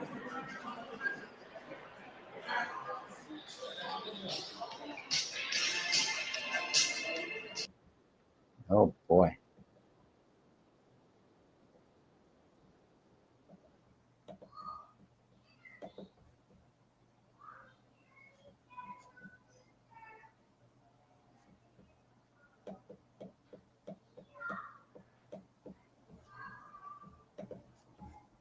We should not base everything we have on somebody saying that the world is going to end on Sunday, or somebody saying anything. Do not trust me. And I also agree with those that say prepare, but you got to be balanced. You don't want to isolate yourself from society, but you want to know those around you, and you want to be prepared.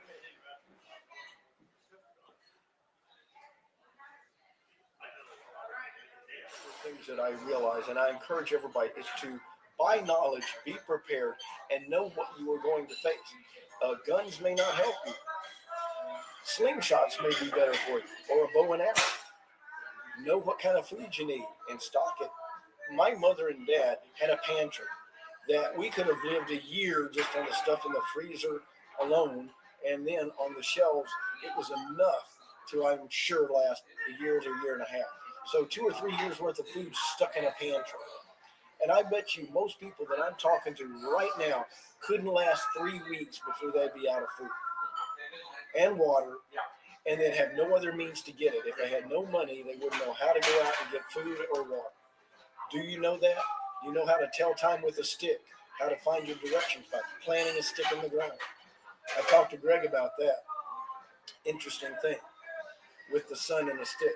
We'll have to bring up a program on that regarding survival techniques, because there's going to be a time when you're not going to have electronics, phone, electricity, or any means to get electricity. All you're going to have is what you see around you and what you can make. So if you're not ready to do that, as the Boy Scouts and the Girl Scouts used to teach you how to live out in the wilds. That's what they were about. You haven't learned how to live yet, because living in this world today, you're dependent on everybody but who? Yourself. Have you ever wondered why? You need to think, because if you're not, you're in trouble. I mean, the signs are there, but the signs have probably always been there. I think the signs were probably there even when Christ was still walking around. Well, he was the biggest sign that we were in the last days because You're he absolutely came. right, and that was 2,000 years ago. So Yes. we really don't know. And what does it really matter? Because when you think about it, is it really about knowing that date? If we make it about that date and that time, we're kind of losing focus, right? Well, yes, because if you're knowing a date and a time, what are you focusing on? Dates and a time. But are you focusing on him? When he said, don't focus on that. Obviously not. So really, my stipulation, and I state this with all love for those who think they know, you don't.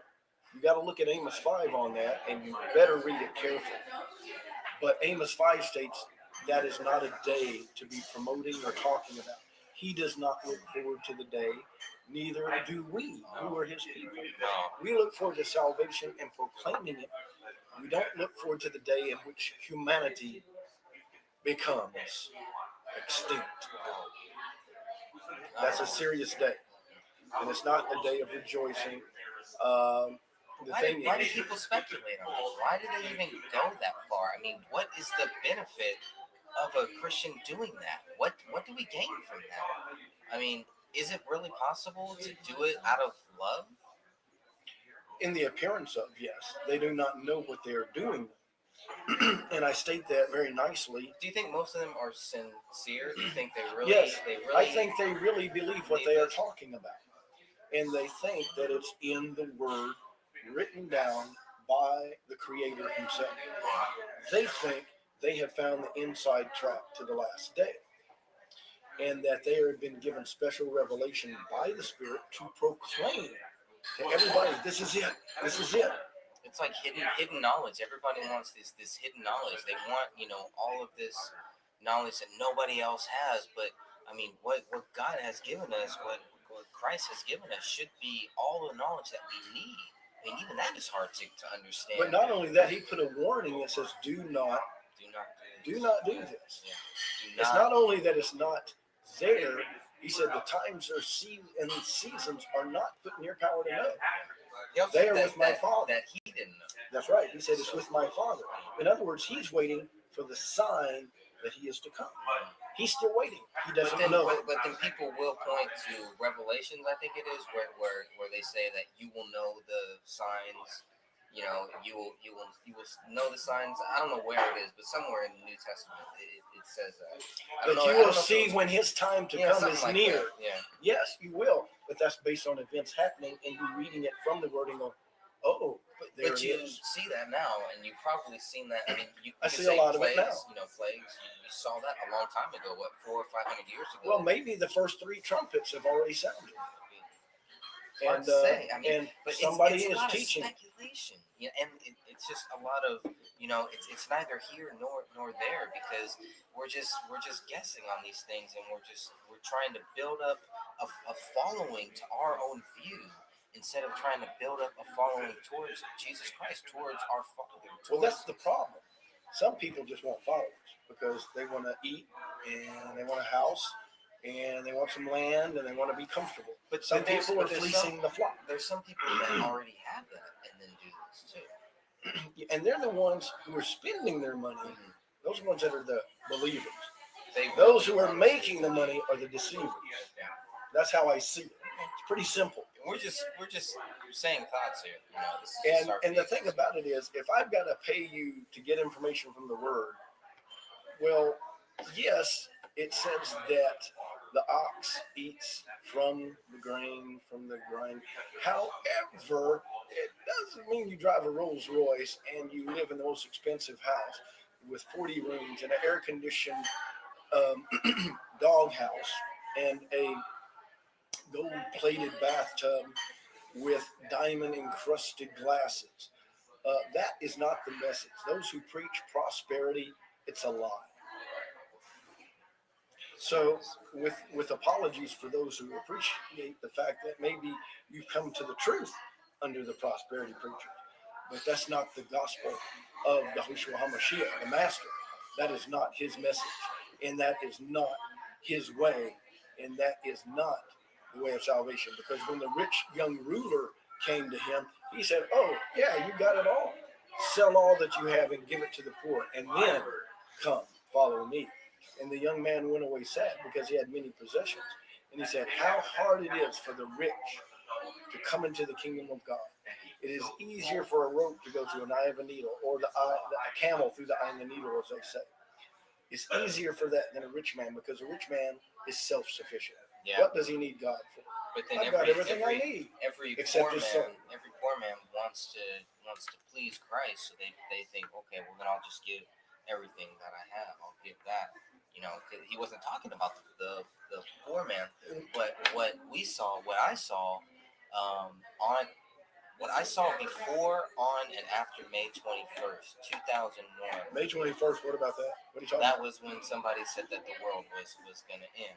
Somebody predicted a day. Somebody predicted an actual day that the world was going to Well, he end. wasn't the first. He wasn't the first, and I don't think he'll be the last. No, there's many more. But the Mayan calendar says December 21st will be the last day. They think, and that's another false prediction. I don't even take that seriously. I don't even the Mayan calendar. You might as well have written that. I might as well have written that. To me, the Mayan What calendar. about the calendar of Greg? Calendar Why don't you write one, the calendar of Greg? Yeah, and form a calendar based on times and seasons, and see what you come up with as an index. My calendar would be completely blank. I wouldn't have a calendar. There you go. I wouldn't write a calendar. We don't need a calendar. Days, what are these days and these times and everything for? But what God has given us. Man always wants to do what God has done.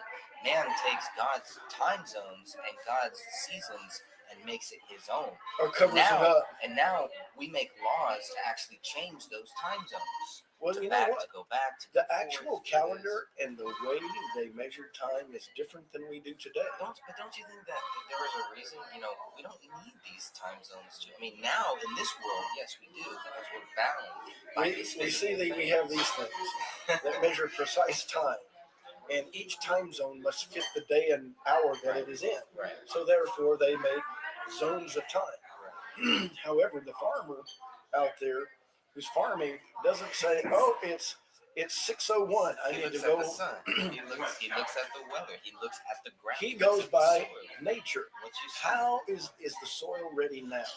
Is the soil right? Is the wind right? Is the moisture in the air right? Is the soil composition good? Low moisture? All of these things, science gets into and says it must be this. But there are some farmers that can go smell the soil, taste it, and go, "Yeah, it's ready." Yeah. Others, they have to get all the stuff. And not that it's wrong to do that. However, there are some that know nature enough to know how to do it. There are those that don't.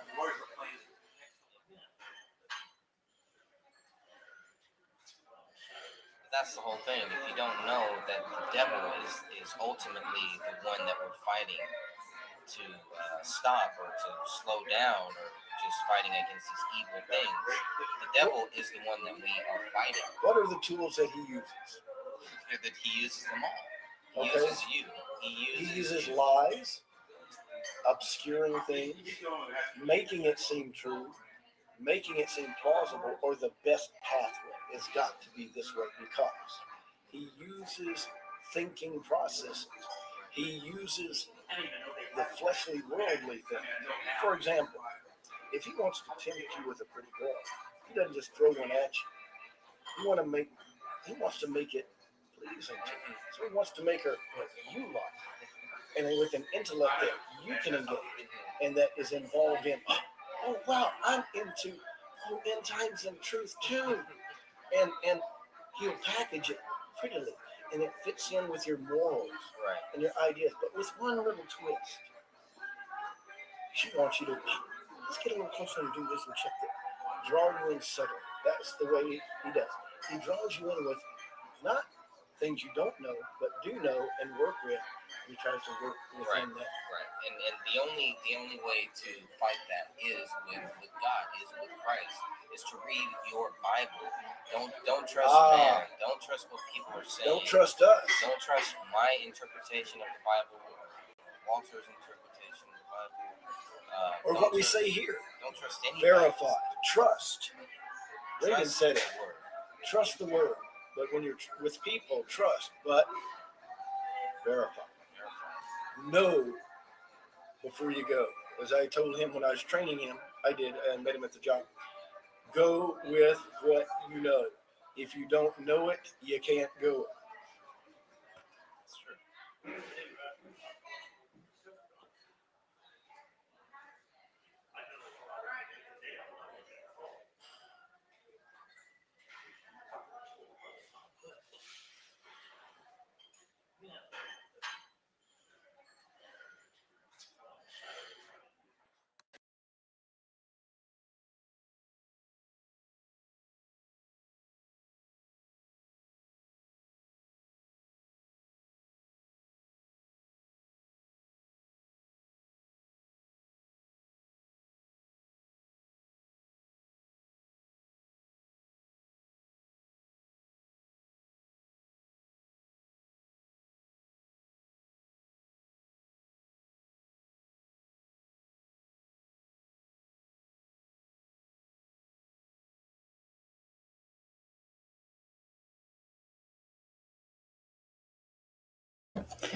Oh, that was a fun conversation. My good friend, Walter Bradley. Oh, man. Let's see. There's a few other things I wanted to go back and look at. Some of those early conversations were really, really fun. I don't know. Let's see what I have here.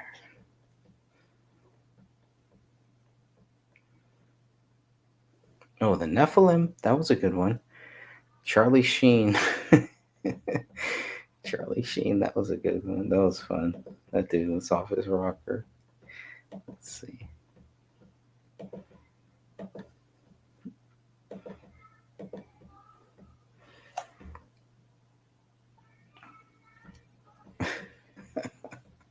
What were we doing? I don't know.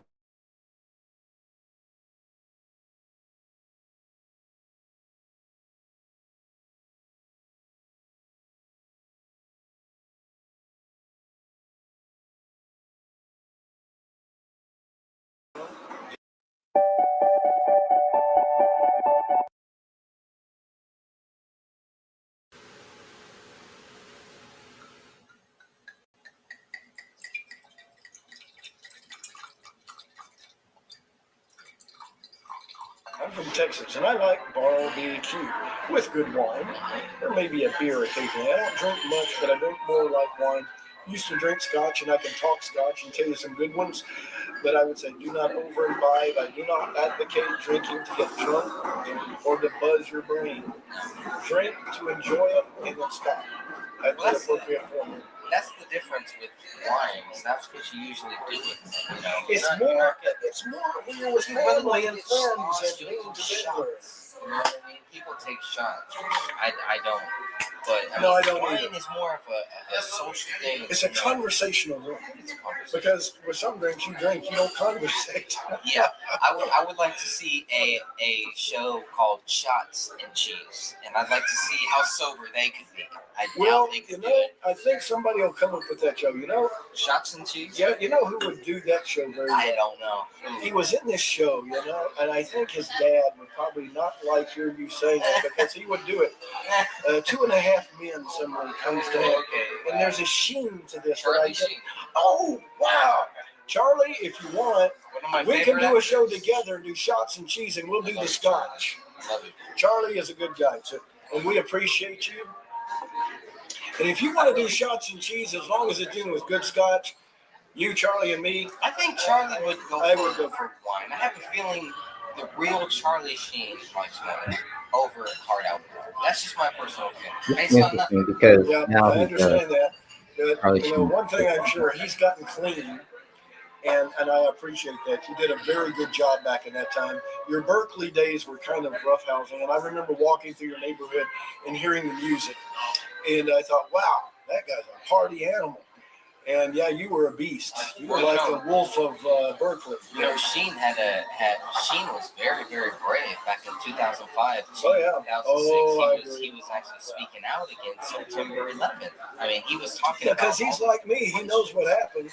And he spoke the truth. In 2008 or 2009, a man of respectable dignity. He had 20 questions for the president.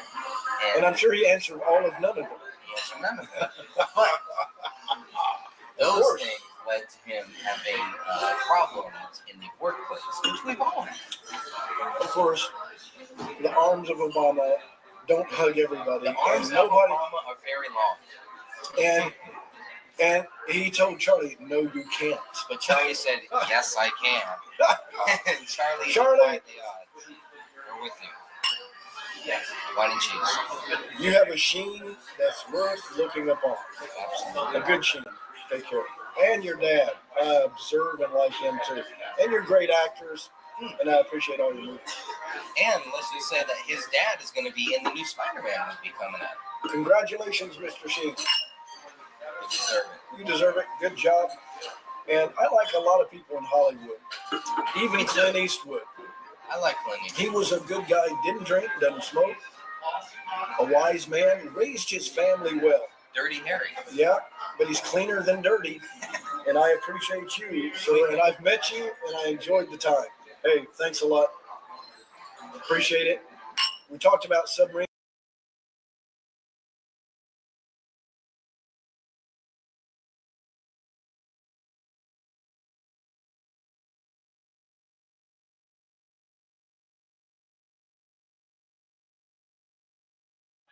Economics. Basically saying that government is corrupt. I'm probably with Al Qaeda for saying these things. Definitely saying that. And the Fed this year. I mean, Sean will be there. Yeah, definitely. I know he'll be there. Sean's gonna be there. I'm gonna be there. I'm pretty sure you're gonna be there, Sonny. I am trying my best. I'm scheduled to work Sonny's, today. yeah, we're gonna make sure that Sonny's there. Somehow we're gonna get him there. And if we can't get him there for the actual thing, we're gonna get him there for the after party, at least, because we're not going anywhere. So we're gonna show that we're not going anywhere. We're gonna hang out all night. Not only there, but we're gonna have a little after party, a peaceful thing, where a bunch of us who think that we should in the Fed can go and just hang out, just chill. Yeah, that's a good and just feel free to talk about this. We could talk about other things too, but to just networking feel freedom style. Yeah. Yep. Freedom. Yeah, it's a good way to get younger people there. I mean, create a fun environment. Yeah, exactly. Right. No, I think this year after all the years that we've been doing it, I mean, Sean, you're a trooper, bro. I hats off to you. If I had my hat on, I'd be taking it off right now. But bro, you want my hat? We've been doing this for a long time. I mean, Sean, you've been doing this for a little bit longer than me. And I think this year, 2012, with the whole audit the Fed getting as close as it did, and Harry Reid shooting it down. Hey man, we're one step closer. we're getting very close to victory. Right. I could smell it. I mean, I could almost taste it. Yeah. You know, I agree. It's coming. It's coming. I mean, they can't stop it. If we keep coming, they cannot stop us. Yeah, I think the Fed's shaking in their boots. That's right. But one other thing too, though, that I wanted to throw out there is that this year, again, going back to the whole putting in work, is that throughout the efforts that we've put into this, more and more people are talking about it. I mean, I'm not trying to, toot my own horn here, but my mom and my dad, they're actually talking about the Federal Reserve. Right on. Yeah. People that you wouldn't even expect, they're like, yeah, the banks, man. I remember back in 2008, they got that bailout, and I'm losing my house. Yeah. And then I remember hearing about that other bailout that GM got, and I'm losing my car. Well, they're probably talking about it because they actually love you and they actually listen to what you want to say. Whether they agree with you or not will depend on the facts that they actually see at that time. But yeah, I think it just takes time. It definitely takes time. People are definitely waking up. Well, yeah, the first time that I talked to my parents, they probably didn't know what I was talking about. But over time, it's like, you know, they've come to see that, yeah, you know, they're not gonna, they might not come out on September 22nd, Right. you know, but they do know that the banks. But they're gonna know that I'm gonna be out there. Right. And they're going to take note that I'm definitely going to be out there and talking about these things. Yeah, I think one of the things that really woke up my pops. I told him, I said, hey pops, you know why I go out there? He had no idea. I mean, he kind of knew that it was about the banks, and I told him, I said, you know what? It's because the banks are trying to take grandma's house. Yeah, they're trying to take all of our houses. That's what Jenna 21 is all about. I mean, He's taking, you know, I mean, putting us into condos, putting us into, you know, FEMA camps, basically. But it really put it in perspective, though. Like you're saying, Agenda 21, FEMA camps, all this, and you know, talking to my pops about, you know, dealing with his banking situation and how Bank of America and how, you know, Chase Bank and all them pretty much took advantage of the United States populace and said, hey, you know, we're going to do all these things for you. The bank's not even coming through for them. So, you know, they promised all this help, this and that, and they're just threatening. So, you know, for me, it's personal. It became personal because, you know, my father, he worked his ass off for years. You know, he lived the American dream, I guess you can say. He put in that 25 year, 35, actually, what was it? 30 years. Put in 30 years of his life to the same job. Not going to say where he worked, respecting his privacy. But, you know, he put in his 30 years and his Social Security benefits. This is the one that got me the most, is that if he decides to get a part-time job or find another way to actually supplement his income, if he makes too much, it's all cut off. So he's struggling trying to keep the house that him and my grandmother owned together, joint custody, or they had joint ownership in their name. And my father, you know, as soon as my grandmother died, he took over, and the banks just, you know, did a number on him. It's messed up, you know, promises, sign the dotted line here, sign this and that, and they get the bailout, and he's stuck on his retirement plan, and if he makes too much for them to accept or whatever, you know, their quota is, it's goodbye benefits and back to work, old man. I'm sorry for you. It's messed up, man. So yeah, this Federal Reserve thing, 922. This is personal. This is personal. You know, they've made it personal. Mm-hmm. And the only thing is that we need to make people realize that this is personal. They've already made it personal. This is like a silent bomb. Right. That has gone up, but you know, only certain people have really felt it, but everybody is going to feel it. It's just a matter of time. Right. And Sonny, we were talking about this earlier, is just back to that whole structure of control on the banks. You know, like you're saying, we have these currencies that we deal with, you know, Federal Reserve and all that type of stuff. So they create these systems that we're stuck into, and the value of your home, your private property, your possessions, your capital is based on that. Mm-hmm. So you're basically a slave to that system. Well, the way the current, it's the fractional reserve system of, making money out of debt, basically. You know, the very use of the currency implies debt. So yeah, it's a debt finance. It's a debt system. Yeah. Well, no, it's like a debt fuel system. Kind of the better way to put it. But yeah.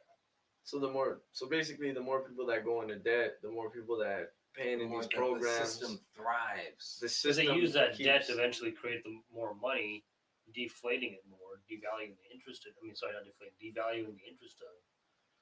And then, you know, like I was explaining to you on film last time, you know, if the value of dollar goes down, you can't buy as much, and there's a gap between the income you earn and what you spend, and the expenses get higher. We take in less and we pay out more, which is again furthers the debt. It limits your buying power, which limits your power in general, limits your influence and scarcity. You're creating an you're creating a progressive form of artificial scarcity. So it's almost like a tax, like an invisible tax. So you create this artificial scarcity. It's like having and sand then in your pocket. you make people pay more. Goes down because it's like the worth of your money decreases as seconds go by. That's why, like in 1970, you could rent an apartment for $40 a month. You know, your job only paid $40 a month. Yeah, your job only paid $2 an hour. No you work 40 hours a week. The same job pays $10 an hour, and the apartment's now $1,000 a month. $10 an hour. Wow. So you look at what you're bringing in as compared to what you're giving out, and right, and scarcity. Right, but it Less sounds buying power, right. Yeah. Right, less buying power. But back to what what we're talking about here is the deflation and how they control it. Yeah. So for us today, we're like, wow, $10 an hour. I mean, I'm thinking the same thing. I'm like, man, that's nothing. But that $10 an hour had the purchasing power of $10 $30, $10 $40 an hour used to mean today? something. Right. $20 was like $100 nowadays, maybe $200. So you're moving on up big time. Yeah, you could buy things for 5 cents back when you had a $20 bill in your pocket back in 1987. You know, Right. you could still buy things that were really, really cheap. Gas was really cheap. Yeah, I was just gonna say, was not even $1 it back took then. me $10 to fill up the tank, which lasted a week. Now it costs me $70. I remember, Well, here, let me- gas was 99 cents. Hey, let me ask this question though, because you're on the topic you asked. Didn't mean to cut you off. Since we have Sean on Skype, no, check it out. Since we have Sean on Skype, so we Sean, gotta get Sean's okay, view. so I gotta get your view on this one here. So we talk about gas, we talk about inflation, we talk about energy, we talk about our daily lives and our costs going up. What can you add to what we're basically saying about the inflation, gas being 75 cents 20 years ago, and today it's $5, $4.25. What's your take, bro? The amount of inflation that is in the system today is essentially what's taking the system down for the purchasing power of normal people. And that's why we talk about when people are losing their houses, it's not really that they're losing their houses per se, they just can't afford anything anymore. And when you have to choose between what to eat and if you're going to eat do your mortgage, then that's pretty bad, right? Yeah, definitely. And that's the bottom line, is that it's not just that either, it's also taxes. It's the amount of money that gets taken out of your paycheck automatically. People don't understand that, we didn't have a system where taxes would be taken out automatically. Right. It was all voluntary before. And as the last 100 years have happened, probably the system came about in 1913, obviously, but I mean, probably 1923 or so is when it really started up. And it's taken this amount of time to basically, steal everyone's money. And this is why I always say that the Federal Reserve essentially just steals their money, because it's through all of these fake banking programs like 401ks, investment funds, and the derivatives are all a part of this, where the guys who are doing derivatives are using the money that the Federal Reserve gives them at a very low interest rate, and they're able to take bets and risk with public money. And that's essentially what the whole system is. And it's a huge con game. Right, it's criminal. I mean, what you just explained is criminal. We see Occupy, where you have this element of the communist faction who is controlled by the banks, and a lot of that is controlled by Soros. And also peeling the onion further back, we also see who controls Soros and who does Soros work with and work for, and that's the Federal Reserve System. The Federal Reserve banks, creating their fiat currency, issuing all of these loans, and further devaluing the currency of the American purchasing power. We see this system kind of cannibalize itself, I guess you can say, where it's like creating this massive debt where it just destroys itself, but at the same time you're creating all these other powerful groups. Like I could even throw out the Muslim Brotherhood, who is being funded by NATO, who's taking loans from the Federal Reserve, the IMF, the World Trade Organization. And then we look at Israel, who's taking money from the United States, using that to fund counterterrorism operations against the Palestinians. And then we see this insurrection in Libya, where the people took over Libya, and they had their own, the Libyan government had their own banking system, and this fiat system had to be set up. So, as you're going through all these different points and topics, you're hitting the nail right on the head, right on the banking system. And the creature from Jekyll Island kind of mutated and spread itself throughout the world. So, I'm just adding, more, I guess you can say, credit to what you're talking about here. And it's very important that we address that, because a lot of people, they say, oh, communism, capitalism, those two things are the problem. But at the root of it all, and Sonny was talking about this and Greg as well, is the banking system, the fiat currency, that system of creating money out of thin air, which is backed by nothing, no commodities whatsoever, and people that fractional reserve banking, right, and people that are ignorant to that system tend to fall prey to it. Like you're talking about the 401ks. All of us were actually talking about that. The 401ks that you put your money into, and you don't even make anything off of it, because by the time you cash out, the system is so diluted and devalued, it's pretty much worthless. I spent a couple years in Target. I put in like at least like 5 or 10 grand. I didn't get nothing. Right, exactly, and that goes back to Sean. What Sean was talking about. Where does that money go? Where does that money go that I put in? That money goes somewhere. That's the same thing. But that's the same thing with stocks. It's the ultimate the money goes redistribution of wealth is what it is. Right. It goes back to the banks. It goes back to the people that manage the funds. And I was listening to this lady. She's a doctor, but essentially what she is she's like an economist type thing from a university, and she was essentially talking about how the best thing would be to do is to tax the pension accounts of the very rich, and that's what people seem to think is the solution. Is the rich people are making so much money that we just simply have to tax them so that they don't make as much money anymore.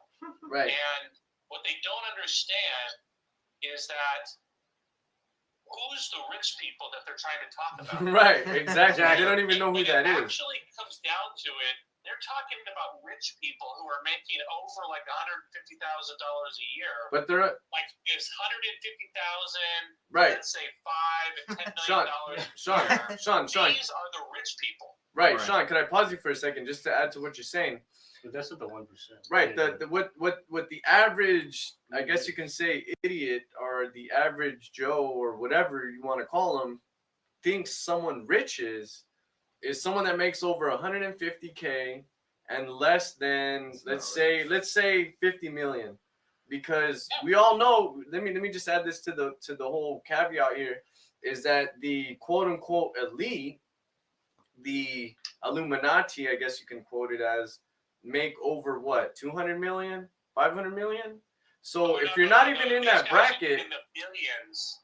Yeah, exactly. Yeah, even further. Right. So they're not even affected. So they're not even affected by these things. Right. There's a 0.01%. Right. But right. But I'm right. But I was just. There's a point. Yeah.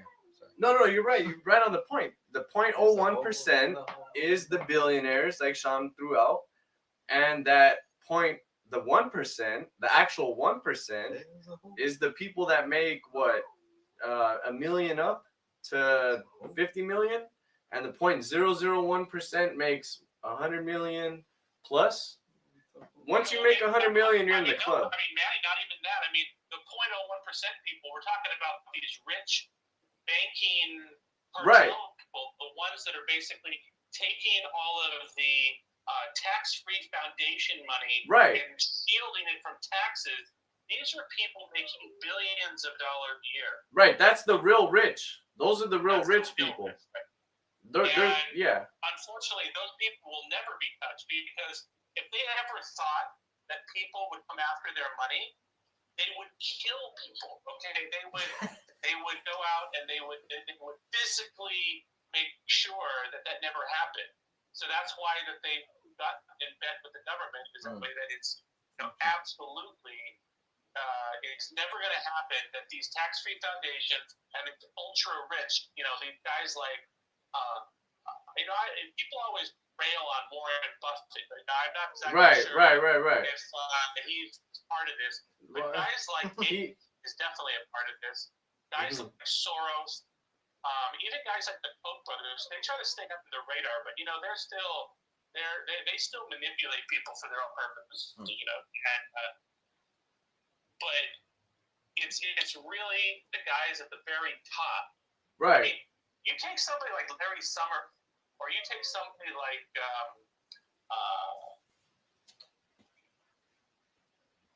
Bernanke, or people who head up the Federal Reserve Board, the people who head up the Federal Reserve Bank, Timothy Geithner, parts of these are not ultra rich. These are these are soldiers. These are soldiers for the people that make all of this. Well, yeah, they're the proverbial speaker for the Fuhrer. But that's what they turned all of our presidents and our Congress members and our senators. That's what they turned them into. It's just soldiers. Right. Well, no, but back to what Sean was saying is that these people, this 0.001% can be defined as people that are making over a certain bracket, and again, the 0.01%, if we get into the whole breakdown of the Occupy type mindset, the 0.01%, what they think that is, even the 0.2% or the 2%, whatever it is, makes $1 million to 150 million, 100 million. We'll cut it off somewhere around that, because do you know who those people are? Those are the people that employ everyone in the country. Right.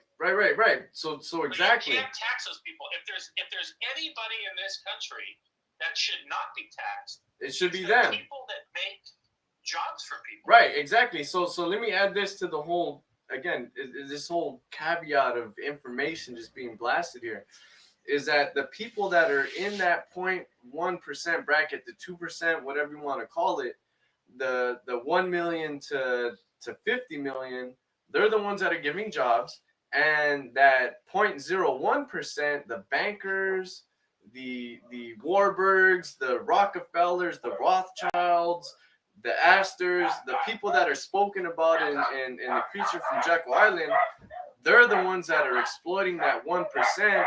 And by doing that, is trickle down economics, and is siphoning the money from the working person, because that middleman, like we're talking about, the soldiers for the Fuhrer, the soldiers for the dictator, are carrying out the actions. They're the ones that say, hey, you work for IBM, there's this much profit to it. But let me take a break here. I got to get the dogs. Should we wrap it? All right. Well, we're gonna probably wrap this up. Go. Yeah, I'm gonna copy another file at this time. Okay. And what this file is a GAO federal investigation of the Federal Reserve. Okay. And essentially, if you look at the borrower breakdown, you'll see that this is part of the $16 trillion that was taken out in all of these bailout funds. And out of the $16 trillion, a huge amount of it was given to foreign interests. But the largest taker of this money was Citigroup, Yeah. Morgan Stanley, Yeah. Merrill Lynch, Yeah. Bank of America, right? Right. These are all hedge fund people. These are Right, people right. that are trading derivatives on the markets. Right. Sean. And yeah, it's crazy, man. Check it out, Sean. So not trying to cut you off here. We got to cut this, pretty short here. Running out of time. But one thing you hit the nail on the head was with the hedge funds. The hedge funds are the 0.001% that's destroying the economy. Those are the actual people that have that money and that capital to literally buy countries and leverage entire banks out of business. They're the ones that are the zombie bank operators. So if you have, trillions upon trillions of dollars, like you said, 16 trillion, but then we could even peel the onion further back and look at the Federal Reserve System. And when we look at the Federal Reserve System, we see JP Morgan, we see the Rockefeller family, the Astor family, all these different families, the Warburg family, all these other families in there as well. But again, the Rothschilds, going back to the Bank of England, they're the ones that have one of the strongest controlling arms in the IMF. And the IMF, which is part of the World Bank and the World Trade Organization, they have that world currency. So when we look at the world currency, one of the missions of the world currencies is to destroy local currency. So by doing so, when you destroy a local currency, you force the local currency to take part into the system.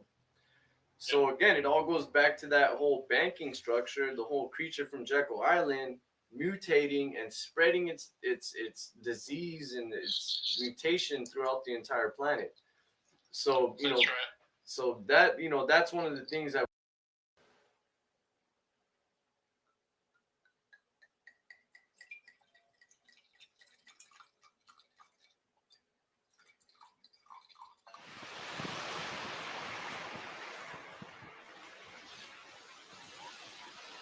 My sister has AB negative, RH negative, and AB negative factor. And I've looked up the bloodlines, and that has a particularly notorious line. They tie that to the Nephilim.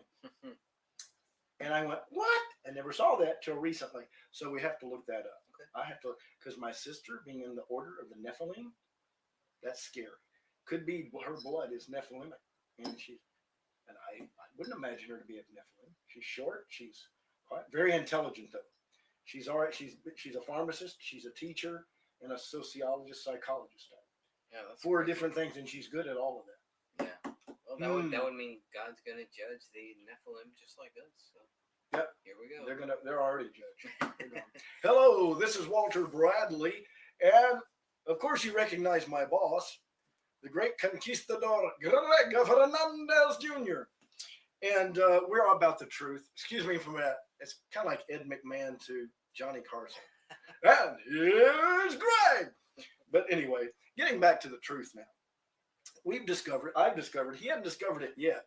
In fact, he hadn't discovered the discovery I've discovered before at 2 other places, which is the California Wine Association, Chenard's, and now Westover Winery.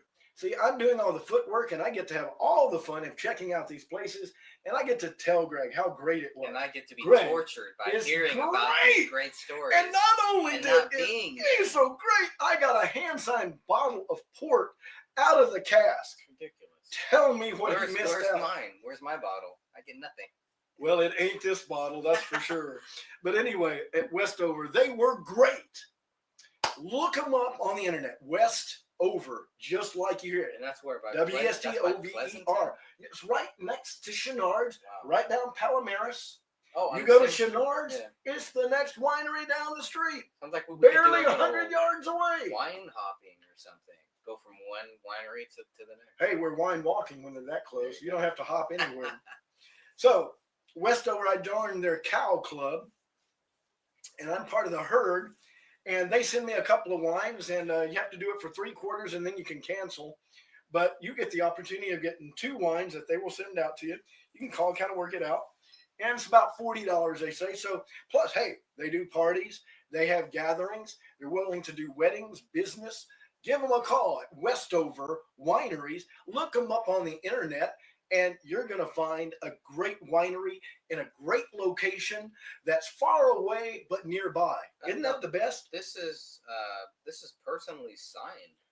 They personally signed this. Is that right? Yes, they have personally signed my bottle of port. Here's your bottle. And now This is a kind of cool bottle too because it's excellent. Like and it's a nice port. They've done a very good what is job. with the extra? Well, you know, weight here? it's well, one of the things about that is it looks solid nice. and it looks nice. It's aesthetically tip pleasing, over, right? and it's a very solid. You bump it. Ah, now we're talking. That's probably the reason. Probably would break if I did it free fall, but I'm not going to do that. Good. But if you're looking for port, this Westover winery does a variety of about 30 different ports. Castro Valley. Yes. Castro Valley, California. Wow. They do a variety. Did you hear me? Tawnies. Whatever If you're looking you live for. in Castro Valley and you don't haven't know- gone here, Or join me because I Chenards. haven't either. See, he hasn't gone and he's one to talk. There's Chenards and there's Westover. This is Two crazy. Beautiful So wait, wineries and So I've beautiful been going Palomares. to like Napa. I've been going to all.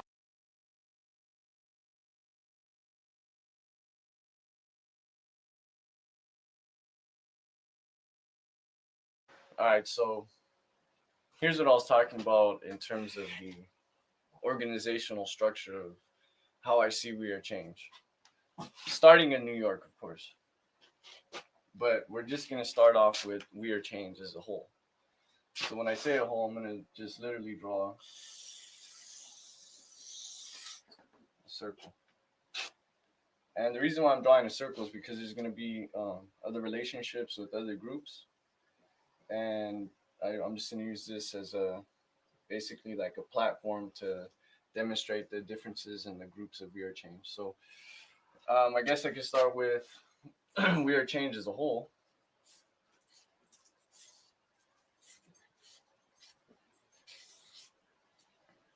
Okay, so We Are Change is a umbrella organization or a blanket organization, I guess. How you dare could say. This organization is supported by legs. So if it's an umbrella, I guess you can say, or a tent, more or less, it's supported by different legs. So we'll say one of the biggest legs, we'll say like the center pole of the tent is NYC.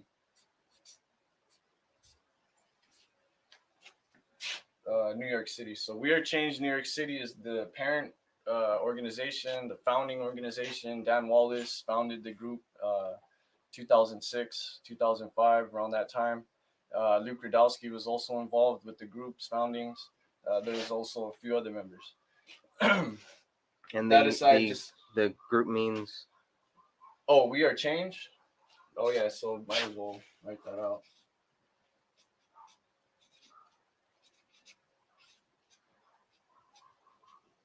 Because a lot of people don't even know what change stands for. So change is the coalition for halting the agenda of the nefarious global elite. That was what it was originally founded as.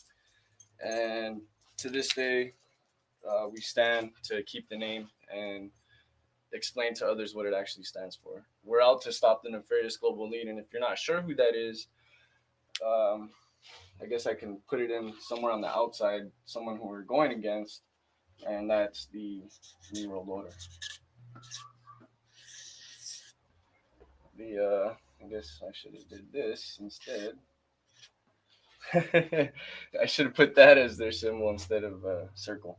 But anyways, we're basically at war, whether or not you like it or want to coin it as such. They have declared war against all of humanity and wish to exterminate 80 to 95% of the population. So to me, that's an act of war, where they soft kill us, kill us with things like fluoride in the water, vaccinations, aerial spraying, pesticides being sprayed in our neighborhoods, and in hopes to stop West Nile viruses and things like that.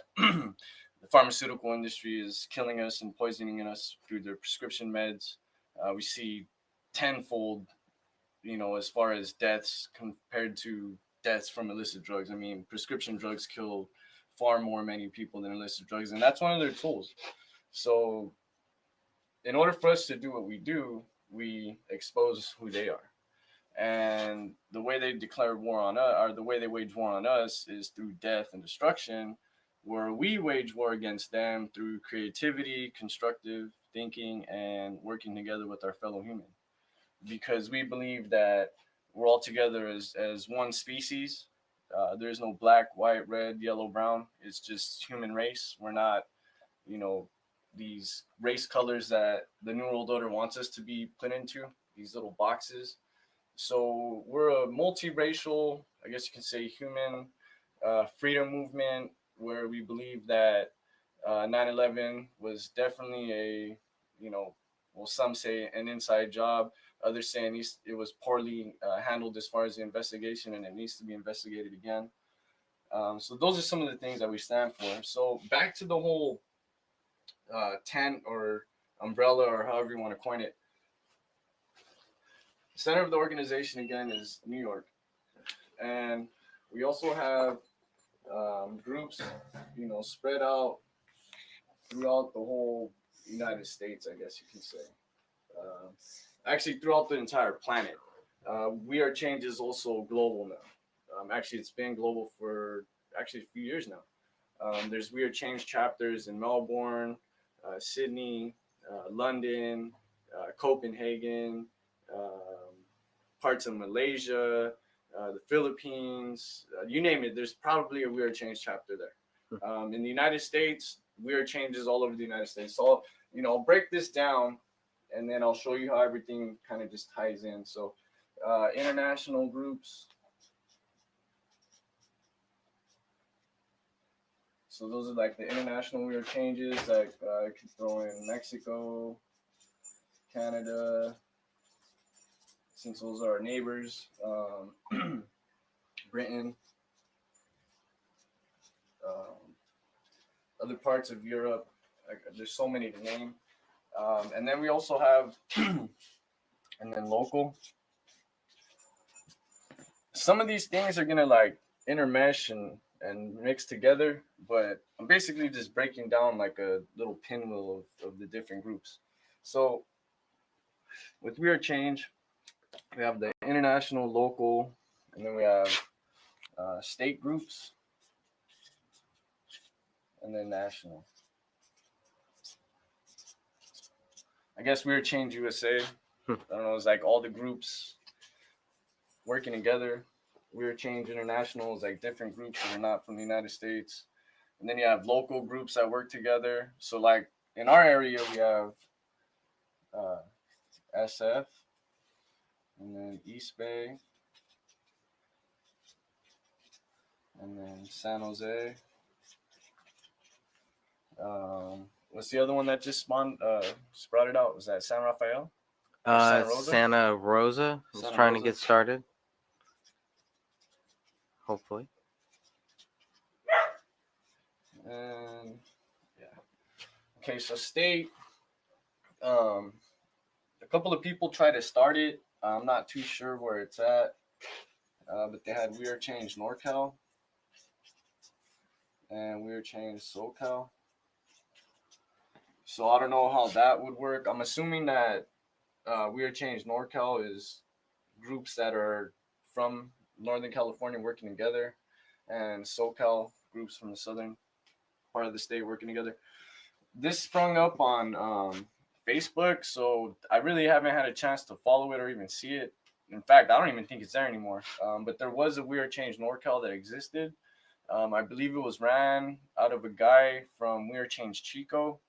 I think he was running it. I'm not 100% sure. But these are just different breakdowns of the groups.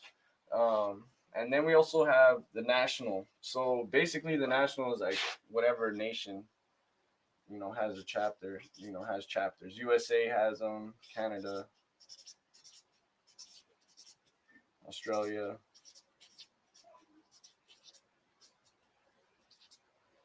UTC. And then we have alliances, which is another one. that makes up We Are Change. And not only alliances, but agreements, I guess you can say, are like, I'm not sure how to even coin this. Basically, an agreement where you have two groups that work together on a similar goal.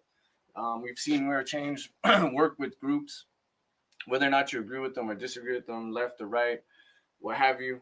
We've seen We Are Change groups work with Truth Action. There's a lot of people from Truth Action that work with We Are Change and vice versa. I've worked with Truth Action San Francisco with great success. Truth Action, they do 9/11 events every 11th of the month in the city. So We Are Change, East Bay, and We Are Change San Francisco. Whenever we have time or whenever we can get out there, we're out there supporting Truth Action. So the alliances, we see those.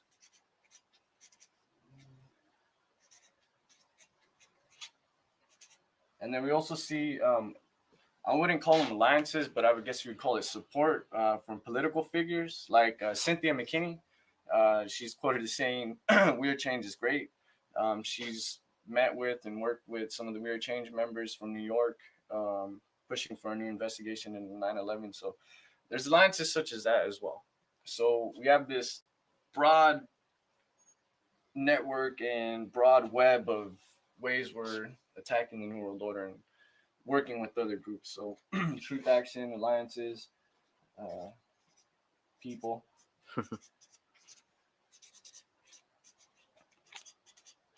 And then also locally, we worked with John Fitzgerald in his congressional run. So there's another one. So just throw that out there.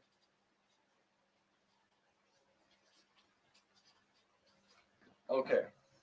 So we have this blanket organization, the alliances, the international, local, state, and national.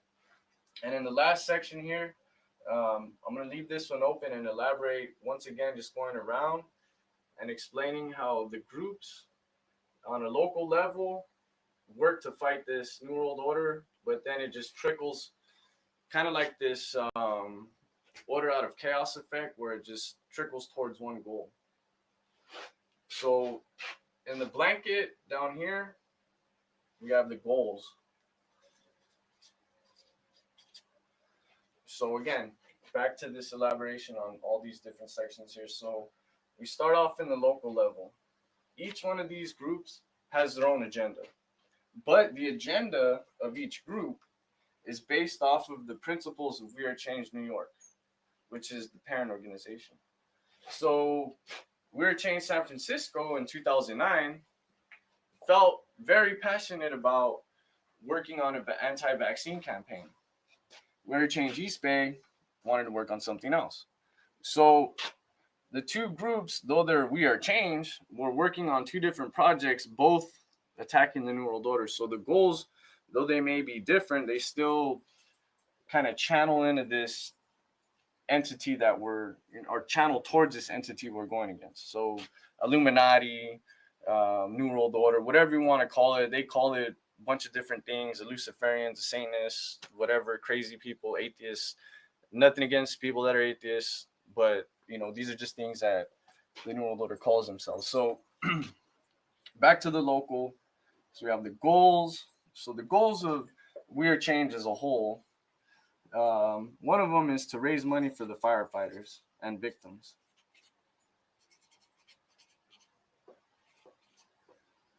So one of the things we want to do is, like the Feel Good Foundation. We want to get money out to them. We also want to help groups like Architects and Engineers for 9/11 Truth, help them raise money so that they could keep, bringing people what they need, excellent edited films that are, theatrical, I guess you can say, where it's like scientific too, and scientific as well to top that, where they spend their money on actual science, not just this cockamamie commission report that the government threw together. So raise money. Another one, and this is for nonprofits. So whenever we talk about raise money with We Are Change, it's all with nonprofits. So raise money for nonprofits.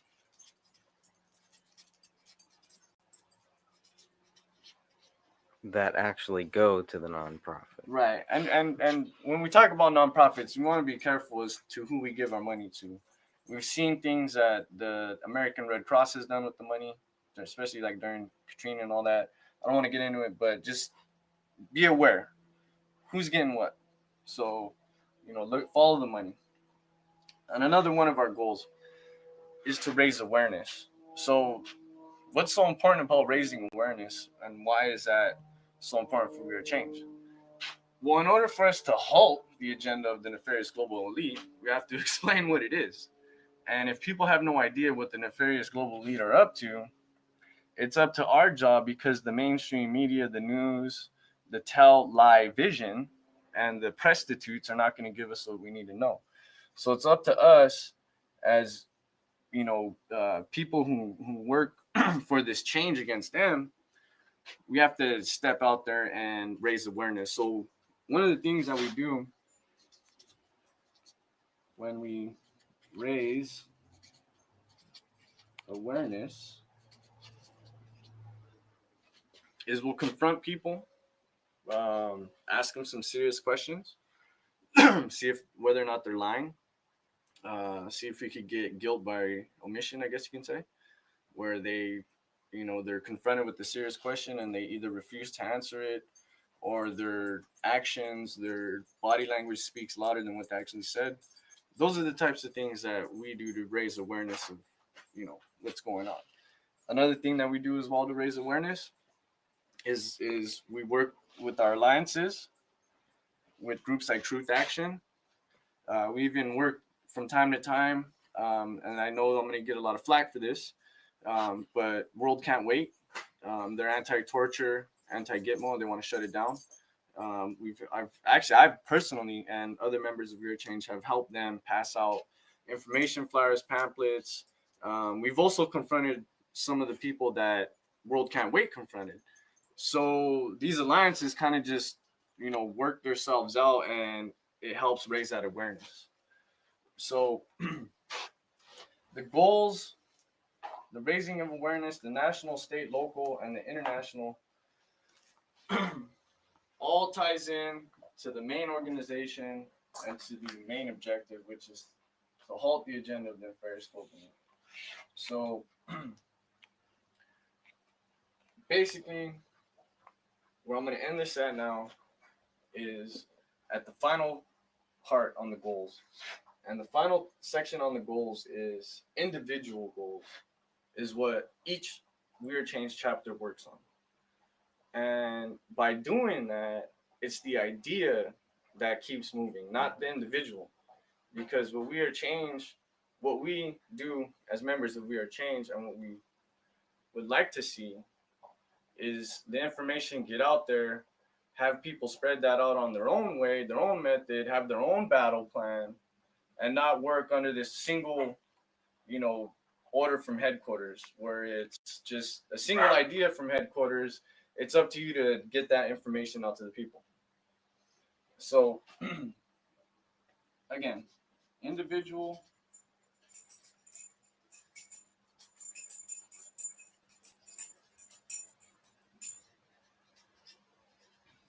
group, goals. And these vary from everywhere. Wherever they are, they vary, but they all come down to fighting against this system. Whether you call it the nefarious global elite, the Illuminati, the New World Order, I myself like to call it the international banking gangster cartel, because that's who I, through my years of research and through reading other people's research and coming to this conclusion, yes, it is an international banking cabal. The IMF, the World Trade Organization, the Federal Reserve, the Bank of England, pretty much anyone that has a lot of money and power, they pretty much have all the money they want. So now it's just power struggle. So we're in this, epic power struggle where the New World Order almost has their entire grip over society, but it's the renegades and the patriots and the people who believe in freedom and liberty that are going to go out there and start these groups and work on these goals and come up with individual group goals and missions to defeat the New World Order. And every single mission in this group is peaceful because We Are Change is based off of a non-violence method. We do not believe in any violence whatsoever. We do not want to see bloodshed. It is our objective and our mission to prevent bloodshed from happening on the American streets. A lot of crazies out there and, you know, all these hardcore tough guys talk about we're ready for the Civil War and we want to bring it on. Nobody's ever ready for a Civil War. I'm sorry to tell you that. Because I guarantee you, mom and dad, your cousins and your family and all that, your loved ones, no matter how gun-toting you are, they're not ready. So I do know that everyone's ready for peace. We've been at war perpetually for almost 100 years in this country. Actually, we have been at war for 100 years. Somewhere in this world, the United States has been engaging. So we're tired, we're done. The nefarious global elite, their mission to control and eliminate us is not going to succeed. They're going to fail because of us, the groups, the local, international, state, national, our goals, our alliances. The blanket organization can never be defeated. If We Are Change goes down in New York, these are still here because we operate independently. They can't stop us. We're a spider web, but we work together. We're not just one spider with this web. Spiders weave here because the New World Order hates weaving spiders, and it's written at their grove. Spiders dare not tread here. So we're that spider watching the New World Order, and we have our web. We have our alliances. We have our international groups. We have our local groups where you can never stop us. You can never defeat us on the local level. We have our state groups, and we have our national groups. And our goals are bulletproof. Could kill me, could take me out. So what's that going to do? That's just going to supercharge 10 other homies that I have and my family to even fight harder against them. So every time they kill us, they make us stronger. Mistake number one that the Romans made when they started killing Christians, and I'm not trying to go on a Christian rant here, but they soon came to realize that the more Christians they killed, the worse off they were, because those Christians that were killed, their brothers and their sisters and their family members, they came to defend them. So you're going to do the same. I'm doing it right now. Not with the sword, but with the pen and the word. So I'm going to end this at that. We are an individual group, but made up of many individuals. We Are Change as a whole can never be stopped because we're too fragmented. And we work towards a single, simple goal, which is to defeat the New World Order and the nefarious global elite. And we will win. I could smell the victory. I could even taste it. But it's up to you to get up there, explain this, get the goals out there, help the nonprofits get the word out, raise awareness, come up with your own goals, learn from the others. You could take their goals as well. You could copy someone else's goals and do it too. I mean, we're in this together as a team. This whole mentality of I'm the best needs to go away because we're all the best. I'm not better than you. I'm sure you could do a way better presentation than I could. And I'm sure you could fight 10 times harder than me. So this is Manny from We Are Change East Bay. I'm going to end it at that. We are the coalition for halting the nefarious. We are the coalition for halting the agenda of the nefarious global elite. Peace out.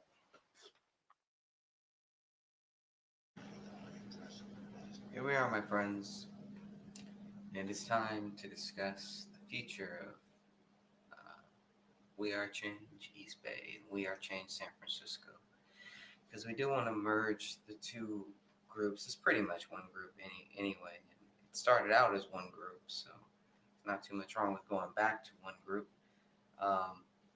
There was a couple questions about, we still want to keep the San Francisco name.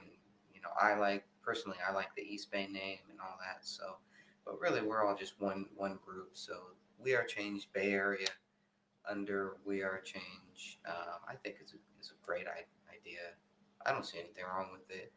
I don't think anybody else does either, really. And it really is just about, well, what are we going to do? What are we going to get done? What is the difference? What is the point?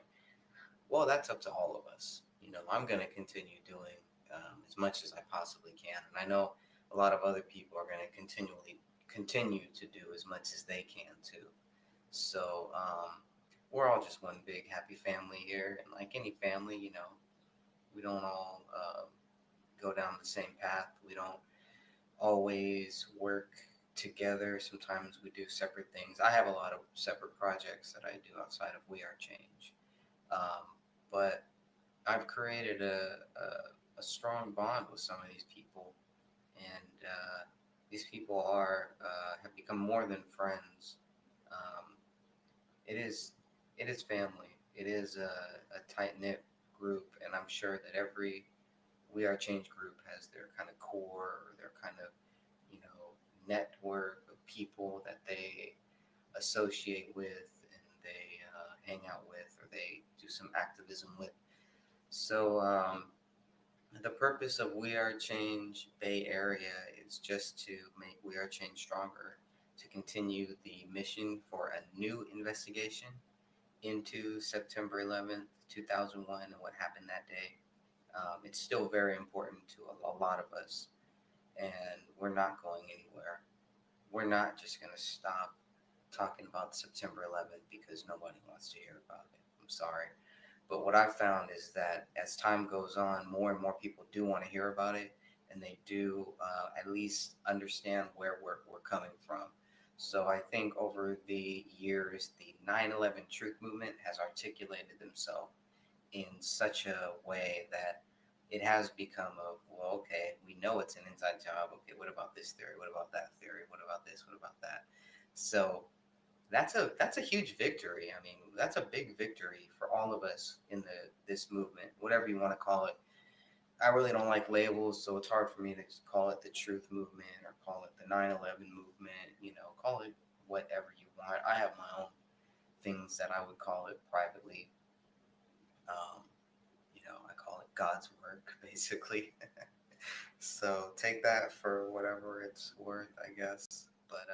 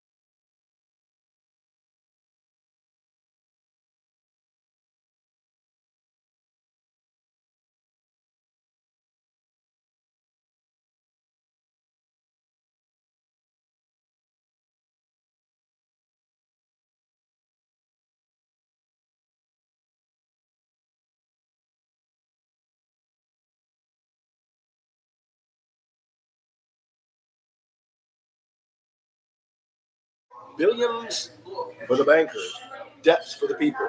And if you need an illustration of that, look at the bailout. And what the Federal Reserve is like somebody giving you an IOU for value.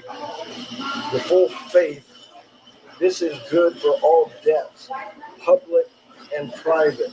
Why did I have to say that? Because it's paper. It's a note. An IOU note. You give this note, you get value back because they say so to the people. This is the exchange.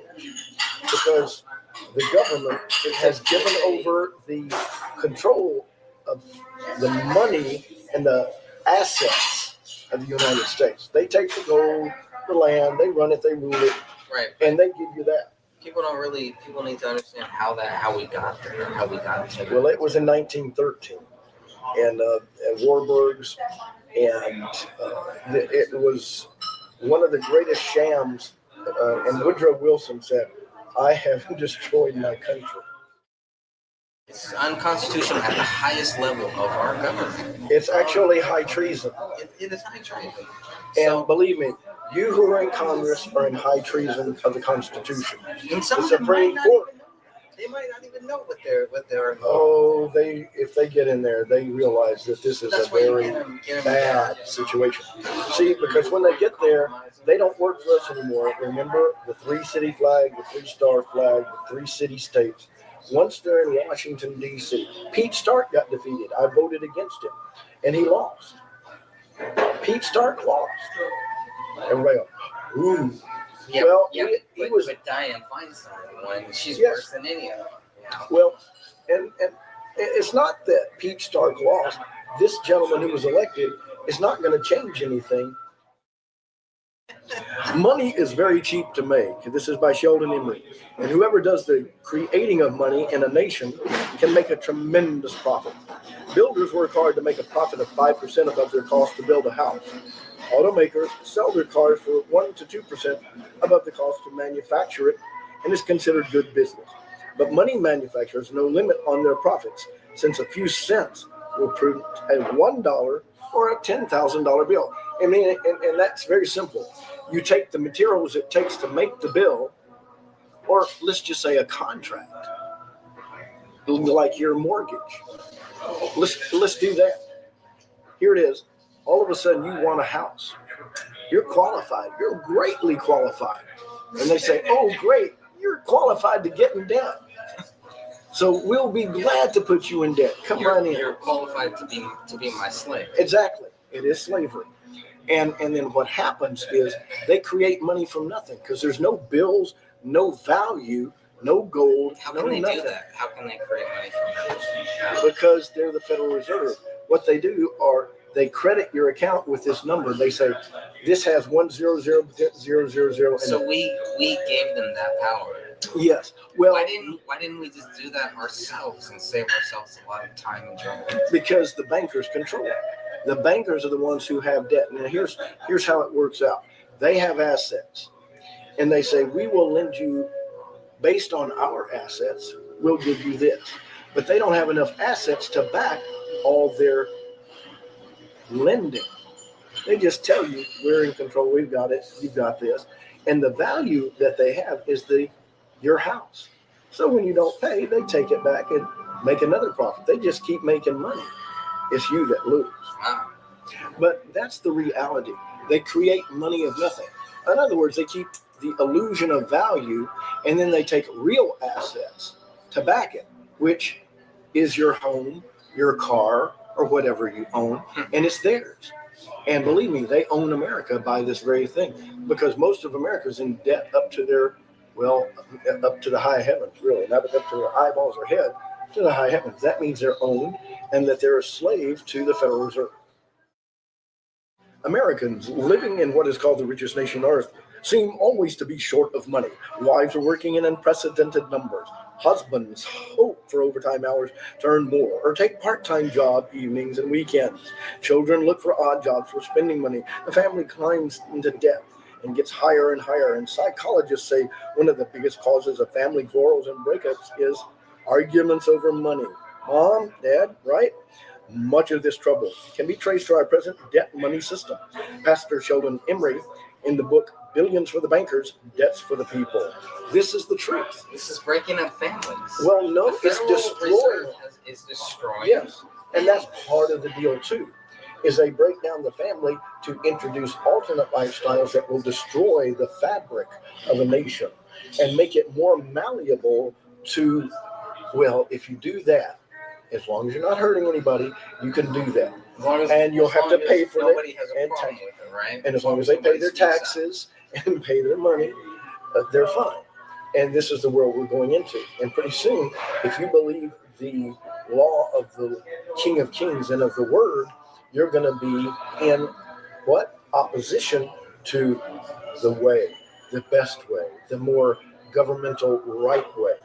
And then they will either imprison, torture you, or kill you, or drive you out. So this is what is ahead. Yaakov's trouble. Many of the not serene and those who follow the truth, not me, the truth. I try to stick to the truth, and when I'm wrong, I get corrected by brothers, but I'll also correct them. For example, those who preach against Paul or Shaul of Tarsus, who say he wasn't of the King of Kings. They're liars. And I state that unequivocally, not with hatred, but with deep concern for you, because you are not following the word. That is your guide. When you turn from that, you do so at your own peril. Doesn't mean you're not saved or unredeemed, but it does mean you are devoid of truth in that area when the word speaks most most certainly, especially when Peter and the apostles attest, and you say, oh no, that's not true. You make yourself a liar. So that's just one point that I'll make. But getting back to Mr. Sheldon Emery, he's written this book because why? How come so many people are writing books about the Federal Reserve making us slaves? And why is it that there are so many out there who are slaves that just go, oh, that's nutty and that's crazy? That's what? Conspiracy talk. Unfortunately, they've made conspiracy talk to mean you're a nut. But you got to understand, that works to the best conspirators' best end, because then they can do conspiracies like the Twin Towers that went down did not go down by Al-Qaeda, because Al-Qaeda didn't have the power to do that. They didn't have the money, the resources, or the ability. But they made it appear to be that these people did this. Now, I say that, and it's not because I know all the details, but I do know that for a fact, if the United States does not want you doing something, you may get in them once and twice and get away with something.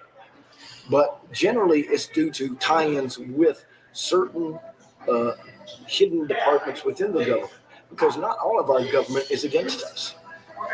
There are sub-departments, hidden things that nobody knows about, not even the president, not even Congress, but they get their money and nobody opposes them. We won't go into what. We're not into shining light into that, but we know it's true, and it's true of every government. Look at the governments in the past, and you'll see what is here now and in the future. And we're not out and get you guys, but we're here to shine the light on the truth that you're there, and we know who you serve. But the creation of this world was made for the glory of Yah of old, and you will not defeat him, though you do all these things. Now we're here to tell the truth about things and to bring up the fact that you're going to be defeated.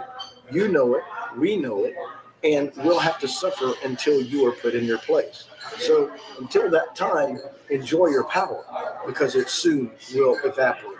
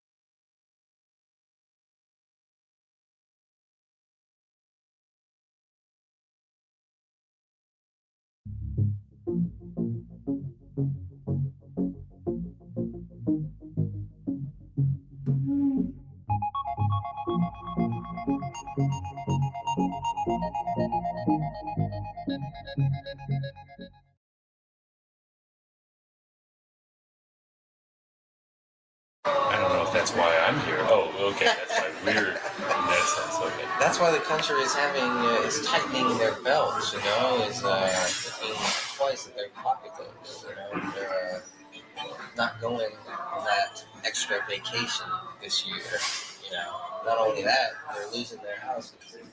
Not only that, but they have medical bills. Not only that, they're about to be forced to have more.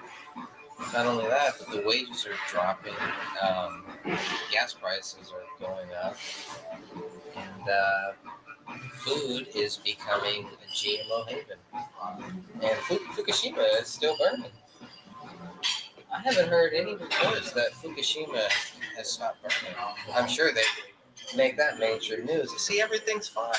I think there's been a information blackout on Fukushima since day one. Definitely. But Jim Stone and one or two others really had some of the access to what caused the initial incident, and also kind of why it appeared that the Japanese, like the TEPCO officials, were hamstrung, not seeming to respond. It was because their system was disabled by the Stuxnet virus. That's an interesting. Which is a specifically designed virus which attacks hydraulically based, engineered, really complex systems like a nuclear plant or some kind of other electronics plant. Well, how much proof do we have that actually happened? That the virus, that they did, suffer from that virus, and from that TEPCO did. I think that there is some, and you can also compare it to what we know of in other cases where Stuxnet was used. It was used very, I guess maybe the most celebrated case is its use against Iran, when it essentially came out that Israel apparently, was the home company of the source engineering company that wrote the software, and that it clearly served as a very good weapon to really it set back the nuclear energy development program in Iran about a year or two, just with those attacks. I personally don't believe that Iran is involved in a weapons program at all. They seem to have been quite fastidious about, meeting the agreed upon inspections and whatnot. So the whole thing about Iran is just, by definition, to me, seems like all a false flag application with no legitimate, only nefarious agendas involved somehow. I see this as a long-term thing. I think our children are going to be fighting for the same thing we are. Many people think that this is it. This is our last hot. I don't believe in doomsday. I don't believe in the end of the world shit. I don't believe in tomorrow the dollar is going to crash. Yes, the system can fail. Anything can happen anytime. The comet could hit the Earth, we all die tomorrow within 5 minutes. You gotta look at probabilities, of course. Right. So what's the chance of that happening? Very slim. But I'm saying,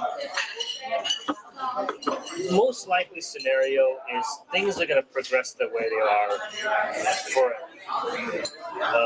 There'll be bumps in the system, but if you look at what we're talking about as far as the concept of fractional reserve banking, private banking, the monopolized money system, it's a system that's going to get worse and worse and worse. So, for example, if you have, say, 10% unemployment now, you're going to have 25 in like 10 years, and that's going to progress to 35, 45.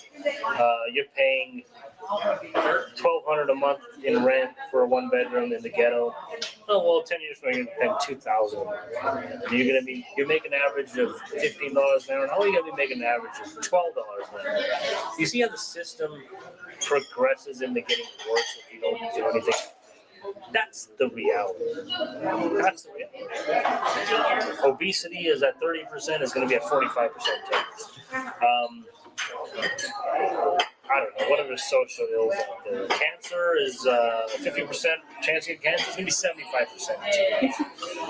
It's a system which slowly progresses. That's the real danger of it because you don't see it come actually full force. That's what's so dangerous. You have to understand the system. You have to understand how it slowly progresses and how that corrupts eventually. That's more. You have to see. If you see it that way, then you'll be able to see the signs and do something about it. It's gonna be hard to convince other people. So you have Well, towards yeah, our because Father. one of the things that we see in this is that man overcomes them. And how does man overcome these things? Well, in the movie, they show it as a man's perspective. But in reality, it is by the power of the Spirit that we overcome, because these are not human. As far as our abilities to deal with them face to face and fight them, no, we're not going to be able to deal with that. We won't be able to win. And because they're superhuman or angelic in nature. But I mean, more of what I'm saying, like, let's take the movie Superman, okay? Oh. You can interpret Superman as Satan. Yeah, exactly. But, I do.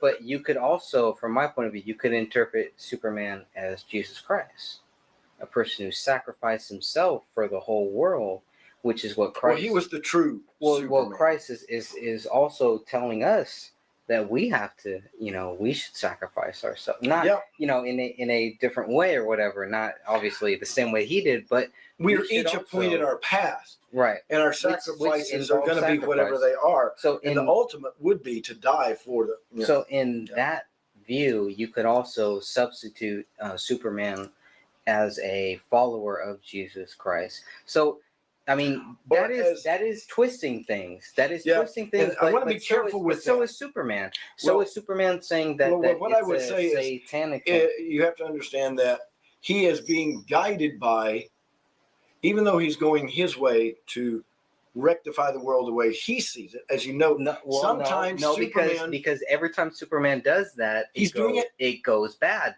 His dad tells him, "Don't interfere." And but he does anyway, right? But so you could interpret that any ways, but I mean, there's a lot, and there's some good ones. But it's like he sacrificed himself for the world. You could interpret that in the same way. You know what I mean? So it's just weird that God can twist that, can create that thing within all of the evil that is meant to be surrounded. Even if they wanted, it can be interpreted where as men, we can sacrifice ourselves in following and be like that, though not doing it for ourselves, but for the greater cause, which is in the Savior. That type of angle.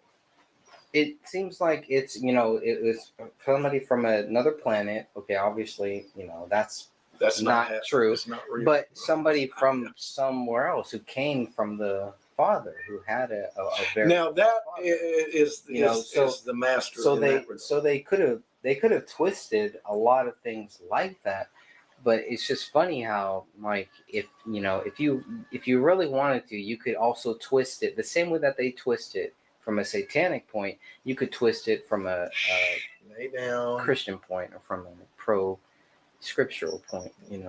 So I don't know. Yeah. That's just something I was working on.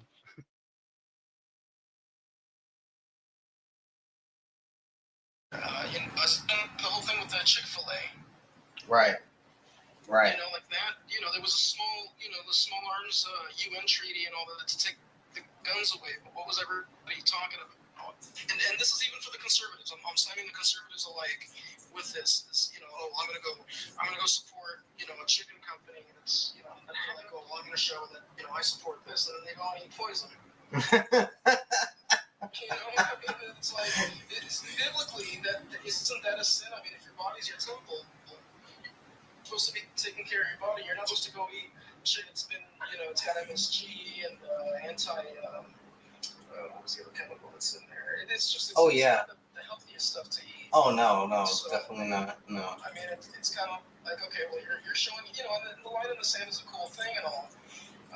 I support that. I got very mad just because, like, their whole thing was, well, they disagree with me, so we're gonna have a gay kissing. And it's like that was even weirder. I think I don't go with my wife to like a gay thing and like we're gonna show that we're straight. That's not.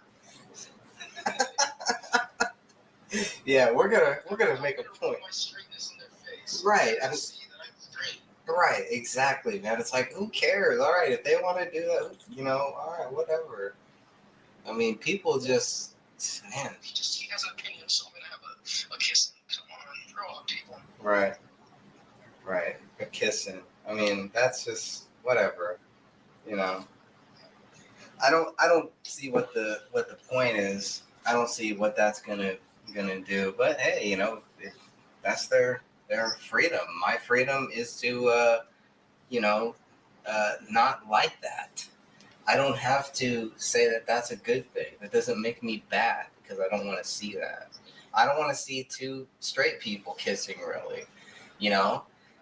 It bothers me sometimes when my brother does that. It makes me a little uncomfortable and stuff, when him and his girlfriend are kissing. But,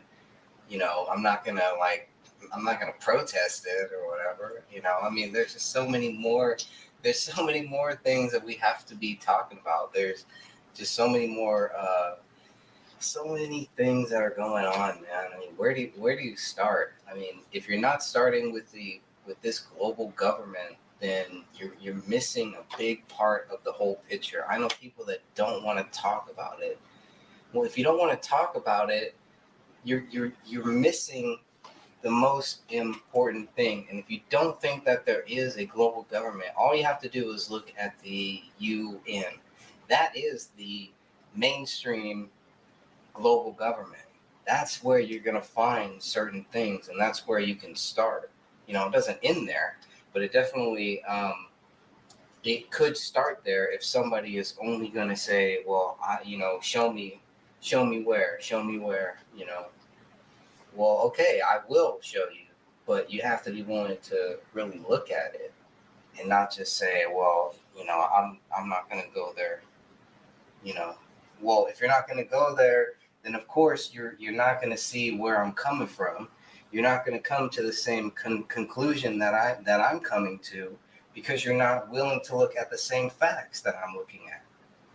So that's the problem that I see, and I can point the finger at everybody else and say, now make sure you don't do this, but I need to look at myself and make sure that I don't do that, because that's what God's showing me is don't do that. Don't be like that, because then you're not really searching for truth. You're just searching for your own version of it, living in your own world, which is easy. You just don't look at anybody else and only look at what you want to look at, and only, focus on you. And it's sad, but it can happen to any of us.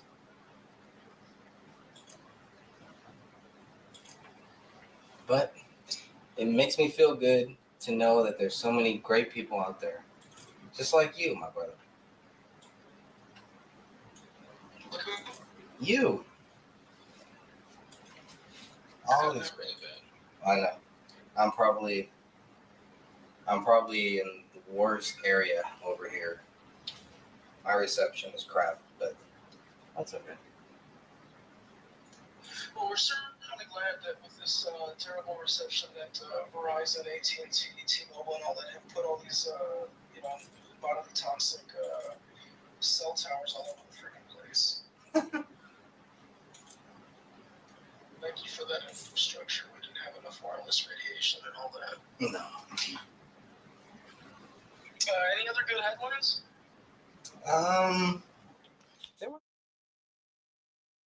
But I've heard that tangy tangerine has mercury in it. Have you heard that? Tangy tangerine has elemental mercury, I believe. Yes. What does that mean? It's not ethyl. Anyways, it uses your body needs all kinds of different trace minerals. Okay. And so they've come up with the formula of all the trace minerals that are good for you. Okay. So I don't know exactly what his combination.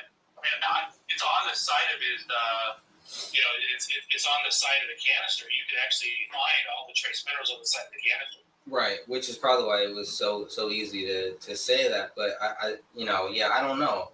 So I was just wondering. That's the only thing. It's like, well, yeah. What is a little mercury? You know, like I don't know. People have a little radiation. You know, I don't know.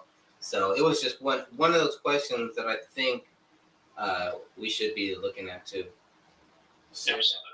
You know, there's a safe level of mercury. yeah, I don't know. So I don't know how that stuff works. That was the only criticism that I actually took seriously, I guess.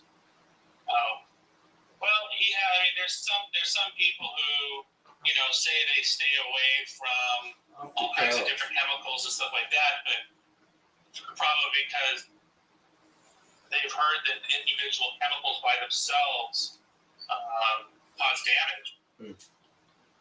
I also found that I take it's basically a lysine compound that helps with various lymph node issues and stuff. And when I take that, all the problems go away.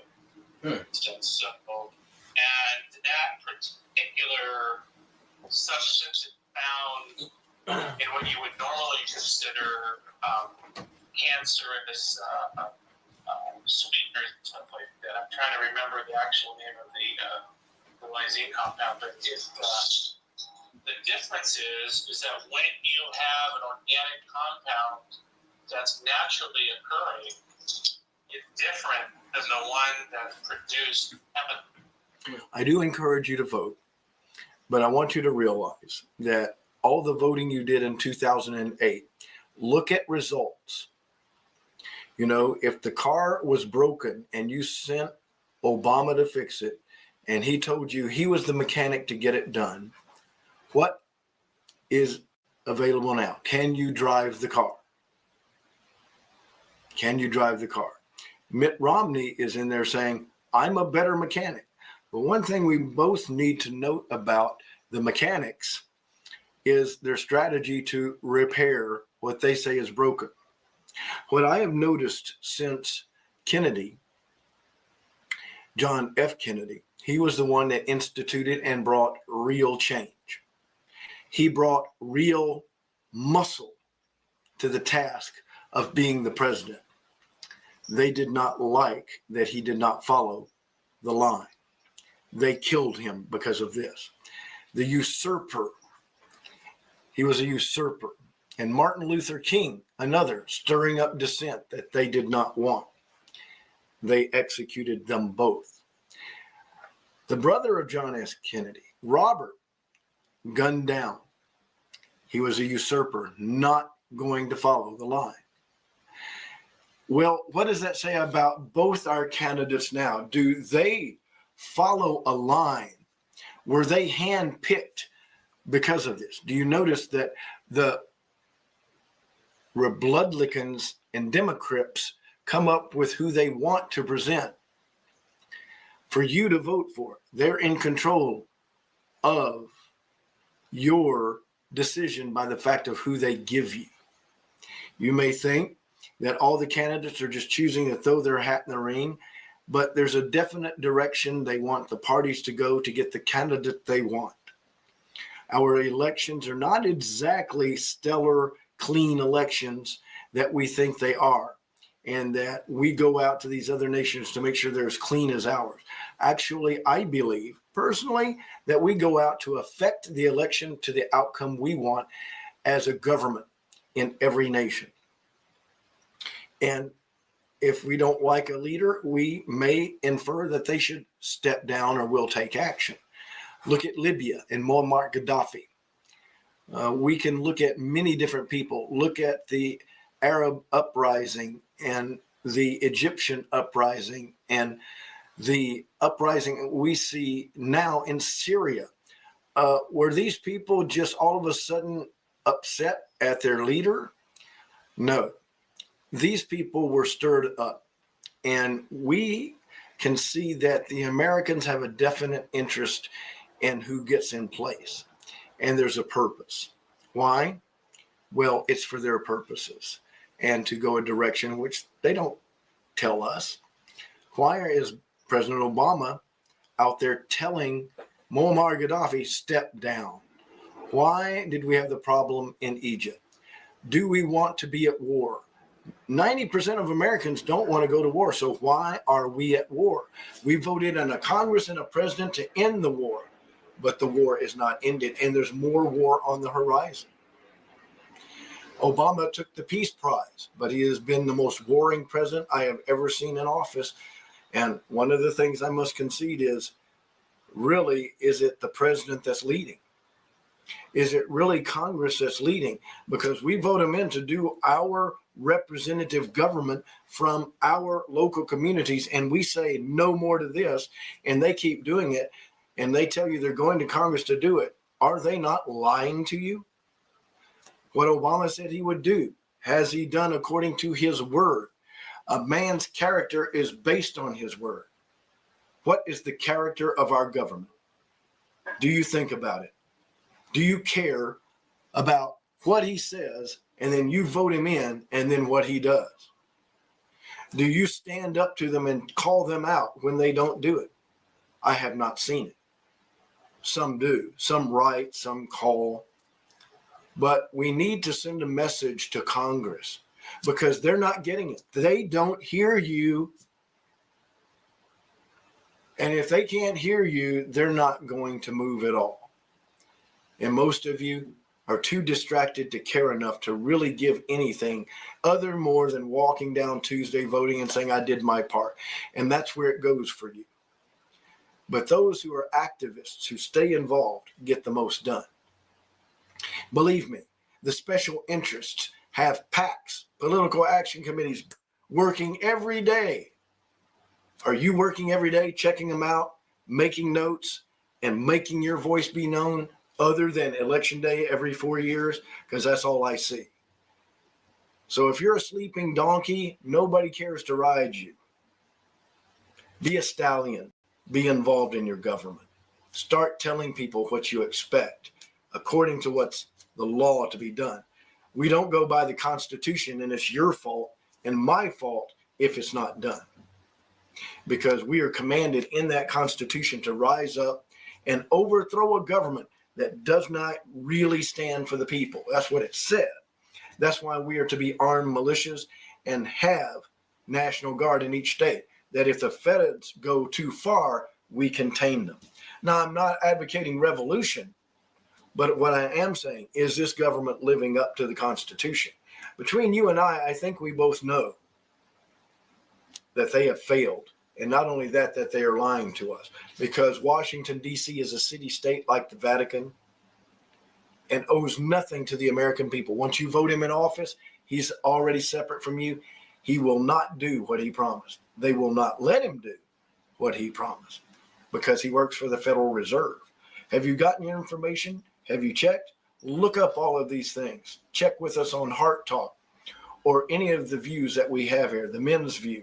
And we will talk about these things. I'm Walter Bradley. The election's coming up. Be informed. Be aware. Thank you. Free will. You're born to be free. You have the ability and the intelligence and the conscious awareness to figure out what's right for you and for your society and for your family and everything else. If anybody convinces you otherwise, I'm not going to tell you what to think. The question.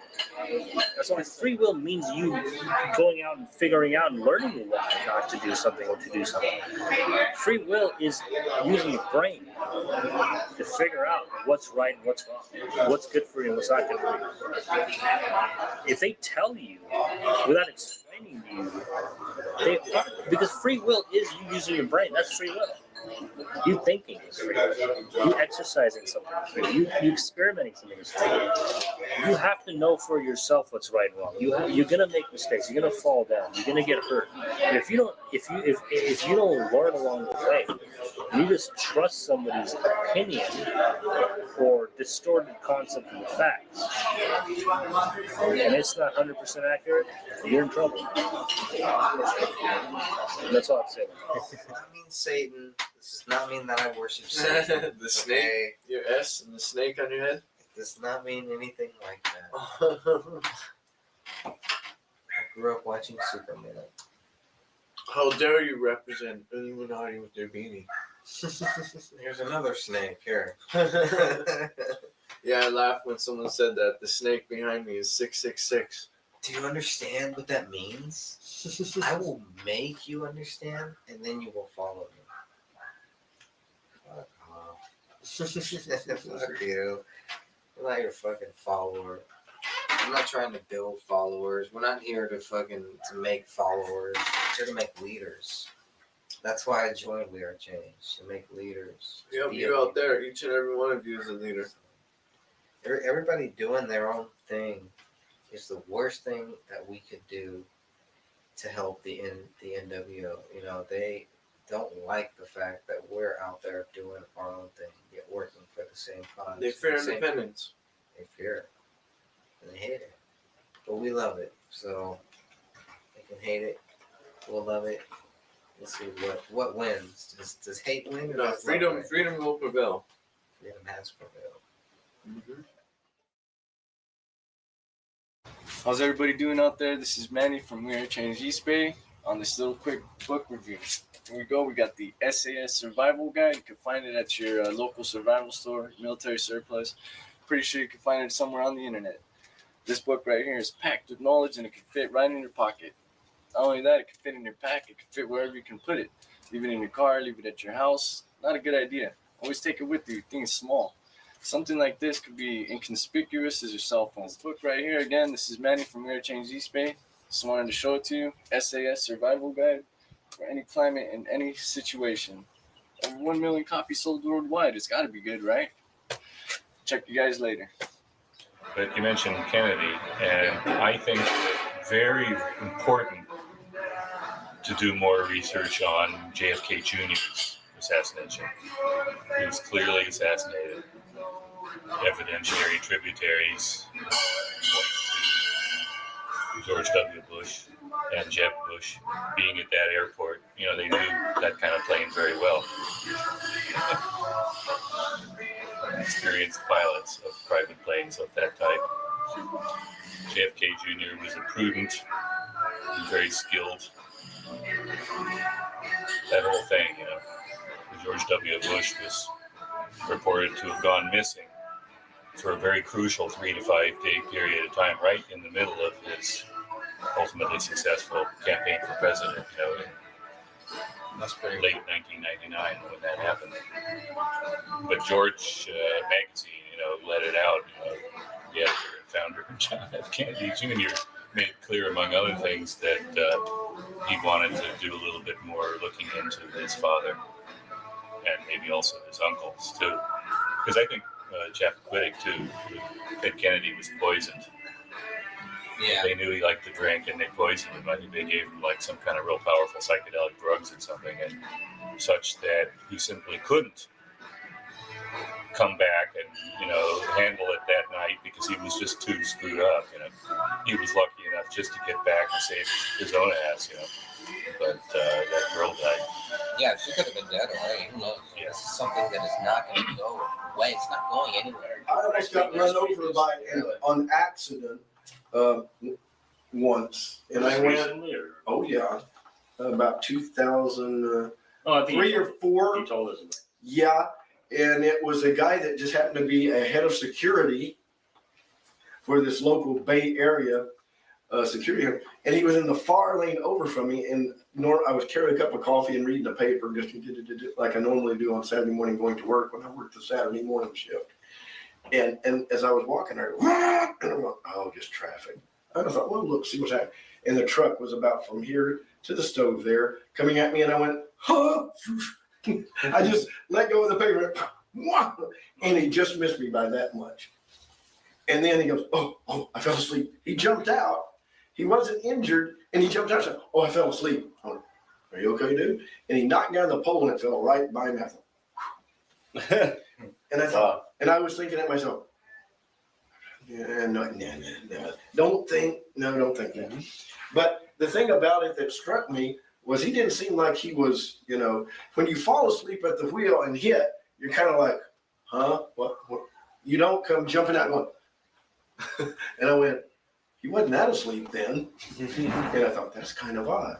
And Well, I've had man, I hate when people say that. I hate when people say, I don't want to talk about that. I don't want to talk. There's two things I don't want to talk about: politics and religion. And I'm just like, well, that's why I don't got shit to talk to you about then. Because I don't talk about nothing else, really. You know the truth. What? It will set you free. That's what we want to do here on Heart Talk. Let your heart talk and bring the truth and find the truth as we vet it and seek it out. And together, our hearts will talk what? The truth, which we all seek and want to be part of. At least a lot of us. We want you to join us. I'm Walter Bradley, and I work with Greg Fernandez Jr. and Mind, Body, Soul Productions for 2012 to produce Heart Talk.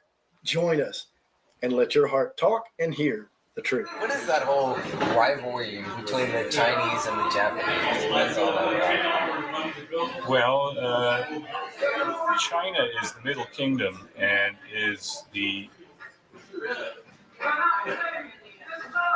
they're the gold standard in terms of an old classical longevity culture in Asia. The Japanese also has a very strong history too, but a relative upstart to China. And in the relative modern age, I think most of any animosity is just because of Japan went imperialist in the 20th century and made inroads into China and considered it its own colony. And I think some of the worst aspects of what's the word? Empirism or something. Empiricalism. You can make a word. So it can happen in any country, really. I think there's a little bit of that ambivalence too. The royal family of Japan and the relationship to the people of Japan. I've never really studied that in particular, but that would be an interesting area of study. And what does that mean? And what about criminal or occultic elements in the royal family? Because that's so important in the case of the British royal family, because in their eyes, the British royal family, their whole mythology is very strongly rooted in the assertion that they are of the Merovingian bloodline and can trace their lineage all the way to Jesus. And with all of those things it implies the Knights Templar and all of that. So it implies occultism, it implies a religious basis, it implies a genealogy, all of that probably completely fictitious. But it's the meaning of why they assert those things. The belief in a bloodline of superior. And so that's where Springmeyer, man, that's the single most important scholar, I think, on any of these topics. Oh, absolutely. Actually, we can't have a good conversation and agree to disagree on that type of stuff, then it's going to be hard for us to build a long-lasting friendship. You know what I mean? So, tolerance. That's what I'm working on. I'm really glad that with this terrible reception that Verizon, AT&T, T-Mobile, and all that have put all these, bodily toxic cell towers all over the freaking place. Thank you for that infrastructure. We didn't have enough wireless radiation and all that. No. A corporation could simply be, I come up with an idea, I go to a venture capitalist, they give me as much money as I want. I do whatever that money. I could get advertising, real estate, marketing, this, and I could bulldoze that economy. That's how Walmart is. Just the Walmart notion is like, you have mom and pop business, and I could take a loan for this big mighty store because I have these funds that come from the bank. They just print the money and they give it to me, and as long as I meet certain earning expectations based on their investors, I'll be okay. But the point is, it's like a giant beating up an ant. It's not fair competition because these guys can sit there and just overpower and put so much money into their growth that you can't, and then they can advertise you as muscling up, and that's the Walmart syndrome, and that is a product of fractional reserve banking because the ability to just create money, loan it out, control it, regulate it, focus, go to where you want, and then minimize the ability for your competition to do the same. And of course, this didn't happen overnight. It's a process over time. You don't have a fair competitive system because a mom and pop burger shop can never compete with McDonald's, never, because they don't have Well, could they have in the? They don't have access to the assets and the money to be able to do all the marketing and promotion and growth and everything to compete for it. You know, that's a product of the system, because if you can't manipulate money that easily, you can't just give out these asset loans and then put it on a speculation market where you get people that just on speculation invest in your business thinking they're going to get something out of it, when in reality they might not. There's still assets coming into the system. That's where they get their money from. That's their backing up for the loans they give out. Right. You know, this is Manny from Mirror Change East Bay, just reminding you what the Gadsden flag truly represents in the Culpeper militia. That is you, my friend. You, the American person. The American people are them. This is you, and this is you. Why are these two flags so important? These two flags signified the armies of the revolution, the militia, the Minutemen, the civilian, the average person like you or I, who decided to join the 3%, take arms as an irregular, and go against the red-coated British soldier. So you, I, any male that's 16 and older is part of the militia. You have a duty to defend yourself, your neighborhood, your neighbors, and your family. So be an American, stay American, understand what it means, and don't ever think that this is about being racist, because I'm some, average Mexican, American, I don't know, I'm so many mixes, it's not even funny. But hey, you know what? It's not about race, it's all about being free. Bill of Rights, Constitution, long live the Republic, and stay tuned. the point is, see, their argument could be, well, we're a free country, we can do what we want. We want to sell you crap, we'll sell you crap. Right.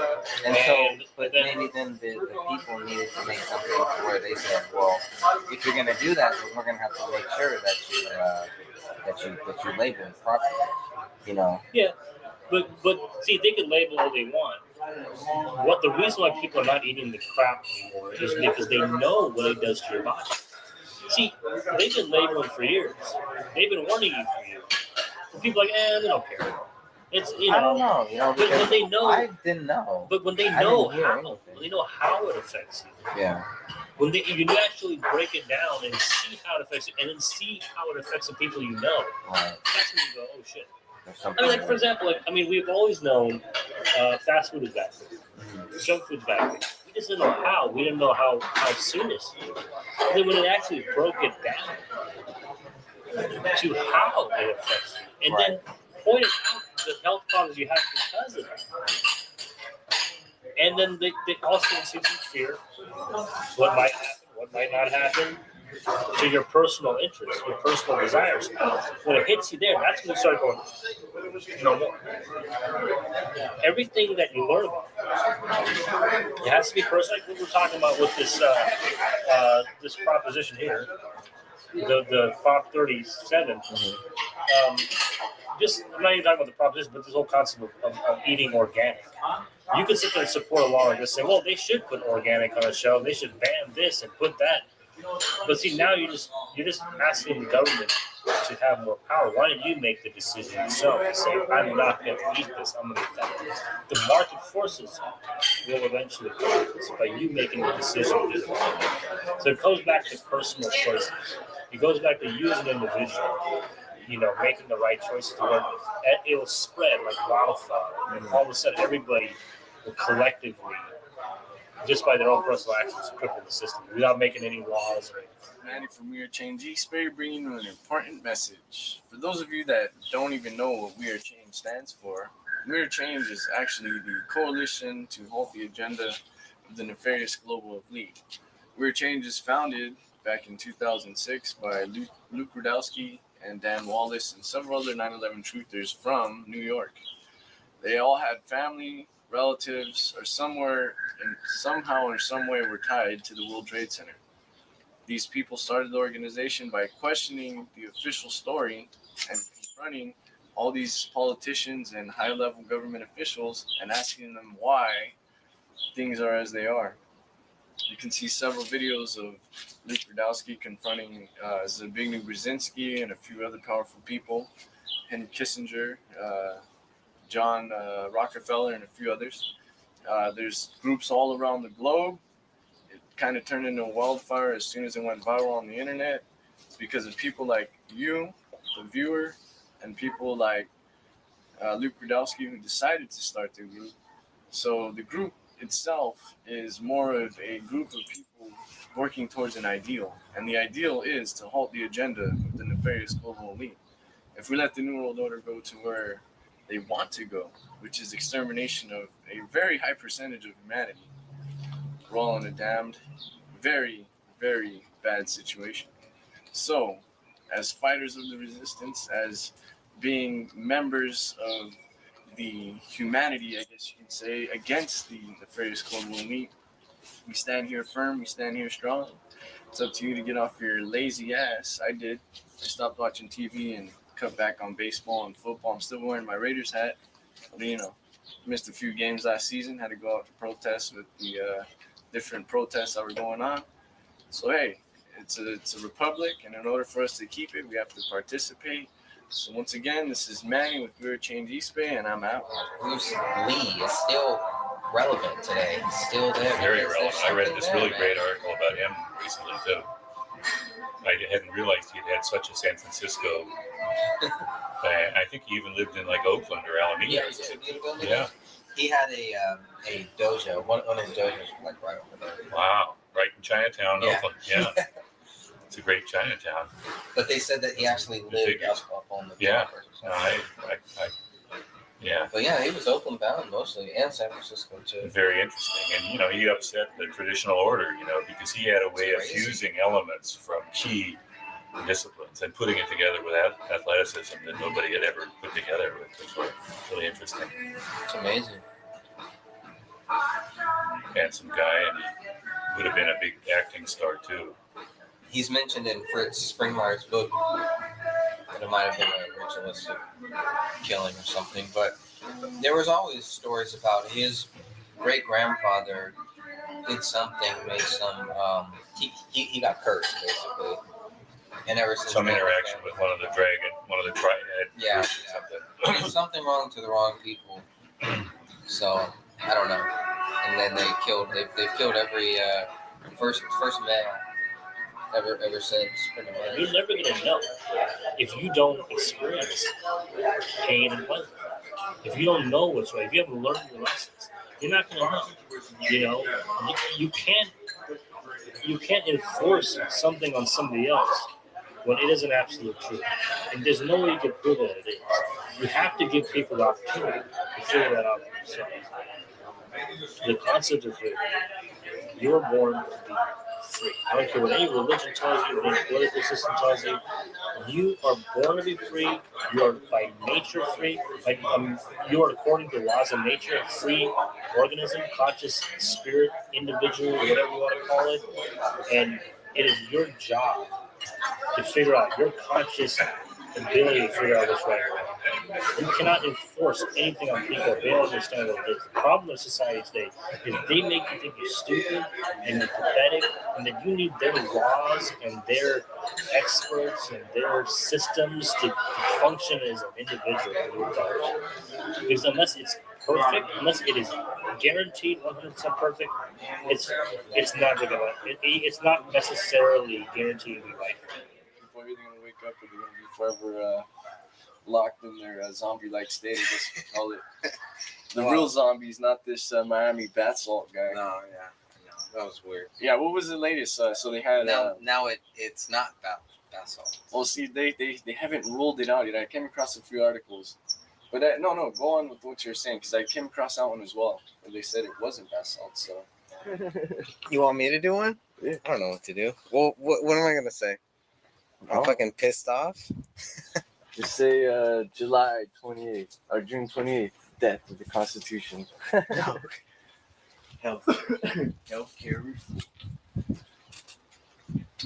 The government is in control of your body. They own you. You're owned. They choose who dies. You have no choice. Assisted suicide or not. What would I say that would help? Not much.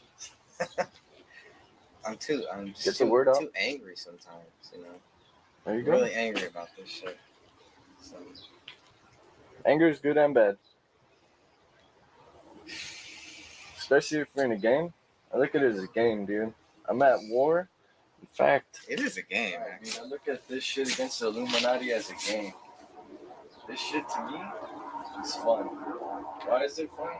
Because you don't know who's gonna win. Right now we're at the point where everyone can stay wrong.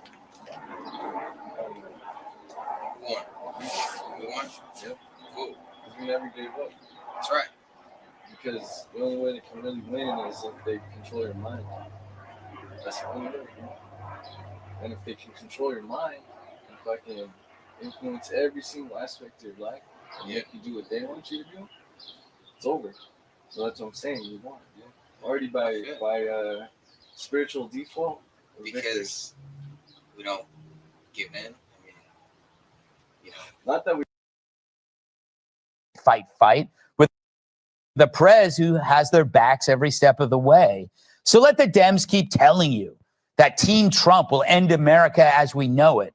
And if they're talking about the way we've known it the past 4 years, let's hope this is one time they're right. Our polling and all the national polling was showing that the majority, about 57 to 60% of the people that wanted to support me, if I dropped out of the race, they said that they wanted to vote for Donald Trump. So I was hurting Donald Trump. I was hurting the Republican Party. But the Republican Party did nothing to stop me from getting on any ballot. Donald Trump was critical of me in a way that was congenial, that was respectful, and that was kind. But he did nothing.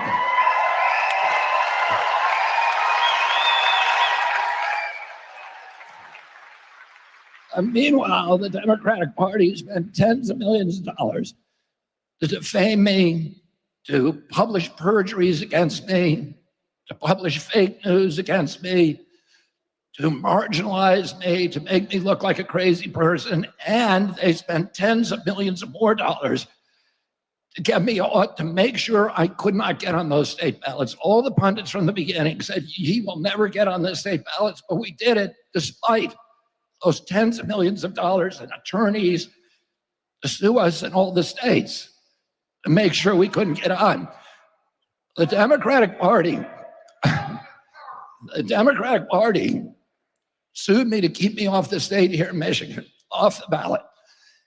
And the day that I announced for Donald Trump, they pivoted and sued me to keep me on the ballot. And so far, they've won that lawsuit. So my name is going to appear on the Michigan ballot.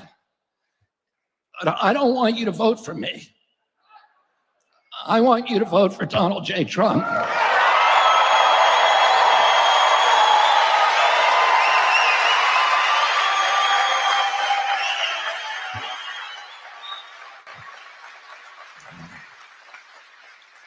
Because that's the only way that I'm going to get to Washington, D.C.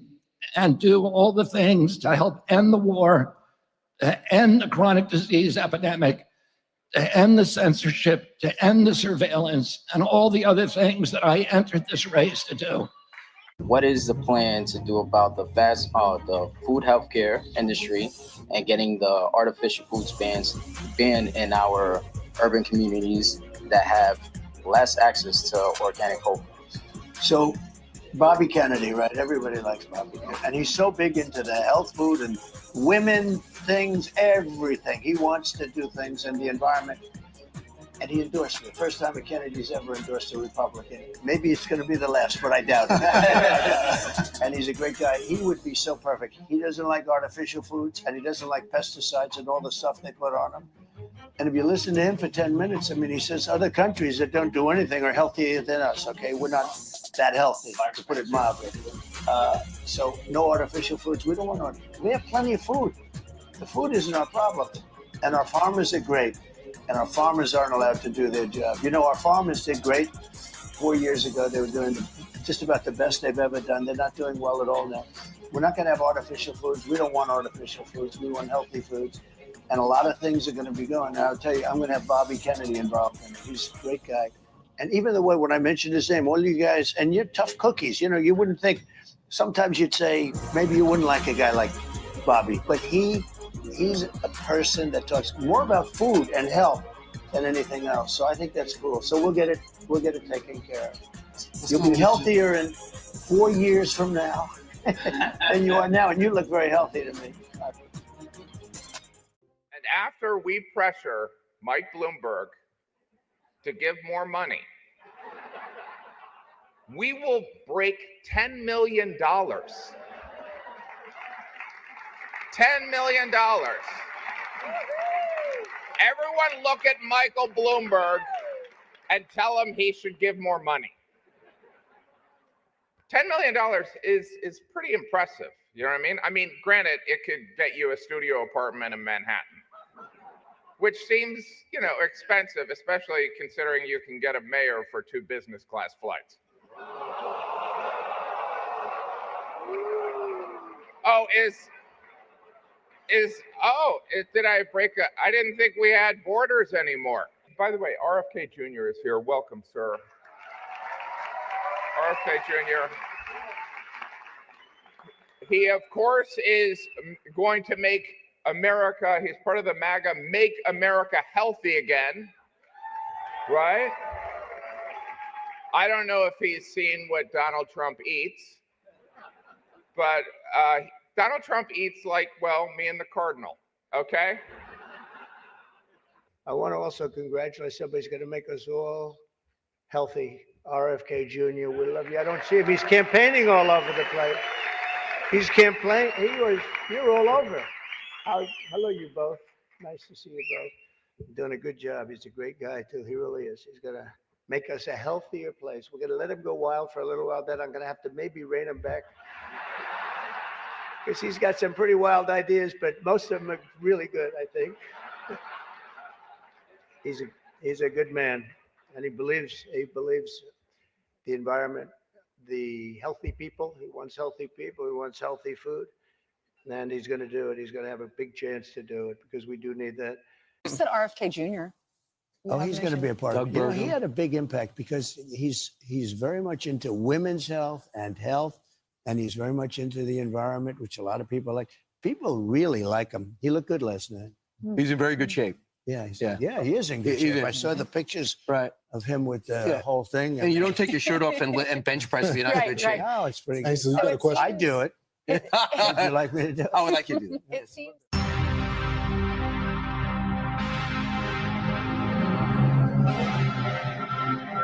Tonight, I'm very pleased to welcome a man who has been an incredible champion for so many of these values that we all share, and we've shared them for a long time.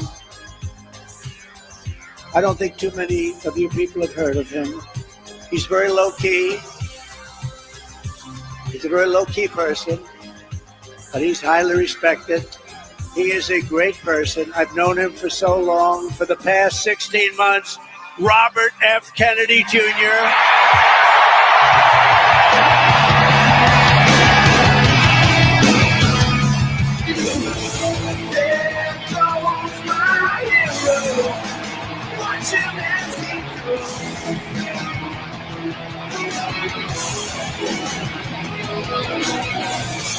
There goes my hero, Sergeant Mary.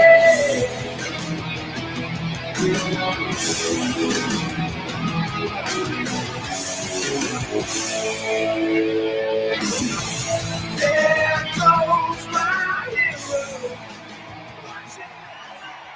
Man. Whoa.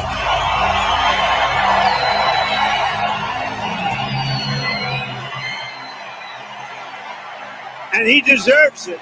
He deserves it.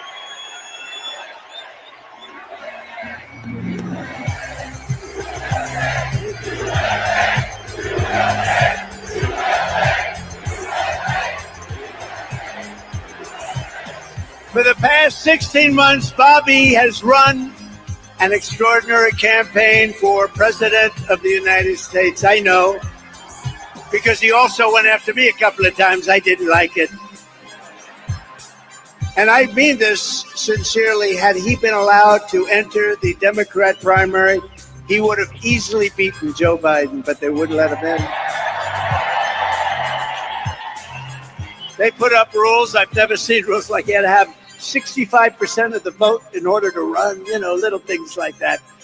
His candidacy has inspired millions and millions of Americans, raised critical issues that have been too long ignored in this country, and brought together people from across the political spectrum in a positive campaign grounded in the American values of his father, Robert Kennedy, a great man, and his uncle, President John F. Kennedy. And I know that they are looking down right now, and they are very, very proud of Bobby. I'm proud of Bobby. You want to know the truth?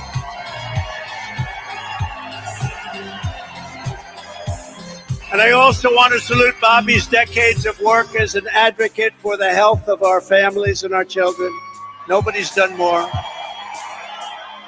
Millions and millions of Americans who want clean air, clean water, and a healthy nation have concerns about toxins in our environment and pesticides in our food. That's why today I'm repeating my pledge to establish a panel of top experts working with Bobby to investigate what is causing the decades-long increase in chronic health problems and childhood diseases, including autoimmune disorders, autism, obesity, infertility, and many more.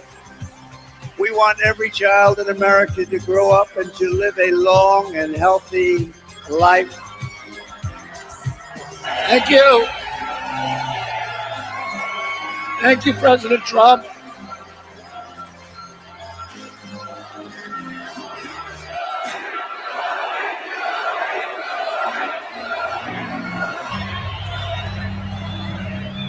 Thank you. A few hours after the assassination attempt at Butler, I got a call from a safe food advocate named Kelly Means, who's been fighting for many years to try to end the corruption at CDC and FDA and USDA.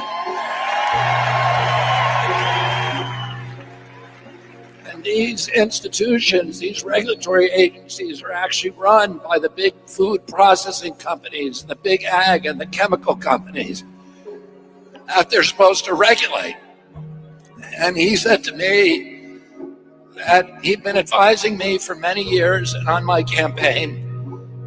And he told me that night that he was also advising President Trump.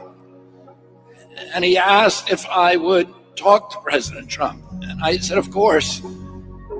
And about a few minutes later, I got a call from the president. And we talked. We had a very good talk. And then he invited me to come see him the next day. And I went to Minneapolis and saw him. We met again a couple of weeks later in Florida. And we talked about, not about the things that separate us because we don't agree on everything, but on the values and the issues that bind us together. And one of the issues that he talked about was having safe food and ending the chronic disease epidemic.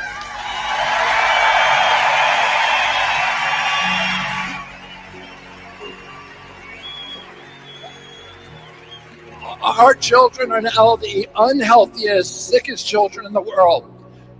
Don't you want healthy children? And don't you want the chemicals out of our food? And don't you want the regulatory agencies to be free from corporate corruption? And that's what President Trump told me that he wanted. He also told me that he wanted to end the grip of the neocons on U.S. foreign policy.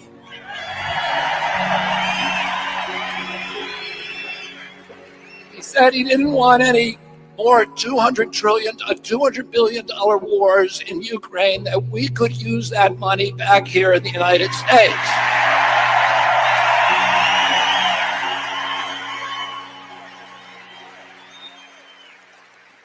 And the best way to build a safe America is to rebuild our industrial base and rebuild the middle class in this country.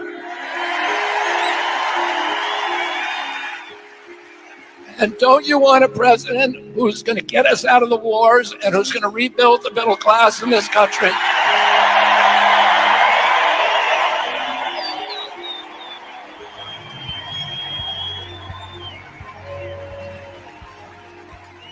And he told me that he wanted to end the censorship because the whole basis of American democracy is the free flow of information.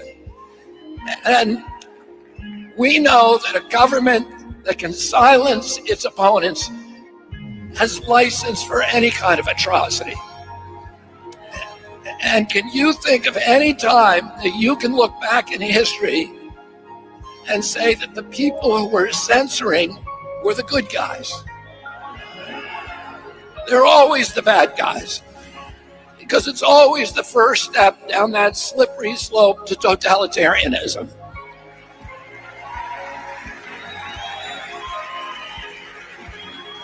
And don't you want a president who's going to protect America's freedoms?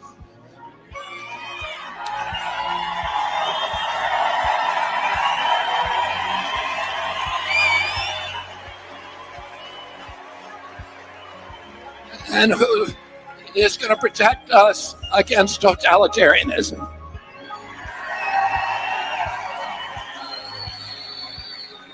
And I want to ask you again, don't you want a safe environment for your children? Don't you want to know that the food that you're feeding them is not filled with chemicals that are going to give them cancer and chronic disease?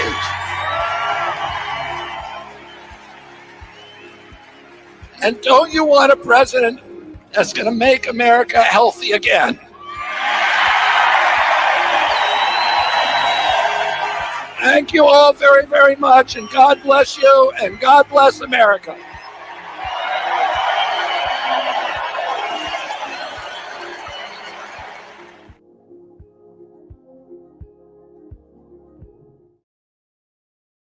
I did not put in tens of millions of dollars to be a spoiler candidate. I put in tens of $millions to win, to fix this country, to do the right thing. I will say that Clear Choice, this PAC, this DNC aligned PAC that was created specifically to take us out, has spent millions of dollars to take us out. They have unfortunately turned us into a spoiler. And we don't want to be a spoiler. We wanted to win. We wanted a fair shot.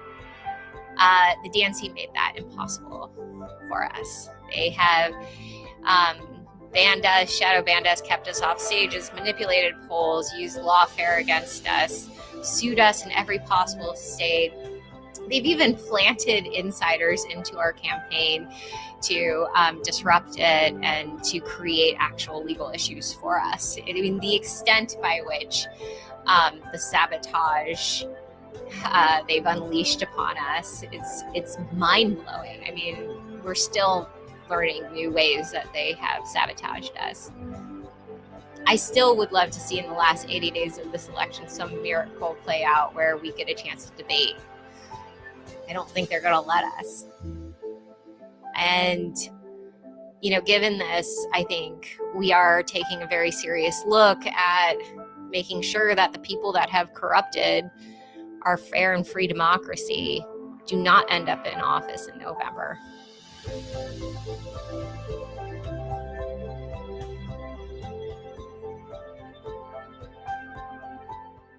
Can I ask you about RFK? Because just moments ago, his running mate said that they were considering endorsing you. Have you considered him for a role in the administration, and what role would that be? Well, we haven't, but I would love that endorsement because I've always liked him. Would you also consider putting him in the administration? You're asking me a very unusual question. I haven't been asked that question yet. I like him a lot. I respect him a lot. I probably would if something like that would happen. He's a very different kind of a guy, very smart guy. And yeah, I would be honored by that endorsement. Certainly, would. You said that you would consider him for an administration post. Yesterday, you said you would consider Elon Musk for an administration post. That would be a very untraditional administration. What would you say to Republicans that might turn off? Well, I like smart people, and Republicans like me. You know, we had the quickest approval process in the history of the nominating process. We went through it very quickly, and they like me, and I like them, and we want to do a great job. But you're just asking me a question. I mean, I didn't know about RFK, but I like him and I respect him. And you're saying, would I think about him for something? And the answer is yes. He's a brilliant guy. He's a very smart guy. I've known him for a long time. I didn't know he was thinking about getting out, but if he is thinking about getting out, certainly I'd be open to it. And with Elon, I would think Elon's pretty busy, but Elon's a super genius, and I like This super idea of a genius. unity party, an idea of us coming around these principles of fighting for liberty in this country, fighting for our children's health. We have the worst chronic health crisis in the world right now. Over 50% of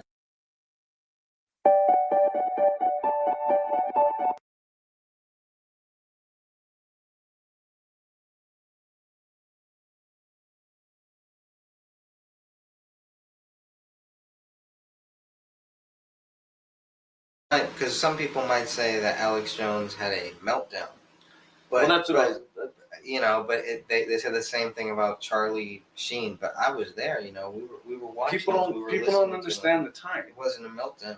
He's See, like this all the time. See, here's the thing. Here's the thing that I'll say. He is who he is. Just like you are who right. you are. Right. Here's one thing that I'll say about the whole situation with Alex Jones and Piers Morgan. I don't agree with Alex Jones on a lot of issues, but I do agree with them on certain ones. This particular issue right here, the Second Amendment, there's no difference. I firmly agree with everything that he has to say about it.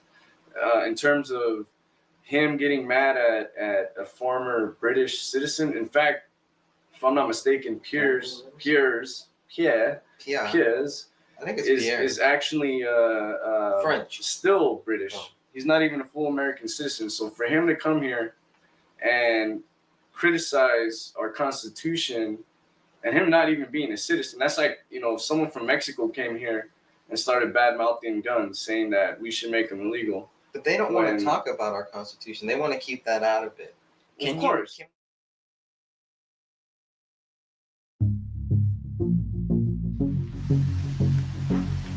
Let's see. All right, let's see how good the light is. Looks good. I'd like to.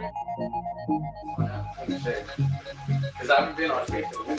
I'm not gonna run through that. So come and check it out. Well, no, come and send it to me.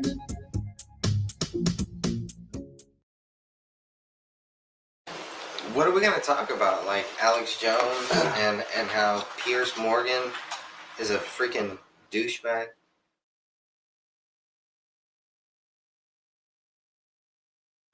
And bottom line is, it's our birthright. Well, okay, so they're all right. It's all right. Did Alex Jones help to discredit everything that we've been doing, everything that we're doing, and everything that we will do?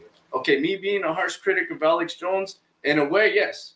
The sheeple are gonna see that and they're gonna react one or two ways. They're gonna be like, oh my God, this crazy redneck guy, talking all this crazy stuff. But then on the other hand, they're like, wait, he's making good points. Yeah.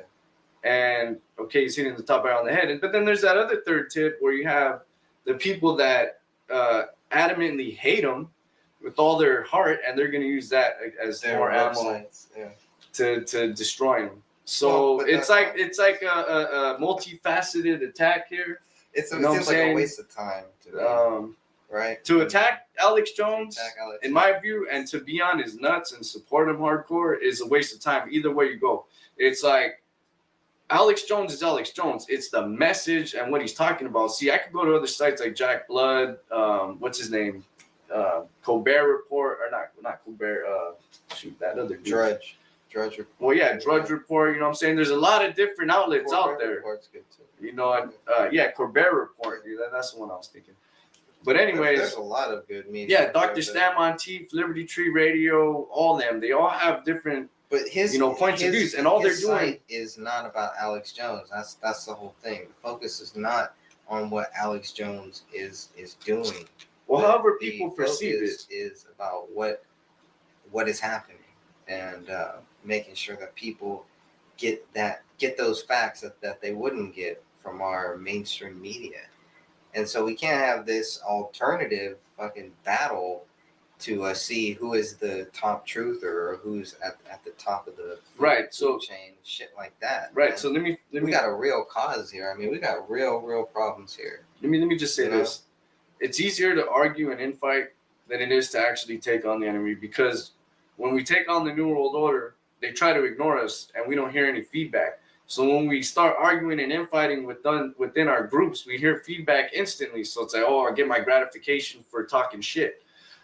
That's why I say being on his nuts or against him, both are a waste of time. There's people that just super glorify people like AJ, you know what I'm saying, Glenn Beck, Michael Savage, all these radio personalities. They're just radio personalities. That's all that I'm getting at.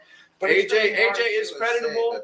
AJ does have a lot of credit. Then there's a lot of things that you could debunk. We can Some only things you look can at debunk. You know what I'm saying? other people and say that they're glorifying him, but nobody really knows what that person is glorifying, and what does glorifying mean to that person. But what did I say earlier? Totally different. You don't know. What did I say earlier? Passionate actions always come off as being arrogant. And no matter how you look at it, people. But that's up to whoever's looking at it. That's up to. I'm not telling people whether or not it really shouldn't or it should. I'm just saying that as a societal look. I'm looking at society saying, okay, society sees it, but that's as the whole one thing way or that- the other, that we're or fighting the different ways. You know what I meant earlier? Like But what I that's was all talking about. groupthink type shit that we're trying to get far away from, because this groupthink is telling us that guns are bad. Yeah, but groupthink also tells us that guns are good. Groupthink could work, and groupthink is just a tell tool. us that. Truth should tell us that. Groupthink and Facts truth should and tell all us that, those are just tools. Truth is even a tool. Truth is just something you pick up. Truth is what is. Because people see whatever is out there. Well, right? yeah, but people are going to perceive truth their own way. Exactly. Regardless. So that's why I was getting at societally. That's what I'm saying is, it's all generalization. And all that does is really takes from the real goal here, which is to, really figure out who these people are, why they would do this, why this is such a big difference from anybody else that you've seen on Pierce Morgan. Right. I think Here's the big difference. The thing is like I said, the ego and the arrogance that people perceive Alex Jones as having and being. What I was trying to get at is that. But if you don't, let me finish this. Check this out. What I was trying to get at is that what needs to be perceived is the message, not the person. The message is what matters. The Second Amendment is a message. Yeah, there's, the signers of the Constitution. You know what I'm saying? All the people the founding fathers that signed the Constitution. But that doesn't matter. Who cares about the people that signed the Constitution? What matters is what the topic is. But he was the Constitution. And the thing is, so when we talk about groupthink works good and bad. Everything is a group. We're always in a group. We're human beings. We're tribal. So if us as human beings being tribal, we could say Christians are tribal, Muslims are tribal, Jews are tribal, whatever. All different groups, religions. Those are different tribes. Different cliques, different groups of people that congregate together. And let me finish. I'm really trying to get deep on this one. And you have all these people in groups. They group themselves regardless because we're human beings. I don't group There's myself. going to be the anti-gun group, and then there's going to be the pro-gun group. So regardless of whether or not you do or don't group yourself, society, the whole collection of the universe, the world is going to group itself up. That's just the way it is. We're humanity. That's a group. If we give There's into it, animals. That's a group. You know what I'm saying? All that I was getting at is that ideas is what creates the group, and groupthink, when it's based on ideals, not a person, is where it's more powerful. It's always you could never kill an fucking idea. Nazis had an idea. Okay, so my ideal, which Kill is all the white people. anti-Nazi, which is that everyone should have guns. My ideal is that everyone should have guns. But my there's so groupthink much more to you objective than that. That's why it doesn't fall into that category, because you're But on that one- not limited to that. But on that one particular category, just that one, groups are going to be created, and there's going to be the pro-gun groups, and then there's going to be the anti-gun It shouldn't groups. be because that's that gives okay, people a false sense of what is really happening. It gives people a false sense of truth. So let me ask this then. Because it shouldn't be. I agree. Okay, yeah, we shouldn't be divided. We shouldn't be divided. We should all be one, right? Give into it, right? We should all be one, right? But if an idea that we can never agree upon, what's the solution? What's the problem? You know, guns. Guns are the problem. So why are guns the problem? There's no because truth people to believe that guns are that bad. doesn't make it bad. So I'm gonna be the anti-gun make person. It bad, though. But in my eyes, I'm gonna be the anti-gun person. Perfect. Okay, guns kill a lot of people. People kill people. Guns don't kill anybody. A gun cannot shoot I'm ignoring itself. I'm ignoring what you're saying. And then that's it. And then guns when kill people. Alex Jones jumps on No, Piers guns Morgan. people. Guns kill people. No, guns kill people. Greg, Guns don't kill people. Look at the statistics. People can, what type of gun? People can kill people. What type of gun? Without guns. Guns can't kill people. What type without of gun people. was used in the Aurora shooting? What was used? An AR. Did that kill somebody? Did it kill somebody? After Yeah. the trigger was pulled. Did it kill someone? What type of gun was used when a guy chopped up his freaking family? None. But he still chopped them up. They're Well, what still kind of murdered. gun? They're still dead. But what does that have to do with the gun? We're talking about guns. You're not gonna take my guns, pal. You're not gonna get them. You see how fucking ridiculous this shit sounds? No. See how stupid I sound? No, but I was just giving you the anti-gun angle. And that group of but hard-headed there's probably people. more to that, right? They probably would So they're say that probably they have a better okay. All right, so better argument than that. Right. I don't know. They probably do. All that I was trying to demonstrate was the group think, and there's gonna be people like the character I was trying to Piers portray Morgan, there, I guess. Pierce Morgan, who is like, I don't care about your statistics. Yeah. You know what killed him? A gun. Then we need to keep them illegal. That's retarded. You prevent more crimes by having more guns on the street. There's an instant watchman when there's a gun on the street. You know, but people don't get it. I don't know. The demonstration that we just gave, hopefully people will see how retarded and stupid. And pardon my French, because some people get offended when I use the word retarded, and I mean no harm to mentally challenge people, because I hella respect them, and you got to be a freaking idiot if you're retarded in my book. So again, I just wanted to throw that out there. But those are labels too, and those are Right. things, Labels, all that stuff. You know, nobody ever talks about, well, how did this happen to these children? How did this happen to these people? We just label them and then set them over here, and then put them in, you know, some special courses and stuff like that, without ever really trying to figure out what the problem is that would really help them and help other children too. You know, and that's a whole nother issue. But man, I know I kind of got in sidetracked. These there whole on that psychotropic drugs probably have a lot to do with that. Oh, okay. You know what I mean? Right. You hit the nail right on the head. You want to talk about what really kills people? What does kill people? What does if it's not guns? What kills people? Let's really ask the question. Did they kill people before they had guns? Yeah, of course they did. Sure? Let me ask the question. Check this out. Is it passion? Is it gain? Is it mental illness? Is it what's the word? Predatory? I don't know. There's a whole bunch of different titles that we can use here. Militaristic? I don't know. Mm-hmm. But what causes people to kill? Okay, let's look at statistics. Let's look at statistics. Who's killed the most people throughout history? Government. Okay, that's true. Government has killed the most people throughout modern history. Let me rephrase that. Based Modern on history. government stats. But also government decisions have killed a lot of people, taking them to war. Sure. That still counts as government killing people, I guess you can say. Mm-hmm. But people will say, oh, that's war. That's not democide. But it's still a form of democide. You're still sending your civilians off to get killed. I mean, maybe it's a hybrid of both. You know? You're sending them out to die. And the word democide, a lot of people don't even know what the hell that is. Yeah, I mean, people, because it's just another label. It's just another another thing. Right, but it's an action. It's an action. And it's a definition of an action. And the action is the government systematically killing its own people, like Hitler. Like, unfortunately, the Black Past of the United States, where the government killed Native Americans and blacks, but we learned from that. You know what I'm saying? We don't want to make those mistakes again. We want to move forward, and we learn from the Constitution and how to, move forward in a history on a positive level, and be peaceful with one another. We learned that. Is it possible?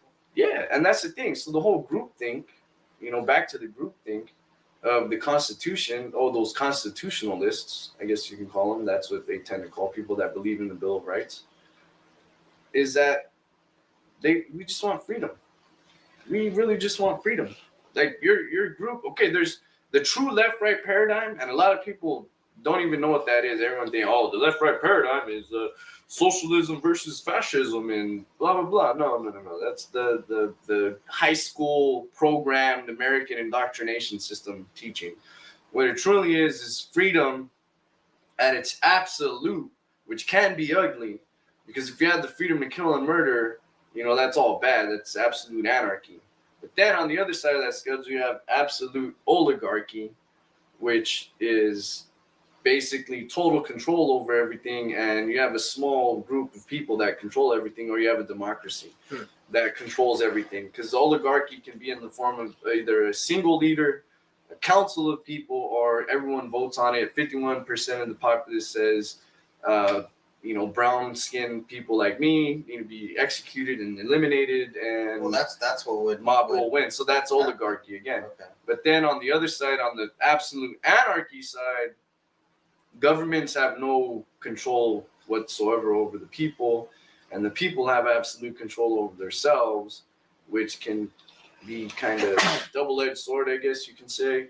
You still need to have some sort of rule and order in order to prevent murder and death, which and is violence, death by hanging in a public square or something. Yeah, you as a society, you create rules that say, okay, you can't just kill somebody. In order for someone to be executed, there has to be a fair court trial. But who's in charge of those rules? That's always the same problem. Well, the thing is, it's always evil people. What I was going to get at is that it's always been the people who control those rules. It's always been the people. Evil people. No. Because I wouldn't say that, because people don't want to boss anybody else around. They don't want to control it. So people that ultimately want freedom and want that to be the control, they might be forced into that spot, but I just believe there's a lot of people. You don't want to be really doing this. You don't really want to be searching for this shit. There's a lot of other things you could be out there doing, having fun. But there's something that draws you, that makes you feel like you have to, because this is what needs to be done. You know what I mean? Well, I think at this point in time, only because the way things are going, I've come to the conclusion that it's either now or never. Yeah, it is. Things are getting really bad in this country, and people are just gonna say, "Oh, you're crazy for seeing them," but I'm gonna be quite honest with you. You're crazy for ignoring them. Yeah, and why are living the way it is mentality? You know what I'm saying? That's some, part of my friendship. That's some bitch ass shit. That's just the way it is. These people give in. Go along and get along. But it's not only that. They try to put us down, or they have a problem with us because we don't do that.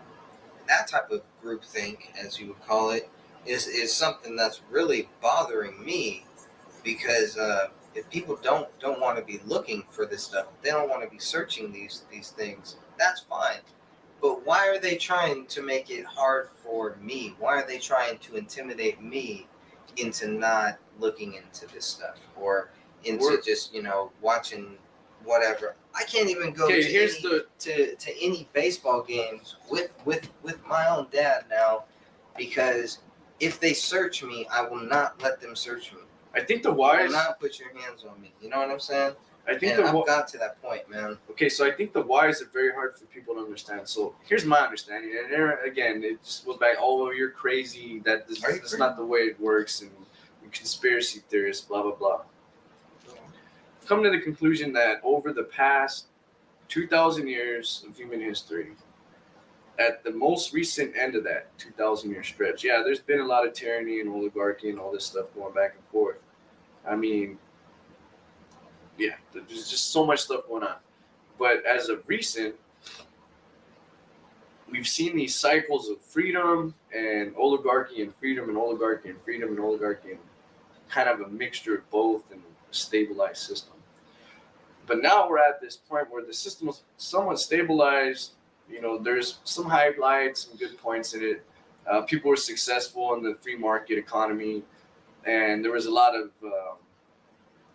people that were able to operate in an anarcho-capitalistic society where there was literally no government oversight, period, back in the day. And that led to some bad things, don't get me wrong, because, you know, if I'm a, you know, person who wants to hire children and have them work in my factory, that can become a negative thing if you're an anarcho-capitalist. So you have to have a little bit of a regulation set there. But again, it's just a moral question of people's morals.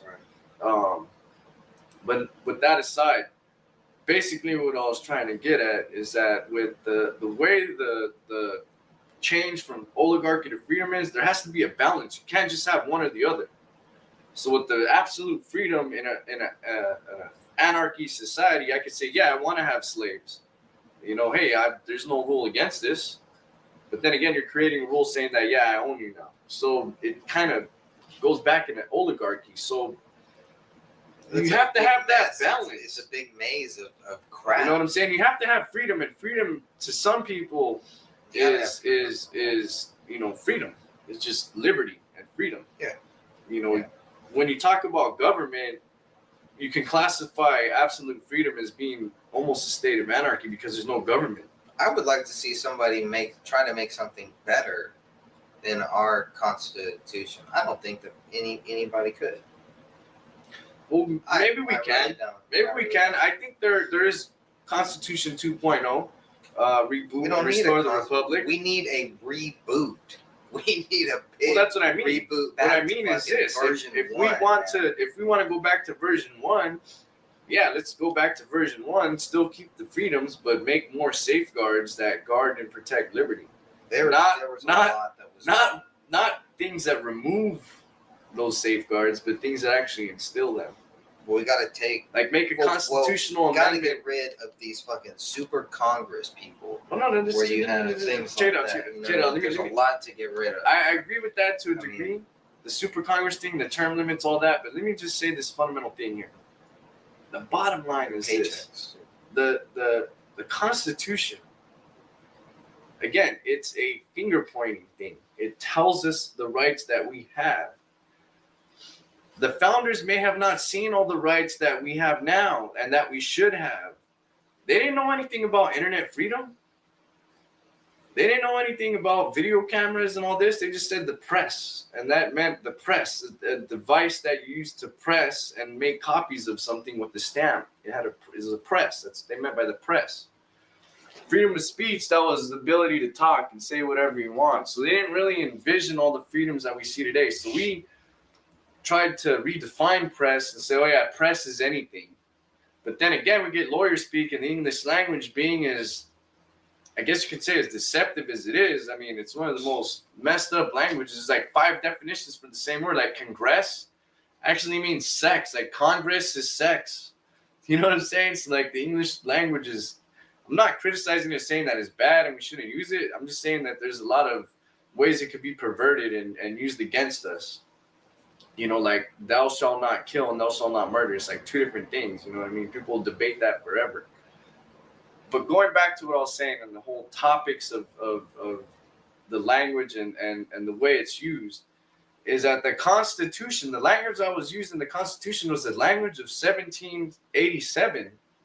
This language is old. So people, as history progressed to the future to now, they added definitions, they added things to the word, they added and changed it to make it all messed up. I don't know if that was a true intent or not, but to me it seems like they just purposely dumbed it down or made it convoluted and cloudy, where like Spanish or another language, the words are concise. They only have one meaning. You know, like you can't use the word for other things. Why not? That's just the way the languages were written. Yeah, right. As they developed, as the writings developed over time, that's how they were written. Yeah, right. I'm gonna use this word for whatever I want. I guess the alternate was it's a mangled. Well, no, I was languages gonna are say this. mangled. Let me just say this. I think the alternate was wanting to create one language that had multiple definitions for the same word. Whereas languages, because they would argue over the meaning of something, they would change the word and change the language completely, and just you would They have would like use it Babylon just to stuff. kind of mock some Right. tribal. Right. So then, as we spread and left, That's why I don't put that much stock into the languages and it should be in this language, that language. I mean, Okay, well, regardless, the spirit is moving in Right. you. Language is just Right. a barrier No, I you know. have to overcome. Right. I wasn't trying to get into the religious thing when I said thou shalt not murder, thou shalt not kill. Basically, what I was getting into was I was looking for my interpretation of law. Okay. Interpretation of law. That's an interpretation of a law. Whose law? Mosaic law for that one.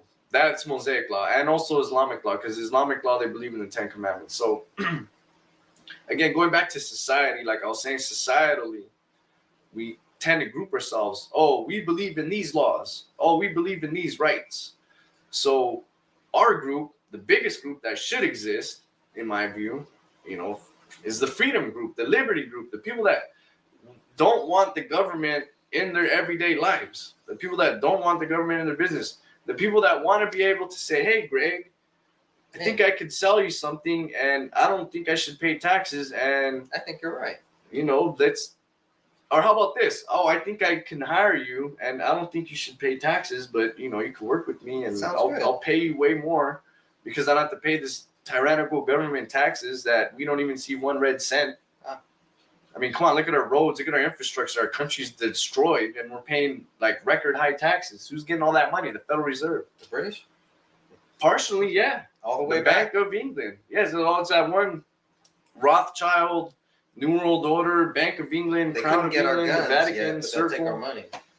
Well, once they take the money, the next thing get is the they need to guns. take the guns because once you lose the money, you lose your mind, and people need to defend themselves. So when people lose everything, they go crazy, and like Alex, you need to have the right to defend yourself against these crazies and not rely on a government monopoly of security. You know what I'm saying? Basically, that's what it comes down to. So it's pretty. You're right. Pretty intense. Pretty hardcore. Well, the whole thing is that they're calling us crazy, and I don't see anything wrong with what Alex Jones did. I actually thought it was great. I thought it was really great because you have to also look at Pierce and how he treats other people too. And there were some other calm people and stuff like that where he was nice to or whatever. But there's been a lot of people, especially people who are on there talking about guns, and he hasn't given them. He doesn't give them much time to really do anything. And then. But he asked Alex Jones the same questions that he asked Jesse Ventura. It was the same bullet point about that little fact, and it's such a small thing because it doesn't look at they have this many guns in their country. Maybe that's why we have this many guns here. Maybe that's why. It's just really meant for children. It's meant for people to get a quick answer. Right, and that's the thing. It's not a simple issue. They treat society like children. They think we're a bunch of idiots. And we have think to we're stop stupid. letting them do that. So let me throw this at you. Yeah. And I want you to respond on this because this is what I think happened. And it comes down to what I was talking about earlier about time and a place. Piers knew what he was doing. There's a time and a place for everything. So somebody like I can't remember the guy's name. It's on the tip of my tongue. I'm having a brain fart here. The Gun Owners of America guy. The Larry Pratt. Larry Pratt. Larry Pratt went on Piers' show. Yeah. Again, there's a time and a place for everything.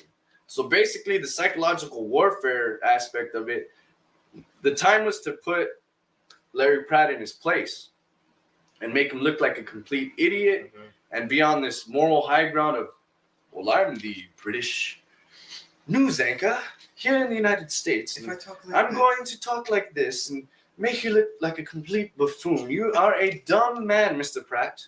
You are a stupid, stupid man.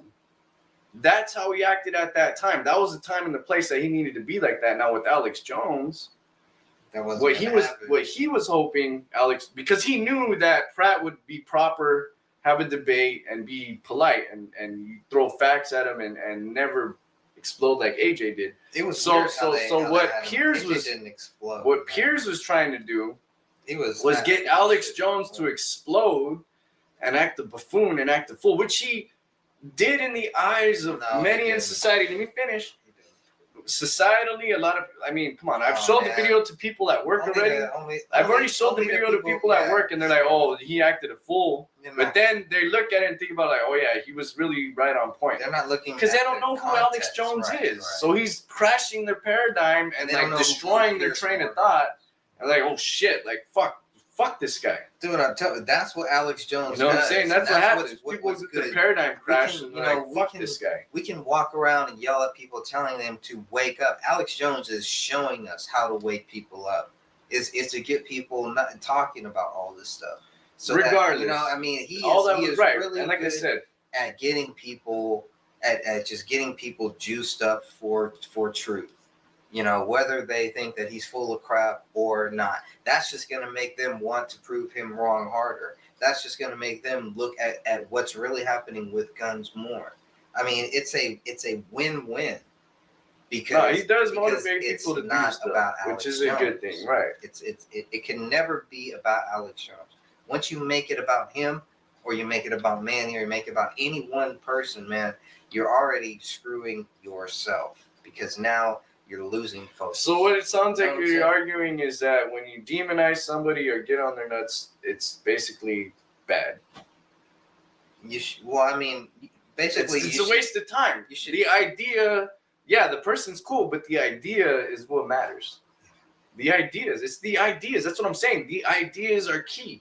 Yeah, Alex Jones, I'll give credit where credit's due. He has a big platform. He has a bunch of people that listen to him. But then there's criticism that, he's making the movement look like a bunch of idiots, which people do perceive that as. And that's just the reality of the situation here. Wrong. But what I'm getting at is that you have people like Glenn Beck that constantly ride Alex Jones's dick in a negative way and just like put his name in his mouth. Oh, Alex Jones, that crazy guy, blah, blah, blah. It's like, dude, all you're doing is helping him if you hate him.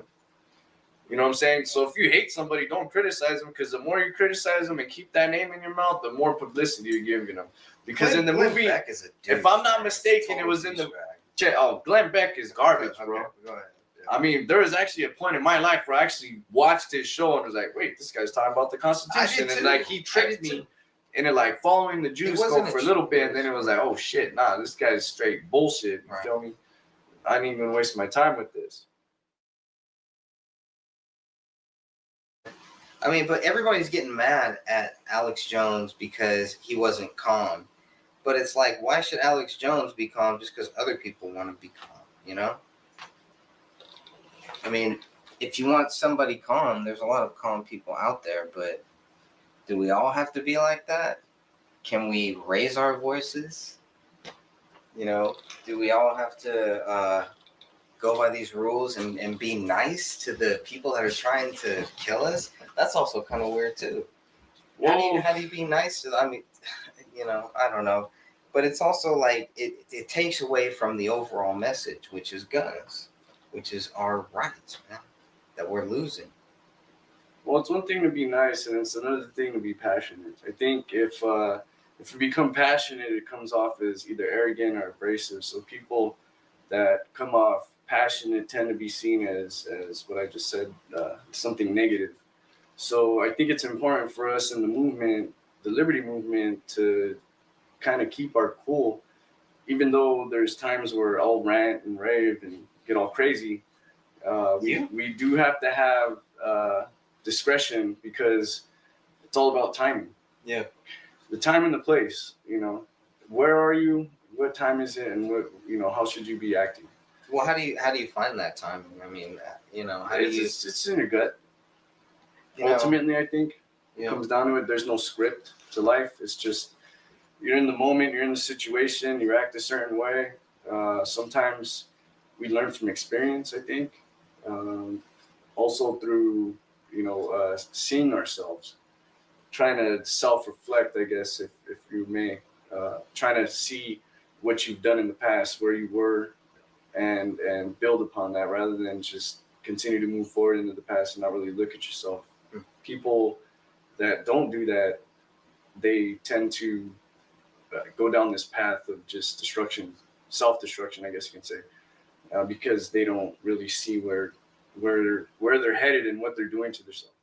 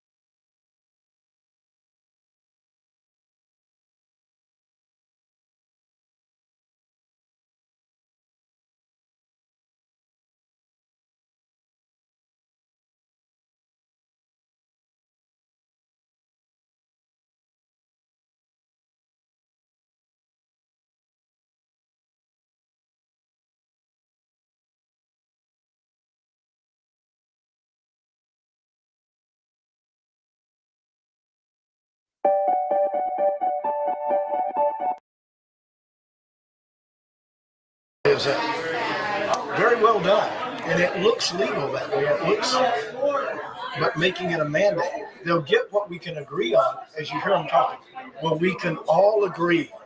You'll hear that. The children. We can all agree. We can all agree on these things. But what they're not telling you is what they're going to do behind the scenes with them. I understand their methodology. And I don't think you can, like, I think the whole gun confiscation for them going door to door, and that's not going to happen. First of all, that's stupid. No, it's suicidal.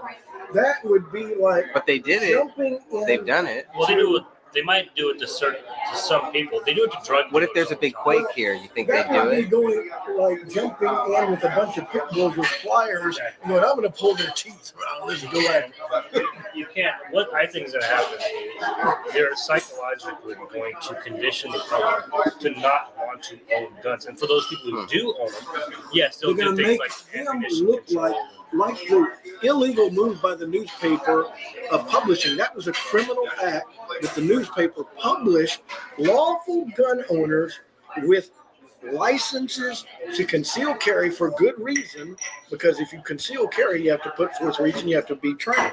And then the newspaper just publishes them ad hoc and ad lib, just kind of throws it out there. And one guy had his house broken into and a gun because they put his name out there. That's liability, and he can sue them and get the money back. And not only that, shut them down.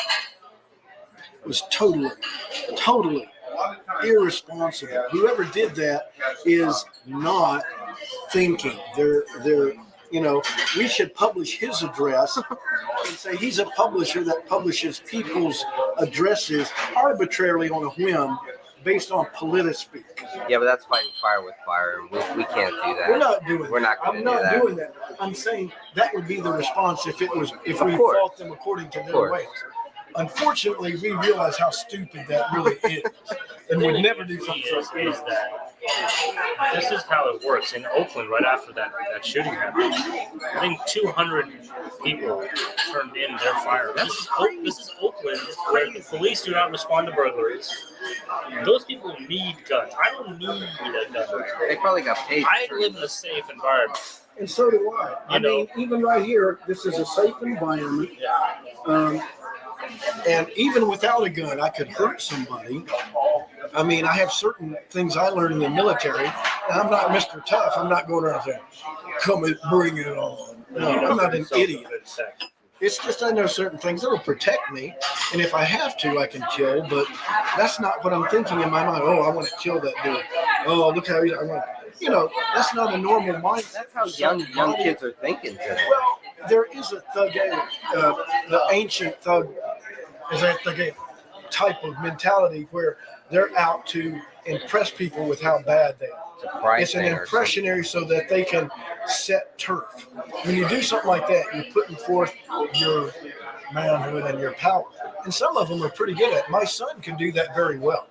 I mean, he's 6'7" nearly, and nearly 300 pounds. 21 years old. And he's got unearthly strength. He could tell some big buff, even one of these jiu-jitsu dudes. He knows certain little things, and that I've told him what to do. And I said he could hurt them very seriously and quickly. That's all I'm saying.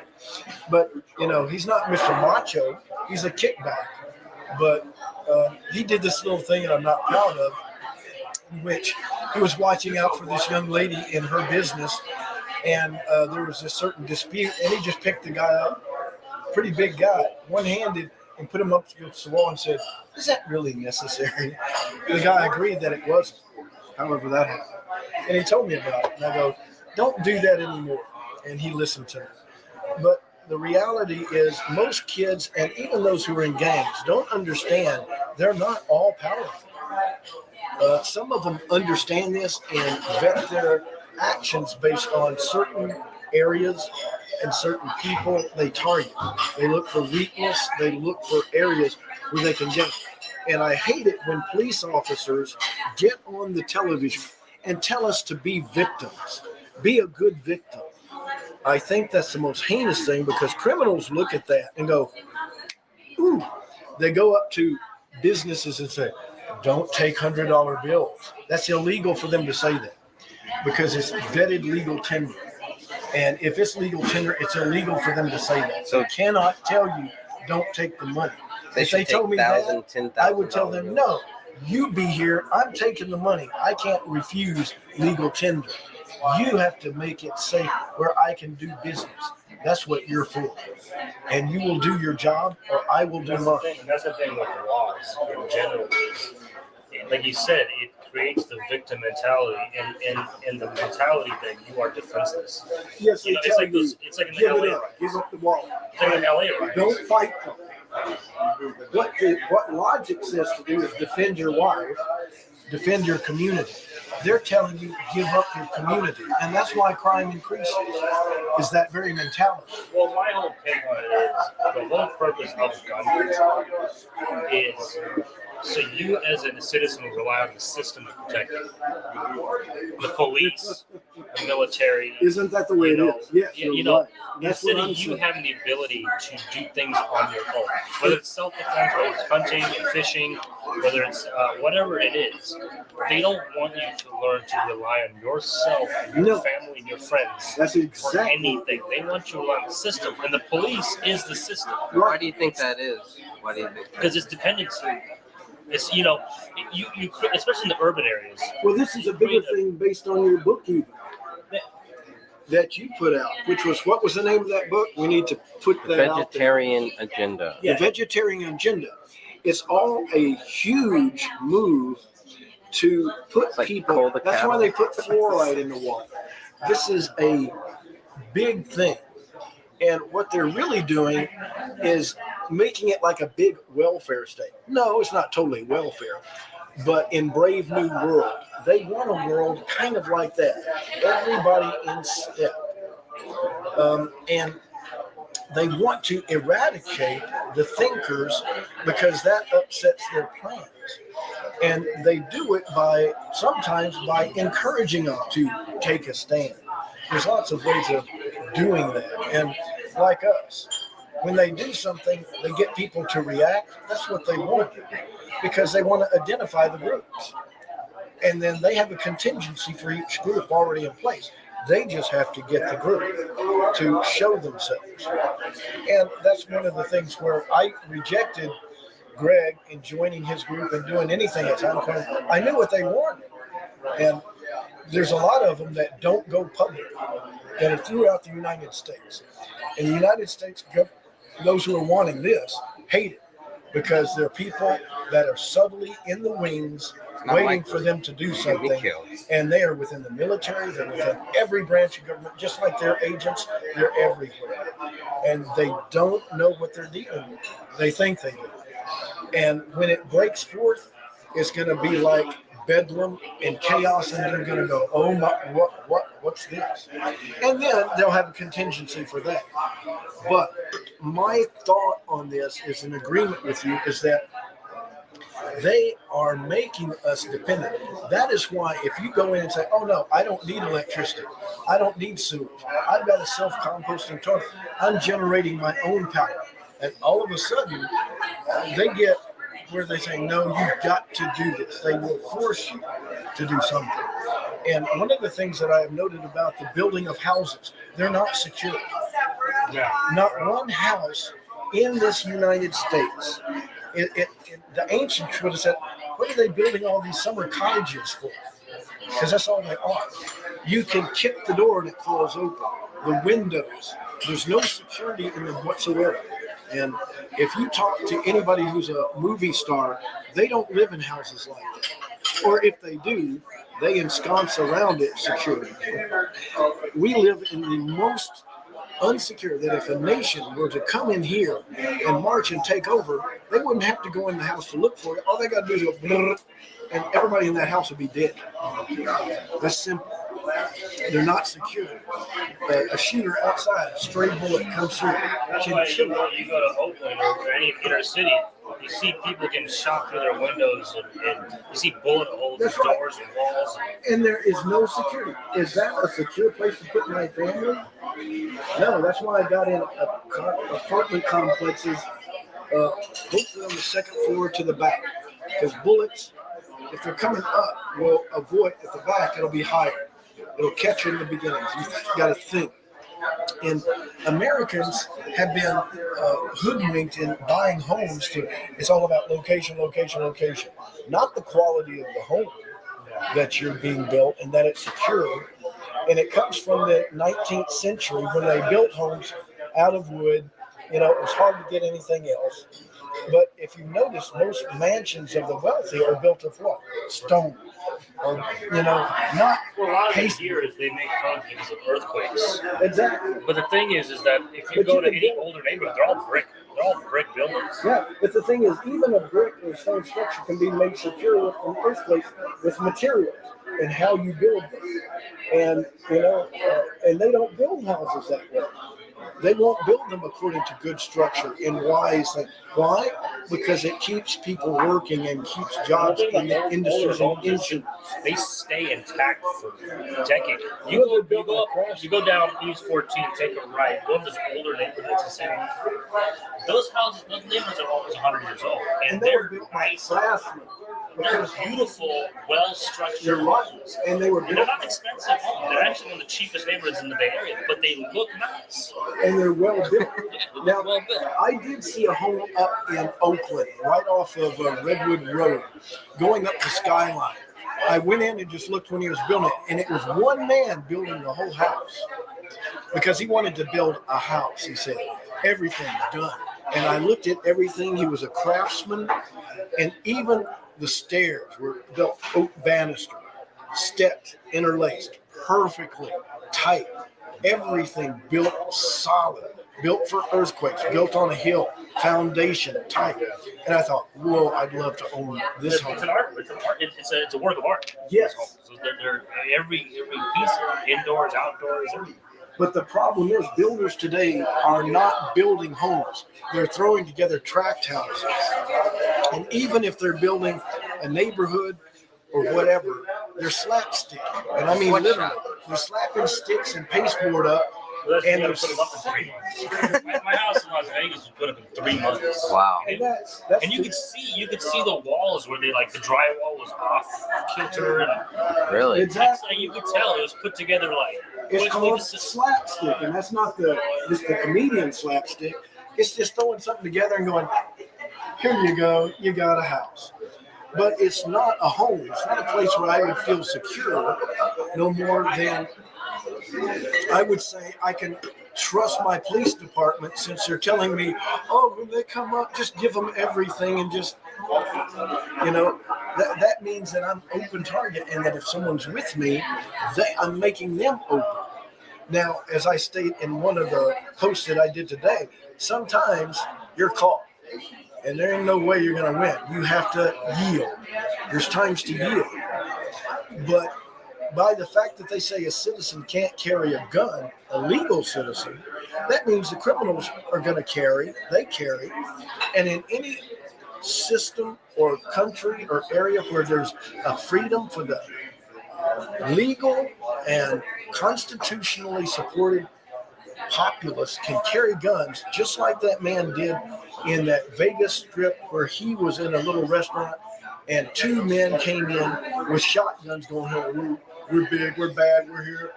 And you always see, you know, they're not professional people who know how to handle guns. They're doing this.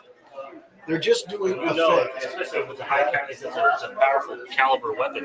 If you hold a gun like this, it's going to shoot back like this, and you're going to hit innocent bystanders. But that's how they do it in film, though. And that's the thing with movies. That's how you know. You notice is that in movies and television and music videos, is they make it look like it's such an easy thing to operate. Yep. And every time I fire a weapon, it's like it takes skill. It's like have to know practice what you're how to doing. use this thing.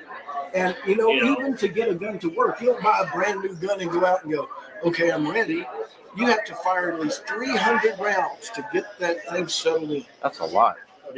Just to get it going. See, point one, all of a sudden, what? What? You gotta, yeah. Is that all weapons or just semi-automatic? Any weapon you do, you have to vet it. Well, we can't really Every get weapon that's built might have minor flaws. Not, you know, each weapon is its own weapon. Just like we're individuals, individual weapons have individual characters. And when you shoot that weapon, you're learning your weapon. And you must learn your weapon. You must be able to tear that thing down and put it back together operationally. Now, the gun that I have a 45. It's a light duty, but it's 45. It's short. It's a personal defense and security weapon. It's made to be concealed. It's a powerful 45.